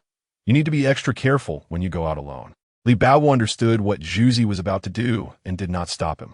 After all, Mr. Yang took Zhuzi as his apprentice and taught him martial arts, and this master-apprentice bond was not inferior to his own. Zhuzi's help in seeking medicinal cuisine and treating Mr. Yang was something he should do. Of course, Li Baowu's feelings for Zhuzi went beyond just the master-apprentice relationship. It was more like that of a father to his son. Even though Zhuzi had already practiced martial arts, he still reminded him to pay attention to safety. Master, you can rest assured, I know what I'm doing. In the evening, after saying goodbye to his master, Boss Yang, and others, Yuzhu finished work. Today, he brought 5 lunchboxes. 1 clay pot was for Jia Dongxiu. 3 were for himself and Yu Shui, and 1 was a special pork rib soup he had prepared for his master. A few days ago, Yuzhu almost forgot about this. His master was severely injured and did not go to the hospital or the martial arts school, largely to avoid attracting the enemy's attention. Therefore, staying in the small courtyard was actually safer. The military management committee had offered to help protect Mr. Yang, but he had politely declined. The enemy had many spies, and Yang Peiyuan was well aware that not only were the enemy agents taking action, but the Taiyuan martial arts school was also stirring, with dark and light forces intertwined. When his master was still healthy, the opposing side dared to openly attack a grandmaster. Now that his master was severely injured, there were even those who hoped he would never wake up again. If there were another large-scale attack, it could involve ordinary staff of the military management committee. These were Yang Peiyuan's considerations. Although Zhuzi did not understand specific reasons, he brought some food to his master every day to help him recover, which was better than doing nothing. As he walked some distance from his master's house, he took out the clay pot containing the soup from his space, which could keep the soup fresh. When he brought out the clay pot, he could still see the steam rising. He carefully held the soup and walked towards his master's house, afraid that if he took it out from the space too close, his master would discover it. Although he trusted his master, he would not reveal his secret about the space to anyone, including Yu Shui. The more one knew, the more dangerous it became. Yuzhu walked into the courtyard, and every time he came, his master would always be sitting in the courtyard as if he had been waiting. He was used to this. Today, as soon as he entered the courtyard, his master immediately opened his eyes and fixed his gaze on the clay pot in his hand. Yuzhu placed the clay pot on the small square table beside his master. Master, this is the pork rib soup I made for you. Drink some to nourish your body. I have already inquired about the medicinal cuisine. I will investigate the details this weekend when I have time. Yuzhu stood aside, his attitude humble, with no objections to his master's performance. Yang Peiyuan noticed this scene, and his eyes flickered slightly. He scrutinized Yuzhu and then solemnly nodded. Zhuzi, I am very touched by your thoughtfulness. As he said this, the Grandmaster Yang Peiyuan rarely showed a hint of emotional fluctuation, reflecting on his life. From being a martial arts genius in his youth to later becoming a Grandmaster known far and wide, it had been a smooth journey. However, he had subsequently suffered greatly due to the betrayal of his direct disciples, and his strength was no longer what it used to be. The glory of the past, when a grandmaster could not be insulted, had now become a thing of the past. Though his mindset was resilient, the past still made him feel a bit melancholic. At that time, he took Yuzhu as an apprentice merely to prevent the loss of skills, without much thought. However, Zhuzi not only had outstanding martial arts talent, but also impeccable conduct in dealing with others. This gradually helped Yang Peiyuan step out of the shadow of betrayal and develop admiration for Zhuzi. Although he taught Zhuzi the Taiji Yuan Gongquan, Zhuzi had always been busy addressing his own old ailments. Whether it was the pork rib soup or the medicinal cuisine, Yang Pei Yuan felt Zhuzi's sincerity. He sighed. I never expected that in my old age I would receive such an outstanding apprentice like you. Zhuzi, you make me feel fortunate. As a grandmaster, Yang Pei Yuan did not put on airs because of his status. He held great respect for Zhuzi and was pleased to have him as a disciple. Master, you flatter me. Once a teacher, always a father. I only know that respecting my elders is the most basic principle. Well said. Yang Pei Yuan suddenly became spirited. He had founded the Taiyuan Martial Arts School, which was renowned and had countless disciples, yet his 3 direct disciples could not compare to the 15-year-old Zhuzi. Zhuzi, after I finish this bowl of soup, I will teach you the remaining stance training. Yang Pei Yuan had already regarded He Yuzhu as his only true heir in his heart. This feeling transcended that of a typical direct disciple. In ancient times, this was referred to as a master being like a father to a son. Just based on the character Zhuzi had just displayed, Yang Pei Yuan was convinced that as long as He Yuzhu could grow smoothly, it would only be a matter of time before he became a grandmaster. In fact, He Yuzhu might even have the opportunity to attempt a breakthrough to the realm in martial arts that had not been touched for hundreds of years.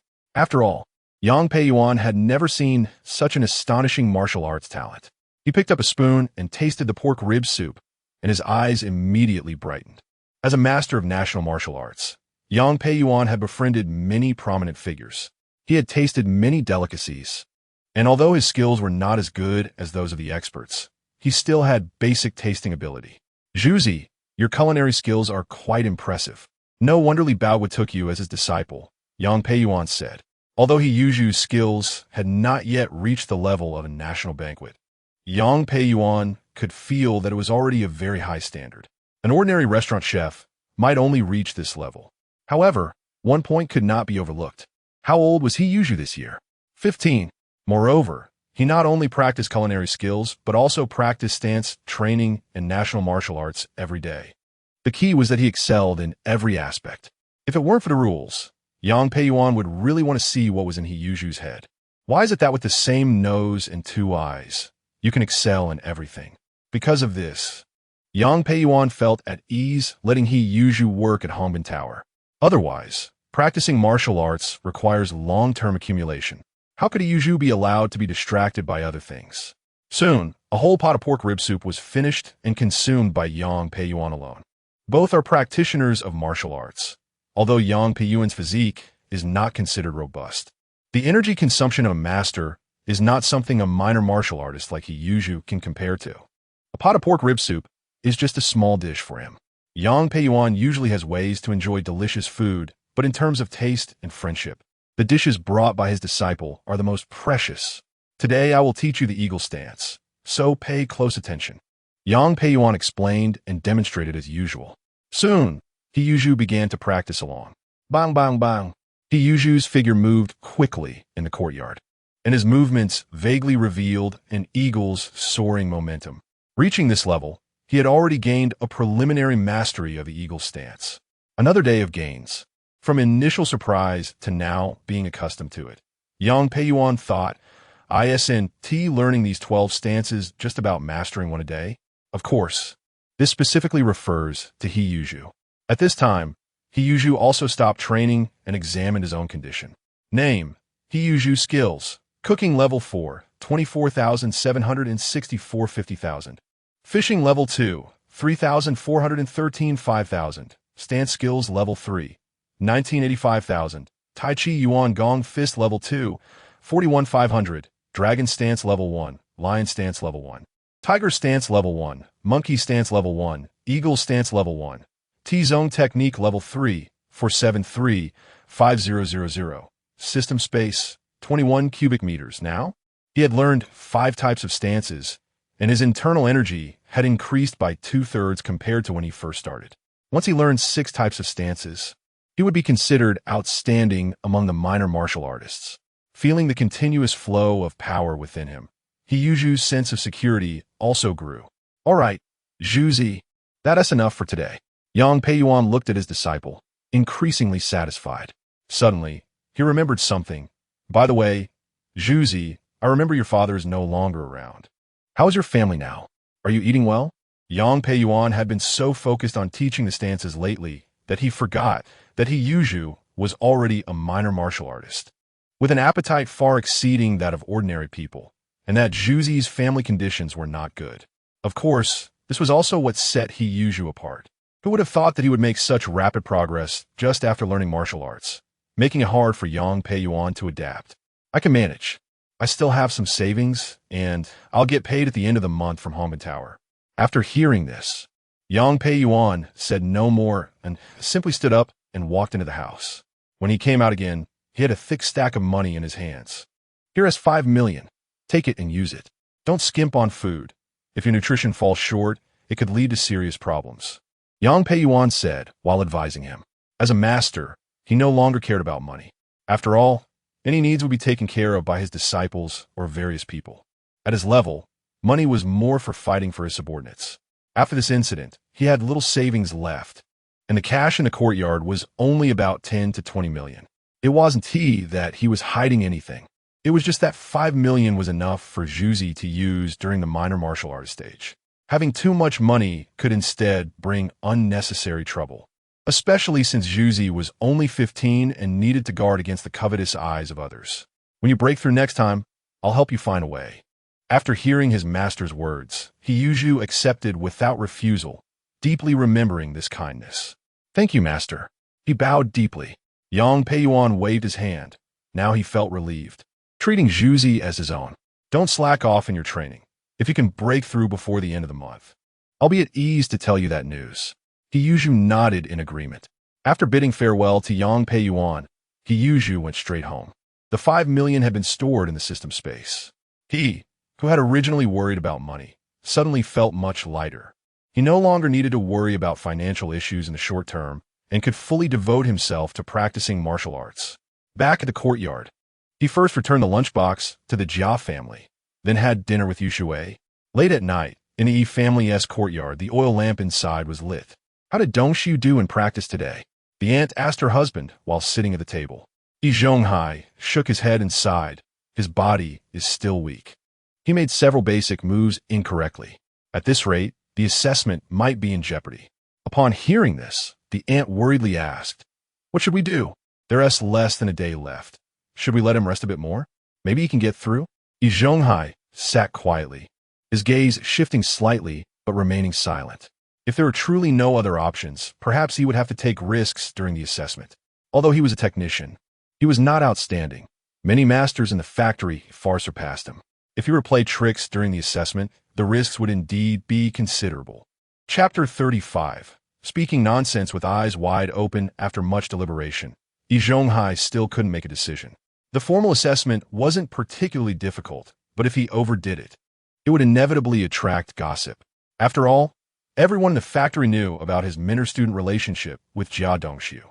It was inappropriate to operate in private, and once he took on the role of examiner, it would be inconvenient for him to openly assist. At that moment, the scrutiny from others would only become more critical. Is the master giving his apprentice an easy pass? Thinking of this, Yi Zhonghai couldn't help but shake his head. He could only hope for Dongxiu's performance. He absolutely couldn't take risks. He knew very well that even if Dongxiu failed the assessment, it would only be a setback to their retirement plans, and taking risks would only lead to losses. Even if he missed this opportunity, there were other ways to gradually nurture Jia Dongxiu, and besides, he was still young, so there was no rush. The aunt nodded in agreement, clearly supporting her husband's viewpoint. By the way, the old lady came to find me earlier and mentioned something about Zhuzi. Yi Zhonghai added. Upon hearing this, the aunt also showed a look of surprise. Even the old lady values Zhuzi so much? What Yi Zhonghai referred to as the deaf old lady inviting them to have dinner with Zhuzi the day after tomorrow, reminding them to maintain a good relationship with him. Everyone knew that the old lady hoped they could cultivate Zhuzi with care. Though she was over 60, her words still commanded respect from the two, treated like a biological mother. This was undoubtedly a long-term plan for their future. With them taking care of the deaf old lady in her old age, they would also have to act accordingly when selecting future caretakers. Otherwise, others in the courtyard would inevitably gossip. The deaf old lady had unique status and a keen eye in her daily life. So Yi Zhonghai and the aunt often sought her advice. The last time he took Dongshu as a disciple, it was also after consulting the deaf old lady first. He never expected that the old lady would start paying attention to Zhuzi as well. Although the deaf old lady used to call Zhuzi her good grandson, Yi Zhonghai knew that she only cared most for her own family. He had always treated the old lady like a mother, which was evident from the fact that she had never mentioned Zhuzi taking care of her. It seemed that the old lady also had high hopes for Zhuzi's future, which aligned with their observations. Since the old lady said so, let's go together the day after tomorrow. In the early morning, Yuzhu finished his stance training and stood still. Now he was strong and full of energy, significantly better than before. Therefore, the time spent on stance training was no longer limited to 2 hours. He could endure longer. However, after comprehensive consideration, he decided to maintain the status quo. After all, he had many daily tasks. In addition to stance training, he also had to practice Tai Chi and the daily application of the Taizong technique, which also brought benefits. The current state was the most suitable. On his way back home, Yuzhu checked the food supplies. Due to his increased appetite from practicing martial arts, there was hardly any food left at home. The boxed meals he brought back each day were only enough for one meal. He boiled the remaining grains at the bottom of the jar into a bowl of shelled corn porridge to satisfy his hunger. Although people in this era were reluctant to shell millet, Yuzhu, who had traveled from another world, could not accept it at all. After all, eating unpeeled millet was too harsh on the throat. Even with a strong physique, he could feel discomfort in his throat, let alone how ordinary families managed to swallow it. Perhaps it was the resilience of this era or the helplessness of life. Without food, one would starve to death, so they had to endure. However, since Yuzhu had the option to choose, he naturally wouldn't let his sister suffer this fate. After being shelled, the millet, when cooked by Yuzhu, quickly emitted a tempting aroma. He sprinkled some white sugar on the porridge, and the steaming bowl of millet porridge was ready. Looking at this bowl of porridge, Yuzhu couldn't help but feel proud. Even if offered a mountain of gold, he wouldn't part with it. Of course, that was a bit of an exaggeration. But in this era, white sugar was a rare commodity. Ordinary people couldn't eat much sugar all year round. Not only did children love it, but adults also regarded sugar as a treasure. Although Xiao Yuxue had been eating and drinking well with her brother these past few days, she wasn't picky. She was actually a little foodie. She stared at the porridge in her brother's hand, especially the white sugar sprinkled on top, with her eyes almost glued to it. "Brother, your porridge smells so good." The little glutton didn't forget to compliment. Upon hearing this, Yuzhu smiled. "All right, eat first. If it's not enough, I'll get you more." Just as the two were having breakfast, they heard Yin Jiefeng's voice from outside. "Zhuzi, Yuxue." Yuzhu opened the door to see Yin Jiefeng wearing a black short coat. His little face slightly reddened from the morning chill. "Jiefeng, what's up?" Yuzhu greeted him as he stepped inside while asking. Yin Jiefeng walked to the door, but hesitated to step further inside. He had just caught a whiff of the porridge's aroma from inside the house. The porridge made from shelled millet had a particularly rich flavor. Zhuzi, the weekend is here, and my dad asked me to invite you to go fishing together." "Sure, let's find a time to go together." Yuzhu did not decline. Uncle San couldn't hold back anymore. He wanted to stock up as well.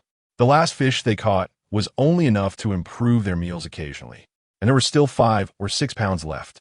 He had thought about selling them, but since the quantity wasn't much, it wasn't convenient to make a special trip. So he left the fish in storage, knowing they wouldn't spoil. "All right, Zhuzi, my mom is taking us to the West City Library today. I'll ask if your sister Yuxue wants to go with us." When the library was mentioned, Yuzhu's eyes brightened. Indeed, there were several libraries in the 4-9 city during this era. The West City Library was the largest and most well-known. It was originally the National Library, built in 1931, and had a magnificent palace-like appearance. What Yuzhu cared about was the collection of books within. He hoped Yuxue could broaden her horizons and knowledge, not just be limited to school textbooks, reading thousands of books and traveling thousands of miles. Through reading, one could learn more knowledge. As a time traveler, Yuzhu understood the value of knowledge. This was a kind of knowledge that couldn't be immediately converted into wealth, but could benefit a person for a lifetime. However, the current society was at the early stage of reform, with high illiteracy rates and few people willing to actively go to libraries. Uncle San was indeed an intellectual, thinking to take the children to the library. Most families were just content as long as their children could attend elementary school. During their free time, they either played outside or helped with chores. Not everyone could recognize the importance of activities like going to the library, which required a certain level of cognitive ability. Yuxue, how about going to the library with Aunt San today? He Yuzhu turned to ask Yuxue, the library? Sure, brother, I can recognize quite a few characters now. And I can read books. Yuzhu had never been there, but found it fresh and interesting. Since his brother would be at work during the day and wouldn't have time to accompany her, she readily agreed. All right, I'll take Yuxue to Aunt San's house later. You must behave and not run around. Stick close to Aunt San. He Yuzhu nodded. Going to the library was a good thing, and with Aunt San taking care of her, he felt much more at ease. Jiefeng, you haven't had breakfast yet, right? Come and have some. He Yuzhu called Yin Jiefeng over and handed him a bowl of carefully cooked corn porridge. Letting Aunt San take Yuxue to the library was a bit of a hassle for her, and there would be costs along the way. Upon hearing this, Yin Jiefeng was taken aback. He knew very well that the corn at Zhuzi's house was shelled. This wasn't something ordinary families could afford. If Yin Laosan found out, he would probably have a spike in blood pressure. Although Yin Jiefeng hesitated inside, his mouth was already watering. Food was precious in this era, especially porridge made by the renowned chef He Yuzhu.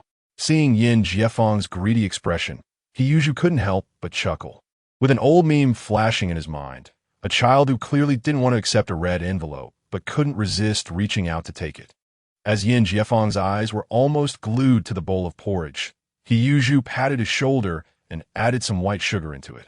Go ahead, it's on me. If anyone bullies Yuxue in the future, you have to help her.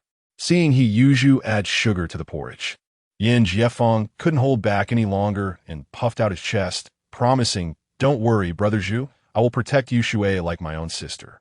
Anyone who dares to bully her, I will never let them off." While saying this, his gaze remained fixed on the bowl of porridge in He Yuzhu's hand. A bowl of corn porridge with added sugar tasted even better than what He Yuzhu had eaten during the New Year. At this moment, he would not hesitate to agree to wholeheartedly guard this bowl of porridge or to call He Yushue's sister Yuxue. He Yuzhu chuckled and waved his hand. No need to be so polite. Important matters come first, but if Yuxue encounters any difficulties, be sure to tell me. Then, he invited Yin Jiefeng to sit down and enjoy breakfast together. After finishing the meal, He Yuxue began washing the dishes, while Yin Jiefeng stood by, his face beaming with satisfaction. He was afraid he would remember that bowl of corn porridge forever. Sister Yuxue, Brother Zhu, let me do it. Brother Zhu generously treated him to porridge, so he couldn't let Yuxue wash the dishes. Thus, he quickly washed the bowls and chopsticks clean, his movement skilled, clearly accustomed to helping with chores at home. After tidying up, the three of them walked out of the house together. At that moment, Su Damao was approaching with Su Wuda. Silly Zhu, Yin Jiefeng, what did you two get together? Upon seeing He Yuzhu, Su Damao was filled with resentment. Zhu, what did you cook at home? It smells so good. The aroma of the corn porridge cooked by He Yuzhu wafted through the yard. Su Damao smelled the fragrance and guessed it might be corn porridge, but he had never tasted such delicious porridge before. Su Damao, don't talk nonsense. Brother Zhu is treating me to corn porridge. Do you have a problem with that? Yin Jiefeng immediately stood up to defend Brother Zhu. Just a few days ago, an incident had just ended, and Yin Jiefeng knew very well how treacherous Su Damao was. He had tried to target Brother Zhu last time, so his tone was not friendly. Is it really corn porridge? Su Damao remained skeptical, suddenly noticing a pile of corn husks on the stone ladle at He Yuzhu's door. No wonder the porridge smells so good. You actually want to shell the corn to cook it? Su Damao was so surprised he couldn't speak, feeling it was too extravagant. Although his family was doing well, they had never done anything like this. However, the next moment, Su Damao seemed to think of something, and his expression became complex and deep. Zhu, what did you say a couple of days ago? That life at home is hard. You go to shell corn to cook porridge, then come crying poor to me? Su Damao's grievances exploded at that moment. What's wrong? Jiefeng came today, and I treated him to a meal. My sister and I usually don't eat well. He Yuzhu shrugged and said seriously. You. Su Damao was so angry he stomped his feet. This is simply speaking nonsense with your eyes wide open. He knew very well what the He family ate every morning and evening. Could he not know? Was silly Zhu trying to fool him? Just as he was about to retort, Su Wuda slapped him on the head. All right, are you still going to your master's house? What is going on? This isn't even about discussing food. So unreliable. Su Wuda was exasperated, but in front of outsiders, he didn't directly scold Su Damao. Su Damao turned back to look at Su Wuda, instinctively taking a step back. Dad, seeing his father's expression, he knew he had done something wrong again. Although he was dissatisfied with Zhu, he didn't dare to say more. All right, Zhu, you all get busy. Damao and I will leave first. Su Wuda nodded and then took Su Damao out of the yard. As they reached the yard gate, Su Damao suddenly turned around and shot a fierce glare at Zhu. Kid, just you wait. Then he hurried to catch up with Su Wuda, fearing Zhu might hit him. He had already experienced silly Zhu's strength last time in the courtyard and could only use his brain instead of brute force now. Yin Jiefeng, standing nearby, scoffed. Look at him being so cowardly. He still dares to provoke Brother Zhu. One of these days, I'll help Brother Zhu deal with him. Zhu chuckled at this. Then your dad will probably come looking for you to settle the score. When kids fight, Yin Laosan would definitely not let Yin Jiefeng off easy. Not to mention, if there was an accident, whether it was injuring someone else or their own, they would have to spend money on medical expenses. Yin Laosan loved money so much that if he heard Yin Jiefeng wanted to fight, he would probably beat him up first to prevent him from wasting money. Hearing Zhu's words, Yin Jiefeng laughed. Brother Zhu, you know my dad too well. All right, I'll take you over there. After Zhu finished speaking, he led Yin Jiefeng and Yu Shui to the front yard. Third aunt opened the door. Zhu, your third uncle has already gone to school. It's okay, third aunt. I know you're going to the West City Library today, and Yu Shui will go with you. Thank you for that, Zhu said with a smile. Third aunt immediately pulled Yu Shui close, her eyes full of affection. Zhu, don't say that. Yu Shui is very well behaved, even more obedient than our boys. I will take good care of her. Zhu's life was getting better and better, and the relationship between the two families was becoming closer. Third aunt was naturally happy to make a good impression, and what she said about liking Yu Shui was not insincere. Yu Shui was clever and sensible, looked lovely, and performed much better in studies than Yin Jiefeng's younger brother, Yin Jiequan. All right, then I'll go to work first. Zhu nodded and left the yard. After Zhu left, third aunt quickly pulled Yin Jiefeng over. What smell is on you? Did you steal something? Mom, I didn't steal anything. Brother Zhu treated me to breakfast. It's sweet corn porridge. Mentioning this, Yin Jiefeng began to reminisce about the taste of the porridge. Corn porridge? And with sugar?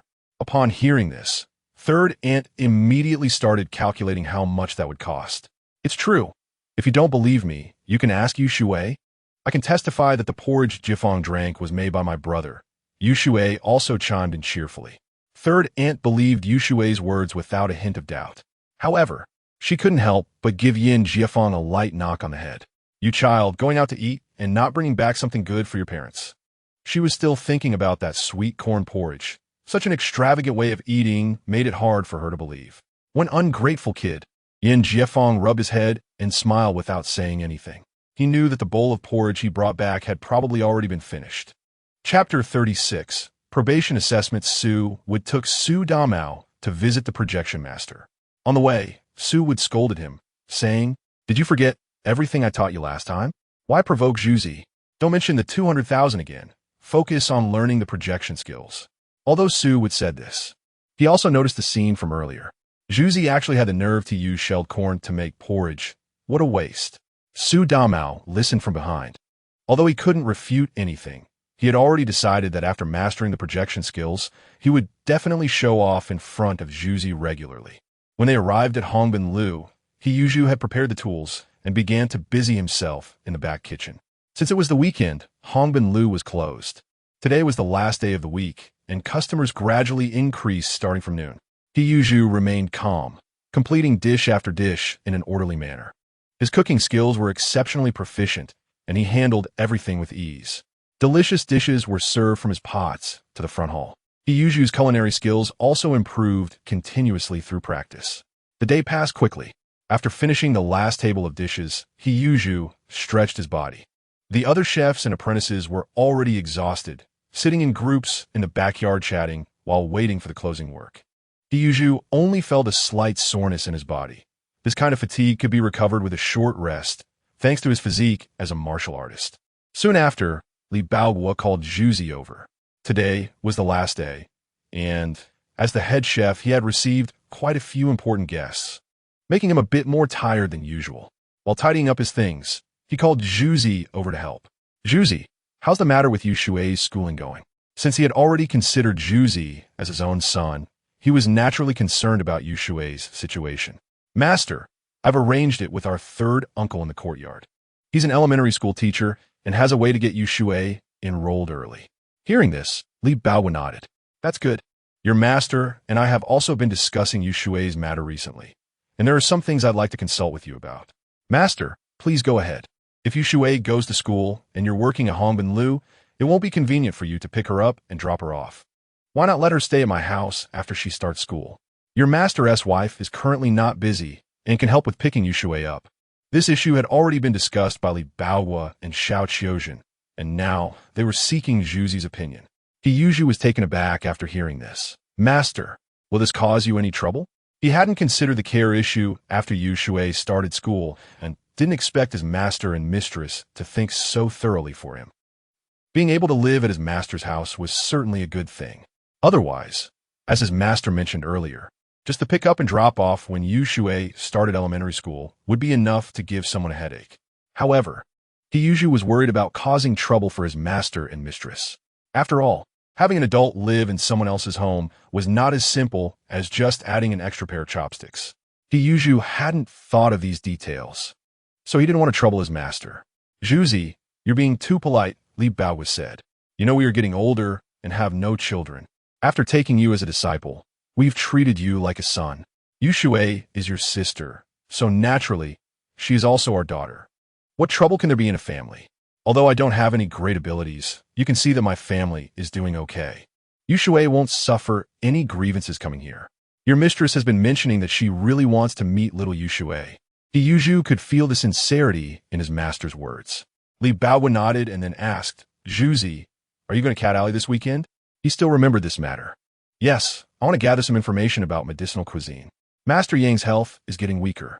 Li Baoguo advised, be careful. If you need help, just let me know. He nodded in response.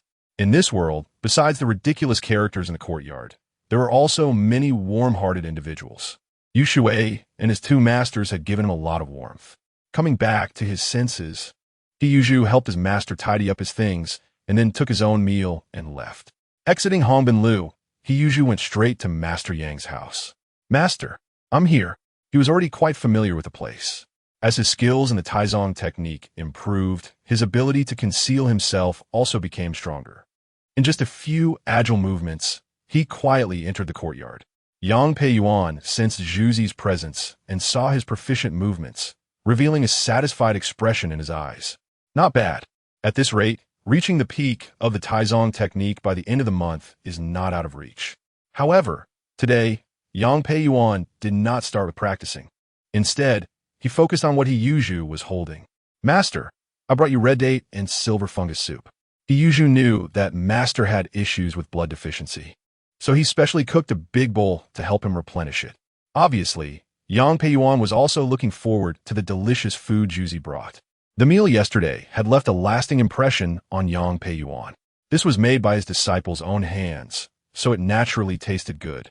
No wonder even a master could be moved by it. When the soup was served, Yang Peiyuan took a sniff and nodded. This is the authentic flavor. After drinking a few sips, Yang Peiyuan said, let's start practicing. He then began to teach Zhuzi the next stance of the standing method. Following his master's guidance, he started to practice and gradually entered the zone. Horse stance proficiency reached maximum. Upgraded to level 1. Taiji Yuan Gong Fist level 2, 103,500. The system's prompt sounded in his mind, indicating that he had successfully mastered the sixth stance of the standing method. At that moment, he felt a surge of energy within him, and even his muscles slightly bulged. He instinctively moved his limbs and neck, immediately hearing a series of cracking sound from his entire body. He suddenly felt as if he had grown a bit taller. At 15, his height had already exceeded 1 meter 67, which was considered quite tall at that time. After all, in that era, most people were nutritionally deficient, and peers were mostly around 1.60 meters. This was thanks to his experience growing up with Hidaching, where no matter how difficult it was, as a chef, he could always find a way to fill his stomach. He couldn't help but clench his fists, feeling the abundant energy within him, wanting to find an opportunity to release it. Yang Peiyuan didn't speak, but simply nodded toward the large tree in the center of the courtyard that required 3 people to embrace. He immediately understood his meaning. "Sorry, brother tree," he silently thought, then suddenly charged toward the tree, condensing the energy in his right fist. This time, his entire arm struck directly into the trunk. When he retracted his fist, a hole the size of a bowl was left in the trunk. Looking at the marks left on the trunk last time, which were about the thickness of his forearm, He couldn't help but be amazed. So powerful, having never been exposed to traditional Chinese martial arts before. He found it hard to imagine that the human body could unleash such astonishing power, just based on the destructive power he demonstrated earlier. Taking a hit would probably yield similar consequences. The physical strength was comparable to that of modern firearms, and at this moment, He finally understood the terrifying aspects of traditional martial arts. No wonder his master was able to survive an assassination attempt back then. After the moment of reflection, joy from the increase in strength surged within him. He practiced martial arts not out of a desire for bravery or combat, but simply hoped to master a self-defense skill in this turbulent era to protect himself and those around him. Just like now, he was about to head to Cat Alley, which, although not particularly dangerous, had a complex crowd and might even harbor court factions. Improving his strength in such an environment indeed added an extra layer of security. After seeing Zhuzi's strength, Yang Peiyuan nodded slightly.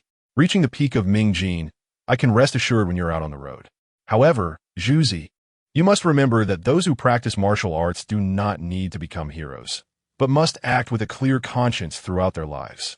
This was a concern of Yang Peiyuan, fearing that Zhuzi's rapid improvement might lead to an imbalanced mindset, and he earnestly instructed him. Yang Peiyuan also had 3 former disciples as cautionary tales. Although he understood Zhuzi's character, he couldn't help but remind him a few more times. He naturally understood his master's good intentions, listened quietly without impatience. "Master, you can rest assured I understand." He never overestimated himself by claiming to be a great person. However, he would never abandon some basic principles of being a good person. In fact, most people are like this. They are not exceptional, but they are also not malicious. After bidding farewell to his master, He returned to the courtyard. It was still early. It was just past 8 when he entered. On ordinary days, most households would have already returned home to rest, either preparing to sleep alone or gathering to chat. After all, entertainment activities were limited in this era, and there weren't many ways to pass the time. However, because tomorrow was the weekend, there were still quite a few men sitting in the courtyard, playing chess and chatting. Women gathered in small groups, discussing topics relevant to their age. Seeing this scene upon returning to the courtyard gave He a familiar feeling. Before his time travel, weren't young people spending their weekend evenings like this? It was just that boys played games and drank while girls gossiped. Times change, but the essence of people's hearts remains the same. Thinking of this, He lips curled up slightly. The breath of the era. At the home of Aunt San in the front yard, He took little Yuxue, and before he reached the central courtyard, little Yuxue couldn't wait to tell her brother about her experiences of the day. The library was spacious and comfortable, with a dazzling array of books. "Brother, I even saw picture books in the library." The picture books little Yuxue mentioned were similar to comic books, but perhaps simpler. In this era, all industries were quite backward, and literary works were mainly practical, unlike the flourishing of later generations, which was truly dazzling. There were many little kids there. I couldn't even line up. He listened attentively, responding occasionally, and then took little Yuxue home. "How about I take you to the library next time I have a break?" He suggested. "Sure." Yuxue loves going to the library. Influenced by little Yuxue had already realized the importance of learning. Although she didn't fully understand its significance, she always listened to her brother's words. Moreover, the environment of the library was indeed much better than the old courtyard they lived in. Of course, little Yuxue did not mean to look down on the poor and love the rich. People are drawn to beautiful and clean things, and at her young age, little Yushui was naturally attracted. Yushu patted little Yushui's head, then placed a lunchbox on the table and began to eat dinner. Night fell. After finishing his stance training, Yushu found little Yushui had already fallen asleep after a long day outside. The oil lamp at home cast a dim light, but Yushu could still see the fine fuzz on little Yushui's face. His heart calmed down at the sight. He planned to visit the library next week, not just to accompany Yushui, but also out of his own interest. As a time traveler, he knew he must first establish himself in this era to ensure his survival. One cannot live a life without striving and fighting. Even if he sought to go with the flow, society would not allow it. With the support of the system, learning new skills was not difficult for him. In the coming decades, he not only needed to secure Yushui's life, but also required more resources to face various challenges. Although status was not his pursuit, given his background, improving living conditions and attending university was undoubtedly a wise choice. He knew that the college entrance examination would soon resume next year, and it would select a new generation of intellectuals.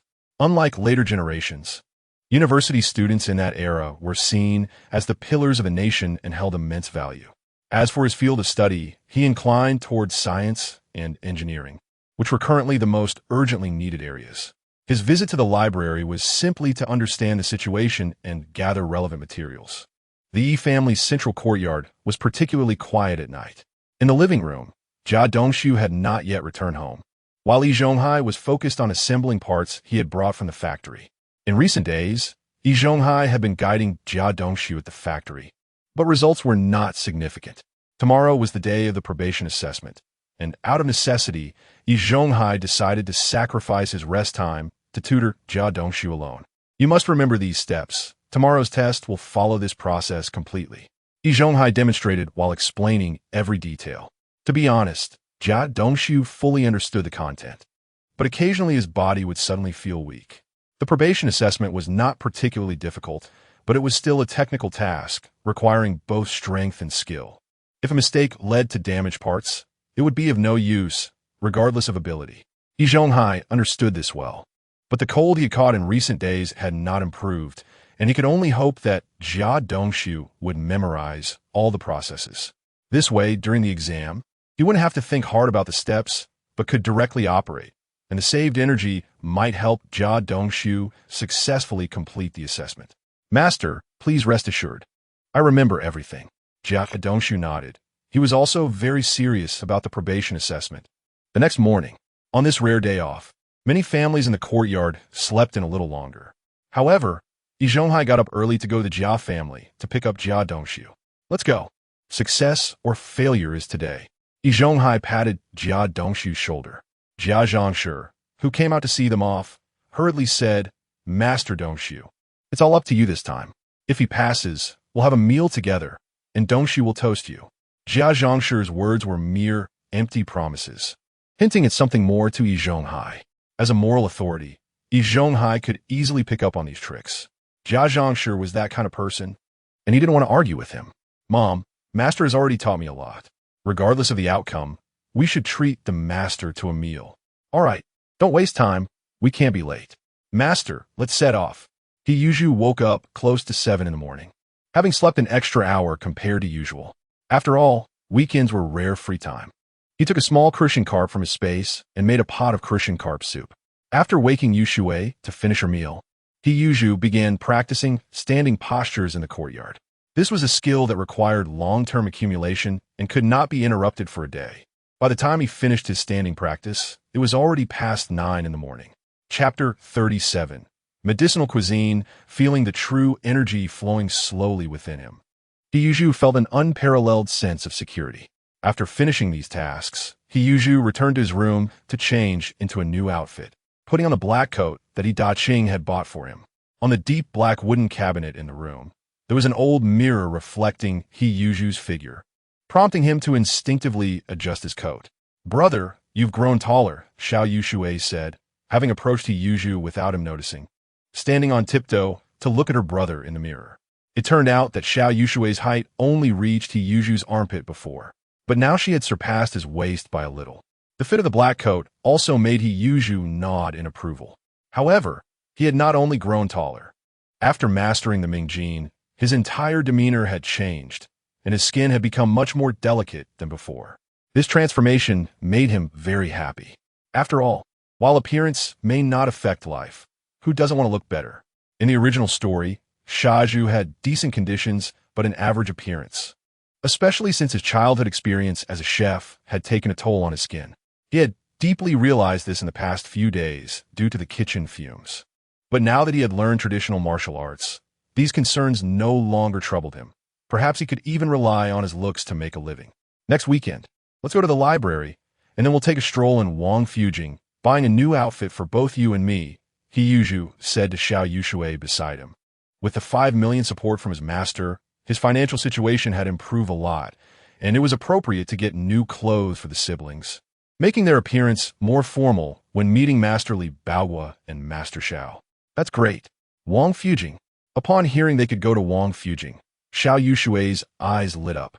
She had heard that there were many delicious foods there, and treats like candied hawthorns made her unable to resist swallowing, feeling incredibly tempted.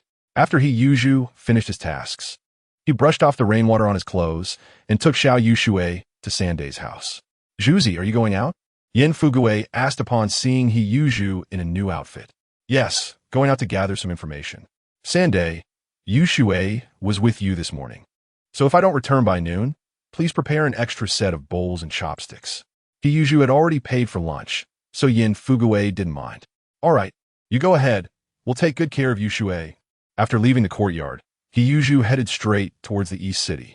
He had inquired about the location of Cat Alley from his master. While walking, he quietly used the Taizong technique, maintaining a speed comparable to that of riding a bicycle to avoid drawing too much attention. After about 20 minutes, he arrived at Cat Alley at his pace. As the name suggests, Cat Alley is made up of intersecting alleys and is an old residential area. The outer walls here are built of gray stone blocks, which, while better than the mud-plastered houses of slums, still have their limitations. Additionally, there are some small vendors next to the alley. At this time, the breakfast stall had not closed, with items like old tofu and fried eggs on display. What would you like to order? The owner, a dark-skinned, thin man whose hands and face appeared rough from long labor, had just served a bowl of old tofu to a customer and turned to see Yuzhu standing at the stall. He instinctively asked. Hearing the owner's question, Yuzhu realized he had been lost in thought. He had been captivated, unable to believe that there would be information about imperial medicinal cuisine in this place. It is known that those skilled in medicinal cuisine who come from the palace, even if their status is low for some reason, still carry a deep heritage. They cannot possibly be connected to such a lively and bustling place. However, since he was here, Yuzhu decided to give it a try. Boss, I've already eaten. I just want to inquire about something. Is there anyone around here who does medicinal cuisine? After Yuzhu spoke, the thin owner was taken aback for a moment, then raised his head to scrutinize him closely. Kid, why are you asking this? My elder's health is not good, and I want to learn more, Yuzhu replied. After hearing this, the owner shook his head.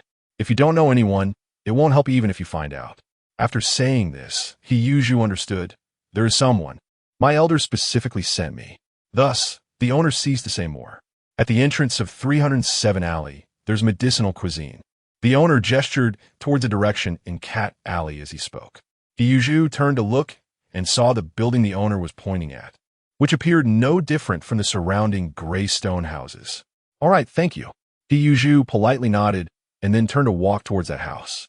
Once Yuzhu stepped into Cat Alley, he concealed the Taizong technique.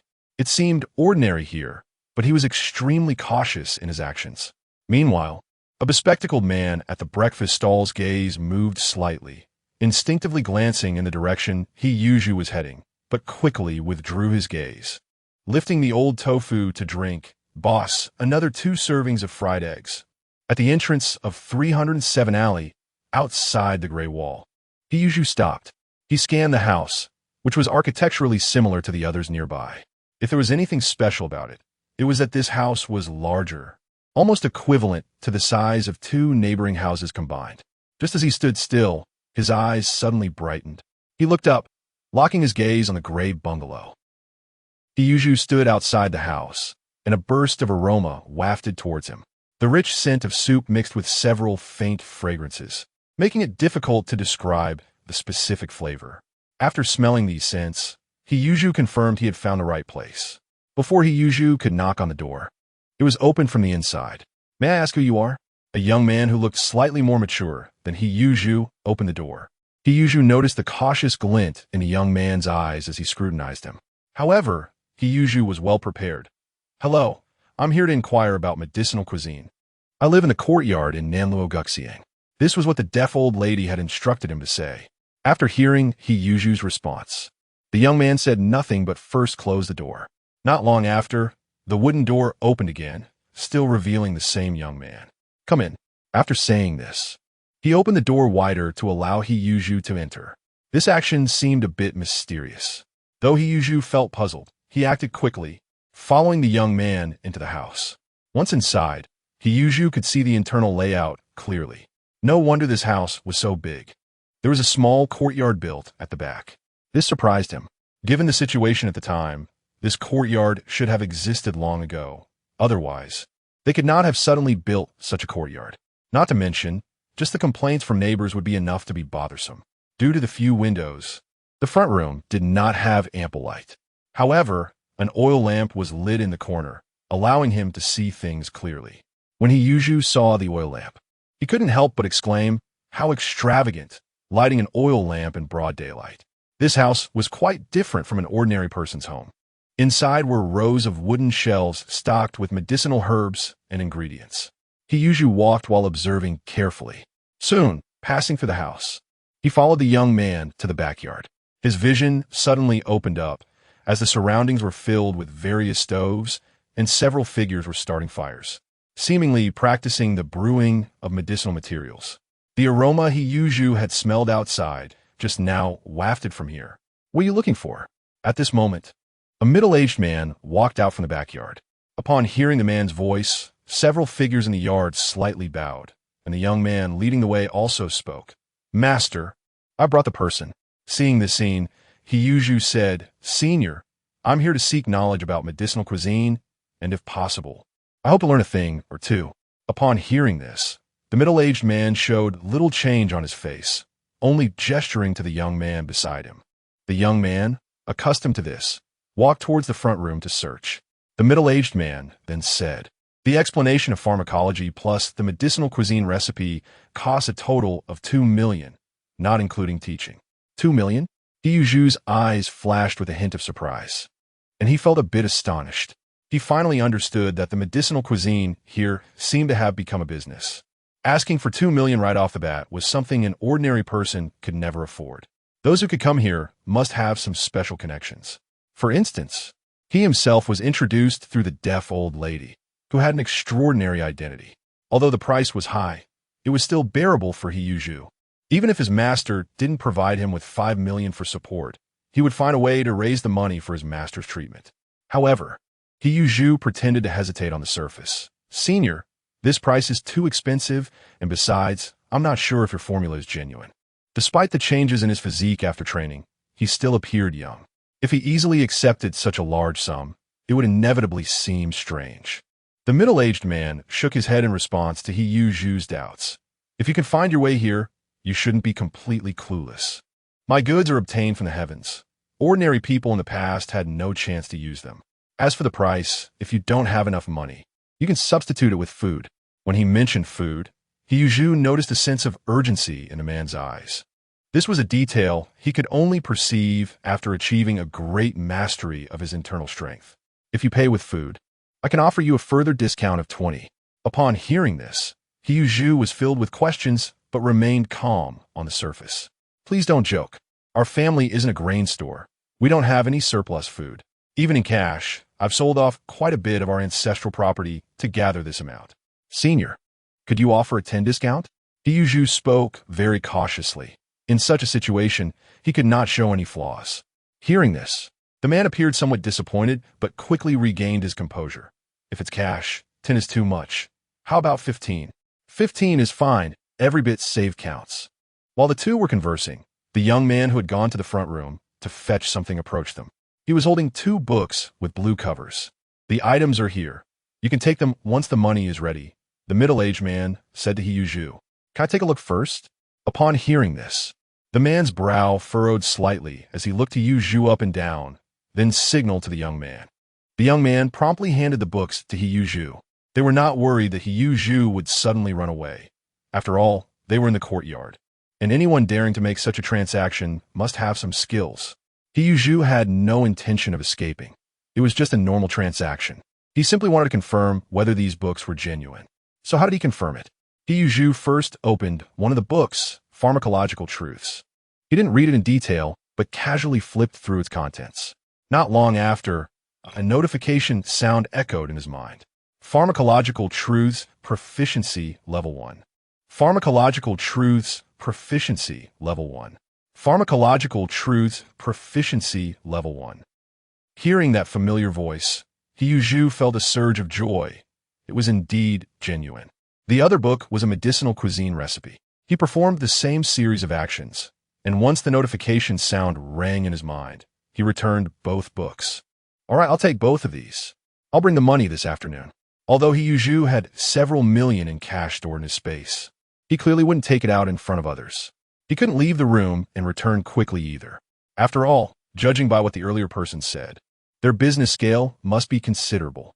Ordinary people could hardly take out 2 million for such a transaction. Who knew if there were spies around them? He Yuzhu always kept in mind the principle of being cautious. After negotiating the transaction for the afternoon, he left first. On the way, He Yuzhu pondered why the person in the backyard was so excited about trading food. Although resources were scarce in this era, for those engaged in large-scale transactions, they shouldn't be worried about food. After all, public-private partnerships and rationing systems had not yet been implemented. If one had money, food supply should not be an issue. After thinking for a long time, he couldn't understand the reason and could only temporarily note this matter. He only needed to use his knowledge of medicinal cuisine to save his master. Other matters, as long as they didn't affect him, he wouldn't inquire further.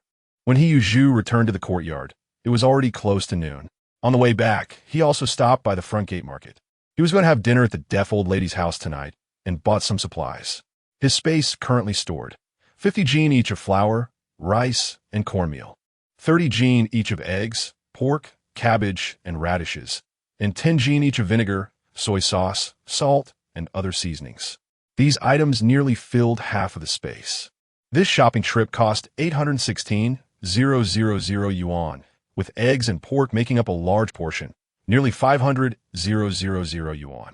If these supplies were given to an ordinary family, they could last them 1 or 2 years if used sparingly. But He Yuzhu knew that while it looked like a lot, the actual consumption was very fast, especially since he practiced martial arts, which consumed several times more than an ordinary person. Therefore, this expense was essential. The 5 million his master provided was precisely for this purpose. Passing through the front yard, He Yuzhu brought back some rainwater. It was just in time for lunch.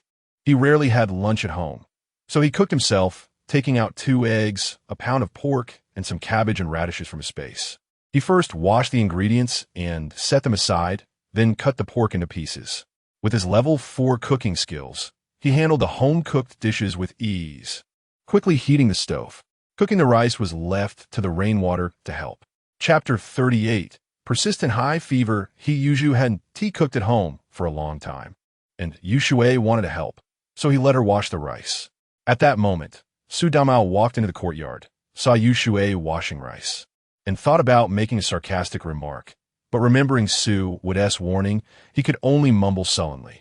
He temporarily held back, waiting for the day he became a projectionist to properly humiliate He Yuzhu. Just as Su Damao was about to enter the house, he saw Aunt Air supporting Lu Guanqi out of the house. She anxiously said, "Hurry, take him to the clinic. Guanqi has a high fever like this. We can't delay any longer." Lu Haizhong also rushed over, puzzled as to why Lu Guanqi, who had been fine the day before, suddenly became seriously ill. The two decided to head to the clinic first.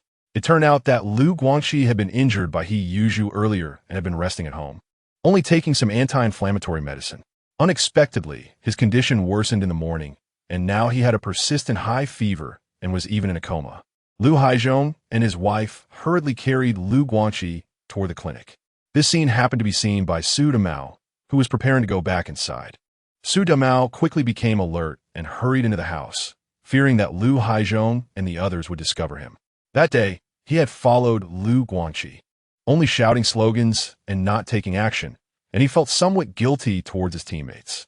He was worried that Lu's family would blame him for this. Su Wood was pouring wine when he saw Su Damao rush in a panic. "Slow down, you little rascal. Don't spill my cup." "Date, It seems Lu Guangqi has been taken to the hospital," Su Damao said, panting. Su Wood listened and remained calm. "Don't meddle in other people's business. How did you learn from your master today?" The aroma of pork stewed with cabbage filled the air, and little Yu Shui couldn't help but move closer to the stove. "Brother, let me have a taste." She shook He Yuzhu's arm, her eyes fixed on the steam rising from the pot. He Yuzhu smiled and picked up a piece of stewed pork belly with chopsticks to offer her. "Be careful. It's hot." He even blew on the meat before bringing it to little Yu Shui's mouth. Yu Shui happily took a bite, although it had been blown on. The meat was still very hot, and she ate quickly, gasping for air. But this girl was truly a glutton, calling out that it was hot while enjoying the food. "Brother, your cooking is so delicious. I want to eat it for a lifetime." He usually looked at his sister's adorable expression and couldn't help but chuckle. Before he could respond, there was suddenly an urgent shout from outside. "Where's Aunt Jia? Hurry, your son has collapsed at the factory." In the courtyard, a woman in a worker's uniform rushed in, not knowing which house was the Jia family, so she had to call out loudly. After several calls, the people in the courtyard understood clearly. At that moment, the Jia family's door swung open, and Jia Zhongshi hurriedly ran out. She immediately spotted the woman in work clothes. "What did you say, comrade? What happened to Dongxiu?" Jia Zhongshi had been at home making insoles when she heard outside that her son had an accident, and she rushed out immediately. "You must be Aunt Jia, right? Your son Dongxiu collapsed during the assessment at the factory. Master, he has already taken him to the hospital and specifically asked me to inform you." As soon as she heard this, Jia Zhongshi felt her vision darken and nearly fell. "What? He collapsed? How could this happen? Dongxiu was fine when he left this morning. He has been eating well at home these past few days and looked much better. I was hoping he would pass the assessment smoothly and that life would get better. I never expected to receive such news." Jia Zhongshi cried out, and the woman worker could only comfort her. "And Jia, don't be too upset. Although Dongxiu collapsed, Master, he has already taken him to the hospital. He will be fine." Hearing her say this, Jia Zhongshi's crying did not stop. "Aunt Jia, why don't we go to the hospital to see Dongxiu? Standing here is no use. Young lady, I want to know, did my Dongxiu pass the assessment?" Jia Zhongshi suddenly stopped crying and asked nervously. The worker shook her head. "He collapsed during the assessment, so his results are of course invalid." Upon hearing this, Jia Zhongshi's face turned pale, and she began to cry again. At this time, the woman's shout and Jia Zhongshi's cries had already attracted a number of neighbors to watch. It was mealtime, and many people came out with bowls to see the commotion. Isn't that girl a worker from the steel mill? Many in the courtyard worked at the steel mill and could immediately recognize that this woman was from there. Why was Jia Zhongshi crying so miserably? Could it be? The crowd guessed that something had happened to Jia Dongxiu at the steel mill, as today was the day for workers at the steel mill to undergo their assessment. Jia Zhongshi had mentioned this matter several times before. After all, passing the assessment would make him a formal worker, which would change his status and how others viewed her. So, Jia Zhongshi had proudly boasted about her Dongxiu before. Seeing the situation, could it be that there was a problem with the assessment? Hearing the workers say that, Jia Zhongshi pretended to be confused. Logically, if something had really happened to Dongxiu, she should have hurried to see him.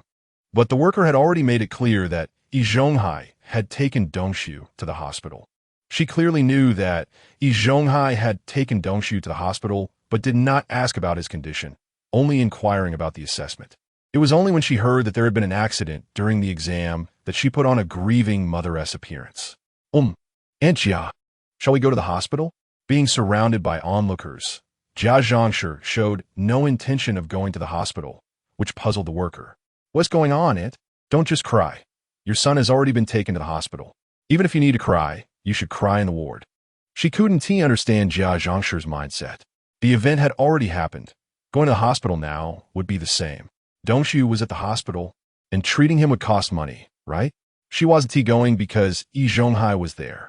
After all, Yi Zhonghai was Dongshu's master. It was normal for a master to cover the medical expenses for his apprentice. This money would save her, right? So, she would delay as long as she could. Yuzhu heard the commotion outside and took a bowl, bringing little Yuzhu to the window to watch the excitement. Aunt Jia is crying so sadly, little Yuzhu said as she took a piece of meat to eat. Yuzhu took a spoonful of stewed egg and said softly, "Children should talk less while eating. Brother, you're also a child." Well, not the same. The scene outside seemed to become their mealtime topic, with the rich aroma of meat wafting from the kitchen, drawing the neighbors' attention. The smell of pork stewed with cabbage wafted through the air, making those gnawing on hard cornbread feel dissatisfied. Jia Zhangshi was also attracted by this aroma, and, looking through the window, saw the siblings enjoying their meal, which ignited her anger. "How can you eat at a time like this?" Jia Zhangshi pointed at Yuzhu and questioned. She had originally planned to wait until the situation with Yi Zhonghai was resolved before taking action. But at that moment, she couldn't contain her emotions. She believed the root of all this was that Yuzhu had caught too many fish that day, causing Dongshu to take risks by the river to catch fish. Now that Dongshu was in trouble, she directed all her resentment towards Yuzhu. Yuzhu frowned and said, "What I eat at home is none of your business. If you have a problem, find the right person." His strong attitude sparked whispers among the neighbors, who were discussing Jia Zhangshi's inappropriate behavior. Jia Zhangshi felt embarrassed and snorted coldly, but dared not act out further. A nearby female worker, seeing this, helplessly advised, "Aunt, let us go." After hearing this, Jia Zhangshi glared at Yuzhu, then followed the female worker away. "Oomph, look at that." Seeing Jia Zhangshi's departing figure, Yushui stuck out her tongue playfully. The neighbors in the courtyard saw that there was nothing more to watch and began to return home. As they left, many couldn't help but glance at Yuzhu's house a few more times. Yuzhu was now quite remarkable, able to eat meat every few days. Everyone is guessing how much Zhuzi earns in a month to eat so well. Yin Fugui's family was originally also at the entrance of the courtyard to join the fun. When the crowd dispersed, Yin Fugui smelled the aroma and came over. "Ha! Zhuzi is having lunch with Yushui." As Yin Fugui spoke, he glanced at the vegetable platter at Zhuzi's home. Pork stewed with cabbage, stewed eggs, and stir-fried radish. Just this table of dishes would not feel shabby even during the new year. Not only are the dishes good, but Zhuzi's cooking skills are also quite nice. Uncle San peeked over and was almost overwhelmed by the smell. Behind him, Yin Jiefeng and Yin Jiequang also followed. "Zhu Gur," they called. "We're here. Have you eaten? Let's eat together." Usually, Yushui always eats at Uncle San's house, so Yuzhu just casually made a polite remark. As soon as Yin Jiefeng and Yin Jiequang heard this, they immediately agreed. Yin Fugui swallowed. "Today, forget it, Zhuzi, you're third and has made dinner at home." If it weren't for the preparations at home, Yin Fugui would definitely have had a big meal at Zhuzi's house. Of course, he also knew that it wasn't good for his family to go to someone else's house for a free meal without reason, as it would be talked about. Although he was good at budgeting, he sometimes cared about face. "All right, Uncle San, aren't we going fishing tomorrow? Don't forget." Yuzhu nodded. He originally just said it casually. "Don't worry, I won't forget." After saying that, he took Yin Jiefeng and Yin Jiequang back, turning back to look several times. After lunch, Yuzhu accompanied Yushui to rest for a while. Then, he asked Yushui to stay at home to read, while he returned to Cat Alley to retrieve 2 books. Around 4 o'clock in the afternoon, there was a commotion outside the courtyard. "Master, we've arrived at number 90 Nanluo Alley," the driver shouted. Yi Zhonghai and Jia Zhangshi got off the nearby wooden cart. They had hired a car to bring Jia Dongshu home from the hospital. "Is 2,000 enough?" Yi Zhonghai asked while taking out money. "Master, we earn our living through hard work. How can we skimp?" They had already agreed on 2,500 yuan before getting on the cart. Yi Zhonghai nodded in understanding, and after paying, he walked to the back of the cart. At this time, Jia Dongshu was lying on the wooden plank, with Yi Zhonghai's coat underneath and his own coat on top. "Come help lift him." Yi Zhonghai supported Jia Dongshu and said to the stunned Jia Zhangshi standing beside them. The two worked together to lift Jia Dongshu into the courtyard. Meanwhile, in the front yard, Yin Fuguwei was observing Yi Zhonghai and the others entering from inside the house, his eyes flickering slightly. Goodness, did you see that? That Jia Dongshu looked in terrible shape just now. Yin Fuguwei said to Aunt San. Aunt San also noticed this.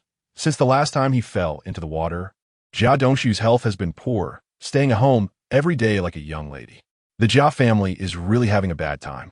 Jia Zhongshi always loved to boast about her son Jia Dongshu's excellence before the assessment, claiming he would become a proud worker at the steel plant in the future. Now it seems that his chances of getting regular employment are probably hopeless. Jia Dongshu is a good kid with good character and manners, but his mother is really unpopular. Her personality makes it hard to approach her. Therefore, many people in the yard were happy about Jia Dongshu's failure to get regular employment. Isn't it strange that today in this courtyard, 2 people are going to the hospital? Yin Fuguwei continued chatting. Suddenly, he heard some noise at the courtyard gate. Guangxi, how are you feeling? Hurry, we're going home. We've brought back medicine from the hospital. Mom will prepare it for you soon. The voice of Aunt Air came. Lu Haizhong and Aunt Air each supported Lu Guangxi into the yard. Lu Haizhong was also carrying something wrapped in yellow paper that smelled like medicinal herbs. As the 3 entered the yard, Yin Fuguwei couldn't help but click his tongue. Speak of the devil. Lu Haizhong's family went to the hospital this morning. And I saw it too. After Jia Dongshu was helped onto the bed, Yi Zhonghai finally let out a sigh of relief. He was exhausted that day. In the morning, he took Jia Dongshu to the steel plant for the regular employment assessment. At first, everything went smoothly. Dongshu seemed fine. But when it was his turn for the assessment, he fainted after processing a few parts.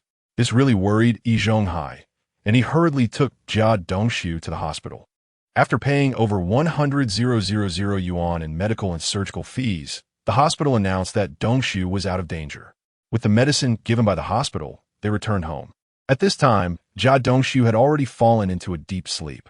Yi Zhonghai sat down to rest, but suddenly felt very thirsty. However, after waiting for a long time, Jia Zhongshi just sat there without saying a word. What's going on? Your son fainted, and I've been busy running around and spending a lot of money. I'm exhausted. And you can't even offer me a glass of water? Jia Zhongshi felt very annoyed. Going to the hospital was as she wished. Yi Zhonghai had already settled the expenses. But she chose to play dumb and pretend it didn't happen. However, the failure of the regular employment assessment had become a fact. It's worth noting that the regular employment assessment only happens once every 6 months, and this time would waste a lot of time. Moreover, the boastful words she had said before would now cause the Jia family to lose face. Yi Zhonghai's throat was dry and uncomfortable, so he could only cough lightly as a reminder. When Jia Zhongshi heard the sound, she came back to her senses and suddenly changed her expression as if recalling something. Dongshu's master, you've worked hard today. Let me get you a glass of water. After saying that, she immediately got up, took a white porcelain pot from the cabinet, poured a glass of water, and handed it over. Yi Zhonghai took it and had a sip to moisten his throat before he could rest. Jia Zhongshi started wiping her tears. Chapter 39, Fainting Poor Child of Mine, lost his father when he was young, and it was not easy to bring him up. Just when he was about to succeed. How could such a thing happen? Jia Zhongshi said, sobbing uncontrollably. Yi Zhonghai had just taken a sip of water to moisten his throat when he heard her lament and put down his cup, frowning as he said, Dongshu's mother. Don't be too sad. The doctor said that if he takes his medicine on time, his health can still be improved. After all, Dongshu is his own apprentice. Although Jia Zhongshi's actions were inappropriate, she would still need to rely on her in the future for support in her old age. So Yi Zhonghai endured his anger and comforted her. He was well aware that he had already advanced the medical expenses and travel costs, and Jia Zhongshi knew this very well. But she only cared to lament her family's misfortune. Not a word of thanks was uttered. Master Dongshu, could you take a look and see if there is any way to salvage this? Jia Zhongshi continued. You are a senior worker at the steel factory. Can you help Dongshu? Was all this talk just for this request? Upon hearing this, Yi Zhonghai's brows furrowed tightly. This wouldn't do. Although Dongshu is my apprentice, the formal assessment must follow the rules. The whole factory would surely know that Jia Dongshu fainted during today as formal assessment. This assessment result would definitely be invalid. If I acted rashly now, wouldn't it be like seeking my own death? So many eyes are watching. We can only accept our fate regarding this assessment. I need to think of another way for Dongshu's formal employment. In the end, Yi Zhonghai couldn't help but sigh. After so much effort in selecting a successor and just starting to train him, such a situation arose, which is indeed a headache. Upon hearing Yi Zhonghai's clear refusal, Jia Zhangshi's face immediately darkened. Dongshu's master, I'm not being talkative, but if Dongshu can't become a formal worker, how are we going to live in the future? To be honest, I've already introduced a girl from the countryside, and I'm about to go on a blind date. We originally agreed on a worker from the steel factory. How am I going to explain that to her? Jia Zhangshi recounted the whole story. It turns out that ever since she learned that Yi Zhonghai would take Jia Dongshu to the formal assessment, she believed that Dongshu's formal employment was a done deal. She not only boasted to everyone, but even claimed in front of the matchmaker that her son was a formal worker at the steel factory. If there were any slip-ups during the meeting, it would be hard to make amends. In that era, there were no chaotic matchmaking markets like today. When discussing marriage, both parties usually spoke the truth. If exaggerated too much and it got out, the family's reputation would be ruined, and it could even affect future prospects. Listening to Jia Zhangshi's complaints, Yi Zhonghai finally realized the seriousness of the problem. How could you be so careless? He was certainly aware of Dongshu's blind date. Dongshu had told him before. Yi Zhonghai still had concerns about Dongshu's blind date. After all, if Dongshu were to rely on her for old age, the future daughter-in-law's choice was crucial. What if Dongshu were tightly controlled by his wife? Could he still expect her to support him in his old age? Therefore, in the face of Jia Zhangshi's anxiety, Yi Zhonghai appeared calm. Let us see how it goes first. If it really doesn't work out, we can make a decision after Dongshu meets that girl. Upon hearing this, Jia Zhangshi discreetly curled her lips. This so-called master asking for help was merely that. Now that the conversation had reached this point, she didn't know if he would help her apprentice. However, since Dongshu's medical expenses were all paid by Yi Zhonghai, Jia Zhangshi was not foolish enough to openly confront him. It could only be like this. Thank you for today regarding Dongshu's matter. Jia Zhangshi expressed her gratitude, but did not mention the expenses for the medical treatment. Yi Zhonghai was already aware of this and did not say anything. After all, the money spent on Dongshu could be considered an investment. Okay, if anything happens to Dongshu, just come find me. I'm leaving now. Take care. Jia Zhangshi saw Yi Zhonghai out, and after closing the door, her expression was not good. What kind of person is he? Usually seems like a big shot. Promised that Dongshu would definitely get formal employment, and now that something has happened, he doesn't even dare to make a sound. Because Yi Zhonghai could not help Dongshu with his formal employment, Jia Zhangshi had quite a grievance about it. As for Yi Zhonghai taking Dongshu from the steel factory to the hospital and busy spending money on treatment, she considered it a matter of course. Isn't it normal for a master to take care of his apprentice? Moreover, Jia Zhangshi was not foolish. She knew that Yi Zhonghai and that aunt were not young anymore and had no children. Everyone in the courtyard was aware that they might be unable to have children. Therefore, their taking Dongshu as an apprentice must have other considerations. But Jia Zhangshi did not care because Yi Zhonghai's skills as a fitter were indeed solid, and following him could allow her to learn something which was beneficial to her. Looking at Dongshu lying on the bed, Jia Zhangshi took out a packet of medicine she had brought back from the clinic, checked it, and then went out to get the medicine pot. In the central courtyard, He usually returned home holding 2 books. Little Yu was reading an enlightenment book on the 8 Immortals table. He usually first took out the book True Understanding of Pharmacology. Although the man from Cat Alley did not provide guidance, he had reminded him when he bought these 2 books. The so-called medicinal cuisine is to prepare supplements based on the characteristics of medicinal materials combined with supplementary foods. This means that anyone learning medicinal cuisine must start by studying pharmacology. Great masters of medicinal cuisine are all well-versed in pharmacology. So he usually must first learn the true understanding of pharmacology. Taking out this book and glancing through it, it recorded the characteristics of thousands of medicinal materials, and mastering them could lead to becoming a master of medicine. Even the best medicinal cuisine masters from the palace could only master 500 to 600 characteristics. Because the same medicinal material can produce various changes with different dosages and combinations, one must have rich experience to claim mastery. He carefully flipped through the true understanding of pharmacology. It might be difficult for ordinary people to understand at first glance, but for him, he just needed to read progressively. Although the content was obscure, there was no need to delve deeply. Soon, a system prompt sounded. True understanding of pharmacology proficiency level 1. After multiple prompts, true understanding of pharmacology proficiency is full, mastered skill. Pharmacology, level 1, 0500. After comprehending the skill, He put down the book, excitement flashing in his eyes. After a long pursuit of the path of medicinal cuisine, he finally made a breakthrough. At this moment, He pharmacological knowledge was already comparable to that of a senior apprentice in a medical clinic, even without mentioning it. If he went to a small clinic as a dispensing master, his monthly income could reach tens of thousands or even 20,000. However, it was clear that his studies were not for this purpose.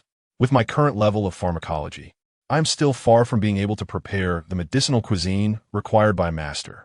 However, after taking the first step, everything would proceed much more smoothly. With the system's help, the pharmacology and medicinal cuisine that ordinary people find hard to understand were merely trivial matters to him. Just as He was about to continue flipping through, a commotion sounded from outside the courtyard. "Where's the medicine pot? Who took the medicine pot?" "Ask me." "We are also looking for the medicine pot." It turned out that Jia Zhangshi and Lu Haizhong had run into each other. Both families had patients today. Lu Guangqi was running a fever due to an infected wound, while Jia Dongshu had suddenly fainted during the assessment meeting. As soon as they arrived at the courtyard, both families began searching for the medicine pot. At that time, the medicine pot was usually shared, and the residents in the courtyard would take turns using it. After use, it would be left at the user's home, and when needed next time, the patient's side would retrieve it themselves without sending it back. This was a customary rule. In the play, Lu Sun once clashed with Su Demao over the medicine pot, reflecting the youth's ignorance of the rules. Such a situation where both families needed the medicine pot simultaneously was indeed rare. Jia Zhangshi and her husband stood in the central courtyard, looking around anxiously and with vigilance. "I say, Jia Zhangshi, are you doing this on purpose? We're looking for the medicine pot, and you're here looking too?" Anier was quite dissatisfied. Guangqi is still waiting to take his medicine in bed. What exactly does Jia Zhangshi want? Does she intend to use the medicine pot first once she gets it? Absolutely not. She was worried about her own son. "What do you mean? What do you both mean?" "Ah, is this medicine pot yours?" Today, Dongshu fainted at the steel mill, and so many people were watching. Hearing Aunt Air's sarcastic words, Jia Zhangshi also felt displeased. "In my opinion, you all shouldn't argue. Finding the medicine pot is the priority," a neighbor advised. Both families' children were lying at home, so what was there to argue about? Hearing this, Jia Zhangshi and Lu Haizhong fell silent, clearly understanding this reasoning. Why is no one taking action? Who took the medicine pot? Step forward if you did. Just then, the door of the He family opened. "The medicine pot is at our house." Xiaoyu jumped out and said to Jia Zhangshi and the others outside. Upon hearing this, Jia Zhangshi, Lu Haizhong, and Aunt Air were stunned. They looked at He Yushui and then at the He family. "Is it the Zhuzi family? I remember that last time. He Daqing used this medicine pot." Someone in the crowd suddenly recalled. Realizing the situation, Jia Zhangshi immediately walked toward the He family. Lu Haizhong, seeing this, "What are we waiting for? If Jia Zhangshi takes it, when will Guangqi get his medicine?" Aunt Air reacted quickly and followed closely behind Jia Zhangshi. Hey, don't block my way." "What do you mean, Jia Zhangshi?" However, even though Jia Zhangshi looked much younger, her broad figure was already evident. As she turned around, Aunt Air was blocked. Hearing Aunt Air's words, Jia Zhangshi curled her lips. "First come, first served, you understand?" After saying this, she walked straight into the He family. Upon entering the house, Jia Zhangshi saw Zhuzi sitting by the 8 Immortals table, looking at her. Jia Zhangshi, preoccupied with Jia Dongshu's illness, didn't think much. "Zhuzi, where did your dad put the medicine pot?" He understood the rules about the medicine pot and pointed to the corner by the door. "Over there." Upon seeing the black medicine pot, Jia Zhangshi quickly ran over and picked it up. "Hey, Jia Zhangshi, you can't do this." Aunt Air had just arrived, looking at the medicine pot in Jia Zhangshi's hand. She hurriedly said, "Why do you get to use it first?" Guangxi is still lying in bed. Jia Zhangshi, however, couldn't be bothered to respond, pushing past the blocking in air and leaving with the pot. I won't meddle too much. Wait until Dongshu is done, then you can take it. With Jia Zhangshi's tough personality, as long as it wasn't directed at He Yuzhu, others really had no way to deal with her. If it were to escalate, it wouldn't have come to this point. Surely, they wouldn't directly resort to violence, right? Jia Zhangshi came out of He Yuzhu's house with a medicine pot, and then returned to her own door, starting a fire on the small stove outside. Lu Haizhong, seeing the scene outside, twitched his mouth slightly. There was no way. There was only one medicine pot, and, as a big man, he couldn't just fight Jia Zhangshi. If word got out, where'd he put his face? At this moment, Aunt Air came out of He Yuzhu's house, her face full of anger. Forget it. Let's go back for now. Seeing that Jia Zhangshi had already put the herbs into the medicine pot, Lu Haizhong and the others had no choice but to return to the backyard. Seeing Jia Zhangshi get the medicine pot, the neighbors around showed little surprise. After all, Jia Zhangshi was known for her toughness throughout the courtyard. This mother and son, her son Jia Dongshu, had a good personality, but few dared to provoke Jia Zhangshi, and the reason was obvious. However, today, when Jia Dongshu suddenly fainted at the factory, many began to speculate. Does Jia Dongshu have health issues? A few days ago, he fell into the water and had been bedridden for several days. This was known to everyone in the courtyard. In that era, no family's trivial matters could be kept secret. It wasn't surprising to catch a cold from falling into the water, but for Jia Dongshu to be bedridden from such a minor illness was somewhat abnormal. Though the supplies were not as abundant as when He Yuzhu came, people's health was generally good, especially today's college students, who seem young but often stay up late playing games and eating takeout, are in a sub-healthy state and cannot be compared to people from that era. Moreover, today's children are quite resilient. A cold can usually be cured by drinking hot water and sleeping under a blanket, and they would feel energetic the next day. Jia Dongshu had lain at home for several days, and only after barely eating the meat dishes brought by Zhuzi could he step outside. Everyone thought his condition had improved, but unexpectedly, he fainted and was sent to the hospital. If one said he had no health issues, no one would believe it. Once the news spread, it was hard to control. While Jia Zhangshi was boiling the medicine, the people around didn't dare to discuss loudly. Half an hour later, the courtyard was filled with the smell of medicine. Xiaoyu, holding a book, smelled the scent and waved her hand in front of her nose, saying, "Brother, the smell outside is really bad." The smell of traditional Chinese medicine is indeed unpleasant, not only bitter but also pungent. Children can't stand such odors.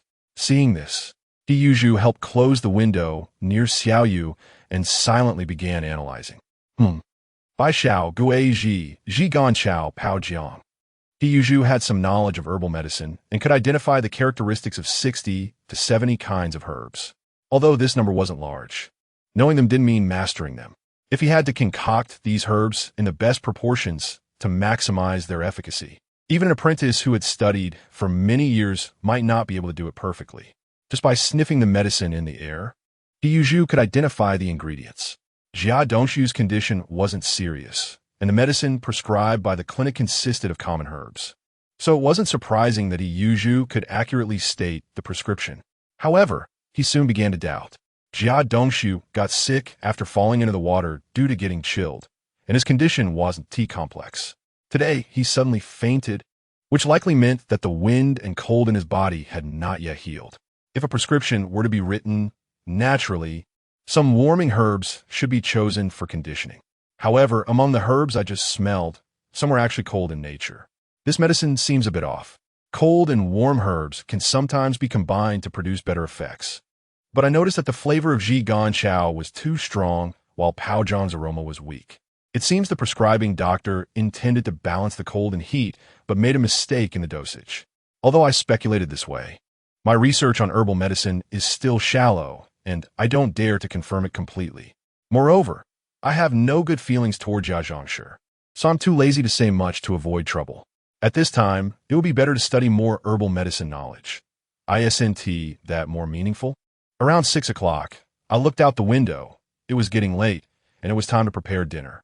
So, I avoided Xiaoyu and took out ingredients from a space, then took Xiaoyu to the backyard of old Mrs. Long. I promised to cook for her tonight. After all, if it weren't for her help, I wouldn't have easily learned about the medicinal dishes. I carried a 2-kilogram crucian carp and a 2.5-kilogram piece of pork belly, while Xiaoyu carried the remaining cabbage and radish. Just as I stepped out, I saw Su Thamao swaying as he came in, humming a little tune, holding a sugar figurine in his hand. This yellow sugar figurine, picked up with a small wooden stick, is worth 100 yuan each. If a child from an ordinary family could buy one, it would certainly attract a crowd of envious looks. At this moment, he was eating as he walked, enjoying himself. Chapter 40. Culinary Talent. It turns out that Su Damao went to the master's house in the screening room today and has been learning from him for a while. Coincidentally, the master had a task to go out for a screening today, and the location was nearby. So he brought Su Damao along to help. I must say, this master is quite generous. I don't know how Su would manage to win him over. Outside, the master said he was taking his apprentice out for a stroll. The people at the cinema were happy to see them and rewarded Su Damao with a sugar figurine. This made Su Damao extremely happy. All the way, he was very tempted, but he held back from eating it just to show it off in the yard later. As soon as they returned to the courtyard, they unexpectedly ran into Xiaoyu. "Isn't this like a pillow sent with a yawn? Let us see what you do." Just as Su Damao was about to wave the sugar figurine in his hand, his expression suddenly froze.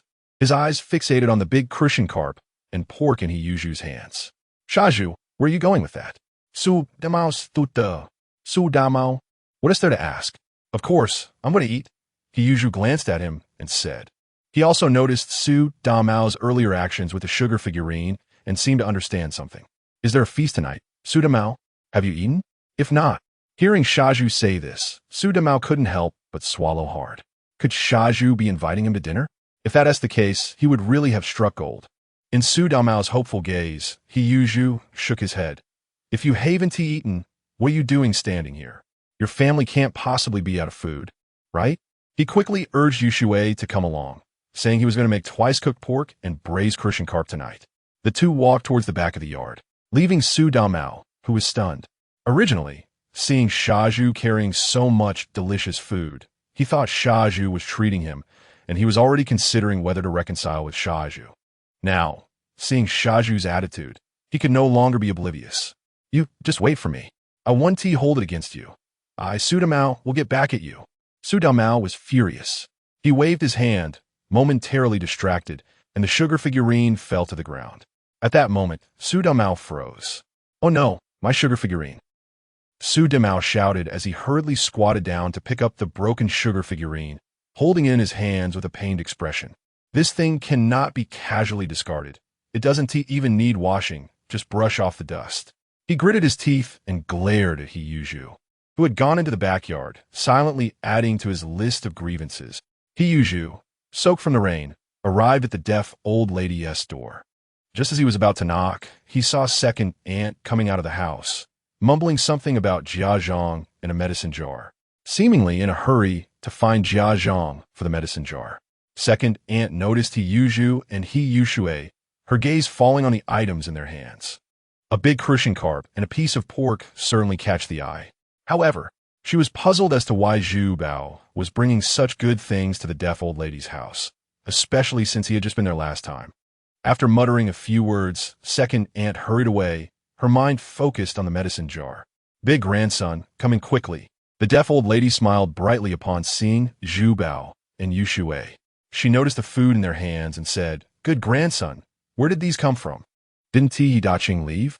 You didn't need to specially prepare these good things." Hiyuju and Yushui had quite a few ingredients in their hands, indeed showing their sincerity. "Grandma, this is what I should do. Thanks to you for helping to gather information." Hiyuju shook his head. No matter what the deaf old lady thought, he had to thank her for her help, as it was related to whether he could save his master. The deaf old lady sighed, and then called over Yi Zhonghai and first aunt to greet them. They had arrived earlier than Hiyuju and had been waiting at the deaf old lady's house. Upon hearing this, Hiyuju was momentarily stunned, and then he saw Yi Zhonghai and first aunt appearing at the door.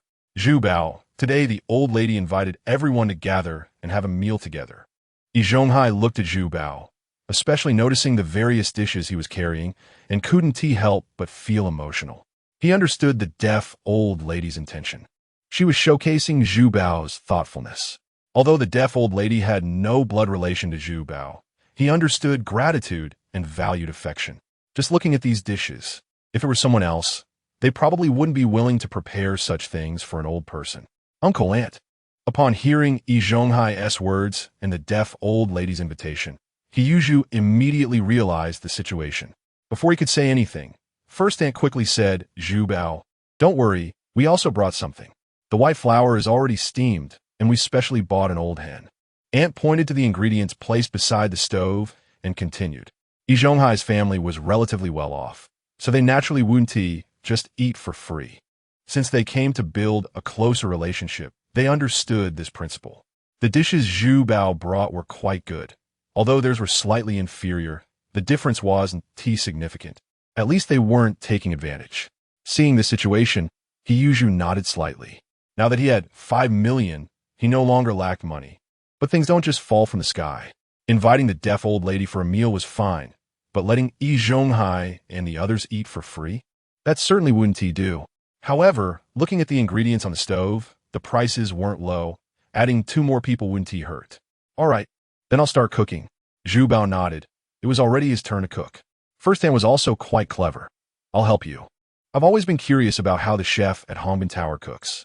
Upon hearing this, Zhu Bao humbly replied, I'm just an ordinary chef. You flatter me, Aunt. Seeing Zhu Bao's modest demeanor, First Aunt felt even more approval for him. She had never noticed before, but this kid was indeed quite good now, humble and capable, just right for her to see his skills. First Aunt's earlier words were indeed not wrong. She really wanted to witness Zhu Bao's culinary skills. This way, she could have a solid understanding of Zhu Bao's cooking level. Nearby, Zhonghai noticed this and took Yu Shui and the deaf old lady to sit down in the hall. Yu Shui has grown quite a bit taller. She looks much prettier than before. Yi Zhonghai joked with a smile. The deaf old lady hugged Yu Shui, saying, Let Grandma pamper my good granddaughter. In front of the stove, the ingredients brought by First Aunt had been prepared in advance. Therefore, He Yuzhu began to handle these ingredients, while the crucian carp and pork he brought were being cleaned and cut by First Aunt beside him. After lighting the fire, the pot heated up. He Yuzhu cut a few segments of chili and then added some pork lard. Once the pot was ready, he poured in the ingredients. Immediately, smoke rose, and a rich aroma wafted through the air. He Yuzhu remained steady, methodically adding various seasonings. With a flick of his wrist, his movements were nimble. First Aunt handled the ingredients while observing Zhu Bao's actions. Seeing this scene, she couldn't help but feel touched. Just watching Zhu Bao's operation was already a delight to the eyes. The fragrance of the dishes was so enticing that just smelling it made it clear that it would definitely be delicious. At this point, First Aunt was completely convinced. Zhu Bao truly had a talent for cooking. At just 15 years old, he possessed such skills. It was definitely not an empty talk for him to become a chef in the future. First Aunt was quick-witted. Having spent a long time with her husband, she had learned quite a bit. If Zhu Bao could help support them in their old age, their lives wouldn't have any problems. After all, chefs are still in high demand nowadays. Zhu Bao also has talent. If he really becomes a chef in the future, his income will not be low, and they wouldn't have to worry about food shortages. Living a carefree life with money to spend, what could be more enjoyable than that? This kid Zhu Bao seems to have a pretty good personality as well. No wonder the deaf old lady reminded them. The older ginger is indeed spicier. This old lady's insight is truly commendable. The aunt thought to herself, increasingly satisfied with her gaze at He Yuzhu. She must tell Laoyi later that they are truly serious about Juzi here and can no longer place all their hopes on the Jia family. Today, she almost got so angry when Yi Zhonghai mentioned the Jia family. They helped Jia Dongshu run around, sent him to the hospital, and paid for his medical expenses. Yet Jia Zhongshi acted as if it was all taken for granted. If it weren't for Yi Zhonghai's persuasion, she would have planned to withdraw from the Jia family's affairs. While casually chatting, He Yuzhu had already completed this sumptuous meal. There was twice-cooked pork, braised crucian carp, spicy diced chicken, stir-fried cabbage, radish soup, steamed buns, and freshly steamed rice. When He Yuzhu set all these dishes on the table, the aroma mixed together, and just a whiff was enough to make one feel immensely satisfied. In this era, Many people might never have seen such a lavish meal in their lifetime. 3 hearty meat dishes plus steamed buns and rice. Who could not love such food? Even Yi Zhonghai and the aunt, who were in relatively good conditions, were momentarily stunned when they saw this table full of dishes. On one hand, it was due to the richness of the dishes, which they could only afford to eat a few times during the new year. Normally, they wouldn't dare to indulge like this. However, more importantly, Zhuzi's culinary skills were indeed impressive. After working at Hongbin Tower for so long, Zhuzi's cooking had improved significantly, and even the presentation was quite elaborate. Ignoring the taste, just looking at the exquisite presentation made Yi Zhonghai and the aunt admire Zhuzi immensely. Even the simplest radish soup and stir-fried cabbage felt like luxurious delicacies in Zhuzi's skilled hands. Zhuzi, you've worked hard. Come sit down, let's eat together. The aunt warmly pulled Yuzhu to sit beside her. At this moment, Yushui also obediently sat next to her brother.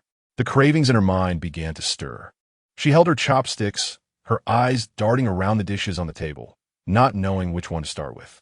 Each dish made her mouth water, and it was hard to choose. Auntie, can we start eating? Yuzhu asked. The deaf old lady quickly nodded. Good. My good grandson, you worked hard today. Let's eat together. As soon as the deaf old lady finished speaking, little Yushui quickly picked up a piece of spicy diced chicken and swiftly put it in her mouth. After a few bites, she couldn't help but make a gasping sound from the spiciness, but still enjoyed it, grabbing another piece to savor. Seeing Yushui's reaction, Yuzhu advised, eat slowly, don't rush to swallow the spicy one.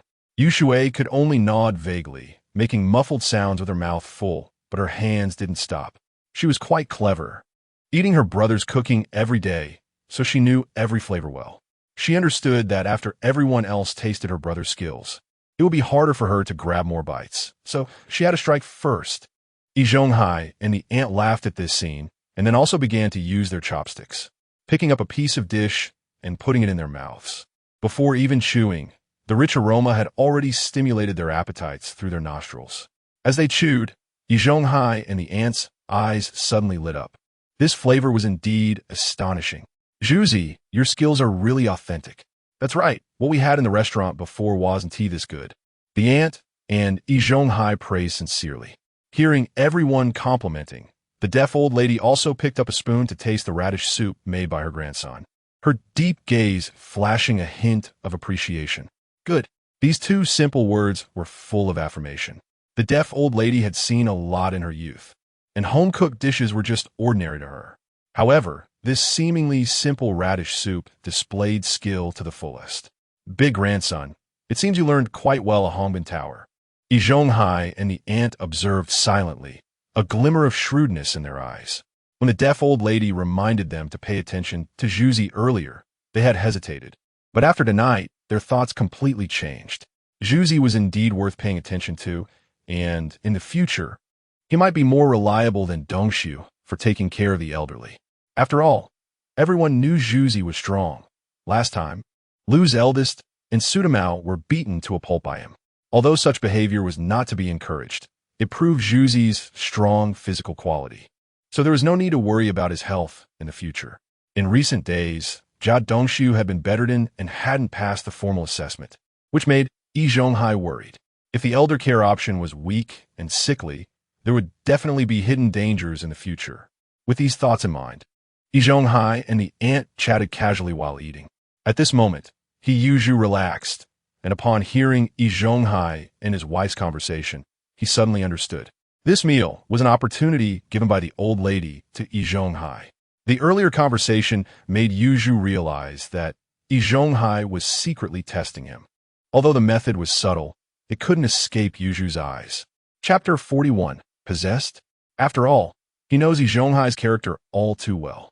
Zhuzi, there have been many complicated matters in the yard these past few days, and the old man may not have handled some things well. If you have difficulties in the future, you can seek his help. We live in the same yard, and if he can help, he will. Especially since your father is no longer here, and you're still young, taking care of your younger siblings is not easy. Yi Zhonghai took the initiative to bring up the conflict he had with Zhuzi a few days ago due to Jia Zhangshi, just to take this opportunity to resolve the misunderstanding. His attitude was sincere and if it weren't for He Yuzhu knowing his background, he might have been moved by his words. However, as a time traveler, He Yuzhu would not be easily deceived. Old man, if you hadn't mentioned it, I would have almost forgotten. We are both grateful for your kindness, but although my father has passed away, he left behind some things. So, while my siblings and I may not have an easy life, we can still get by without troubling you and the old lady. If He Yuzhu were to seek help from Yi Zhonghai, wouldn't he that be playing right in his hands? Even though he was clear-headed and would not easily be swayed by Yi Zhonghai, a gentleman acts independently and does not rely on others. Since he understood Yi Zhonghai's character, it was better to refuse from the beginning to avoid future complications. Moreover, in his current situation, he did not need anyone's help. With no worries about food and clothing and having learned martial arts, he could protect himself and his sister. With his special abilities and modern perspective, as long as he developed steadily, everything would come to him. Yi Zhonghai and the old lady thought the timing was right and greeted him with smiles. Their words should have carried weight. With the deaf old lady accompanying them, they believed their relationship with He Yuzhu could progress further. Who would have thought that Yi Zhonghai's heartfelt words would not resonate with He Yuzhu at all? Was he afraid of troubling them? On the contrary, they were more afraid that He Yuzhu would not come to trouble them. If He Yuzhu didn't come to them for trouble, how would they have the chance to offer him help? For a moment, Yi Zhonghai and the old lady's expressions became somewhat stiff. They were puzzled whether He Yuzhu was truly sensible or just pretending to be foolish. Perhaps this was just his nature. Yi Zhonghai forced a laugh and said, "Zhuzi, I just mentioned it casually. Don't think of me and the old lady as outsiders. The children in the yard have grown up watching us. You are a reliable and honest kid, and we have always liked you." Honest? Reliable? Perhaps he was easy to fool? According to Yi Zhonghai's description, even the foolish Zhu from his past didn't match these traits at all. Was the previous foolish Zhu really honest and reliable? If he were honest, how could he have become the warrior of the courtyard? As for being reliable, he was infatuated with the widow's beauty, indulging in eating and drinking at the factory. Where was the slightest hint of being dependable, just based on the reputation of foolish Zhu in the courtyard? Yi Zhonghai, saying such words was indeed a struggle for his conscience. Old man, let's not talk about this anymore. Let us eat. The deaf old lady's eyes moved slightly upon hearing this, and she immediately said, Yes, let us eat.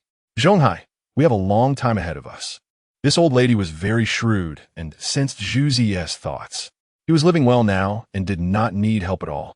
Actions like those of Yi Zhonghai and the others might instead raise the other party's vigilance, so she stepped in to smooth things over, also hinting to Yi Zhonghai that there was no need to rush. They had plenty of time.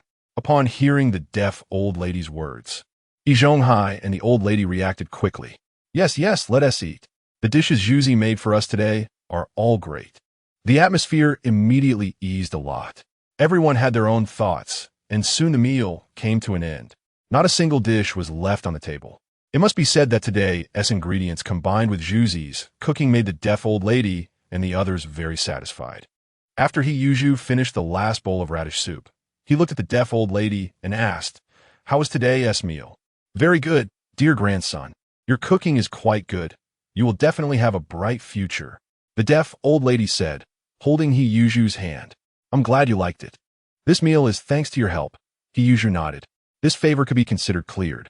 We don't need to talk about thanks between us. Do you still think I want to help you? Come visit me often." The deaf old lady gently tapped Zhuzi. After hearing this, He Yuzhu nodded. "All right then, old lady. I'll take you Shui home first. We have something to do tonight." "Zhuzi, leaving already? Don't you want to sit a while longer?" The old lady spoke up to keep him there. She originally wanted to chat with Zhuzi after finishing the meal. He Yuzhu shook his head. "No, old lady. I still need to practice martial arts later. It wouldn't be convenient if it gets too late." "I see. Well then, Zhuzi, you and Yushui go back first. We'll stay with the old lady a bit longer," Yi Zhonghai said beside them. After He Yuzhu took Yushui out, Yi Zhonghai and the old lady exchanged glances and then looked at the deaf old lady. "Old lady," they both spoke at the same time.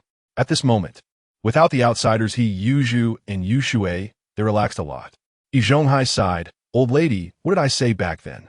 Zhuzi has a strange temperament now, and even if we want to care for him, we have to consider our approach. It's much harder to deal with Zhuzi than easily taking Jia Dongshu as a disciple. He always wants to care for Zhuzi as an elder.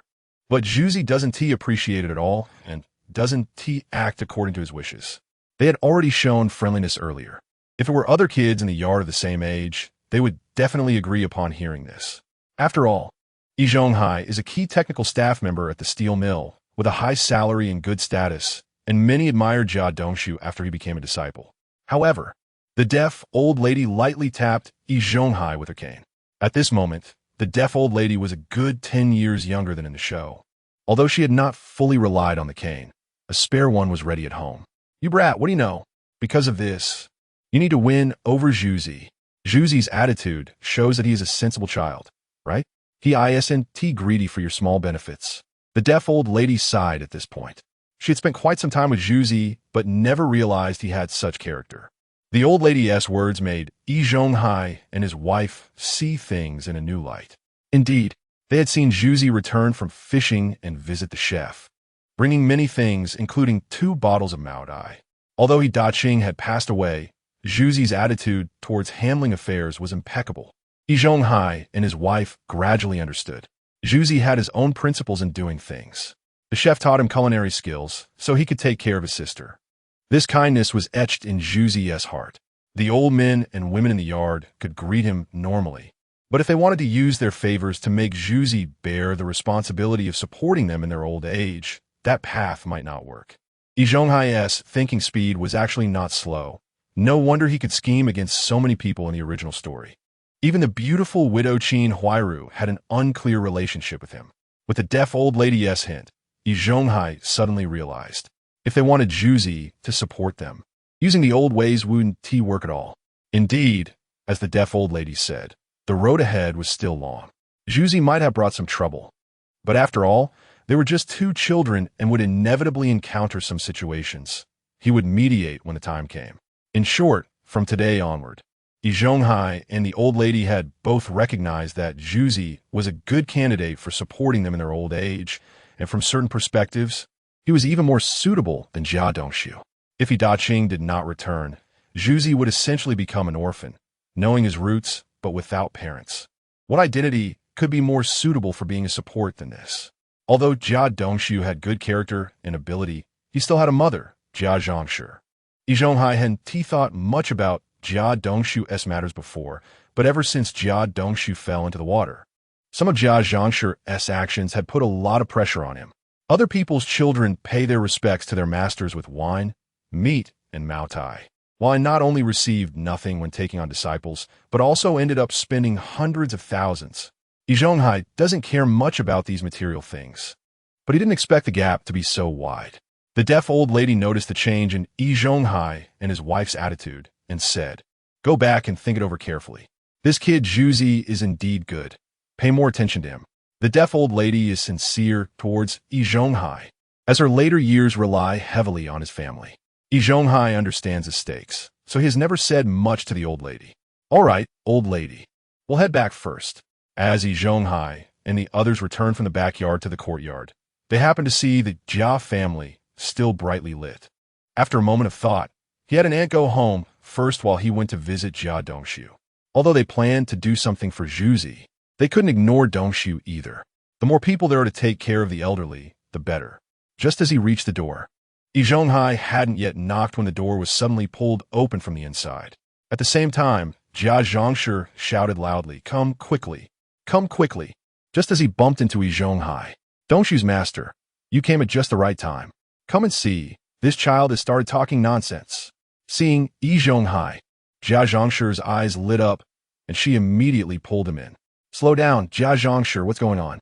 Take your time." Yi Zhonghai was a bit dizzy from being pulled and couldn't help but ask. "It's about Dongshu. I just made him some medicine." And as soon as he finished drinking it, he started talking to himself and won't respond to anything I ask. After entering the room, Yi Zhonghai heard Dongshu's voice.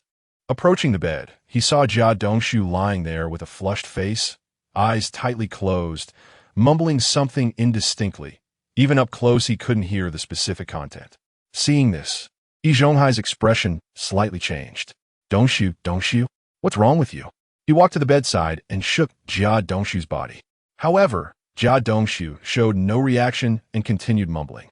Yi Zhonghai's gaze darkened slightly. What happened to this child? The doctor said he was fine at the health clinic today. How did he turn into this in just a meal's time? While he was thinking, Jia Zhongshi gently tugged at him. Uncle, do you think Dongxiu might be possessed? Jia Zhongshi's tone was hesitant, and her face looked very bad when she mentioned possession. There was no way around it. Dongxiu's behavior was too abnormal, and she had never seen such a situation. Yi Zhonghai shook his head and said, "What era is this? Why are you talking about superstitions?" Despite saying this, his heart began to waver. Dongxiu's behavior was indeed too strange, making him uneasy. At that moment, Jia Zhongshi rushed in excitedly and said, "It's not possession. It must be the problem with that medicine." Yi Zhonghai frowned and retorted, "This medicine was prescribed by the health clinic's doctor. It shouldn't be wrong. The prescription might be fine, but the medicine itself?" Jia Zhongshi raised her voice, her face flushing red. "There must be a problem with the pot. I need to go find that fool to settle this." After saying that, she dashed out the door, angrily heading toward the courtyard, straight to the He family's gate. "Zhuzi, come out. Look what your family has done. Did you put something in the medicine pot? If anything happens to Dongxiu, I won't let you off." Jia Zhongshi moved quickly and soon reached the courtyard, shouting loudly in front of the He family's door. Everyone in the courtyard heard her voice and came out to see what was going on. Yi Zhonghai heard Jia Zhongshi's words and didn't have time to react before he saw her rush out. He shouted in exasperation, "This is nonsense. Isn't this just ridiculous?" Before he could chase after her, he heard Jia Zhongshi's voice getting louder outside. Yi Zhonghai wished he could go up and slap her a few times. This woman really has no brains. What does this have to do with Zhuzi? Thinking about how he still needed to win Zhuzi over, Yi Zhonghai hurriedly chased after her. He Yuzhu was at home studying pharmacology when he suddenly heard Jia Zhongshi's loud shouts from outside. Especially when she mentioned him, he frowned. "Brother." Yu Shuai was resting in bed when she heard the commotion outside and looked at He Yuzhu. He Yuzhu patted Yu Shuai's head. "You just rest here. I'll go see what's happening." As soon as He Yuzhu stepped outside, he saw several neighbors gathered in the courtyard, all watching the excitement. Jia Zhongshi was standing there with her hands on her hips, still shouting. And as soon as she saw He Yuzhu come out, she perked up. "Zhuzi, let me speak fairly. We should all be reasonable, right?" Before Jia Zhongshi could finish, she started accusing him. The onlookers gathered around, wondering what was going on. No one knew until Jia Zhongshi started shouting. "It seems something happened to Jia Dongxiu." He Yuzhu frowned and said, "Jia Zhongshi, if you have nothing to do and are just bored, don't cause a scene here." After being pushed back by He Yuzhu, Jia Zhongshi's confidence weakened a bit. But she still persisted. "How can you speak like that? The medicine pot was borrowed from your family, and now Dongxiu is talking nonsense after drinking the medicine. Shouldn't I come find you?" Jia Dongxiu really is talking nonsense? Everyone looked curiously at the Jia family upon hearing this. Now, there was a show to watch. Just then, Yi Zhonghai ran out of the Jia family. "Jia Zhongshi, you were just making a fuss." Chapter 42. Triggering the fishing skill under the watchful eyes of everyone. Jia Zhongshi led the way, with Yi Zhonghai assisting beside her. They quickly exited the house and headed towards the health station. He Yuzhu confirmed Jia Dongxiu's symptoms once more in the courtyard, finding them consistent with his expectations, then turned back inside. He needed to seize the time to comprehend the true meaning of pharmacology in order to save his master. Master-level body conditioning was no easy task.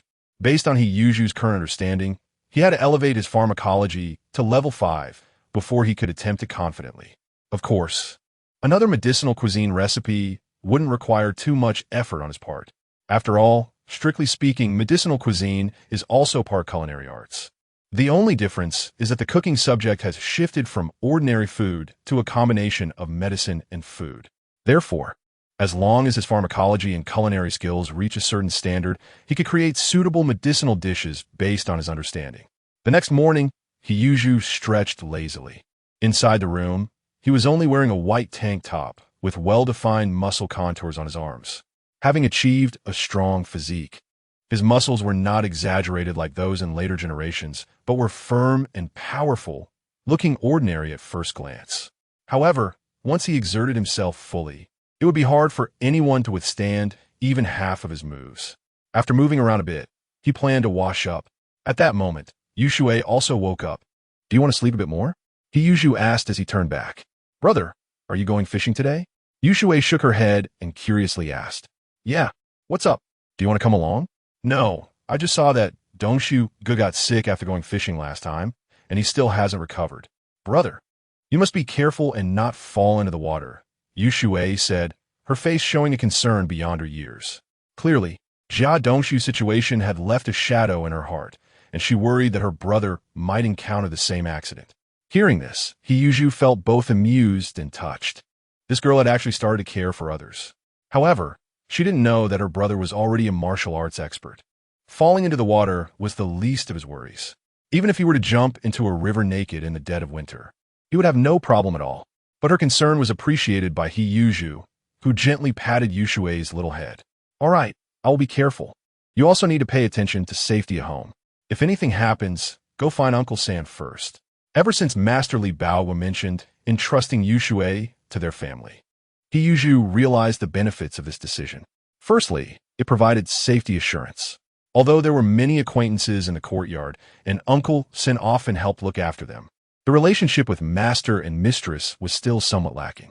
In case of a real emergency, they might not be able to assist. Moreover, there was the issue of privacy. With too many people around, it was hard to keep anything hidden.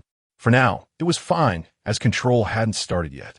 Once comprehensive control began, and with more people scheming behind the scenes, it could lead to trouble, either causing annoyance or even investigations.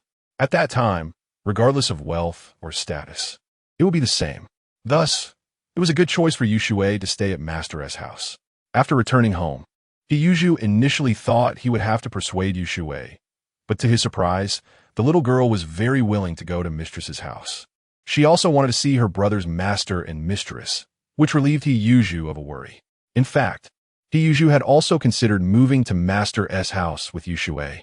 However, first, he was afraid of causing trouble for Master, and second, their house had not yet been transferred, and the procedures were complicated. Even if they were to move, they would have to wait until next year after the military management ended and the street office was established. Otherwise, those people in the courtyard might not refrain from doing unethical things, making it not worth the risk. After reminding the little girl, Yu took Yu Shui to the front yard, where Yin Fugue was waiting with his family. Yin Fugue said helplessly, "Zhuzi, you finally came." Yin Jiefeng excitedly shouted, "Brother Zhu, I finally get to go fishing today, as I wished, while the other kids aren't so lucky. Dad, we also want to go fishing." Yin Jiequang and the others said. At that moment, Sindama also walked out from the house. Go, go, go. What are you thinking? We already agreed inside.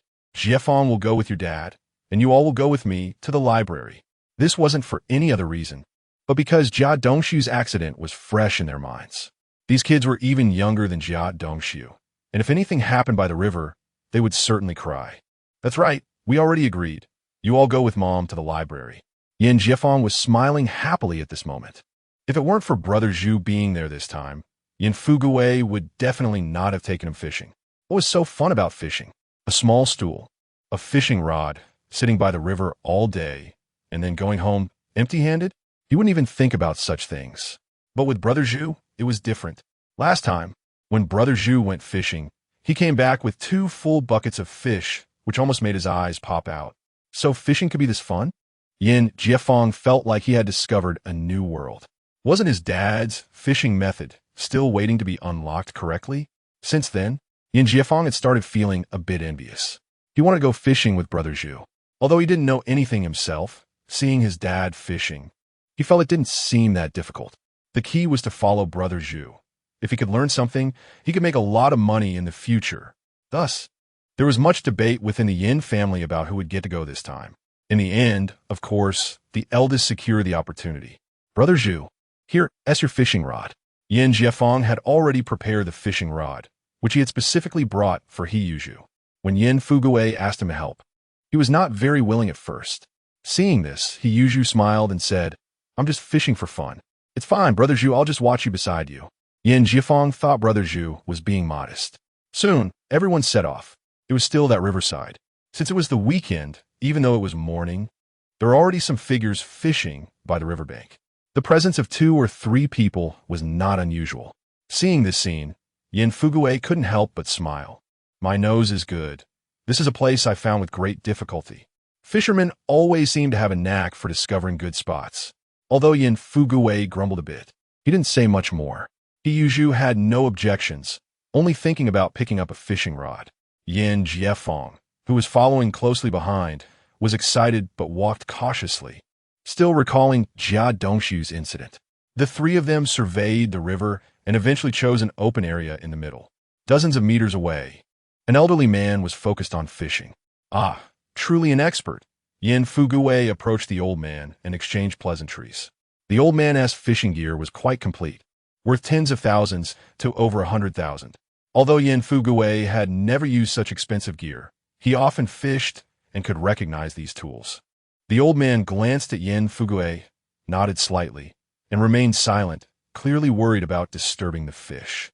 Seeing this, Yin Fugui only sighed quietly, then went to his own spot to prepare his fishing gear. Despite the old man's excellent equipment, Yin Fugui didn't pay much attention. After all, while good tools were important, skill was what truly mattered.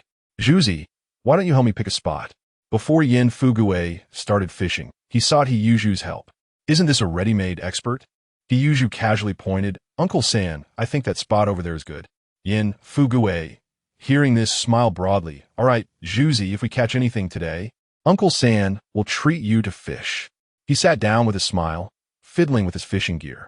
Meanwhile, Yin Jiefeng didn't even look at his father, instead closely following Hiyuju like a personal bodyguard. He wasn't there to see Yin Fugui. The real star was Brother Zhu. This scene caught the attention of the old man fishing nearby. This young man seems quite skilled at fishing. As Yin Fugui, an elder of two families, came over to fish, it was a bit strange that he asked a child for advice. Could it be that a little kid really had some special technique? Although the old man continued to fish, his gaze quietly shifted to Hiyuju, who was not far away. Soon, with Yin Jiefeng's enthusiastic assistance, Hiyuju prepared the fishing gear. The so-called fishing gear was actually very simple, just a fishing rod and 2 tin buckets. These 2 buckets were specially brought by Yin Jiefeng. If it had been his father, he might not have even brought the buckets. Of course, he wouldn't dare to say that in front of Yin Fugui. Brother Zhu, is there anything else you need help with? After tidying up the things, Yin Jiefeng was still full of enthusiasm.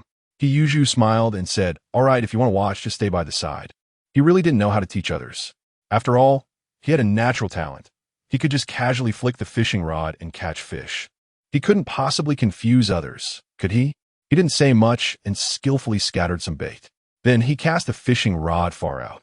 Just then, fishing skill 1, fishing skill 1, fishing skill 1, fishing skill 1. Hiyuju sat steadily, while Yin Jiefeng watched intently from the side. Before Yin Jiefeng could react, Hiyuju suddenly focused his gaze, then with a strong pull of his forearm, he sharply raised the fishing rod. Splash!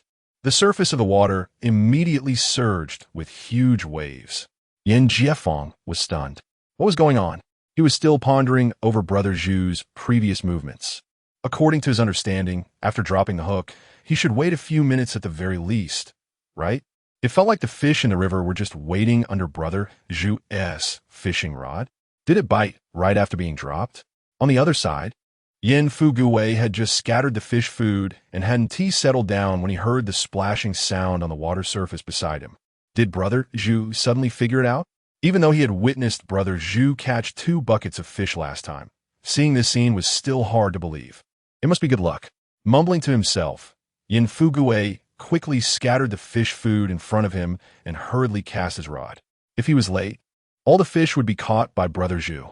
The old man who had been keeping an eye on Hiyuju watched as he caught a fish before he had even settled down, and his body trembled slightly. He instinctively looked down at his empty fish basket. Is this reasonable?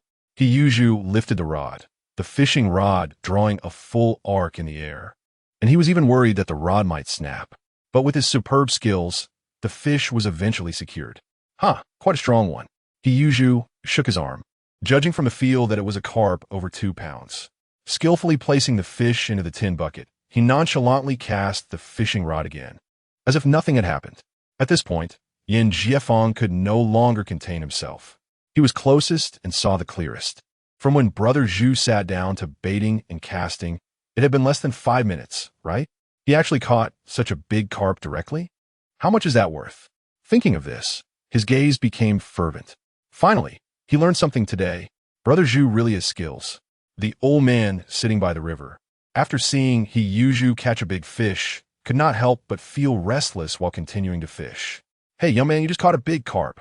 The fish's head was not small, and the people fishing nearby could tell its weight at a glance. There were only 2 or 3 people still fishing by the river, plus Yin Fuguwei and the others, making it not many in total. But throughout the morning, they had only caught 2 or 3 small fish at most. They had never even seen a carp as big as the one He Yuzhu just caught. You see, fish are different from meat. The prices for small pieces and large pieces of meat are about the same, and there isn't much difference in taste, so small pieces are even more popular. Normally, no one would specifically buy large pieces of meat to stock up. At most, they would occasionally buy some meat to improve their lives. But fish are different. In this era, fish are not particularly popular. First, cooking fish consumes oil, and everyone is already very frugal with cooking oil. They would want to use more oil just to cook fish. Second, the price of fish is not low. It's not as cost-effective as directly buying meat. Moreover, restaurants usually choose fish over a pound because it's easier for chefs to cook and makes for better-looking dishes. So, small fish caught are basically unwanted. Only big carp like the one He Yuzhu just caught attract interest. Seeing He Yuzhu's catch, the other fishermen felt envious. They continued to scatter bait, waiting, believing that they would surely catch the next big fish. As time passed, He Yuzhu's fishing skill proficiency was also steadily increasing. Fishing skill proficiency 1, fishing skill proficiency 1, fishing skill proficiency 1, fishing skill proficiency 1, fishing skill proficiency full, upgraded to level 3. With the notification sound echoing in his mind, He Yuzhu felt a jolt throughout his body. A sense of clarity surged into his heart, and everything in front of him suddenly became much brighter. His knowledge of fishing in his mind was once again enhanced. It felt as if he had been fishing countless times before, whether in streams, rivers, or by the sea. He had an innate sense of familiarity. When fishing, various techniques were applied as if they were instinctive. Fishing skill level 3, 50,000. The skill level had increased. The changes in his body made He Yuzhu unable to resist moving a bit. He had accumulated quite a bit of experience from fishing last time, and with just a little practice today, he reached level 3. Feeling the progress brought by fishing skill level 3, he nodded slightly, believing that his current level was already comparable to those veterans who had been dedicated to research for many years. Yin Jiefeng, who was beside him, kept observing Brother Zhu's movements. He always felt that Brother Zhu seemed a bit different, but he couldn't quite pinpoint what had changed. He came here, wanted to learn this technique. Just then, the calm river surface suddenly rippled. He Yuzhu's gaze sharpened. Another fish was on the hook. His movements were skilled, resembling a fisherman who had been fishing for years. Although he didn't have an expensive fishing rod, it had become a useful tool at this moment. With a gentle pull, the fishing rod tugged at the fishing line, and a silver carp leaped out of the water. This fish was slightly smaller than the previous one, but still over a pound. He Yuzhu was no longer surprised by such results. After placing it in the tin bucket, he continued to cast the third line. Meanwhile, Yin Jiefeng was already feeling numb. Chapter 43, Extraordinary Abilities. This doesn't seem right. How did Zhuge do it? He finally sensed something unusual.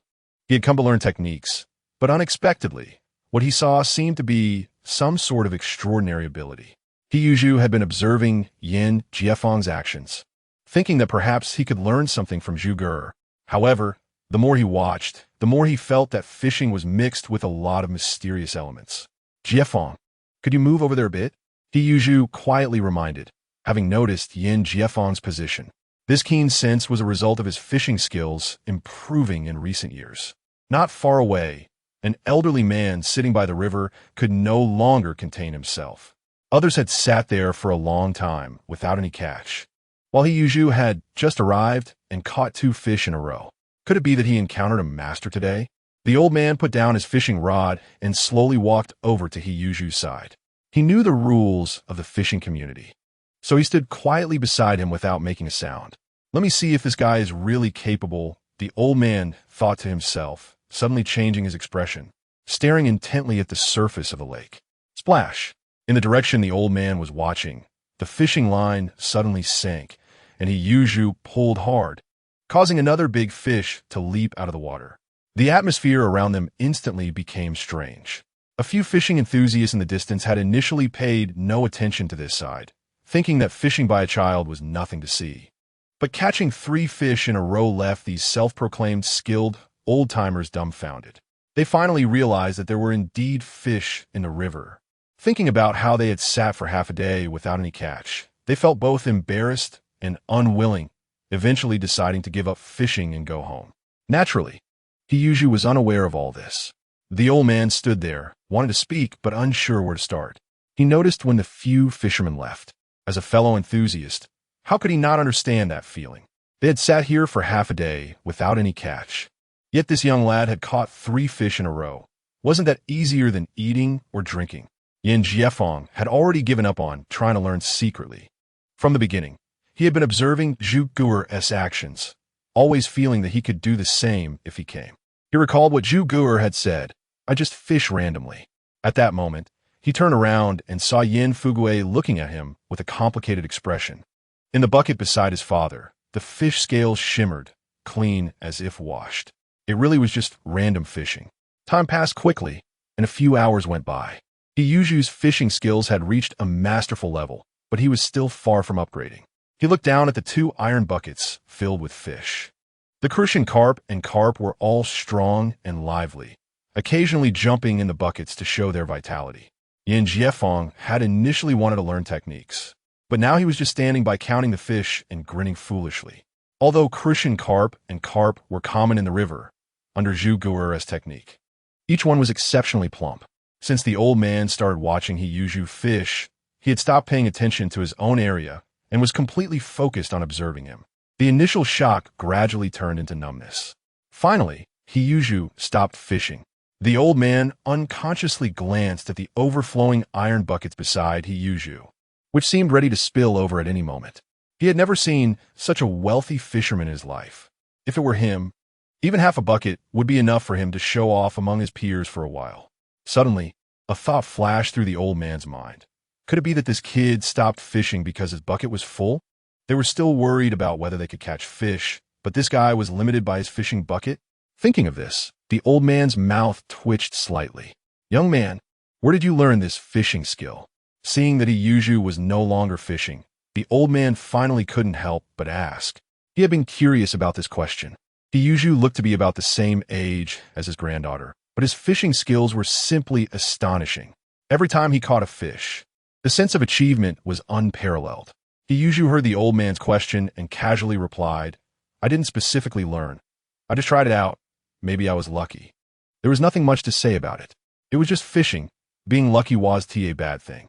Even if someone talked behind his back, they couldn't really do anything to him. The old man inwardly cursed after hearing this. The results from just trying it out were probably more than they had seen in an entire year. However, seeing his sincere expression, it seemed he wasn't lying. It was truly hard to believe. "Zhu Guer, the harvest this time is even more than when you came the first time." Yin Fugue walked over with his own bucket, which also contained a few decent fish. Normally, 2 or 3 fish would be enough for him to boast for days. But compared to Yuju's full bucket of big fish, he wisely chose not to mention it. After hearing Yin Fugue's words, the old man looked at Yuju again and asked, "Young man, is this your second time fishing here?" Now, he was even more shocked. Even if this kid had not specifically learned fishing, he must have had a natural talent for it and practiced every day since childhood to have such skills, right? Hearing what that person had just said, this kid was actually fishing here for the second time. Yuju thought for a moment and nodded. "Yes, I was not very skilled the last time I came." Upon hearing this, Yin Fugue's first reaction was to twitch his mouth. "What do you mean by not skilled?" "Not skilled and still catching dozens of pounds of fish to take home? You're really not skilled at all." But looking at the 2 buckets of fish next to Yuju, Yin Fugue had to admire him. Indeed, as Zhu Guer said, today he had at least 80 to 90 pounds of fish in his bucket. "Young man, you are really impressive," the old man could only sigh in the end. "Your fishing skills are truly astonishing." Upon hearing this, Yin Fugue, who was standing beside him, also nodded in agreement. He felt the same way. You flatter me, senior. Hiyuju humbly waved his hand. Then he called out to Sande and the others, Sande, we should head back. Not only have my fishing skills improved today, but I also have 2 buckets to harvest. For a while, I want Tini to come fishing again. After Hiyuju finished speaking, he effortlessly lifted 1 iron bucket in each hand. Yin Jiefeng had initially wanted to help, but the heavy iron buckets nearly exhausted him, and he couldn't keep going after just a few steps. Hiyuju didn't mind. As a Mingjing martial artist, lifting 2 iron buckets was a piece of cake for him. After witnessing all this, the old man's eyes flashed with a glimmer of light. Young man, are you also a martial artist? Hiyuju was slightly taken aback when he heard the old man's question. He carefully examined the old man, who was not very tall, probably around 1.67 meters. He had a somewhat plump figure. Moreover, he noticed that the fishing gear beside the old man was clearly not from someone lacking money. Old man, how come you're here? Hiyuju asked. The old man replied calmly, I am Xiefeng, the owner of a medicine shop in the West Street alley. I know a bit about martial arts. Ordinary people don't often come into contact with this kind of national art. Seeing Hiyuju effortlessly lift 2 buckets at such a young age, Xiefeng couldn't help but ask curiously, which medicine shop do you mean? Upon hearing this, Hiyuju's eyes lit up. That made sense. After all, martial artists inevitably get into fights, and medicine shops are often their refuge. Many martial arts schools even have their own team of pharmacists to treat their disciples' injuries. The Taiyuan Martial Arts School, founded by Yang Peiyuan, has an affiliated medicine shop. Unfortunately, this incident arose from internal troubles, so his master currently trusts no one and can only hide in a remote courtyard.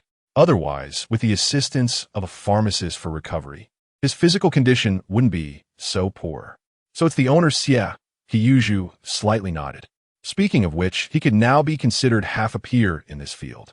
The knowledge from pharmacology unraveled must have many practical applications in such a medicine shop. Yin Fugue beside them also felt surprised. Is it the Xiefeng Medicine House in Xicheng? Obviously, this pharmacy is quite famous. That's right. Xiefeng nodded in response. I didn't expect it to be your pharmacy. I remember when my son was sick as a child, we went to your place to get medicine. Upon mentioning this, Yin Fugue gave a thumbs up. This Xiefeng Medicine House has been in operation for decades. Not only is the quality of the medicinal materials good, but the prices are also reasonable. The same medicine elsewhere is usually sold at a premium of 10 to 20%. Later, Yin Fugue understood that this was the owner's philosophy. Life is hard for patients, and if they can help, they will. Earning a little less is okay. For a shrewd person like Yin Fugue, to choose this pharmacy is enough proof of its value. If patients are satisfied with our Xiefeng Medicine House, I could say I've lived my life without regret.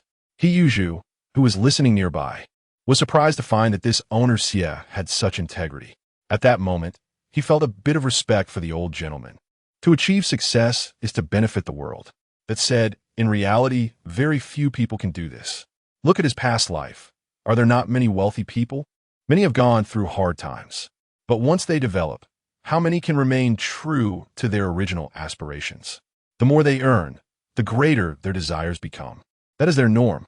People like owner Xie, with such a mindset, are indeed very rare.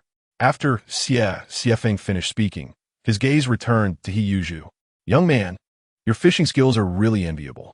Why don't we find a time to go fishing together? As the owner of Xiefeng Medicine House, Xiefeng, besides being busy with medicine, has only one hobby, fishing. This is one of the few moments he can find peace. Today, meeting a fishing expert like Hiyuju naturally piqued his interest. After hearing this, Hiyuju did not refuse. Owner Xie, my name is Hiyuju. You could just call me Zhuzi. I usually work at home in Tower, so if I have time, it's no problem.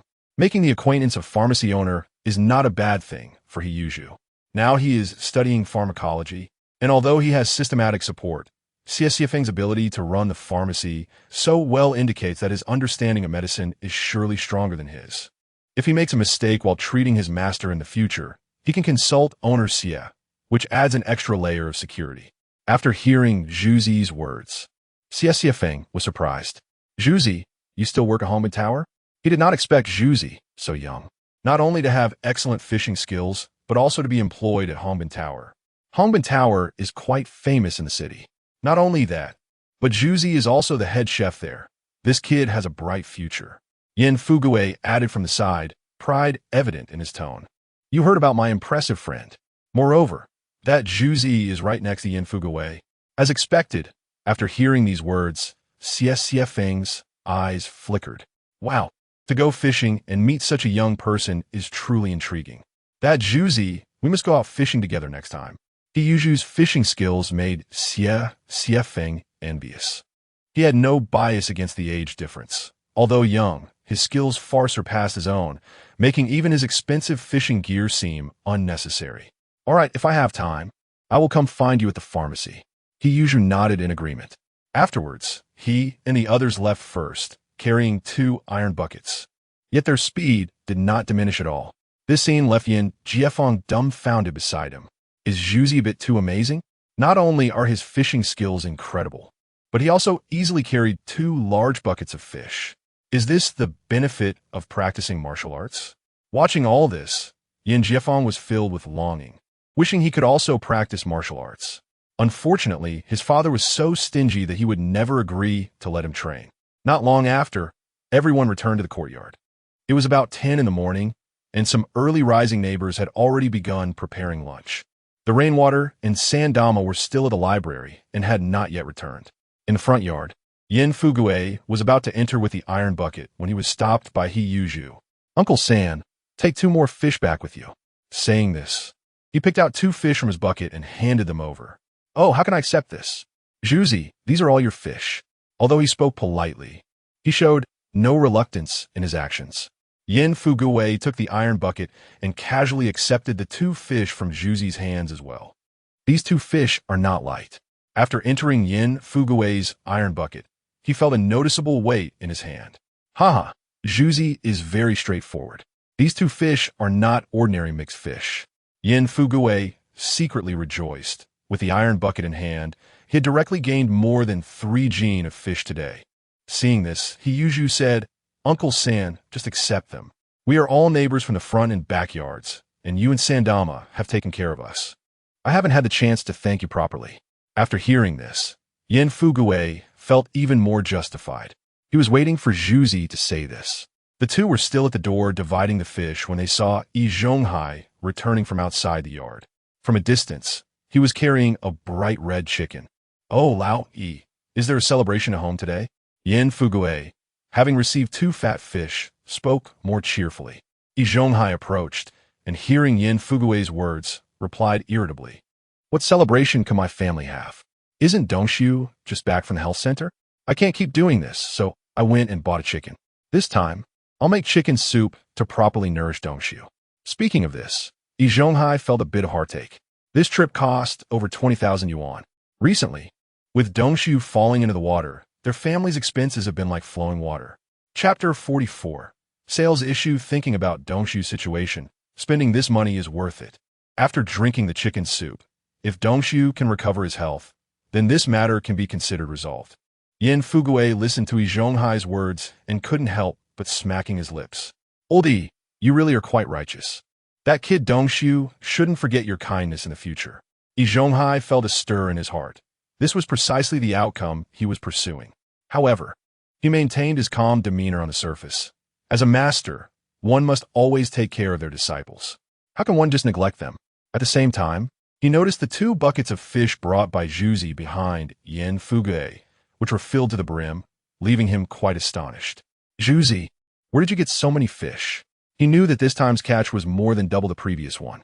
Just 2 iron buckets were filled to the top. He hadn't seen so many fish at the market today. Uncle, I caught these with 3rd uncle, Yuzhu interjected. However, his gaze inevitably fell on the chicken in Yi Zhonghai's hand. Yi Zhonghai's method of winning people's hearts was indeed clever. Just this one chicken alone was quite valuable. The price of a chicken was at least 20 to 30,000. And combined with the previous expenses, Yi Zhonghai had already invested hundreds of thousands in Jia Dongxiu. There might be even more expenses in the future. To select a suitable candidate for retirement, Yi Zhonghai had truly spared no effort. I can't fish. All these fish come from Zhuzi alone. This kid is doing everything quite skillfully now. Yin Fugui felt a bit embarrassed to brag further. Hearing that the 2 buckets of fish were entirely Zhuzi's achievement, Yi Zhonghai's eyes revealed surprise. Zhuzi, your skills are truly remarkable. If I hadn't seen it with my own eyes, I would have thought they were caught with a net. Just these 2 buckets of fish could be worth over 100,000. If there were such catches every day, the wages of his skilled workers would pale in comparison. Of course, Yi Zhonghai knew this wasn't very realistic. Even if Zhuzi had this ability, there might not be enough fish in the river. Nonetheless, Zhuzi's accomplishments were enough to impress others. The last time Zhuzi went fishing, Yi Zhonghai had only heard about it and hadn't witnessed it. Seeing it with his own eyes today, with over double the catch from last time, was naturally quite shocking. Zhuzi, with so many fish, your family must not be able to eat them all. Do you want me to help you find a buyer to sell them? Yi Zhonghai's eyes turned, and he spoke up. As a senior technician in the factory, people addressed him as Engineer E, and his connections were undoubtedly broader than Zhuzi's. Although everyone's conditions weren't too great now, the workers' wages were decent, and they could occasionally afford to improve their meals. Just looking at the 2 fish beside Zhuzi, Yi Zhonghai was confident that if he took charge, he could sell them all. Of course, as a middleman, he could also earn a small profit. Hearing this, Yin Fugui felt regretful. How come he hadn't thought of this earlier? Glancing at the buckets of fish beside Zhuzi, he immediately started calculating. With several hundred pounds of fish, even if he made 100 yuan per pound, that would be over 10,000 yuan in profit. Moreover, good quality fish not only earn more, but also help establish connections. He knew many people from teaching at school, not less than Yi Zhonghai. There was no need to worry about sales. Thinking of this, Yin Fugui felt as if he was cut by a knife. Old Yi really isn't righteous enough. Why did he have to think it first? Seeing others make money was even more uncomfortable than losing money himself. He Yuzhu, listening from the side, smiled and shook his head. Uncle, you don't need to trouble yourself with this. If we can't finish eating, I can take them to Bosyang. Hongbin Restaurant happens to be in need of these ingredients. He Yuzhu was the head chef at Hongbin Restaurant and was naturally aware of the situation there. Many people came to eat fish at Hongbin Restaurant, but due to seasonal reasons, it was currently difficult to buy fresh and fat fish, which limited the restaurant's demand for fish. If he brought this batch of fish, Bosyang would definitely be willing to buy them. It could also be seen as helping Hongbin Restaurant a small gesture of gratitude. After all, it was Bosyang who had given him this job and benefits. Once Zhuzi finished speaking, Yi Zhonghai's plans fell flat. He sighed and didn't say much more. Zhuzi's words made sense. He had completely forgotten about Hongbin Restaurant. Unfortunately, if these 2 buckets of fish could be sold, the profits would be considerable. Yi Zhonghai cast a reluctant glance at the 2 buckets of fish beside Zhuzi, but didn't he insist? All right, I was just saying that. Since you have a way to handle it, I'll head in first. Dongshu is still waiting for me to drink soup together. After speaking, Yi Zhonghai nodded to the 2 and walked into the courtyard. Seeing this, Yin Fugui's expression noticeably softened. This old Yi is truly quick-witted.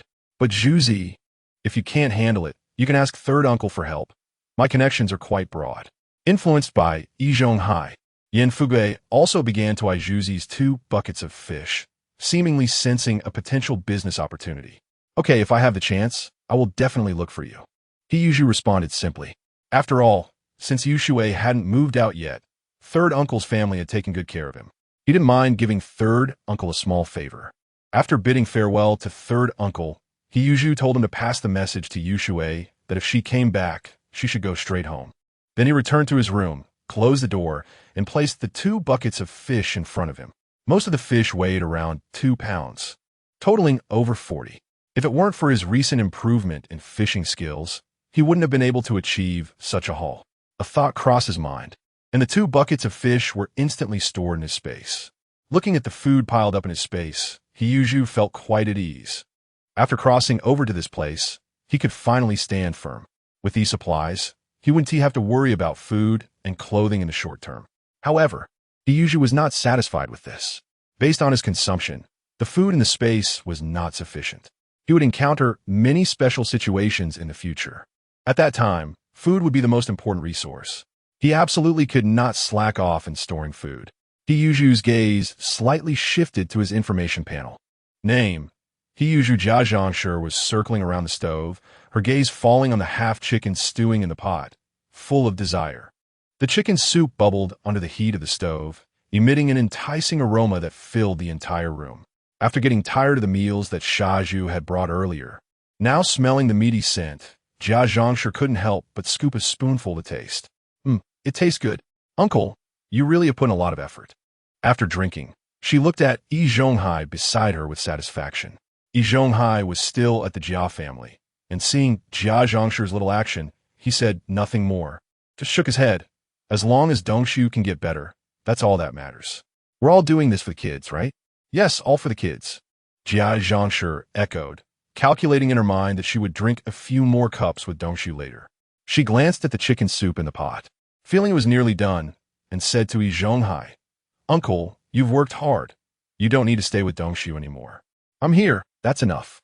Jia Zhangshi's eyes shifted, seeing that Yi Zhonghai was still in the room. She directly reminded him. This chicken was originally brought by Yi Zhonghai, and after Jia Zhangshi's handling, it was finally stewed in the pot. Seeing that the chicken soup was almost ready, Yi Zhonghai showed no intention of leaving, which made Jia Zhangshi a bit displeased.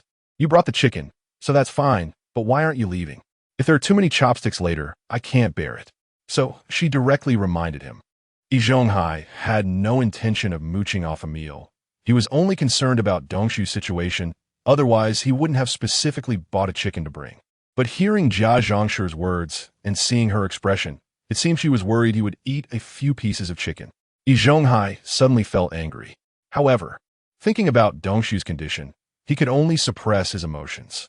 Jia Zhangshi, remember to let Dongshu eat more. After speaking, Yi Zhonghai turned and walked out. If it weren't for considering Dongshu, he wouldn't have bothered with such a trivial matter regarding Jia Zhangshi at all. After Yi Zhonghai left, Jia Zhangshi paid no attention to his thoughts, humming a little tune as she served the chicken from the pot. When Yi Zhonghai was present, she hadn't even thought about getting bowls and chopsticks. Just as she was preparing to enjoy this delicious meal alone, a girl outside the courtyard with a ponytail, looking a bit nervous, was wandering around. She glanced at the number at the courtyard entrance. Number 90, this was the place. The girl murmured to herself, then took a deep breath and walked into the courtyard. Dongshu, get up and drink some chicken soup.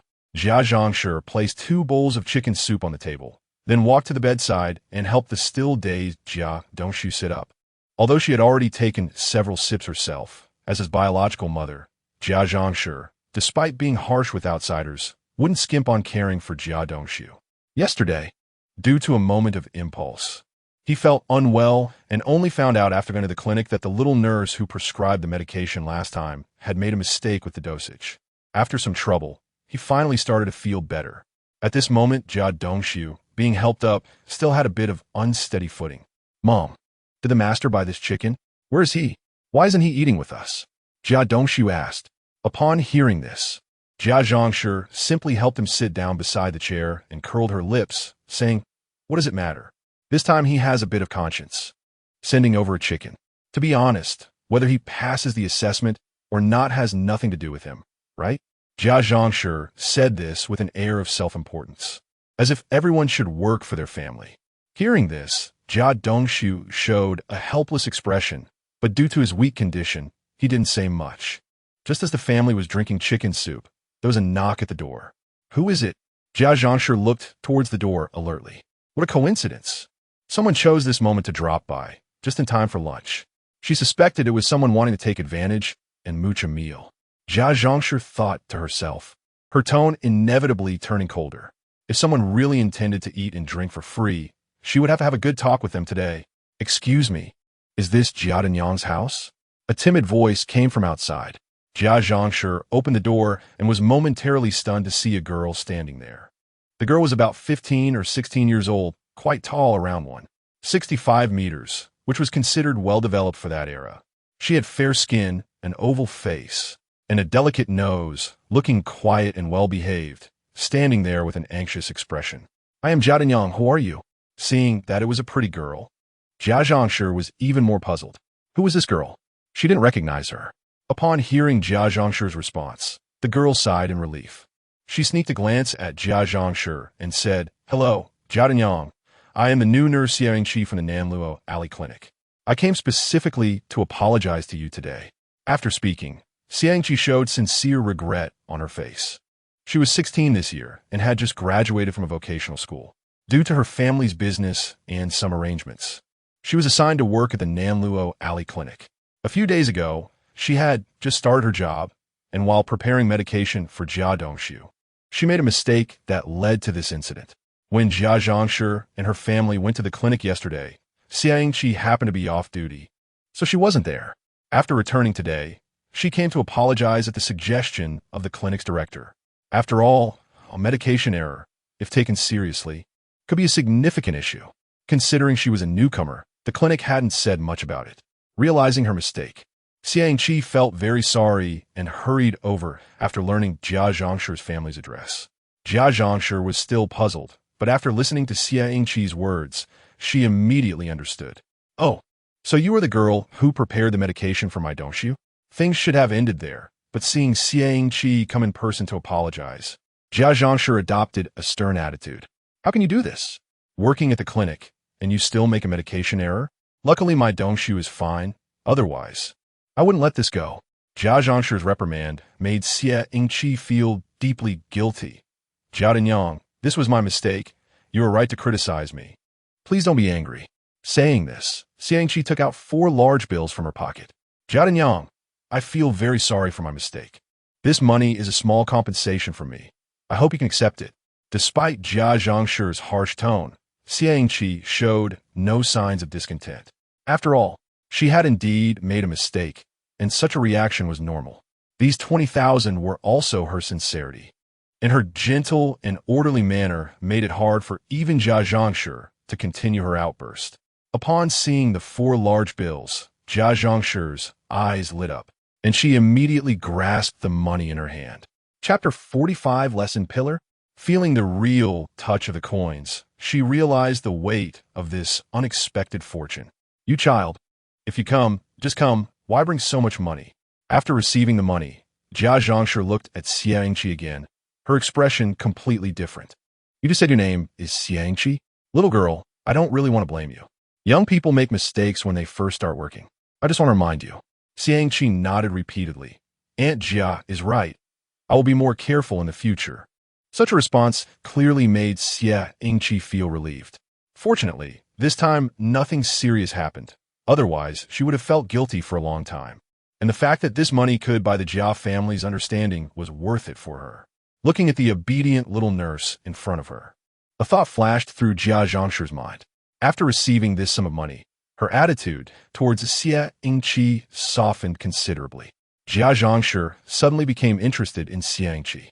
Ingqi, how old are you this year? Jia Zhangshi asked. Xiangqi was taken aback for a moment. I'm 16. Aunt Jia, what are you trying to do? Hearing that she was 16, Jia Zhangshi's eyes lit up. Such a tall girl. Seems to come from a good family, her skin is good, and her behavior is proper. Plus, she works at the health station, which makes me think Xiangqi is a good choice. Jia Zhangshi began to have ideas. If she could bring Xiangqi into the Jia family, wouldn't her future days be worry-free? In this era, getting married at 16 wasn't particularly early. Many people got married at 17 or 18, especially in rural areas. Even in cities, many people started working after graduating from middle school. In contrast, the current education system has extended the academic time for young people significantly. So, in Jia Zhangshi's view, Xiangqi was like a treasure. She came from an extraordinary background and could easily take out 200,000. Moreover, she was tall and beautiful. In such an environment, finding a partner wouldn't be a problem at all. More importantly, being young was also an advantage because men in that era typically wouldn't marry older women. The saying a woman 3 years older brings wealth was almost non-existent in that era. Not only back then, but even in later times, this situation remained rare because of the social atmosphere. Dongshu encountered a big problem this time. He failed the probation assessment, losing not only his worker status, but also making matchmaking introductions for blind dates tricky. This series of events made Jia Zhangshi lose confidence in that blind date. Although Jia Zhangshi had a strong personality, she wasn't foolish. She clearly realized that this little girl had excellent conditions, thus developing an idea. Ingqi, have you considered personal matters recently? Jia Zhangshi asked straightforwardly. Xiangqi was stunned upon hearing this question. She didn't expect Jia Zhangshi to ask such a thing. After reacting, her face turned slightly red. "Aunt Jia, I just started working. I haven't thought about these things."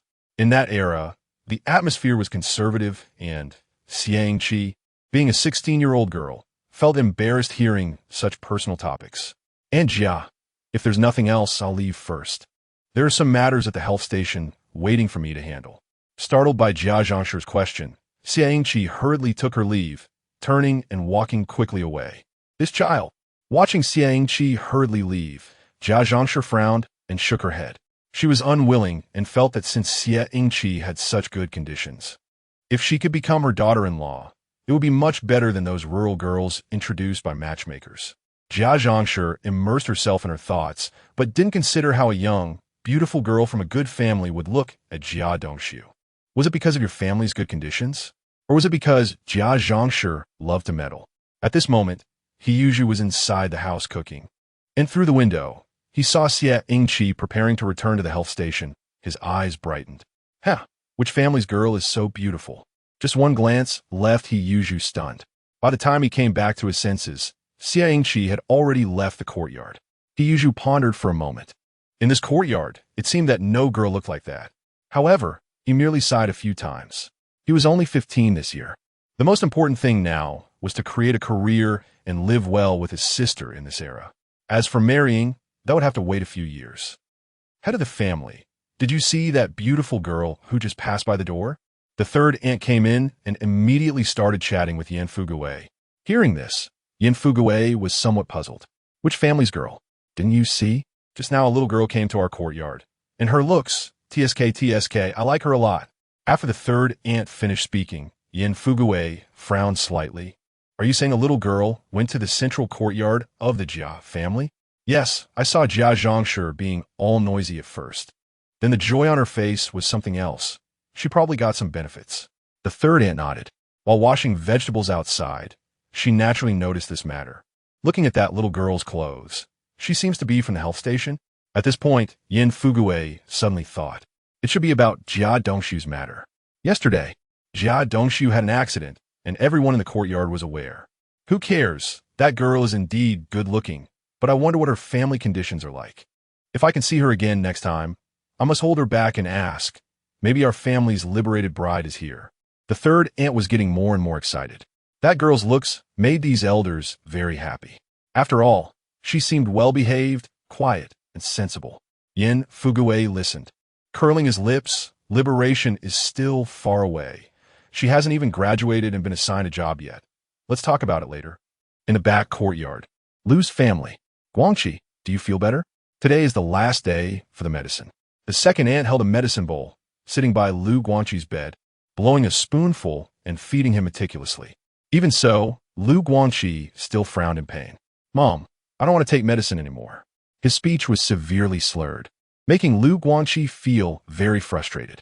In these past few days, he had suffered a lot. Not only had he been beaten by Shaju until his teeth were loose, but he also had a fever and almost couldn't bear it. Now that he had just improved a bit, he had to continue taking bitter medicine. After coaxing him, Lu Guangqi reluctantly finished the medicine, and the second aunt handed him a milk candy as a consolation, secretly slipping it to him while Lu Guangtian was not paying attention. Seeing the candy, Lu Guangqi's face softened a little. Rest well and get better soon. After the second aunt finished speaking, she left, closing the door casually. At this moment, Lu Guangtian couldn't wait to ask if they could eat, and Lu Haizhong had already slammed the table. What are you shouting about? First, pay back He Yuju's money. And now you're shouting hungry. After Lu Haizhong scolded them, he gave them another lesson until the two brothers begged for mercy. And only then did the second aunt help persuade him to stop. He believed in the effectiveness of corporal punishment. Otherwise, how could there be obedient children? The second aunt saw the two boys causing a ruckus and had long lost the thought of giving Lu Guangqi milk candy, only leading them to another room to prevent Lu Haizhong from seeing and getting annoyed. As it was getting dark, smoke began to rise from every household in the courtyard. A figure in the back courtyard walked straight to the Su family and gently knocked on the door. Sudamao came to open the door, and when he recognized Lu Guangqi at a glance, he was momentarily stunned. Guangqi, brother? He felt a bit uneasy because the swelling on Lu Guanqi's face hadn't gone down, clearly indicating he had been beaten. Su Damao thought he was here to pick a fight and was about to close the door but was stopped. Su Damao, I have something to discuss with you. Although Lu Guanqi still spoke a bit slurred, his words were very clear. Discuss something? Su Damao steadied himself and carefully examined Lu Guanqi. Guanqi, what's the matter? Lu Guanqi looked at the yard behind Su Damao and said, come with me. This matter must be kept secret. Su Damao hesitated for a moment, then finally nodded. Dad, I'll go out for a bit. I'll be back for dinner. The two hid in the corner of the yard. Su Damao, do you dare to go teach Yuzi a lesson with me? Lu Guanqi asked directly, as there was no one around. Upon hearing this, Su Damao instinctively shrank back. Teaching Yuzi a lesson? He recalled how badly Yuzi had beaten Lu Guanqi that day in the courtyard, and how he had kicked him over, making him unconsciously touch his sore bottom. Brother Guanqi, don't joke around, Su Damao said with a strange expression. You can't even speak properly, and you want to deal with Yuzi? Lu Guanqi snorted coldly. With your attitude, I can assure you that I have a plan. Just tell me, do you dare? Su Damao's expression made Lu Guanqi feel dissatisfied, but he remembered what Yuzi had done to him, so he let it go. Alone, he couldn't deal with Yuzi at all. Among peers, he couldn't rely on Yin Jieqing from the front yard either, as he was close with Yuzi and couldn't be recruited. Su Damao sensed that Lu Guanqi seemed confident, but he was very smart and wouldn't act rashly. Brother Guanqi, you need to tell me the specific plan first. Su Damao finally spoke up. Although he hated Yuzi to the bone, he wasn't a fool. From recent developments, even if he and Lu Guanqi went to find Yuzi again, it would probably just be delivering food to him. This kid was simple-minded. Lu Guanqi saw this, and, though he frowned, managed to hold back his temper. Yuzi indeed had some skills, but if the two of us find the right opportunity, it wouldn't be difficult to ambush him. After hearing this, Su Damao's eyes gradually lit up. Are you saying we should take action at night, when he is unprepared? Following Lu Guanqi's line of thought, Su Damao could already picture a complete plan. He wasn't a simple character. In the original work, he had once led people to attack Yuzi. Now, inspired by Lu Guanqi, he immediately understood. Of course, no matter how strong Yuzi is, what can he do in the dark? If we both cover him with a sack, he won't even recognize his own mother. By the end, Lu Guanqi was gritting his teeth. Su Damao's eyes were also shining with excitement. This plan seemed feasible. Once the sack covered Yuzi, what tricks could he still pull? You're just a kid. You can't see anything. There is no way you could defeat both of us. Thinking of this, Su Damao felt a surge of impatience. At first, he didn't want to participate, thinking it was hopeless. But now that they had this method, the situation was completely different. His resentment towards Yuzi overflowed, and if given the chance to act, he would be the first to charge in. All right, Brother Guanqi, I'll do it with you. Su Damao immediately agreed. Yuzi had been so arrogant in the yard for so long. It was time for him to taste some consequences. Hearing Su Damao's response, Lu Guanqi nodded confidently. With Su Damao's help, this matter was practically a sure thing. Then let us set the plan for tomorrow night, Lu Guanqi said. Although this kid seemed foolish, he had already devised a plan before taking action. Yuzi worked at Hongbin Lu every day and usually returned around midnight. As long as they ambushed him on his route, they would definitely succeed. The two became increasingly excited as they discussed in the corner, their expressions revealing strong anticipation, as if they could not wait to beat Yuzi up immediately. Their discussion was interrupted when Su Wuda called Su Damao's name in the yard, and the two agreed to go home afterward. In the middle courtyard, it was raining and dinner was ready. Yushu had prepared dinner: steamed crucian carp, white rice, shredded potatoes, stir-fried meat, and fish-flavored shredded pork. A meal consisted of 3 meat dishes and 1 vegetable dish, and Yushu made sure there was plenty. Even if the 4 family members came to eat, it would be more than enough. This was naturally because he practiced martial arts. Although the portions were substantial, for him, it was only about 6 or 7 parts full. From this, one could see how much food was needed for martial arts training. 3 meals a day of meat dishes were not enough to sustain martial arts consumption. Ordinary families barely ate meat a few times a year. So how could they practice martial arts? Xiao Yuxue admired her brother's cooking skills immensely. Each dish felt like a delicacy to her. Eating the fragrant rice, she thought to herself how wonderful it would be if it could always be like this. After dinner, He continued to study pharmacological truths. This matter was crucial to his master's health, so he took it very seriously. Of course, he hadn't slackened off on the Taizong technique and Taiji Yuan Gongquan in recent days. After all, he had made a promise to his master. Before the end of the month, he needed to break through these two skills to complete the task assigned by his master. The night passed quietly. The next morning, the weather warmed slightly. In the middle courtyard, the Jia family. After Jia Dongxu woke up, he felt that his body was much better than in the past few days. He no longer walked unsteadily, and his arms felt strong. This relieved him. Recently, due to his poor health, he had caused quite a bit of trouble for his family and master, especially with the probation assessment, which was very important for both his family and master, and he hadn't passed, which made him feel guilty. Yi Zhonghai was a senior technician at the factory and had taken on an apprentice who hadn't passed their probation assessment yet. Although there were special reasons, it still affected his reputation.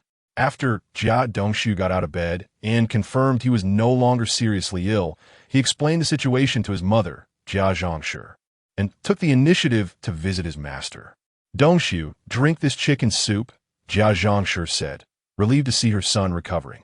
She only had one son, and if he remained sick, he would probably be called a pot of medicine.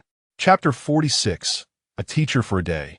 A father for life in this era that values reputation. A bad name is hard to shake off.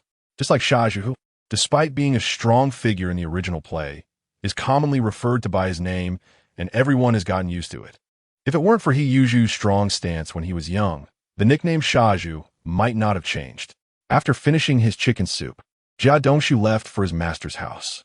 When Yi Zhonghai opened the door and saw Jia Dongxu, he hurriedly pulled him inside. Dongxu, it's cold outside, so early in the morning, don't catch a chill. In the past few days, Jia Dongxu had been physically weak, and Yi Zhonghai immediately reacted by pulling him in upon seeing him standing outside. Seeing his master, Yi Zhonghai, Jia Dongxu quickly said, "Master, I've almost recovered, and I specifically came to thank you. I'm really grateful for your care during this time. I don't know how to express it." Despite his prolonged illness, Jia Dongxu was very clear about how others treated him. His master showed him great concern, taking care of various matters and personally making chicken soup for his recovery. Upon hearing this, Yi Zhonghai's eyes sparkled with joy, feeling that all his efforts were worth it. Compared to the troublesome Jia Zhongshi, Jia Dongxu was obviously more satisfactory, which was also the reason he decided to let Jia Dongxu take care of him in his old age. "You child, don't say such silly things. As your master, it's natural for me to care for you. In the future, when I grow old, I might need you to take care of me," Yi Zhonghai casually said. Jia Dongxu, however, replied seriously, "Master, please rest assured.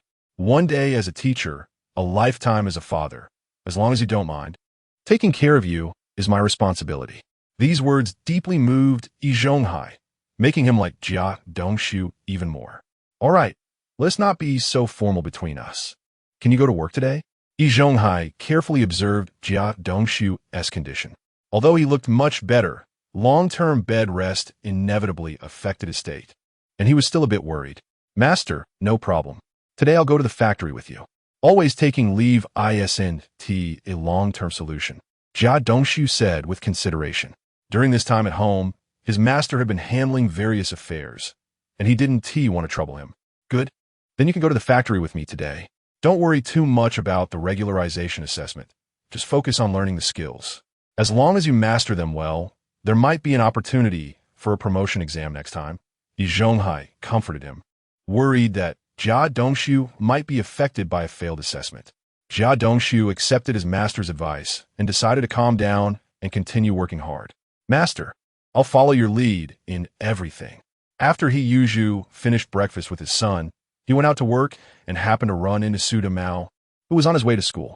Hongbin Lu had just finished its weekend break, and most of the chefs and staff arrived early to clean up, including dusting off the tables and chairs, cleaning the dishes, and checking various areas in the kitchen.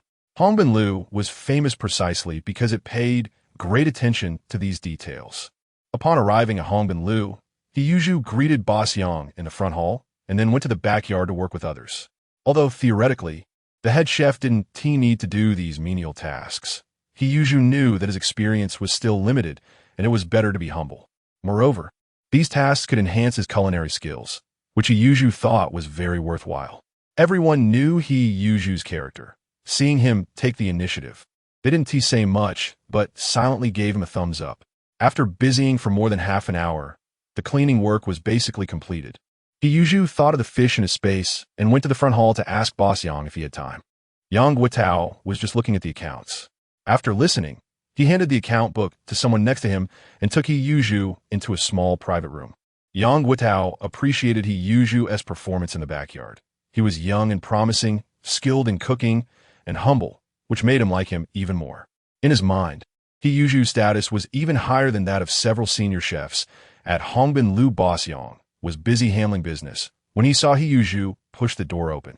He Yuzhu got straight to the point, saying that he loved fishing and had accumulated some fish at home that he couldn't finish due to a lack of manpower. And he wanted to ask Boss Yang if he was willing to buy them. Boss Yang was slightly surprised, while he admired He Yuzhu's culinary talent. He expected him to make such a request. Hongbin Lu indeed needed fresh live fish, especially large ones, but small fish didn't hold much value for them. However, considering the difficulty He Yuzhu faced raising his sister alone, Boss Yang agreed.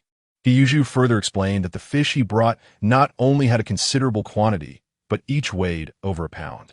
Boss Yang initially didn't fully believe it, but when he learned there were more than 40 fish weighing nearly 100 pounds in total, he couldn't help but be excited. Most of these fish were large, weighing around 2 pounds, which was quite rare at the time and undoubtedly a significant gain for Hongbin Lu. Such fish were rarely seen on the market. Usually, the restaurant's logistics department dealt with them directly. Yes, if you're willing to take them, I'll bring them over tomorrow. They're all at home. Yang Guotao finally understood. He repeatedly agreed. Yes, of course. Zhuzi, these fish of yours are treasures. Without needing to say more, Yang Guotao trusted that Zhuzi had worked in the kitchen for many years and must understand. Hongbin Lu didn't have much fresh fish in stock, and many fish-based dishes were limited in supply and sold out quickly. The fish Zhuzi brought would provide a good income for Hongbin Lu Zhuzi. We want to do anything unfair between us. Based on market price, you might get a bit less. How about I give you a 20% increase? What do you think? In reality, if he sold them outside, he might get a higher price, but selling directly to the restaurant was undoubtedly more convenient. The price proposed by Boss Yang was quite fair. However, He Yuzhu shook his head. Boss Yang, let us stick to the market price. We're all family here. If business is good for Hongbin Lu, I'll benefit too, right? A 20% increase or decrease didn't matter much to He Yuzhu at this point. After all, Master Li had just given him 5 million, which was enough for his current expenses. However, he still worked here, and it was necessary to maintain a good relationship with Boss Yang. Hearing Zhuzi say this, Boss Yang felt a bit touched. Zhuzi's mindset was indeed quite good. His saying that he would benefit if Hongbin Lu did well showed that he had already regarded this place as his home. All right, no more talking. As long as you're at Hongbin Lu, I will never treat you unfairly, Yang Guotao said. These words came from the heart. After all, He Yuzhu was not only excellent himself, but also had a close relationship with Master Li. Yang Guotao had been running this restaurant for so long and understood the master-apprentice inheritance among chefs. Although Master Li and Zhuzi had a deep bond, Yang Guotao knew that as long as he kept Zhuzi, Master Li would naturally feel at ease to stay, and vice versa. In the future, if Hongbin Lu added another head chef, its reputation in the capital would surely rise even higher. After saying goodbye to Boss Yang, He Yuzhu returned to the backyard. At this moment, Master Li Bao happened to arrive. As one of the 3 main chefs in the restaurant, he didn't need to be with the other chefs. He Yuzhu went up to greet his master. How have you been lately? Li Bao asked with concern. Last weekend, He Yuzhu was busy, so he naturally kept it in mind. He Yuzhu nodded and informed his master about the situation over the past 2 days.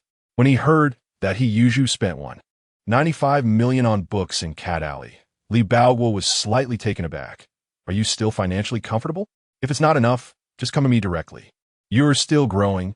You can't make yourself suffer. Master, don't worry, it's still enough. If it's really difficult, I'll bring Yushui to rely on you too, He Yuzhu replied with a smile. He could feel the care in Li Bao's words, warming his heart. You little rascal. Li Baohua, although verbally scolding, couldn't help but tease. Speaking of Yu Shuai, last time I chatted with your master's wife. She said she would let her move in once Yu Shuai starts school. She is looking forward to seeing the child. If the master doesn't mind the trouble, how about I bring Yu Shuai to visit you and your wife this week? Since your wife is interested, Yu took the initiative to suggest. It's not about trouble. We don't need to fuss over these matters. As long as it's convenient, you're always welcome. This matter was settled. Yu nodded. All right, I'll go back and tell Yu Shuai. She was so excited last time when I mentioned going to your home. Soon, a day passed and night fell. After leaving Hongbin building, Yu headed straight to Yang Peiyuan's house. However, he didn't enter from the front door, but took a big detour, approaching from the back wall. However, just 2 or 3 meters away from the back wall, a low shout suddenly came from beside him. Kid. It was the master's voice. Yu touched his nose and smiled helplessly. In the end, he was still discovered, but it didn't matter. He no longer hid his figure and used the Taizong technique to leap up, easily clearing the nearly 3-meter-high courtyard wall and landing steadily. Master, I still can't hide from you. This became a small amusement between Yu and Yang Peiyuan. When could he demonstrate the Taizong technique in front of the master without being noticed? Perhaps that would be considered truly stepping into the hall. In the courtyard, Yu was swaying his body practicing. Yang Peiyuan ocasionally offered guidance. Yu swung his arms, and the wind from his punches howled. Yang Peiyuan watched his movements. His eyes filled with admiration. Zhuzi's talent is as astonishing as ever. Today's lesson was the 7th stance of the Zhuang method, the chicken stance. He demonstrated it once, and Yu was able to perfectly mimic it with quite some flair. It seemed he had already entered the door. Chicken stance proficiency has reached the limit, upgraded to level 1. Yu stopped practicing, feeling the energy circulating within him. His strength had increased again. Name, Yu skills, cooking level 4, 24,764 50,000. Fishing level 3, 3,412 5,000. Zhuang skill level 3, 1985,000. Taiji Yuan Gong Quan level 2, 137,500. Includes Dragon Stance level 1, Lion Stance level 1, Tiger Stance level 1, Monkey Stance level 1, Eagle Stance level 1, Horse Stance level 1, Chicken Stance level 1, Taizong Technique level 3, 8965000. Pharmacology level 1, 194,500. With the chicken stance, he had mastered 7 of the 12 stances. At this rate, he would fully master the 12 stances by the end of the week. By then, the Taiji Yuan Gong Quan could also break through to level 3, and he would become a strong practitioner beginning to glimpse the dark strength. In the national martial arts system, entering the bright strength is just the foundation, while dark strength signifies an accomplished expert. The 3 direct disciples in Yang Peiyuan's martial arts school all reached the peak of dark strength. Among the younger generation, those with dark strength are all guided by good teachers and possess exceptional talent. Yu's talent and strength stand out even among them. By the end of the month, you should be able to make breakthroughs in Taiji Yuan Gong Quan and Taizong technique. Yang Peiyuan, with the eye of a master, could see Yu's progress at a glance. Master, I had some gains from my trip to Cat Alley last week. Let me take a look at your injuries first. After finishing his practice, Yu said to Yang Peiyuan. Although his pharmacology level was only level 1, and he couldn't heal his master's injuries yet, he understood one thing. Preparing some medicines in advance might slightly improve his master's physical condition. That would also be a good thing. Yang Peiyuan didn't expect his disciple to act so quickly, but he didn't hold out much hope. He was most aware of his own condition. Although he was a master's body, he was already severely ill, with depleted vital energy and blood, and his wounds worsening. He had almost lost all his strength. If it weren't for sheer willpower, he might have already collapsed. However, he didn't refuse his disciple's goodwill. After nodding, Yu came to his master's side to carefully check his injuries. First was the huge blood hole in his abdomen, which seemed to be caused by a bullet wound. Although the blood had dried up, it was still shocking to look at. If it were his current self, he definitely wouldn't survive such a blow. It was truly terrifying.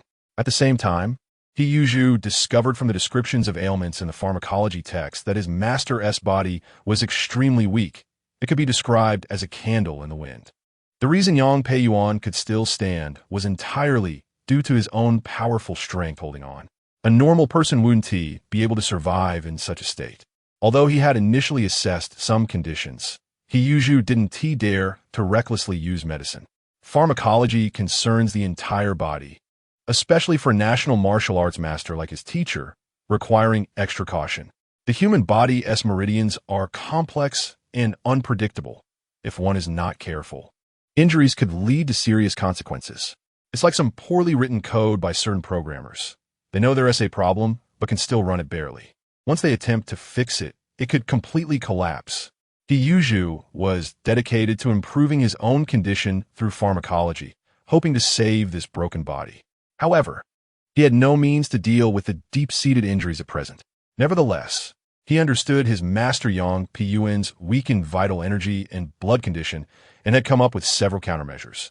Master, based on my current level, it will take time to formally treat you, but I could try to prepare some medicines to see if it can slow down the loss of vital energy and blood.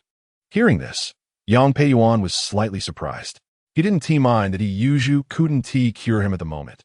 After all, even at Taiyuan martial arts school, facing his injuries didn't necessarily mean finding a suitable solution. Moreover, he hadn't studied pharmacology for long. Being able to suggest such a thing had already exceeded Yang Peiyuan's expectations. Kid, you decide. At my age, I have nothing to worry about, Yang Peiyuan said with full trust. In his eyes, apart from his disciple He, there were no other concerns. He nodded in agreement, and then returned home to prepare the medicine. Chapter 47. The precious one is beaten. Night fell, and the surroundings were dim. After He left Yang Peiyuan's house, he soon arrived at the entrance of Nanluo Alley. As usual, he paused here, reining in his form with the art of restraint, and then stepped toward the courtyard gate. At that moment, two figures, one tall and one short, stood in the shadows, hiding behind the wall and observing. Brother Guanqi, is Xueru almost here?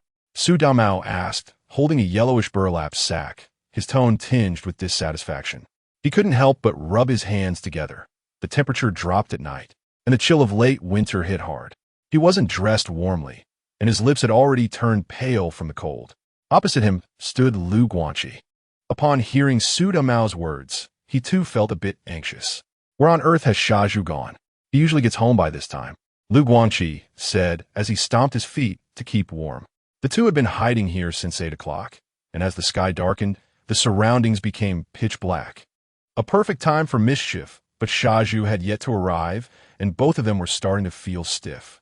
Just as Su Damao was about to complain again, Lu Guanqi suddenly shrank back behind the wall. He's coming. Xueru is here. Are you ready? Hearing this, Su Damao instantly perked up, quickly adjusting the burlap sack in his hands, his gaze fixed on the wall edge. This time I'm going to hit Xueru so hard he won't even recognize his own mother. Just as he eagerly stared at the wall edge, 1 second, 2 seconds, 3 seconds, not a single figure appeared. Su Damao was puzzled. What's going on? Didn't you say Xueru was back? He instinctively turned to look in Lu Guanqi's direction, only to find it empty. What is happening? Where did Guanqi go? While Su Damao was still in a daze, a shout suddenly came from behind the wall. Nervous, Su Damao reacted instinctively and charged out. It turned out Brother Guanqi had already taken action. Su Damao thought to himself, not slow on the uptake, and followed out.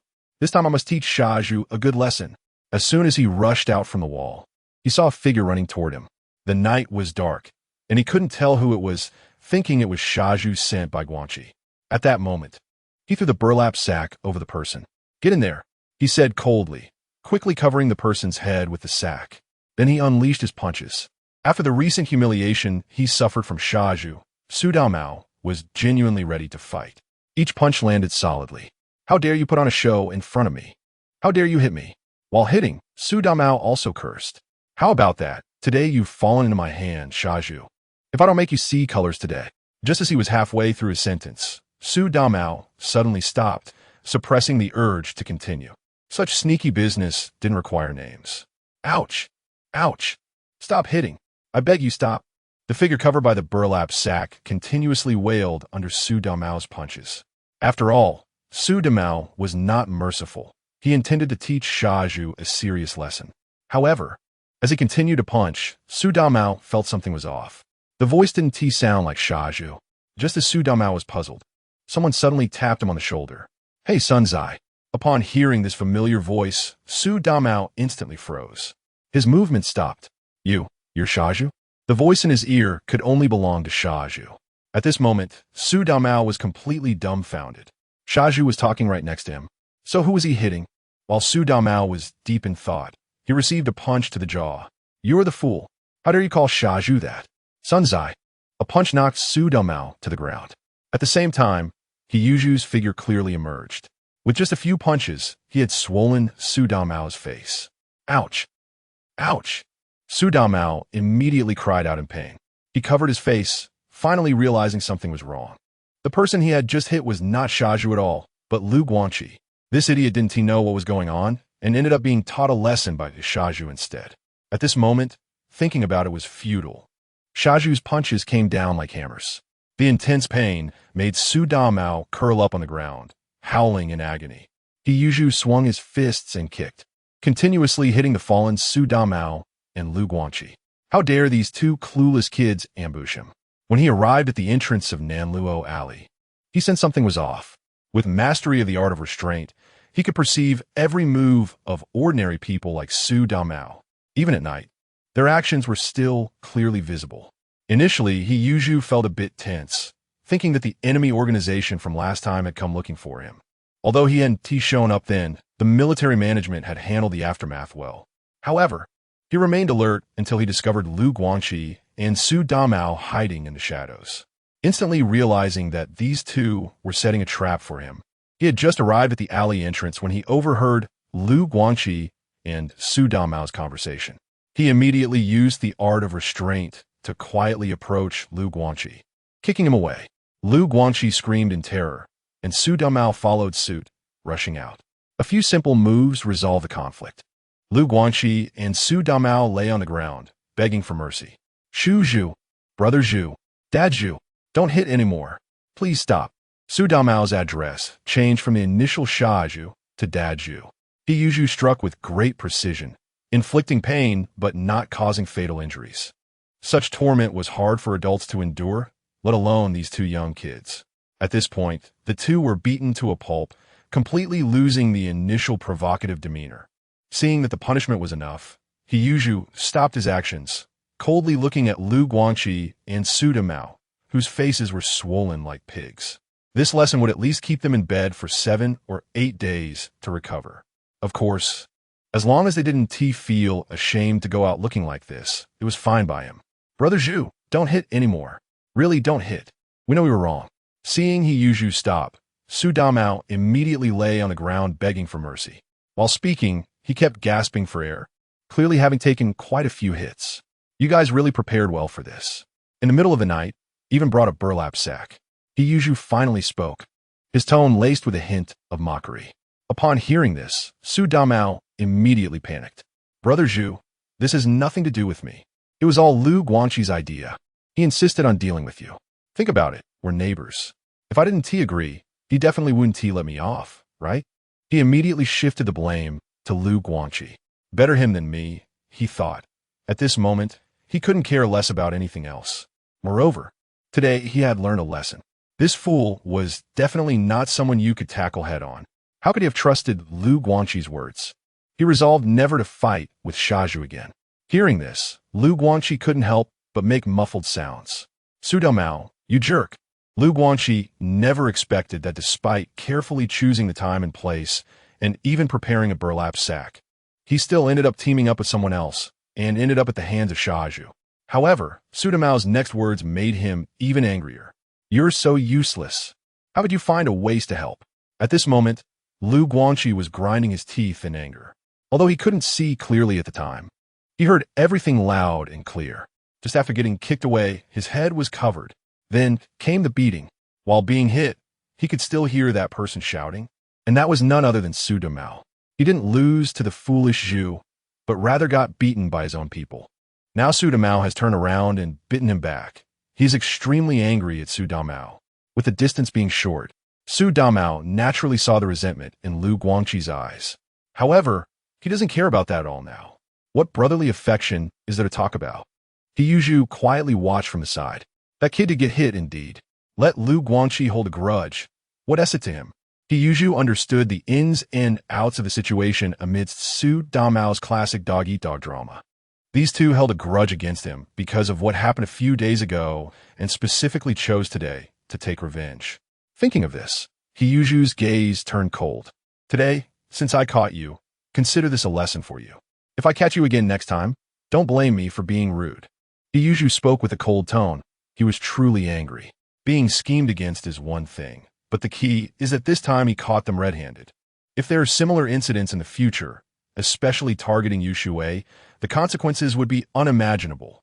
Yu Shuai is just a 5-year-old child. If this continues, he might end up like the stick in the original story. This is what truly infuriated He Yuzhu. So, when he said these words, this is what he thought in his heart. If anyone dares to lay a hand on Yu Shuai, he will not care about any brotherly affection and could really break your arms and legs. Hearing He Yuzhu's words, Su Damao and Lu Guangqi felt a chill down their spines, with sweat on their foreheads. Brother Zhu, there won't be a next time. Su Damao was still pleading desperately. Lu Guangqi also dared not refute He Yuzhu. After all, the feeling of being beaten is too real. Today, Lu Guangqi finally understood the treatment his two younger brothers received at home. The feeling of being beaten is truly unpleasant. Seeing them like this, He Yuzhu only snorted coldly, no longer paying attention, and turned back to the courtyard. It wasn't until He Yuzhu's figure disappeared from the courtyard that Su Damao and Lu Guangqi let out a sigh of relief. They were genuinely scared of getting beaten. At this moment, as they relaxed, they immediately felt intense pain all over their bodies. He Yuzhu's strikes were merciless. The injuries he left were not something that could heal in a short time. Lu Guangqi and Su Damao exchanged glances, and Lu Guangqi's eyes were filled with anger, wishing he could kill Su Damao. Su Damao not only betrayed him, but also put him in a difficult position. The two hated each other, but awkwardly made their way back to the courtyard, each step accompanied by a chill. After returning to the courtyard, He Yuzhu took out a lunchbox to prepare for a meal. At this moment, there was quite a commotion coming from the backyard. Guangqi, what happened to you? Which bastard beat you up like this? It was the voice of second aunt. She saw Lu Guangqi's bruised face and was stunned for a while before realizing it. Even so, she didn't immediately recognize that this was her son. Hearing the commotion outside, Lu Haizhong and Lu Guangfu also rushed out. Seeing Lu Guangqi's swollen face, the family was shocked. Guangqi, what happened? Who did this? Is it no law anymore? Tell me, I'll go seek justice.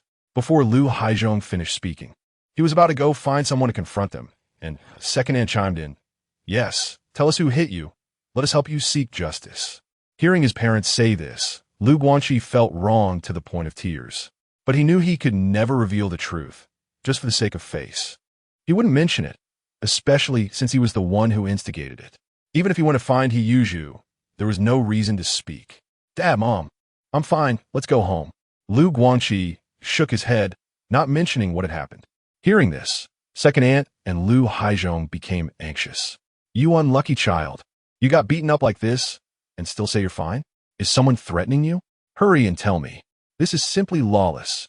Even the most powerful people in the past couldn't just beat people up like this. What era is it now, still using such methods? Guangqi, just say it.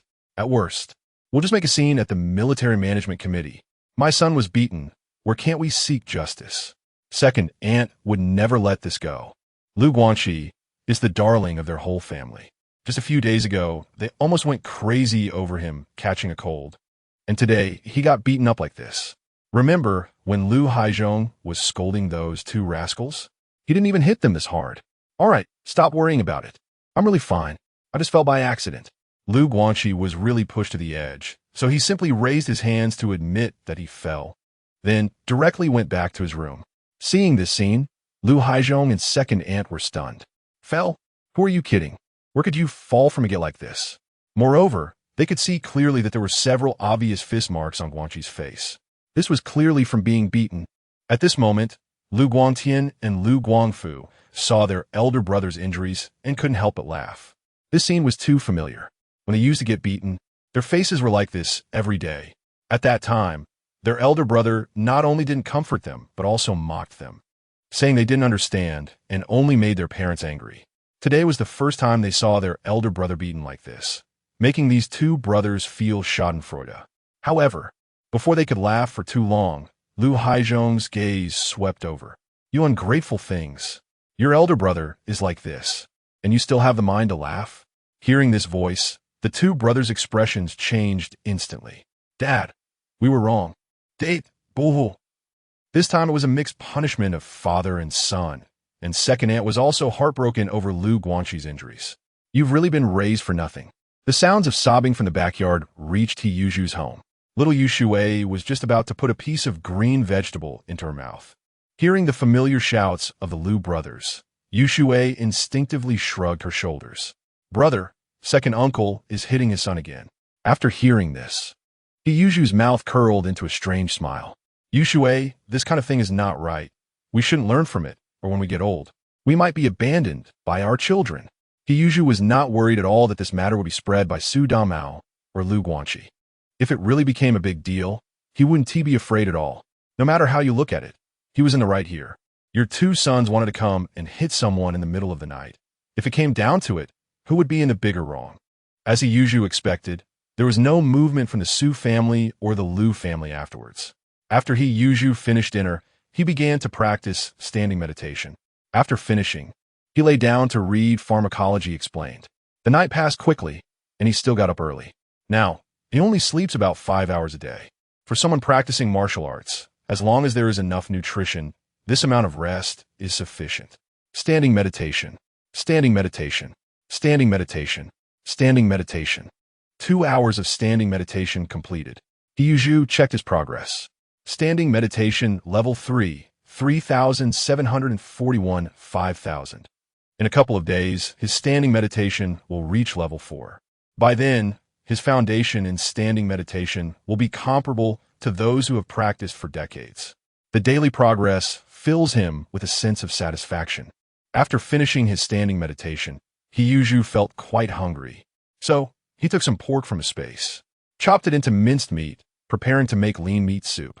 The variety of food in this era is far less than in the time before he crossed over. But He Yuzhu tries his best to make life colorful. Of course, this is just his personal view. In reality, being able to have enough to eat is already a great happiness for the people of this era. The aroma of the lean meat soup wafted through the air in the morning. In the early morning, little Yushui was awakened from her dreams by the smell of the food, sleepily calling out, "Brother meat." Seeing her reaching for the food on the table as soon as she got up, He Yuzhu gently tapped her hand, signaling her to wash up first. Yushui pouted and had to obediently go out to the courtyard. In the courtyard of the Jia family, Jia Zhangshi had already heated several coarse grain-steamed buns to prepare breakfast. Since Jia Dongxu's recovery, life in their family has returned to normal. However, a burst of fragrance wafted in from the He family's house next door, the smell of stewed lean meat soup. Jia Zhangshi's face immediately darkened, and she muttered complaints. Is Zhuzi not wanting to live a good life anymore? Eating meat every day? Do the chefs at Hongbin Lu make that much money? Despite her complaints, what Jia Zhangshi felt more deeply inside was a sense of bitterness. Chapter 48, Offending and Being Beaten. Their dining table was filled with nothing but simple steamed buns and pickles, while the neighbors enjoyed the fragrance of meat every day, which made her feel very unbalanced. Jia Dongxu was gnawing on a bun beside her and calmly responded to his mother's words. Mom, my master said that Zhuzi is the head chef at Hongbin Tower, and chefs like him naturally don't have to worry about food and clothing. He added, moreover, my master also mentioned that the dishes Zhuzi made when dining at the deaf old lady's house were indeed excellent. If someone in our family wants to improve our meals in the future, asking Zhuzi to help cook would definitely be a good idea. You've eaten at the deaf old lady's house? Jia Zhang was increasingly puzzled. Alarm bells rang in her mind, feeling that something was off. Since He Zhonghai had already accepted Jia Dongxu as a disciple, why would he still be dining with He Zhuzi? The more she thought about it, the more uneasy she felt, worried that there might be hidden issues.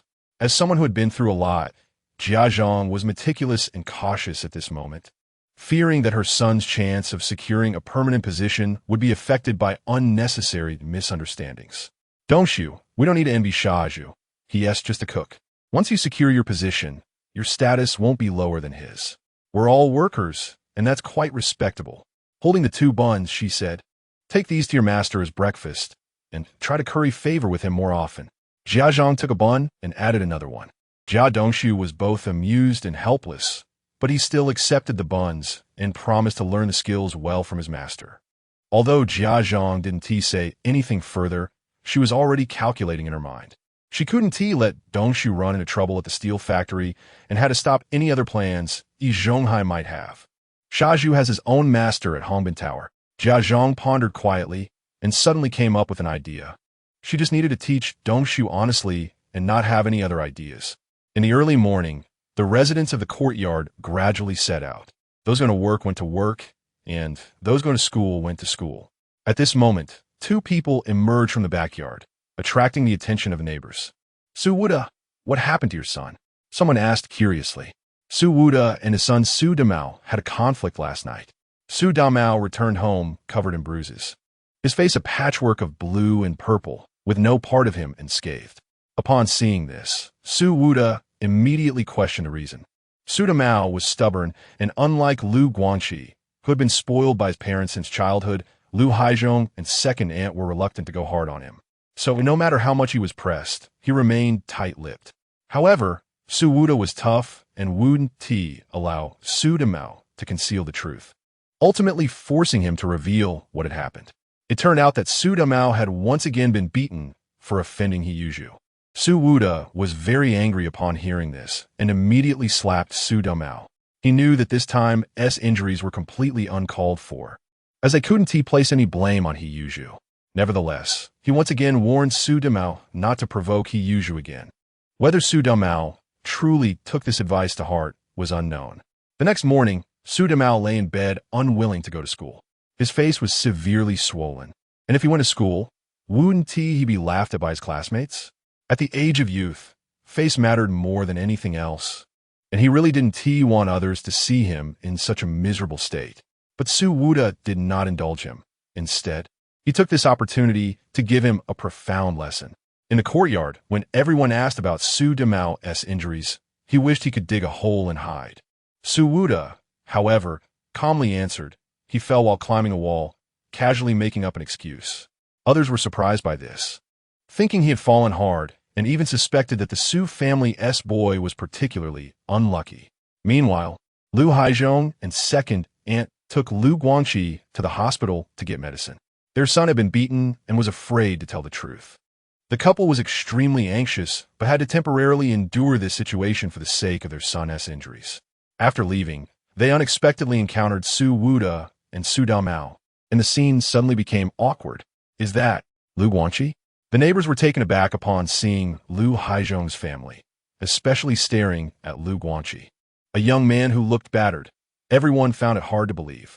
Lu Guanxi had been beaten badly. Su Damao had put a sack over his head and then beat him mercilessly, showing no mercy. Thinking about Su Damao's viciousness towards Hiyuju, one could imagine how much suffering Lu Guanxi had endured. Old Lu, did your son also fall? Someone couldn't help but ask. Lu Haizhong was taken aback for a moment, then nodded. Lu Guanxi insisted it was an injury from a fall, and he had no way to refute that. Subsequently, Lu Haizhong's gaze turned towards Su Wuda and his son. Seeing Su Damao's injuries were also serious, he felt uneasy. We all fell. Su Damao and Lu Guanxi exchanged worried glances, fearing the truth would be revealed, and hurriedly explained. After leaving the hospital, the expressions of the people in the courtyard were quite rich. 2 people getting injured in a single day was not something ordinary people could accomplish. The neighbors in the courtyard weren't fools. Just Su Damao alone was enough to raise suspicions, and now, with Lu Guanxi, it was clear they had been beaten. Everyone speculated whether Hiyuju had taught these 2 a lesson. The next morning, when Hiyuju left for work, he noticed that the neighbors' gazes were somewhat strange. He went to Hongbin Tower, greeted Boss Yang, and then went to the herbal medicine shop to buy herbs. On the way back, he asked someone for directions to Xiefeng Pharmacy. In recent days, Hiyuju had been focusing on studying pharmacology and had finally concocted a recipe for health and blood replenishment. The recipe required only a few common herbs, which was a result of his careful selection. After all, Since it was his first time using pharmacology, he had to be particularly cautious. Thinking about buying herbs, he remembered the owner of the pharmacy he had encountered by the river last time. According to Uncle San, this pharmacy had a long history, and the quality of the herbs should be reliable. Moreover, he had met the owner once, so visiting would also help build a rapport. In this age where connections were important, getting to know a pharmacy owner was undoubtedly beneficial. Since he practiced martial arts, he might need to prepare herbs for his master in the future, and having a fixed place to buy them would be very convenient for him. Shijie was not too far from Hongbin Tower. With the Yuju's pace, he arrived at the target building in 20 minutes. Seeing the plaque of Xiefeng Pharmacy, the four characters were imposing, surely from a renowned calligrapher's hand. The wooden door of the pharmacy was quite grand, and there were many patterns of herbs on the door and walls, exuding a strong traditional medicine atmosphere. Yuju nodded in satisfaction and stepped inside. Even though it was morning, the pharmacy was already open for business. Walking into the hall, the space was spacious, and he quickly scanned the surroundings. There were many densely packed wooden drawers used for storing herbs, each labeled with the name of the herb. In just a moment, he caught the scent of dozens of herbs. "Young man, are you here to get herbs?" A staff member, about 27 or 28 years old, wearing a blue cloth outfit, greeted him proactively upon seeing his youth. "Hello, is Master Xie here?" Yuju asked politely. "Looking for Master Xie?" The staff member seemed a bit surprised and scrutinized him carefully, wondering what connection this young man had with the owner. Just then, a crisp female voice came from the door leading to the backyard. "Grandpa, I'm going to work." "You girl, you were crying to me last night, and now you're running off faster than anyone." Following that, a loud voice rang out. Yuju and the staff member turned to look in the direction of the sound. Yuju immediately recognized that the person speaking was Master Xie, whom he had encountered by the river last time. Moments later, a girl dressed in a blue shirt and cloth pants walked out from inside the door. Yuju's gaze sharpened. Wasn't this the girl he had seen in the courtyard last time? Why was she here? This was not his illusion. After all, the girl was strikingly beautiful, and it was normal for her to leave a deep impression. Xiangqi was a bit annoyed by her grandfather's words. "Grandpa, I just wanted to chat with you. I've just started my job. Please don't dampen my enthusiasm." She was still unaware of the situation in the front hall, engrossed in her conversation inside the room. At that moment, Xie Feng's figure appeared from behind the door. Seeing his granddaughter like this, he couldn't help but smile. The Xie family had only this one line passed down to his generation, especially in the next generation with his granddaughter Xie, Yingqi, being the only one. She was usually cherished like a precious pearl at home. However, unlike Lu Guangqi, Xiangqi was not spoiled. She was polite and humble in her interactions. Only in front of her family did her lively nature show. According to Xie Feng's thoughts, after graduating from secondary vocational school, his granddaughter should help out at the pharmacy. Although it might be somewhat inconvenient for a girl to run a pharmacy, as it was a family business, it was acceptable for her to learn from her parents. Even if she didn't take on management responsibilities, she could assist with pharmacy affairs. Most importantly, he had a special affection for this granddaughter and was reluctant to see her go out to make a living on her own. With a pharmacy at home, she could stay by their side without worry for food and clothing. However, his granddaughter Xiangqi had her own plans. She had focused on the medical field during her secondary vocational education and, after graduating, went directly to work at a health center, claiming she wanted to explore new medicine to help improve the family pharmacy. Although Xie Feng felt helpless about this, he had no other choice. Recently, she had made a small mistake shortly after starting work at the health center, and Xie Feng asked her to bring money to apologize to the patient. "Yingqi, this isn't me scolding you on purpose. As medical professionals, we must treat our patients with caution because our negligence may concern the lives of others." When it came to medical matters, Xie Feng's expression became serious. Xiangqi understood the importance of the situation and nodded sincerely. "Grandpa, I will remember. In the future, I will work more diligently at the health center." Seeing his granddaughter's attitude, Xie Feng nodded in satisfaction. Yingqi was clever, otherwise, he wouldn't want her to return to the pharmacy. Since she chose to train at the health center, let her be. The pharmacy would always be her support. At that moment, a staff member came in to report, "Master Xie, there's a young man looking for you." The two looked towards the hall, and Yingqi recognized Yuju. Remembering her earlier conversation with her grandfather, she shyly stuck out her tongue. Grandpa, I'm going to work now. Wait. Xie Feng wanted to remind her a few more things, but his granddaughter had already turned and left. Seeing his daughter Xie Yingqi walk past He Yuzhu, he shook his head and smiled. I still wanted to introduce her. Xie Yingqi and He Yuzhu briefly exchanged glances, then quickly looked away and left hurriedly. Xie Feng looked at He Yuzhu and said, Zhuzi, why did you suddenly come here? I remember you usually work at Hongba Tower. He Yuzhu explained that he had come to help his master fetch medicine. Xie Feng was a bit surprised. So you have some understanding of pharmacology? He Yuzhu humbly responded that he only knew a little, having learned some from his master recently. Xie Feng then said that he could let He Yuzhu take medicine from him, ensuring the quality and price were guaranteed. He Yuzhu nodded in thanks, and then reported the quantities of the required medicinal materials. 3 qian of angelica, half a qian of prepared Rehmannia, 1.5 qian of chuanxiong, 2.5 qian of peony. Upon hearing this, Xie Feng's eyes flashed with appreciation, clearly impressed by He Yuzhu's level of professionalism. Generally speaking, publicly available prescriptions do not have many secrets in terms of material selection. However, the key to distinguishing between experts and novices lies in the precise control of the dosage of medicinal materials. The same materials, in different proportions, can yield vastly different effects, potentially becoming either a miraculous remedy or useless. Throughout history, the proportions of medicinal materials have been the secrets cherished by medical families. This part of knowledge has never been publicly disclosed. Zhuzi, did you come up with this formula yourself? Xie Feng instinctively asked. He Yuzhu nodded in response. In fact, he had no intention of hiding it. After learning pharmacology, he specifically formulated a prescription based on his master's condition. It could nourish both qi and blood without being too potent and harming his master's body.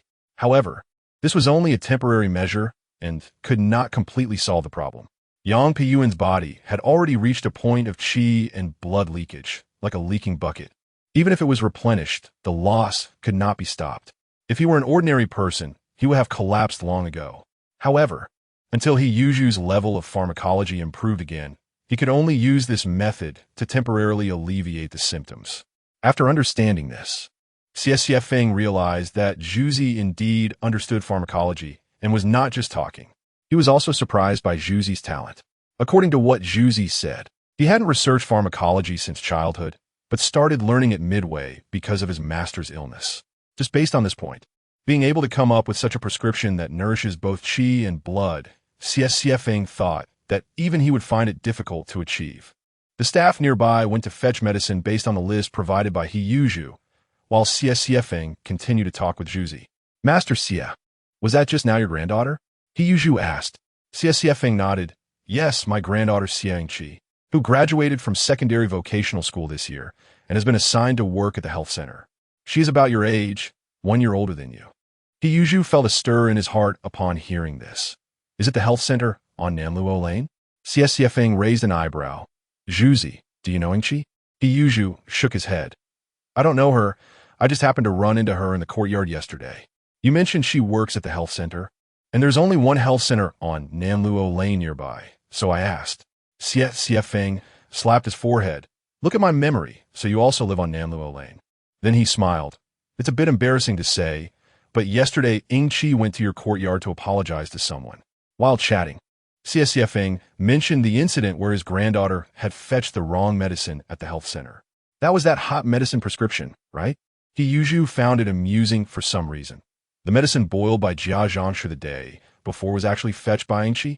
Zhuzi, how do you know this so clearly? Yes, it was that hot medicine prescription. Yingqi was indeed careless that day and fetched an extra quantity of one medicine. But fortunately, the patient was not in serious trouble. He Yuzhu smiled wryly. The family that had the problem lives in our courtyard. When I smelled the medicine, I felt something was off, but I didn't expect it would turn out like this. After hearing this, Xie Feng paid even more attention to He Yuzhu. Zhuzi, you really impress me. You're so young and already proficient in pharmacology. If you came to work at our pharmacy, it would definitely be no problem. Just judging by the fact that He Yuzhu could identify the prescription from the smell of the medicine, he could be considered a potential talent anywhere. In comparison, Ingqi was a year older than Zhuzi and had been in contact with these things since childhood, yet she was still not as good as Zhuzi. Suddenly, Xiefeng had a flash of inspiration. Zhuzi, I've noticed that your understanding of pharmacology is quite deep. In the future, if you have the chance, you can chat more with Ingqi. She works at the health center on Nanluo Lane, which is not far from your home. Xiefeng thought that communication between peers would be smoother.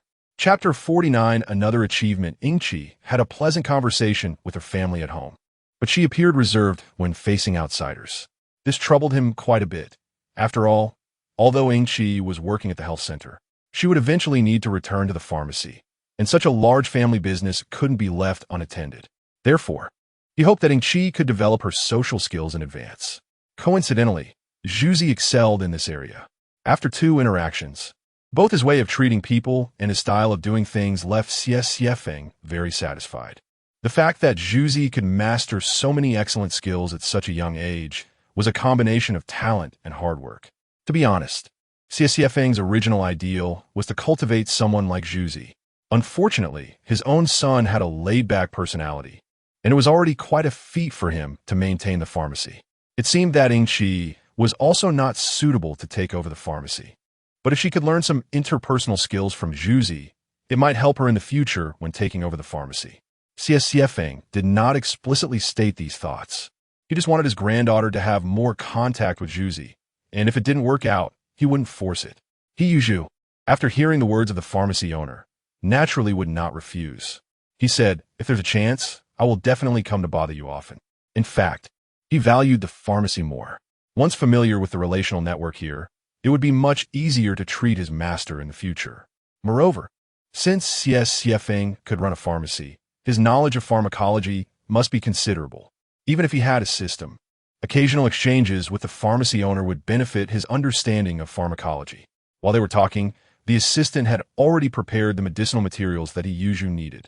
He had asked for a 7-day supply, which was the initial recovery plan for his master, aimed at replenishing the deficiency of qi and blood. Yuzhu asked Yang, how much do I owe you in total?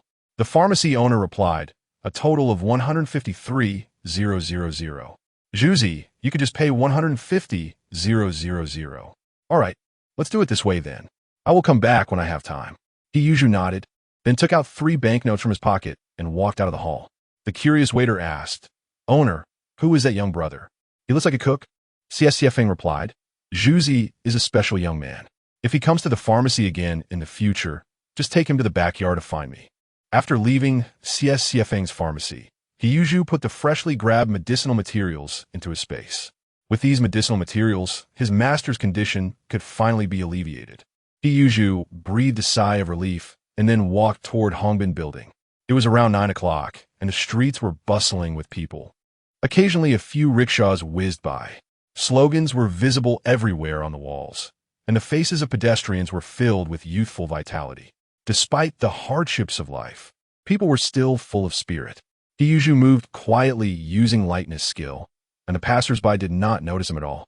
In an instant, he was already over 100 meters away, but when he turned a corner, he suddenly heard a commotion behind him. Yuzhu furrowed his brows in alert. His body tensed, and he quickly turned around to observe. In the distance, a rickshaw puller was pushing his cart forward, and there was a man in a white shirt sitting on the cart, looking around 30 years old, with a strong build and bright eyes, clearly a martial artist. The noise came from the direction of a stall next to the rickshaw. Suddenly, someone in the crowd shouted, "There's a gun."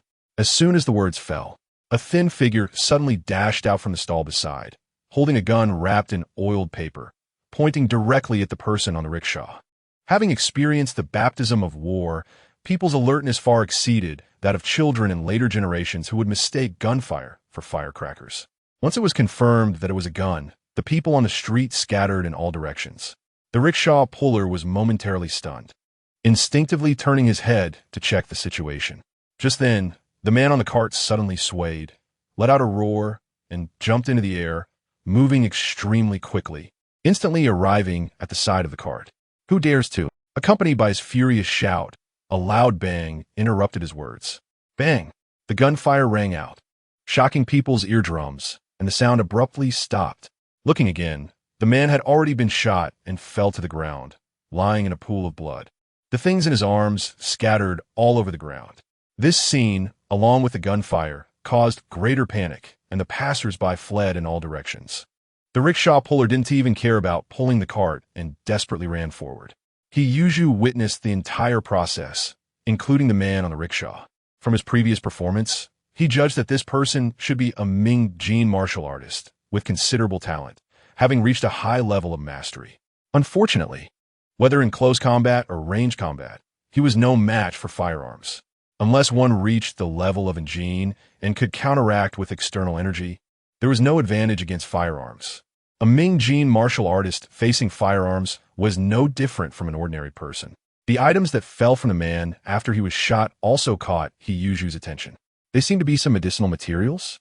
In such a critical situation, He quickly glanced over, then swiftly turned and dashed into an alley from around the corner. It was a joke. Encountering such a situation, he certainly had to escape. Although he had learned national martial arts, that did not mean he was invincible. Didn't he just see the once arrogant Ming Jin martial artist lying on the ground, completely unmoving? This was not the time to be a hero. The other party had a gun, and He could not be sure he could survive under gunfire. However, when he hid in the alley, his brow suddenly furrowed. Could it be that unlucky? Or was this guy specifically looking for him? With his keen perception after reaching Ming Jin, He leaning against the wall, could distinctly feel that the person who fired was coming towards this alley. It should not be aimed at him. Otherwise, they could just attack him directly without needing to kill that Ming Jin martial artist first. Perhaps his chosen position conveniently allowed the other party to escape. Thinking of this, He wished he could give himself a slap. What bad luck. But this was not the time to dwell on those matters. He exerted his Taizong technique to the limit, trying his best to conceal his presence. Unless absolutely necessary, he did not want to confront the person with the gun head-on. Here they come. He concealed his figure and sensed movement just as the person stepped into the alleyway. 1 step, 2 steps. The other party walked very steadily, which made He anxious for him. Hey, don't dawdle. You just killed someone. Hurry up and run. If you wait any longer, the military control people will come. As the footsteps approached, He felt that the person stopped right by the wall where he was hiding. This discovery made his hair stand on end. How could this be possible? Even his master might not be able to detect his Taizong technique. How could an ordinary person find him so easily? At this moment, He was extremely nervous. No matter how high his martial arts were, he feared a hard confrontation, especially since the other party was holding a real gun. Strike first. He gritted his teeth and made up his mind. He absolutely did not want to sit and wait for death. Just as he was tensed up and ready to take the initiative, the guy across the wall suddenly sat down on the ground, leaning against the wall and gasping for breath. Those bastards from the Iron Bone Martial Arts Hall really have tough mouths. They say those medicinal materials for replenishing chi and blood are for their own use. Do they think we are easy to fool? Hearing this, He movements involuntarily stopped. This person hadn't discovered him, and it seemed that he was injured. From his breathing, He could tell that he was indeed injured, but he was unclear about exactly when he got hurt. He stopped not because he discovered He but because he wanted to rest. Thinking of this, He mouth twitched slightly. Hey, you were just running for your life, and now you have time to rest? Can you be more serious? This is a getaway. Can you hold on? Although he said this, many thoughts quickly flashed through He mind. In the end, his expression became serious. He did not like the passive situation of sitting and waiting for death. The gun in this guy's hand was like a ticking time bomb, and He did not want to hand over his life to someone else. He decided to take action, especially seeing that the other party was injured and moving unsteadily. The chances of success were very high. Just as He was contemplating how to act, an increasingly loud commotion came from outside the alley. It was happening inside. I saw that man run inside just now. He was armed. The sounds of the crowd gradually seeped into the alley. Upon hearing these words, the man clearly panicked. His breathing became rapid. Then, He heard the sound of someone getting up. Now's the time. He eyes lit up, and he immediately rushed out from behind the wall. His agility had reached its peak, and he appeared as if he had teleported. When He appeared in front of the man, the latter obviously hadn't reacted yet. Crack. However, He didn't give him any time to respond. His gaze immediately locked onto the gun held in the man's right hand. He Yuju's arm bent, fingers spread like claws, and he tightly gripped the man's wrist. With a crack, the sound of bones breaking echoed. Immediately after, the weapon in the man's hand was kicked away by Yuju, disappearing from sight. At the same time, the man let out a painful scream. All of this happened extremely quickly, as if in the blink of an eye. As the excruciating pain spread from his arm, the man had already fallen several dozen meters away. The intense pain in his wrist made his face instantly flush red, and beads of sweat the size of beans emerged from his forehead. But Yuju didn't stop there. Simply disarming him wasn't enough. He didn't know if this guy had other means. So, he quickly stepped forward and delivered a side kick to the man's knee. The man fell to the ground, his legs limp, clearly suffering from a severe fracture. After completing this series of actions, Yuju still felt it wasn't enough. So he twisted the man's arms to the limit. The man let out a heart-wrenching wail that echoed through the alley for a long time. After doing all this, Yuju pretended to wipe away non-existent sweat from his forehead. Dealing with such street thugs, there's no such thing as going too far. After all, reality isn't a game. Once you act, you have to completely eliminate the threat. Otherwise, facing such a thug, he wouldn't dare to show himself at all. At this moment, the man struggling on the ground was in excruciating pain, nearly losing consciousness. But he still desperately lifted his head, trying to figure out who had attacked him. However, just as he raised it slightly, he was punched down by Yuju. Be honest, Yuju said coldly, his voice coming from behind the man. The man still wanted to act tough, but was repeatedly hit by Yuju, nearly knocked out. At that moment, the sound of footsteps from a dozen people came from the alley entrance. The people inside took the initiative to come out, saying, "You are surrounded." The military control committee's personnel had arrived. Upon hearing this voice, Yuju was initially taken aback, then recognized it as Wang Weigua's voice. "Brother Wang, just come in. The perpetrator has already been subdued by me," Yuju said steadily. After a brief silence, the footsteps gradually approached. Wang Weigua led a fully armed team to the scene. The military control committee had received reports of someone wielding a gun on the street. Such incidents are serious, usually involving enemy special forces. Witnesses reported that the perpetrator had entered this alley and hadn't left since. As Wang Weigua called out, he recognized Yuju's voice. "Zhuzi, what are you doing here?" Wang Weigua asked in confusion. Of course, Wang Weigua was familiar with Yuju's voice, but logically, he should have been working at Hongbin Building at that moment. He remained vigilant, commanding his team to proceed with caution. Upon entering the alley, Wang Weigua immediately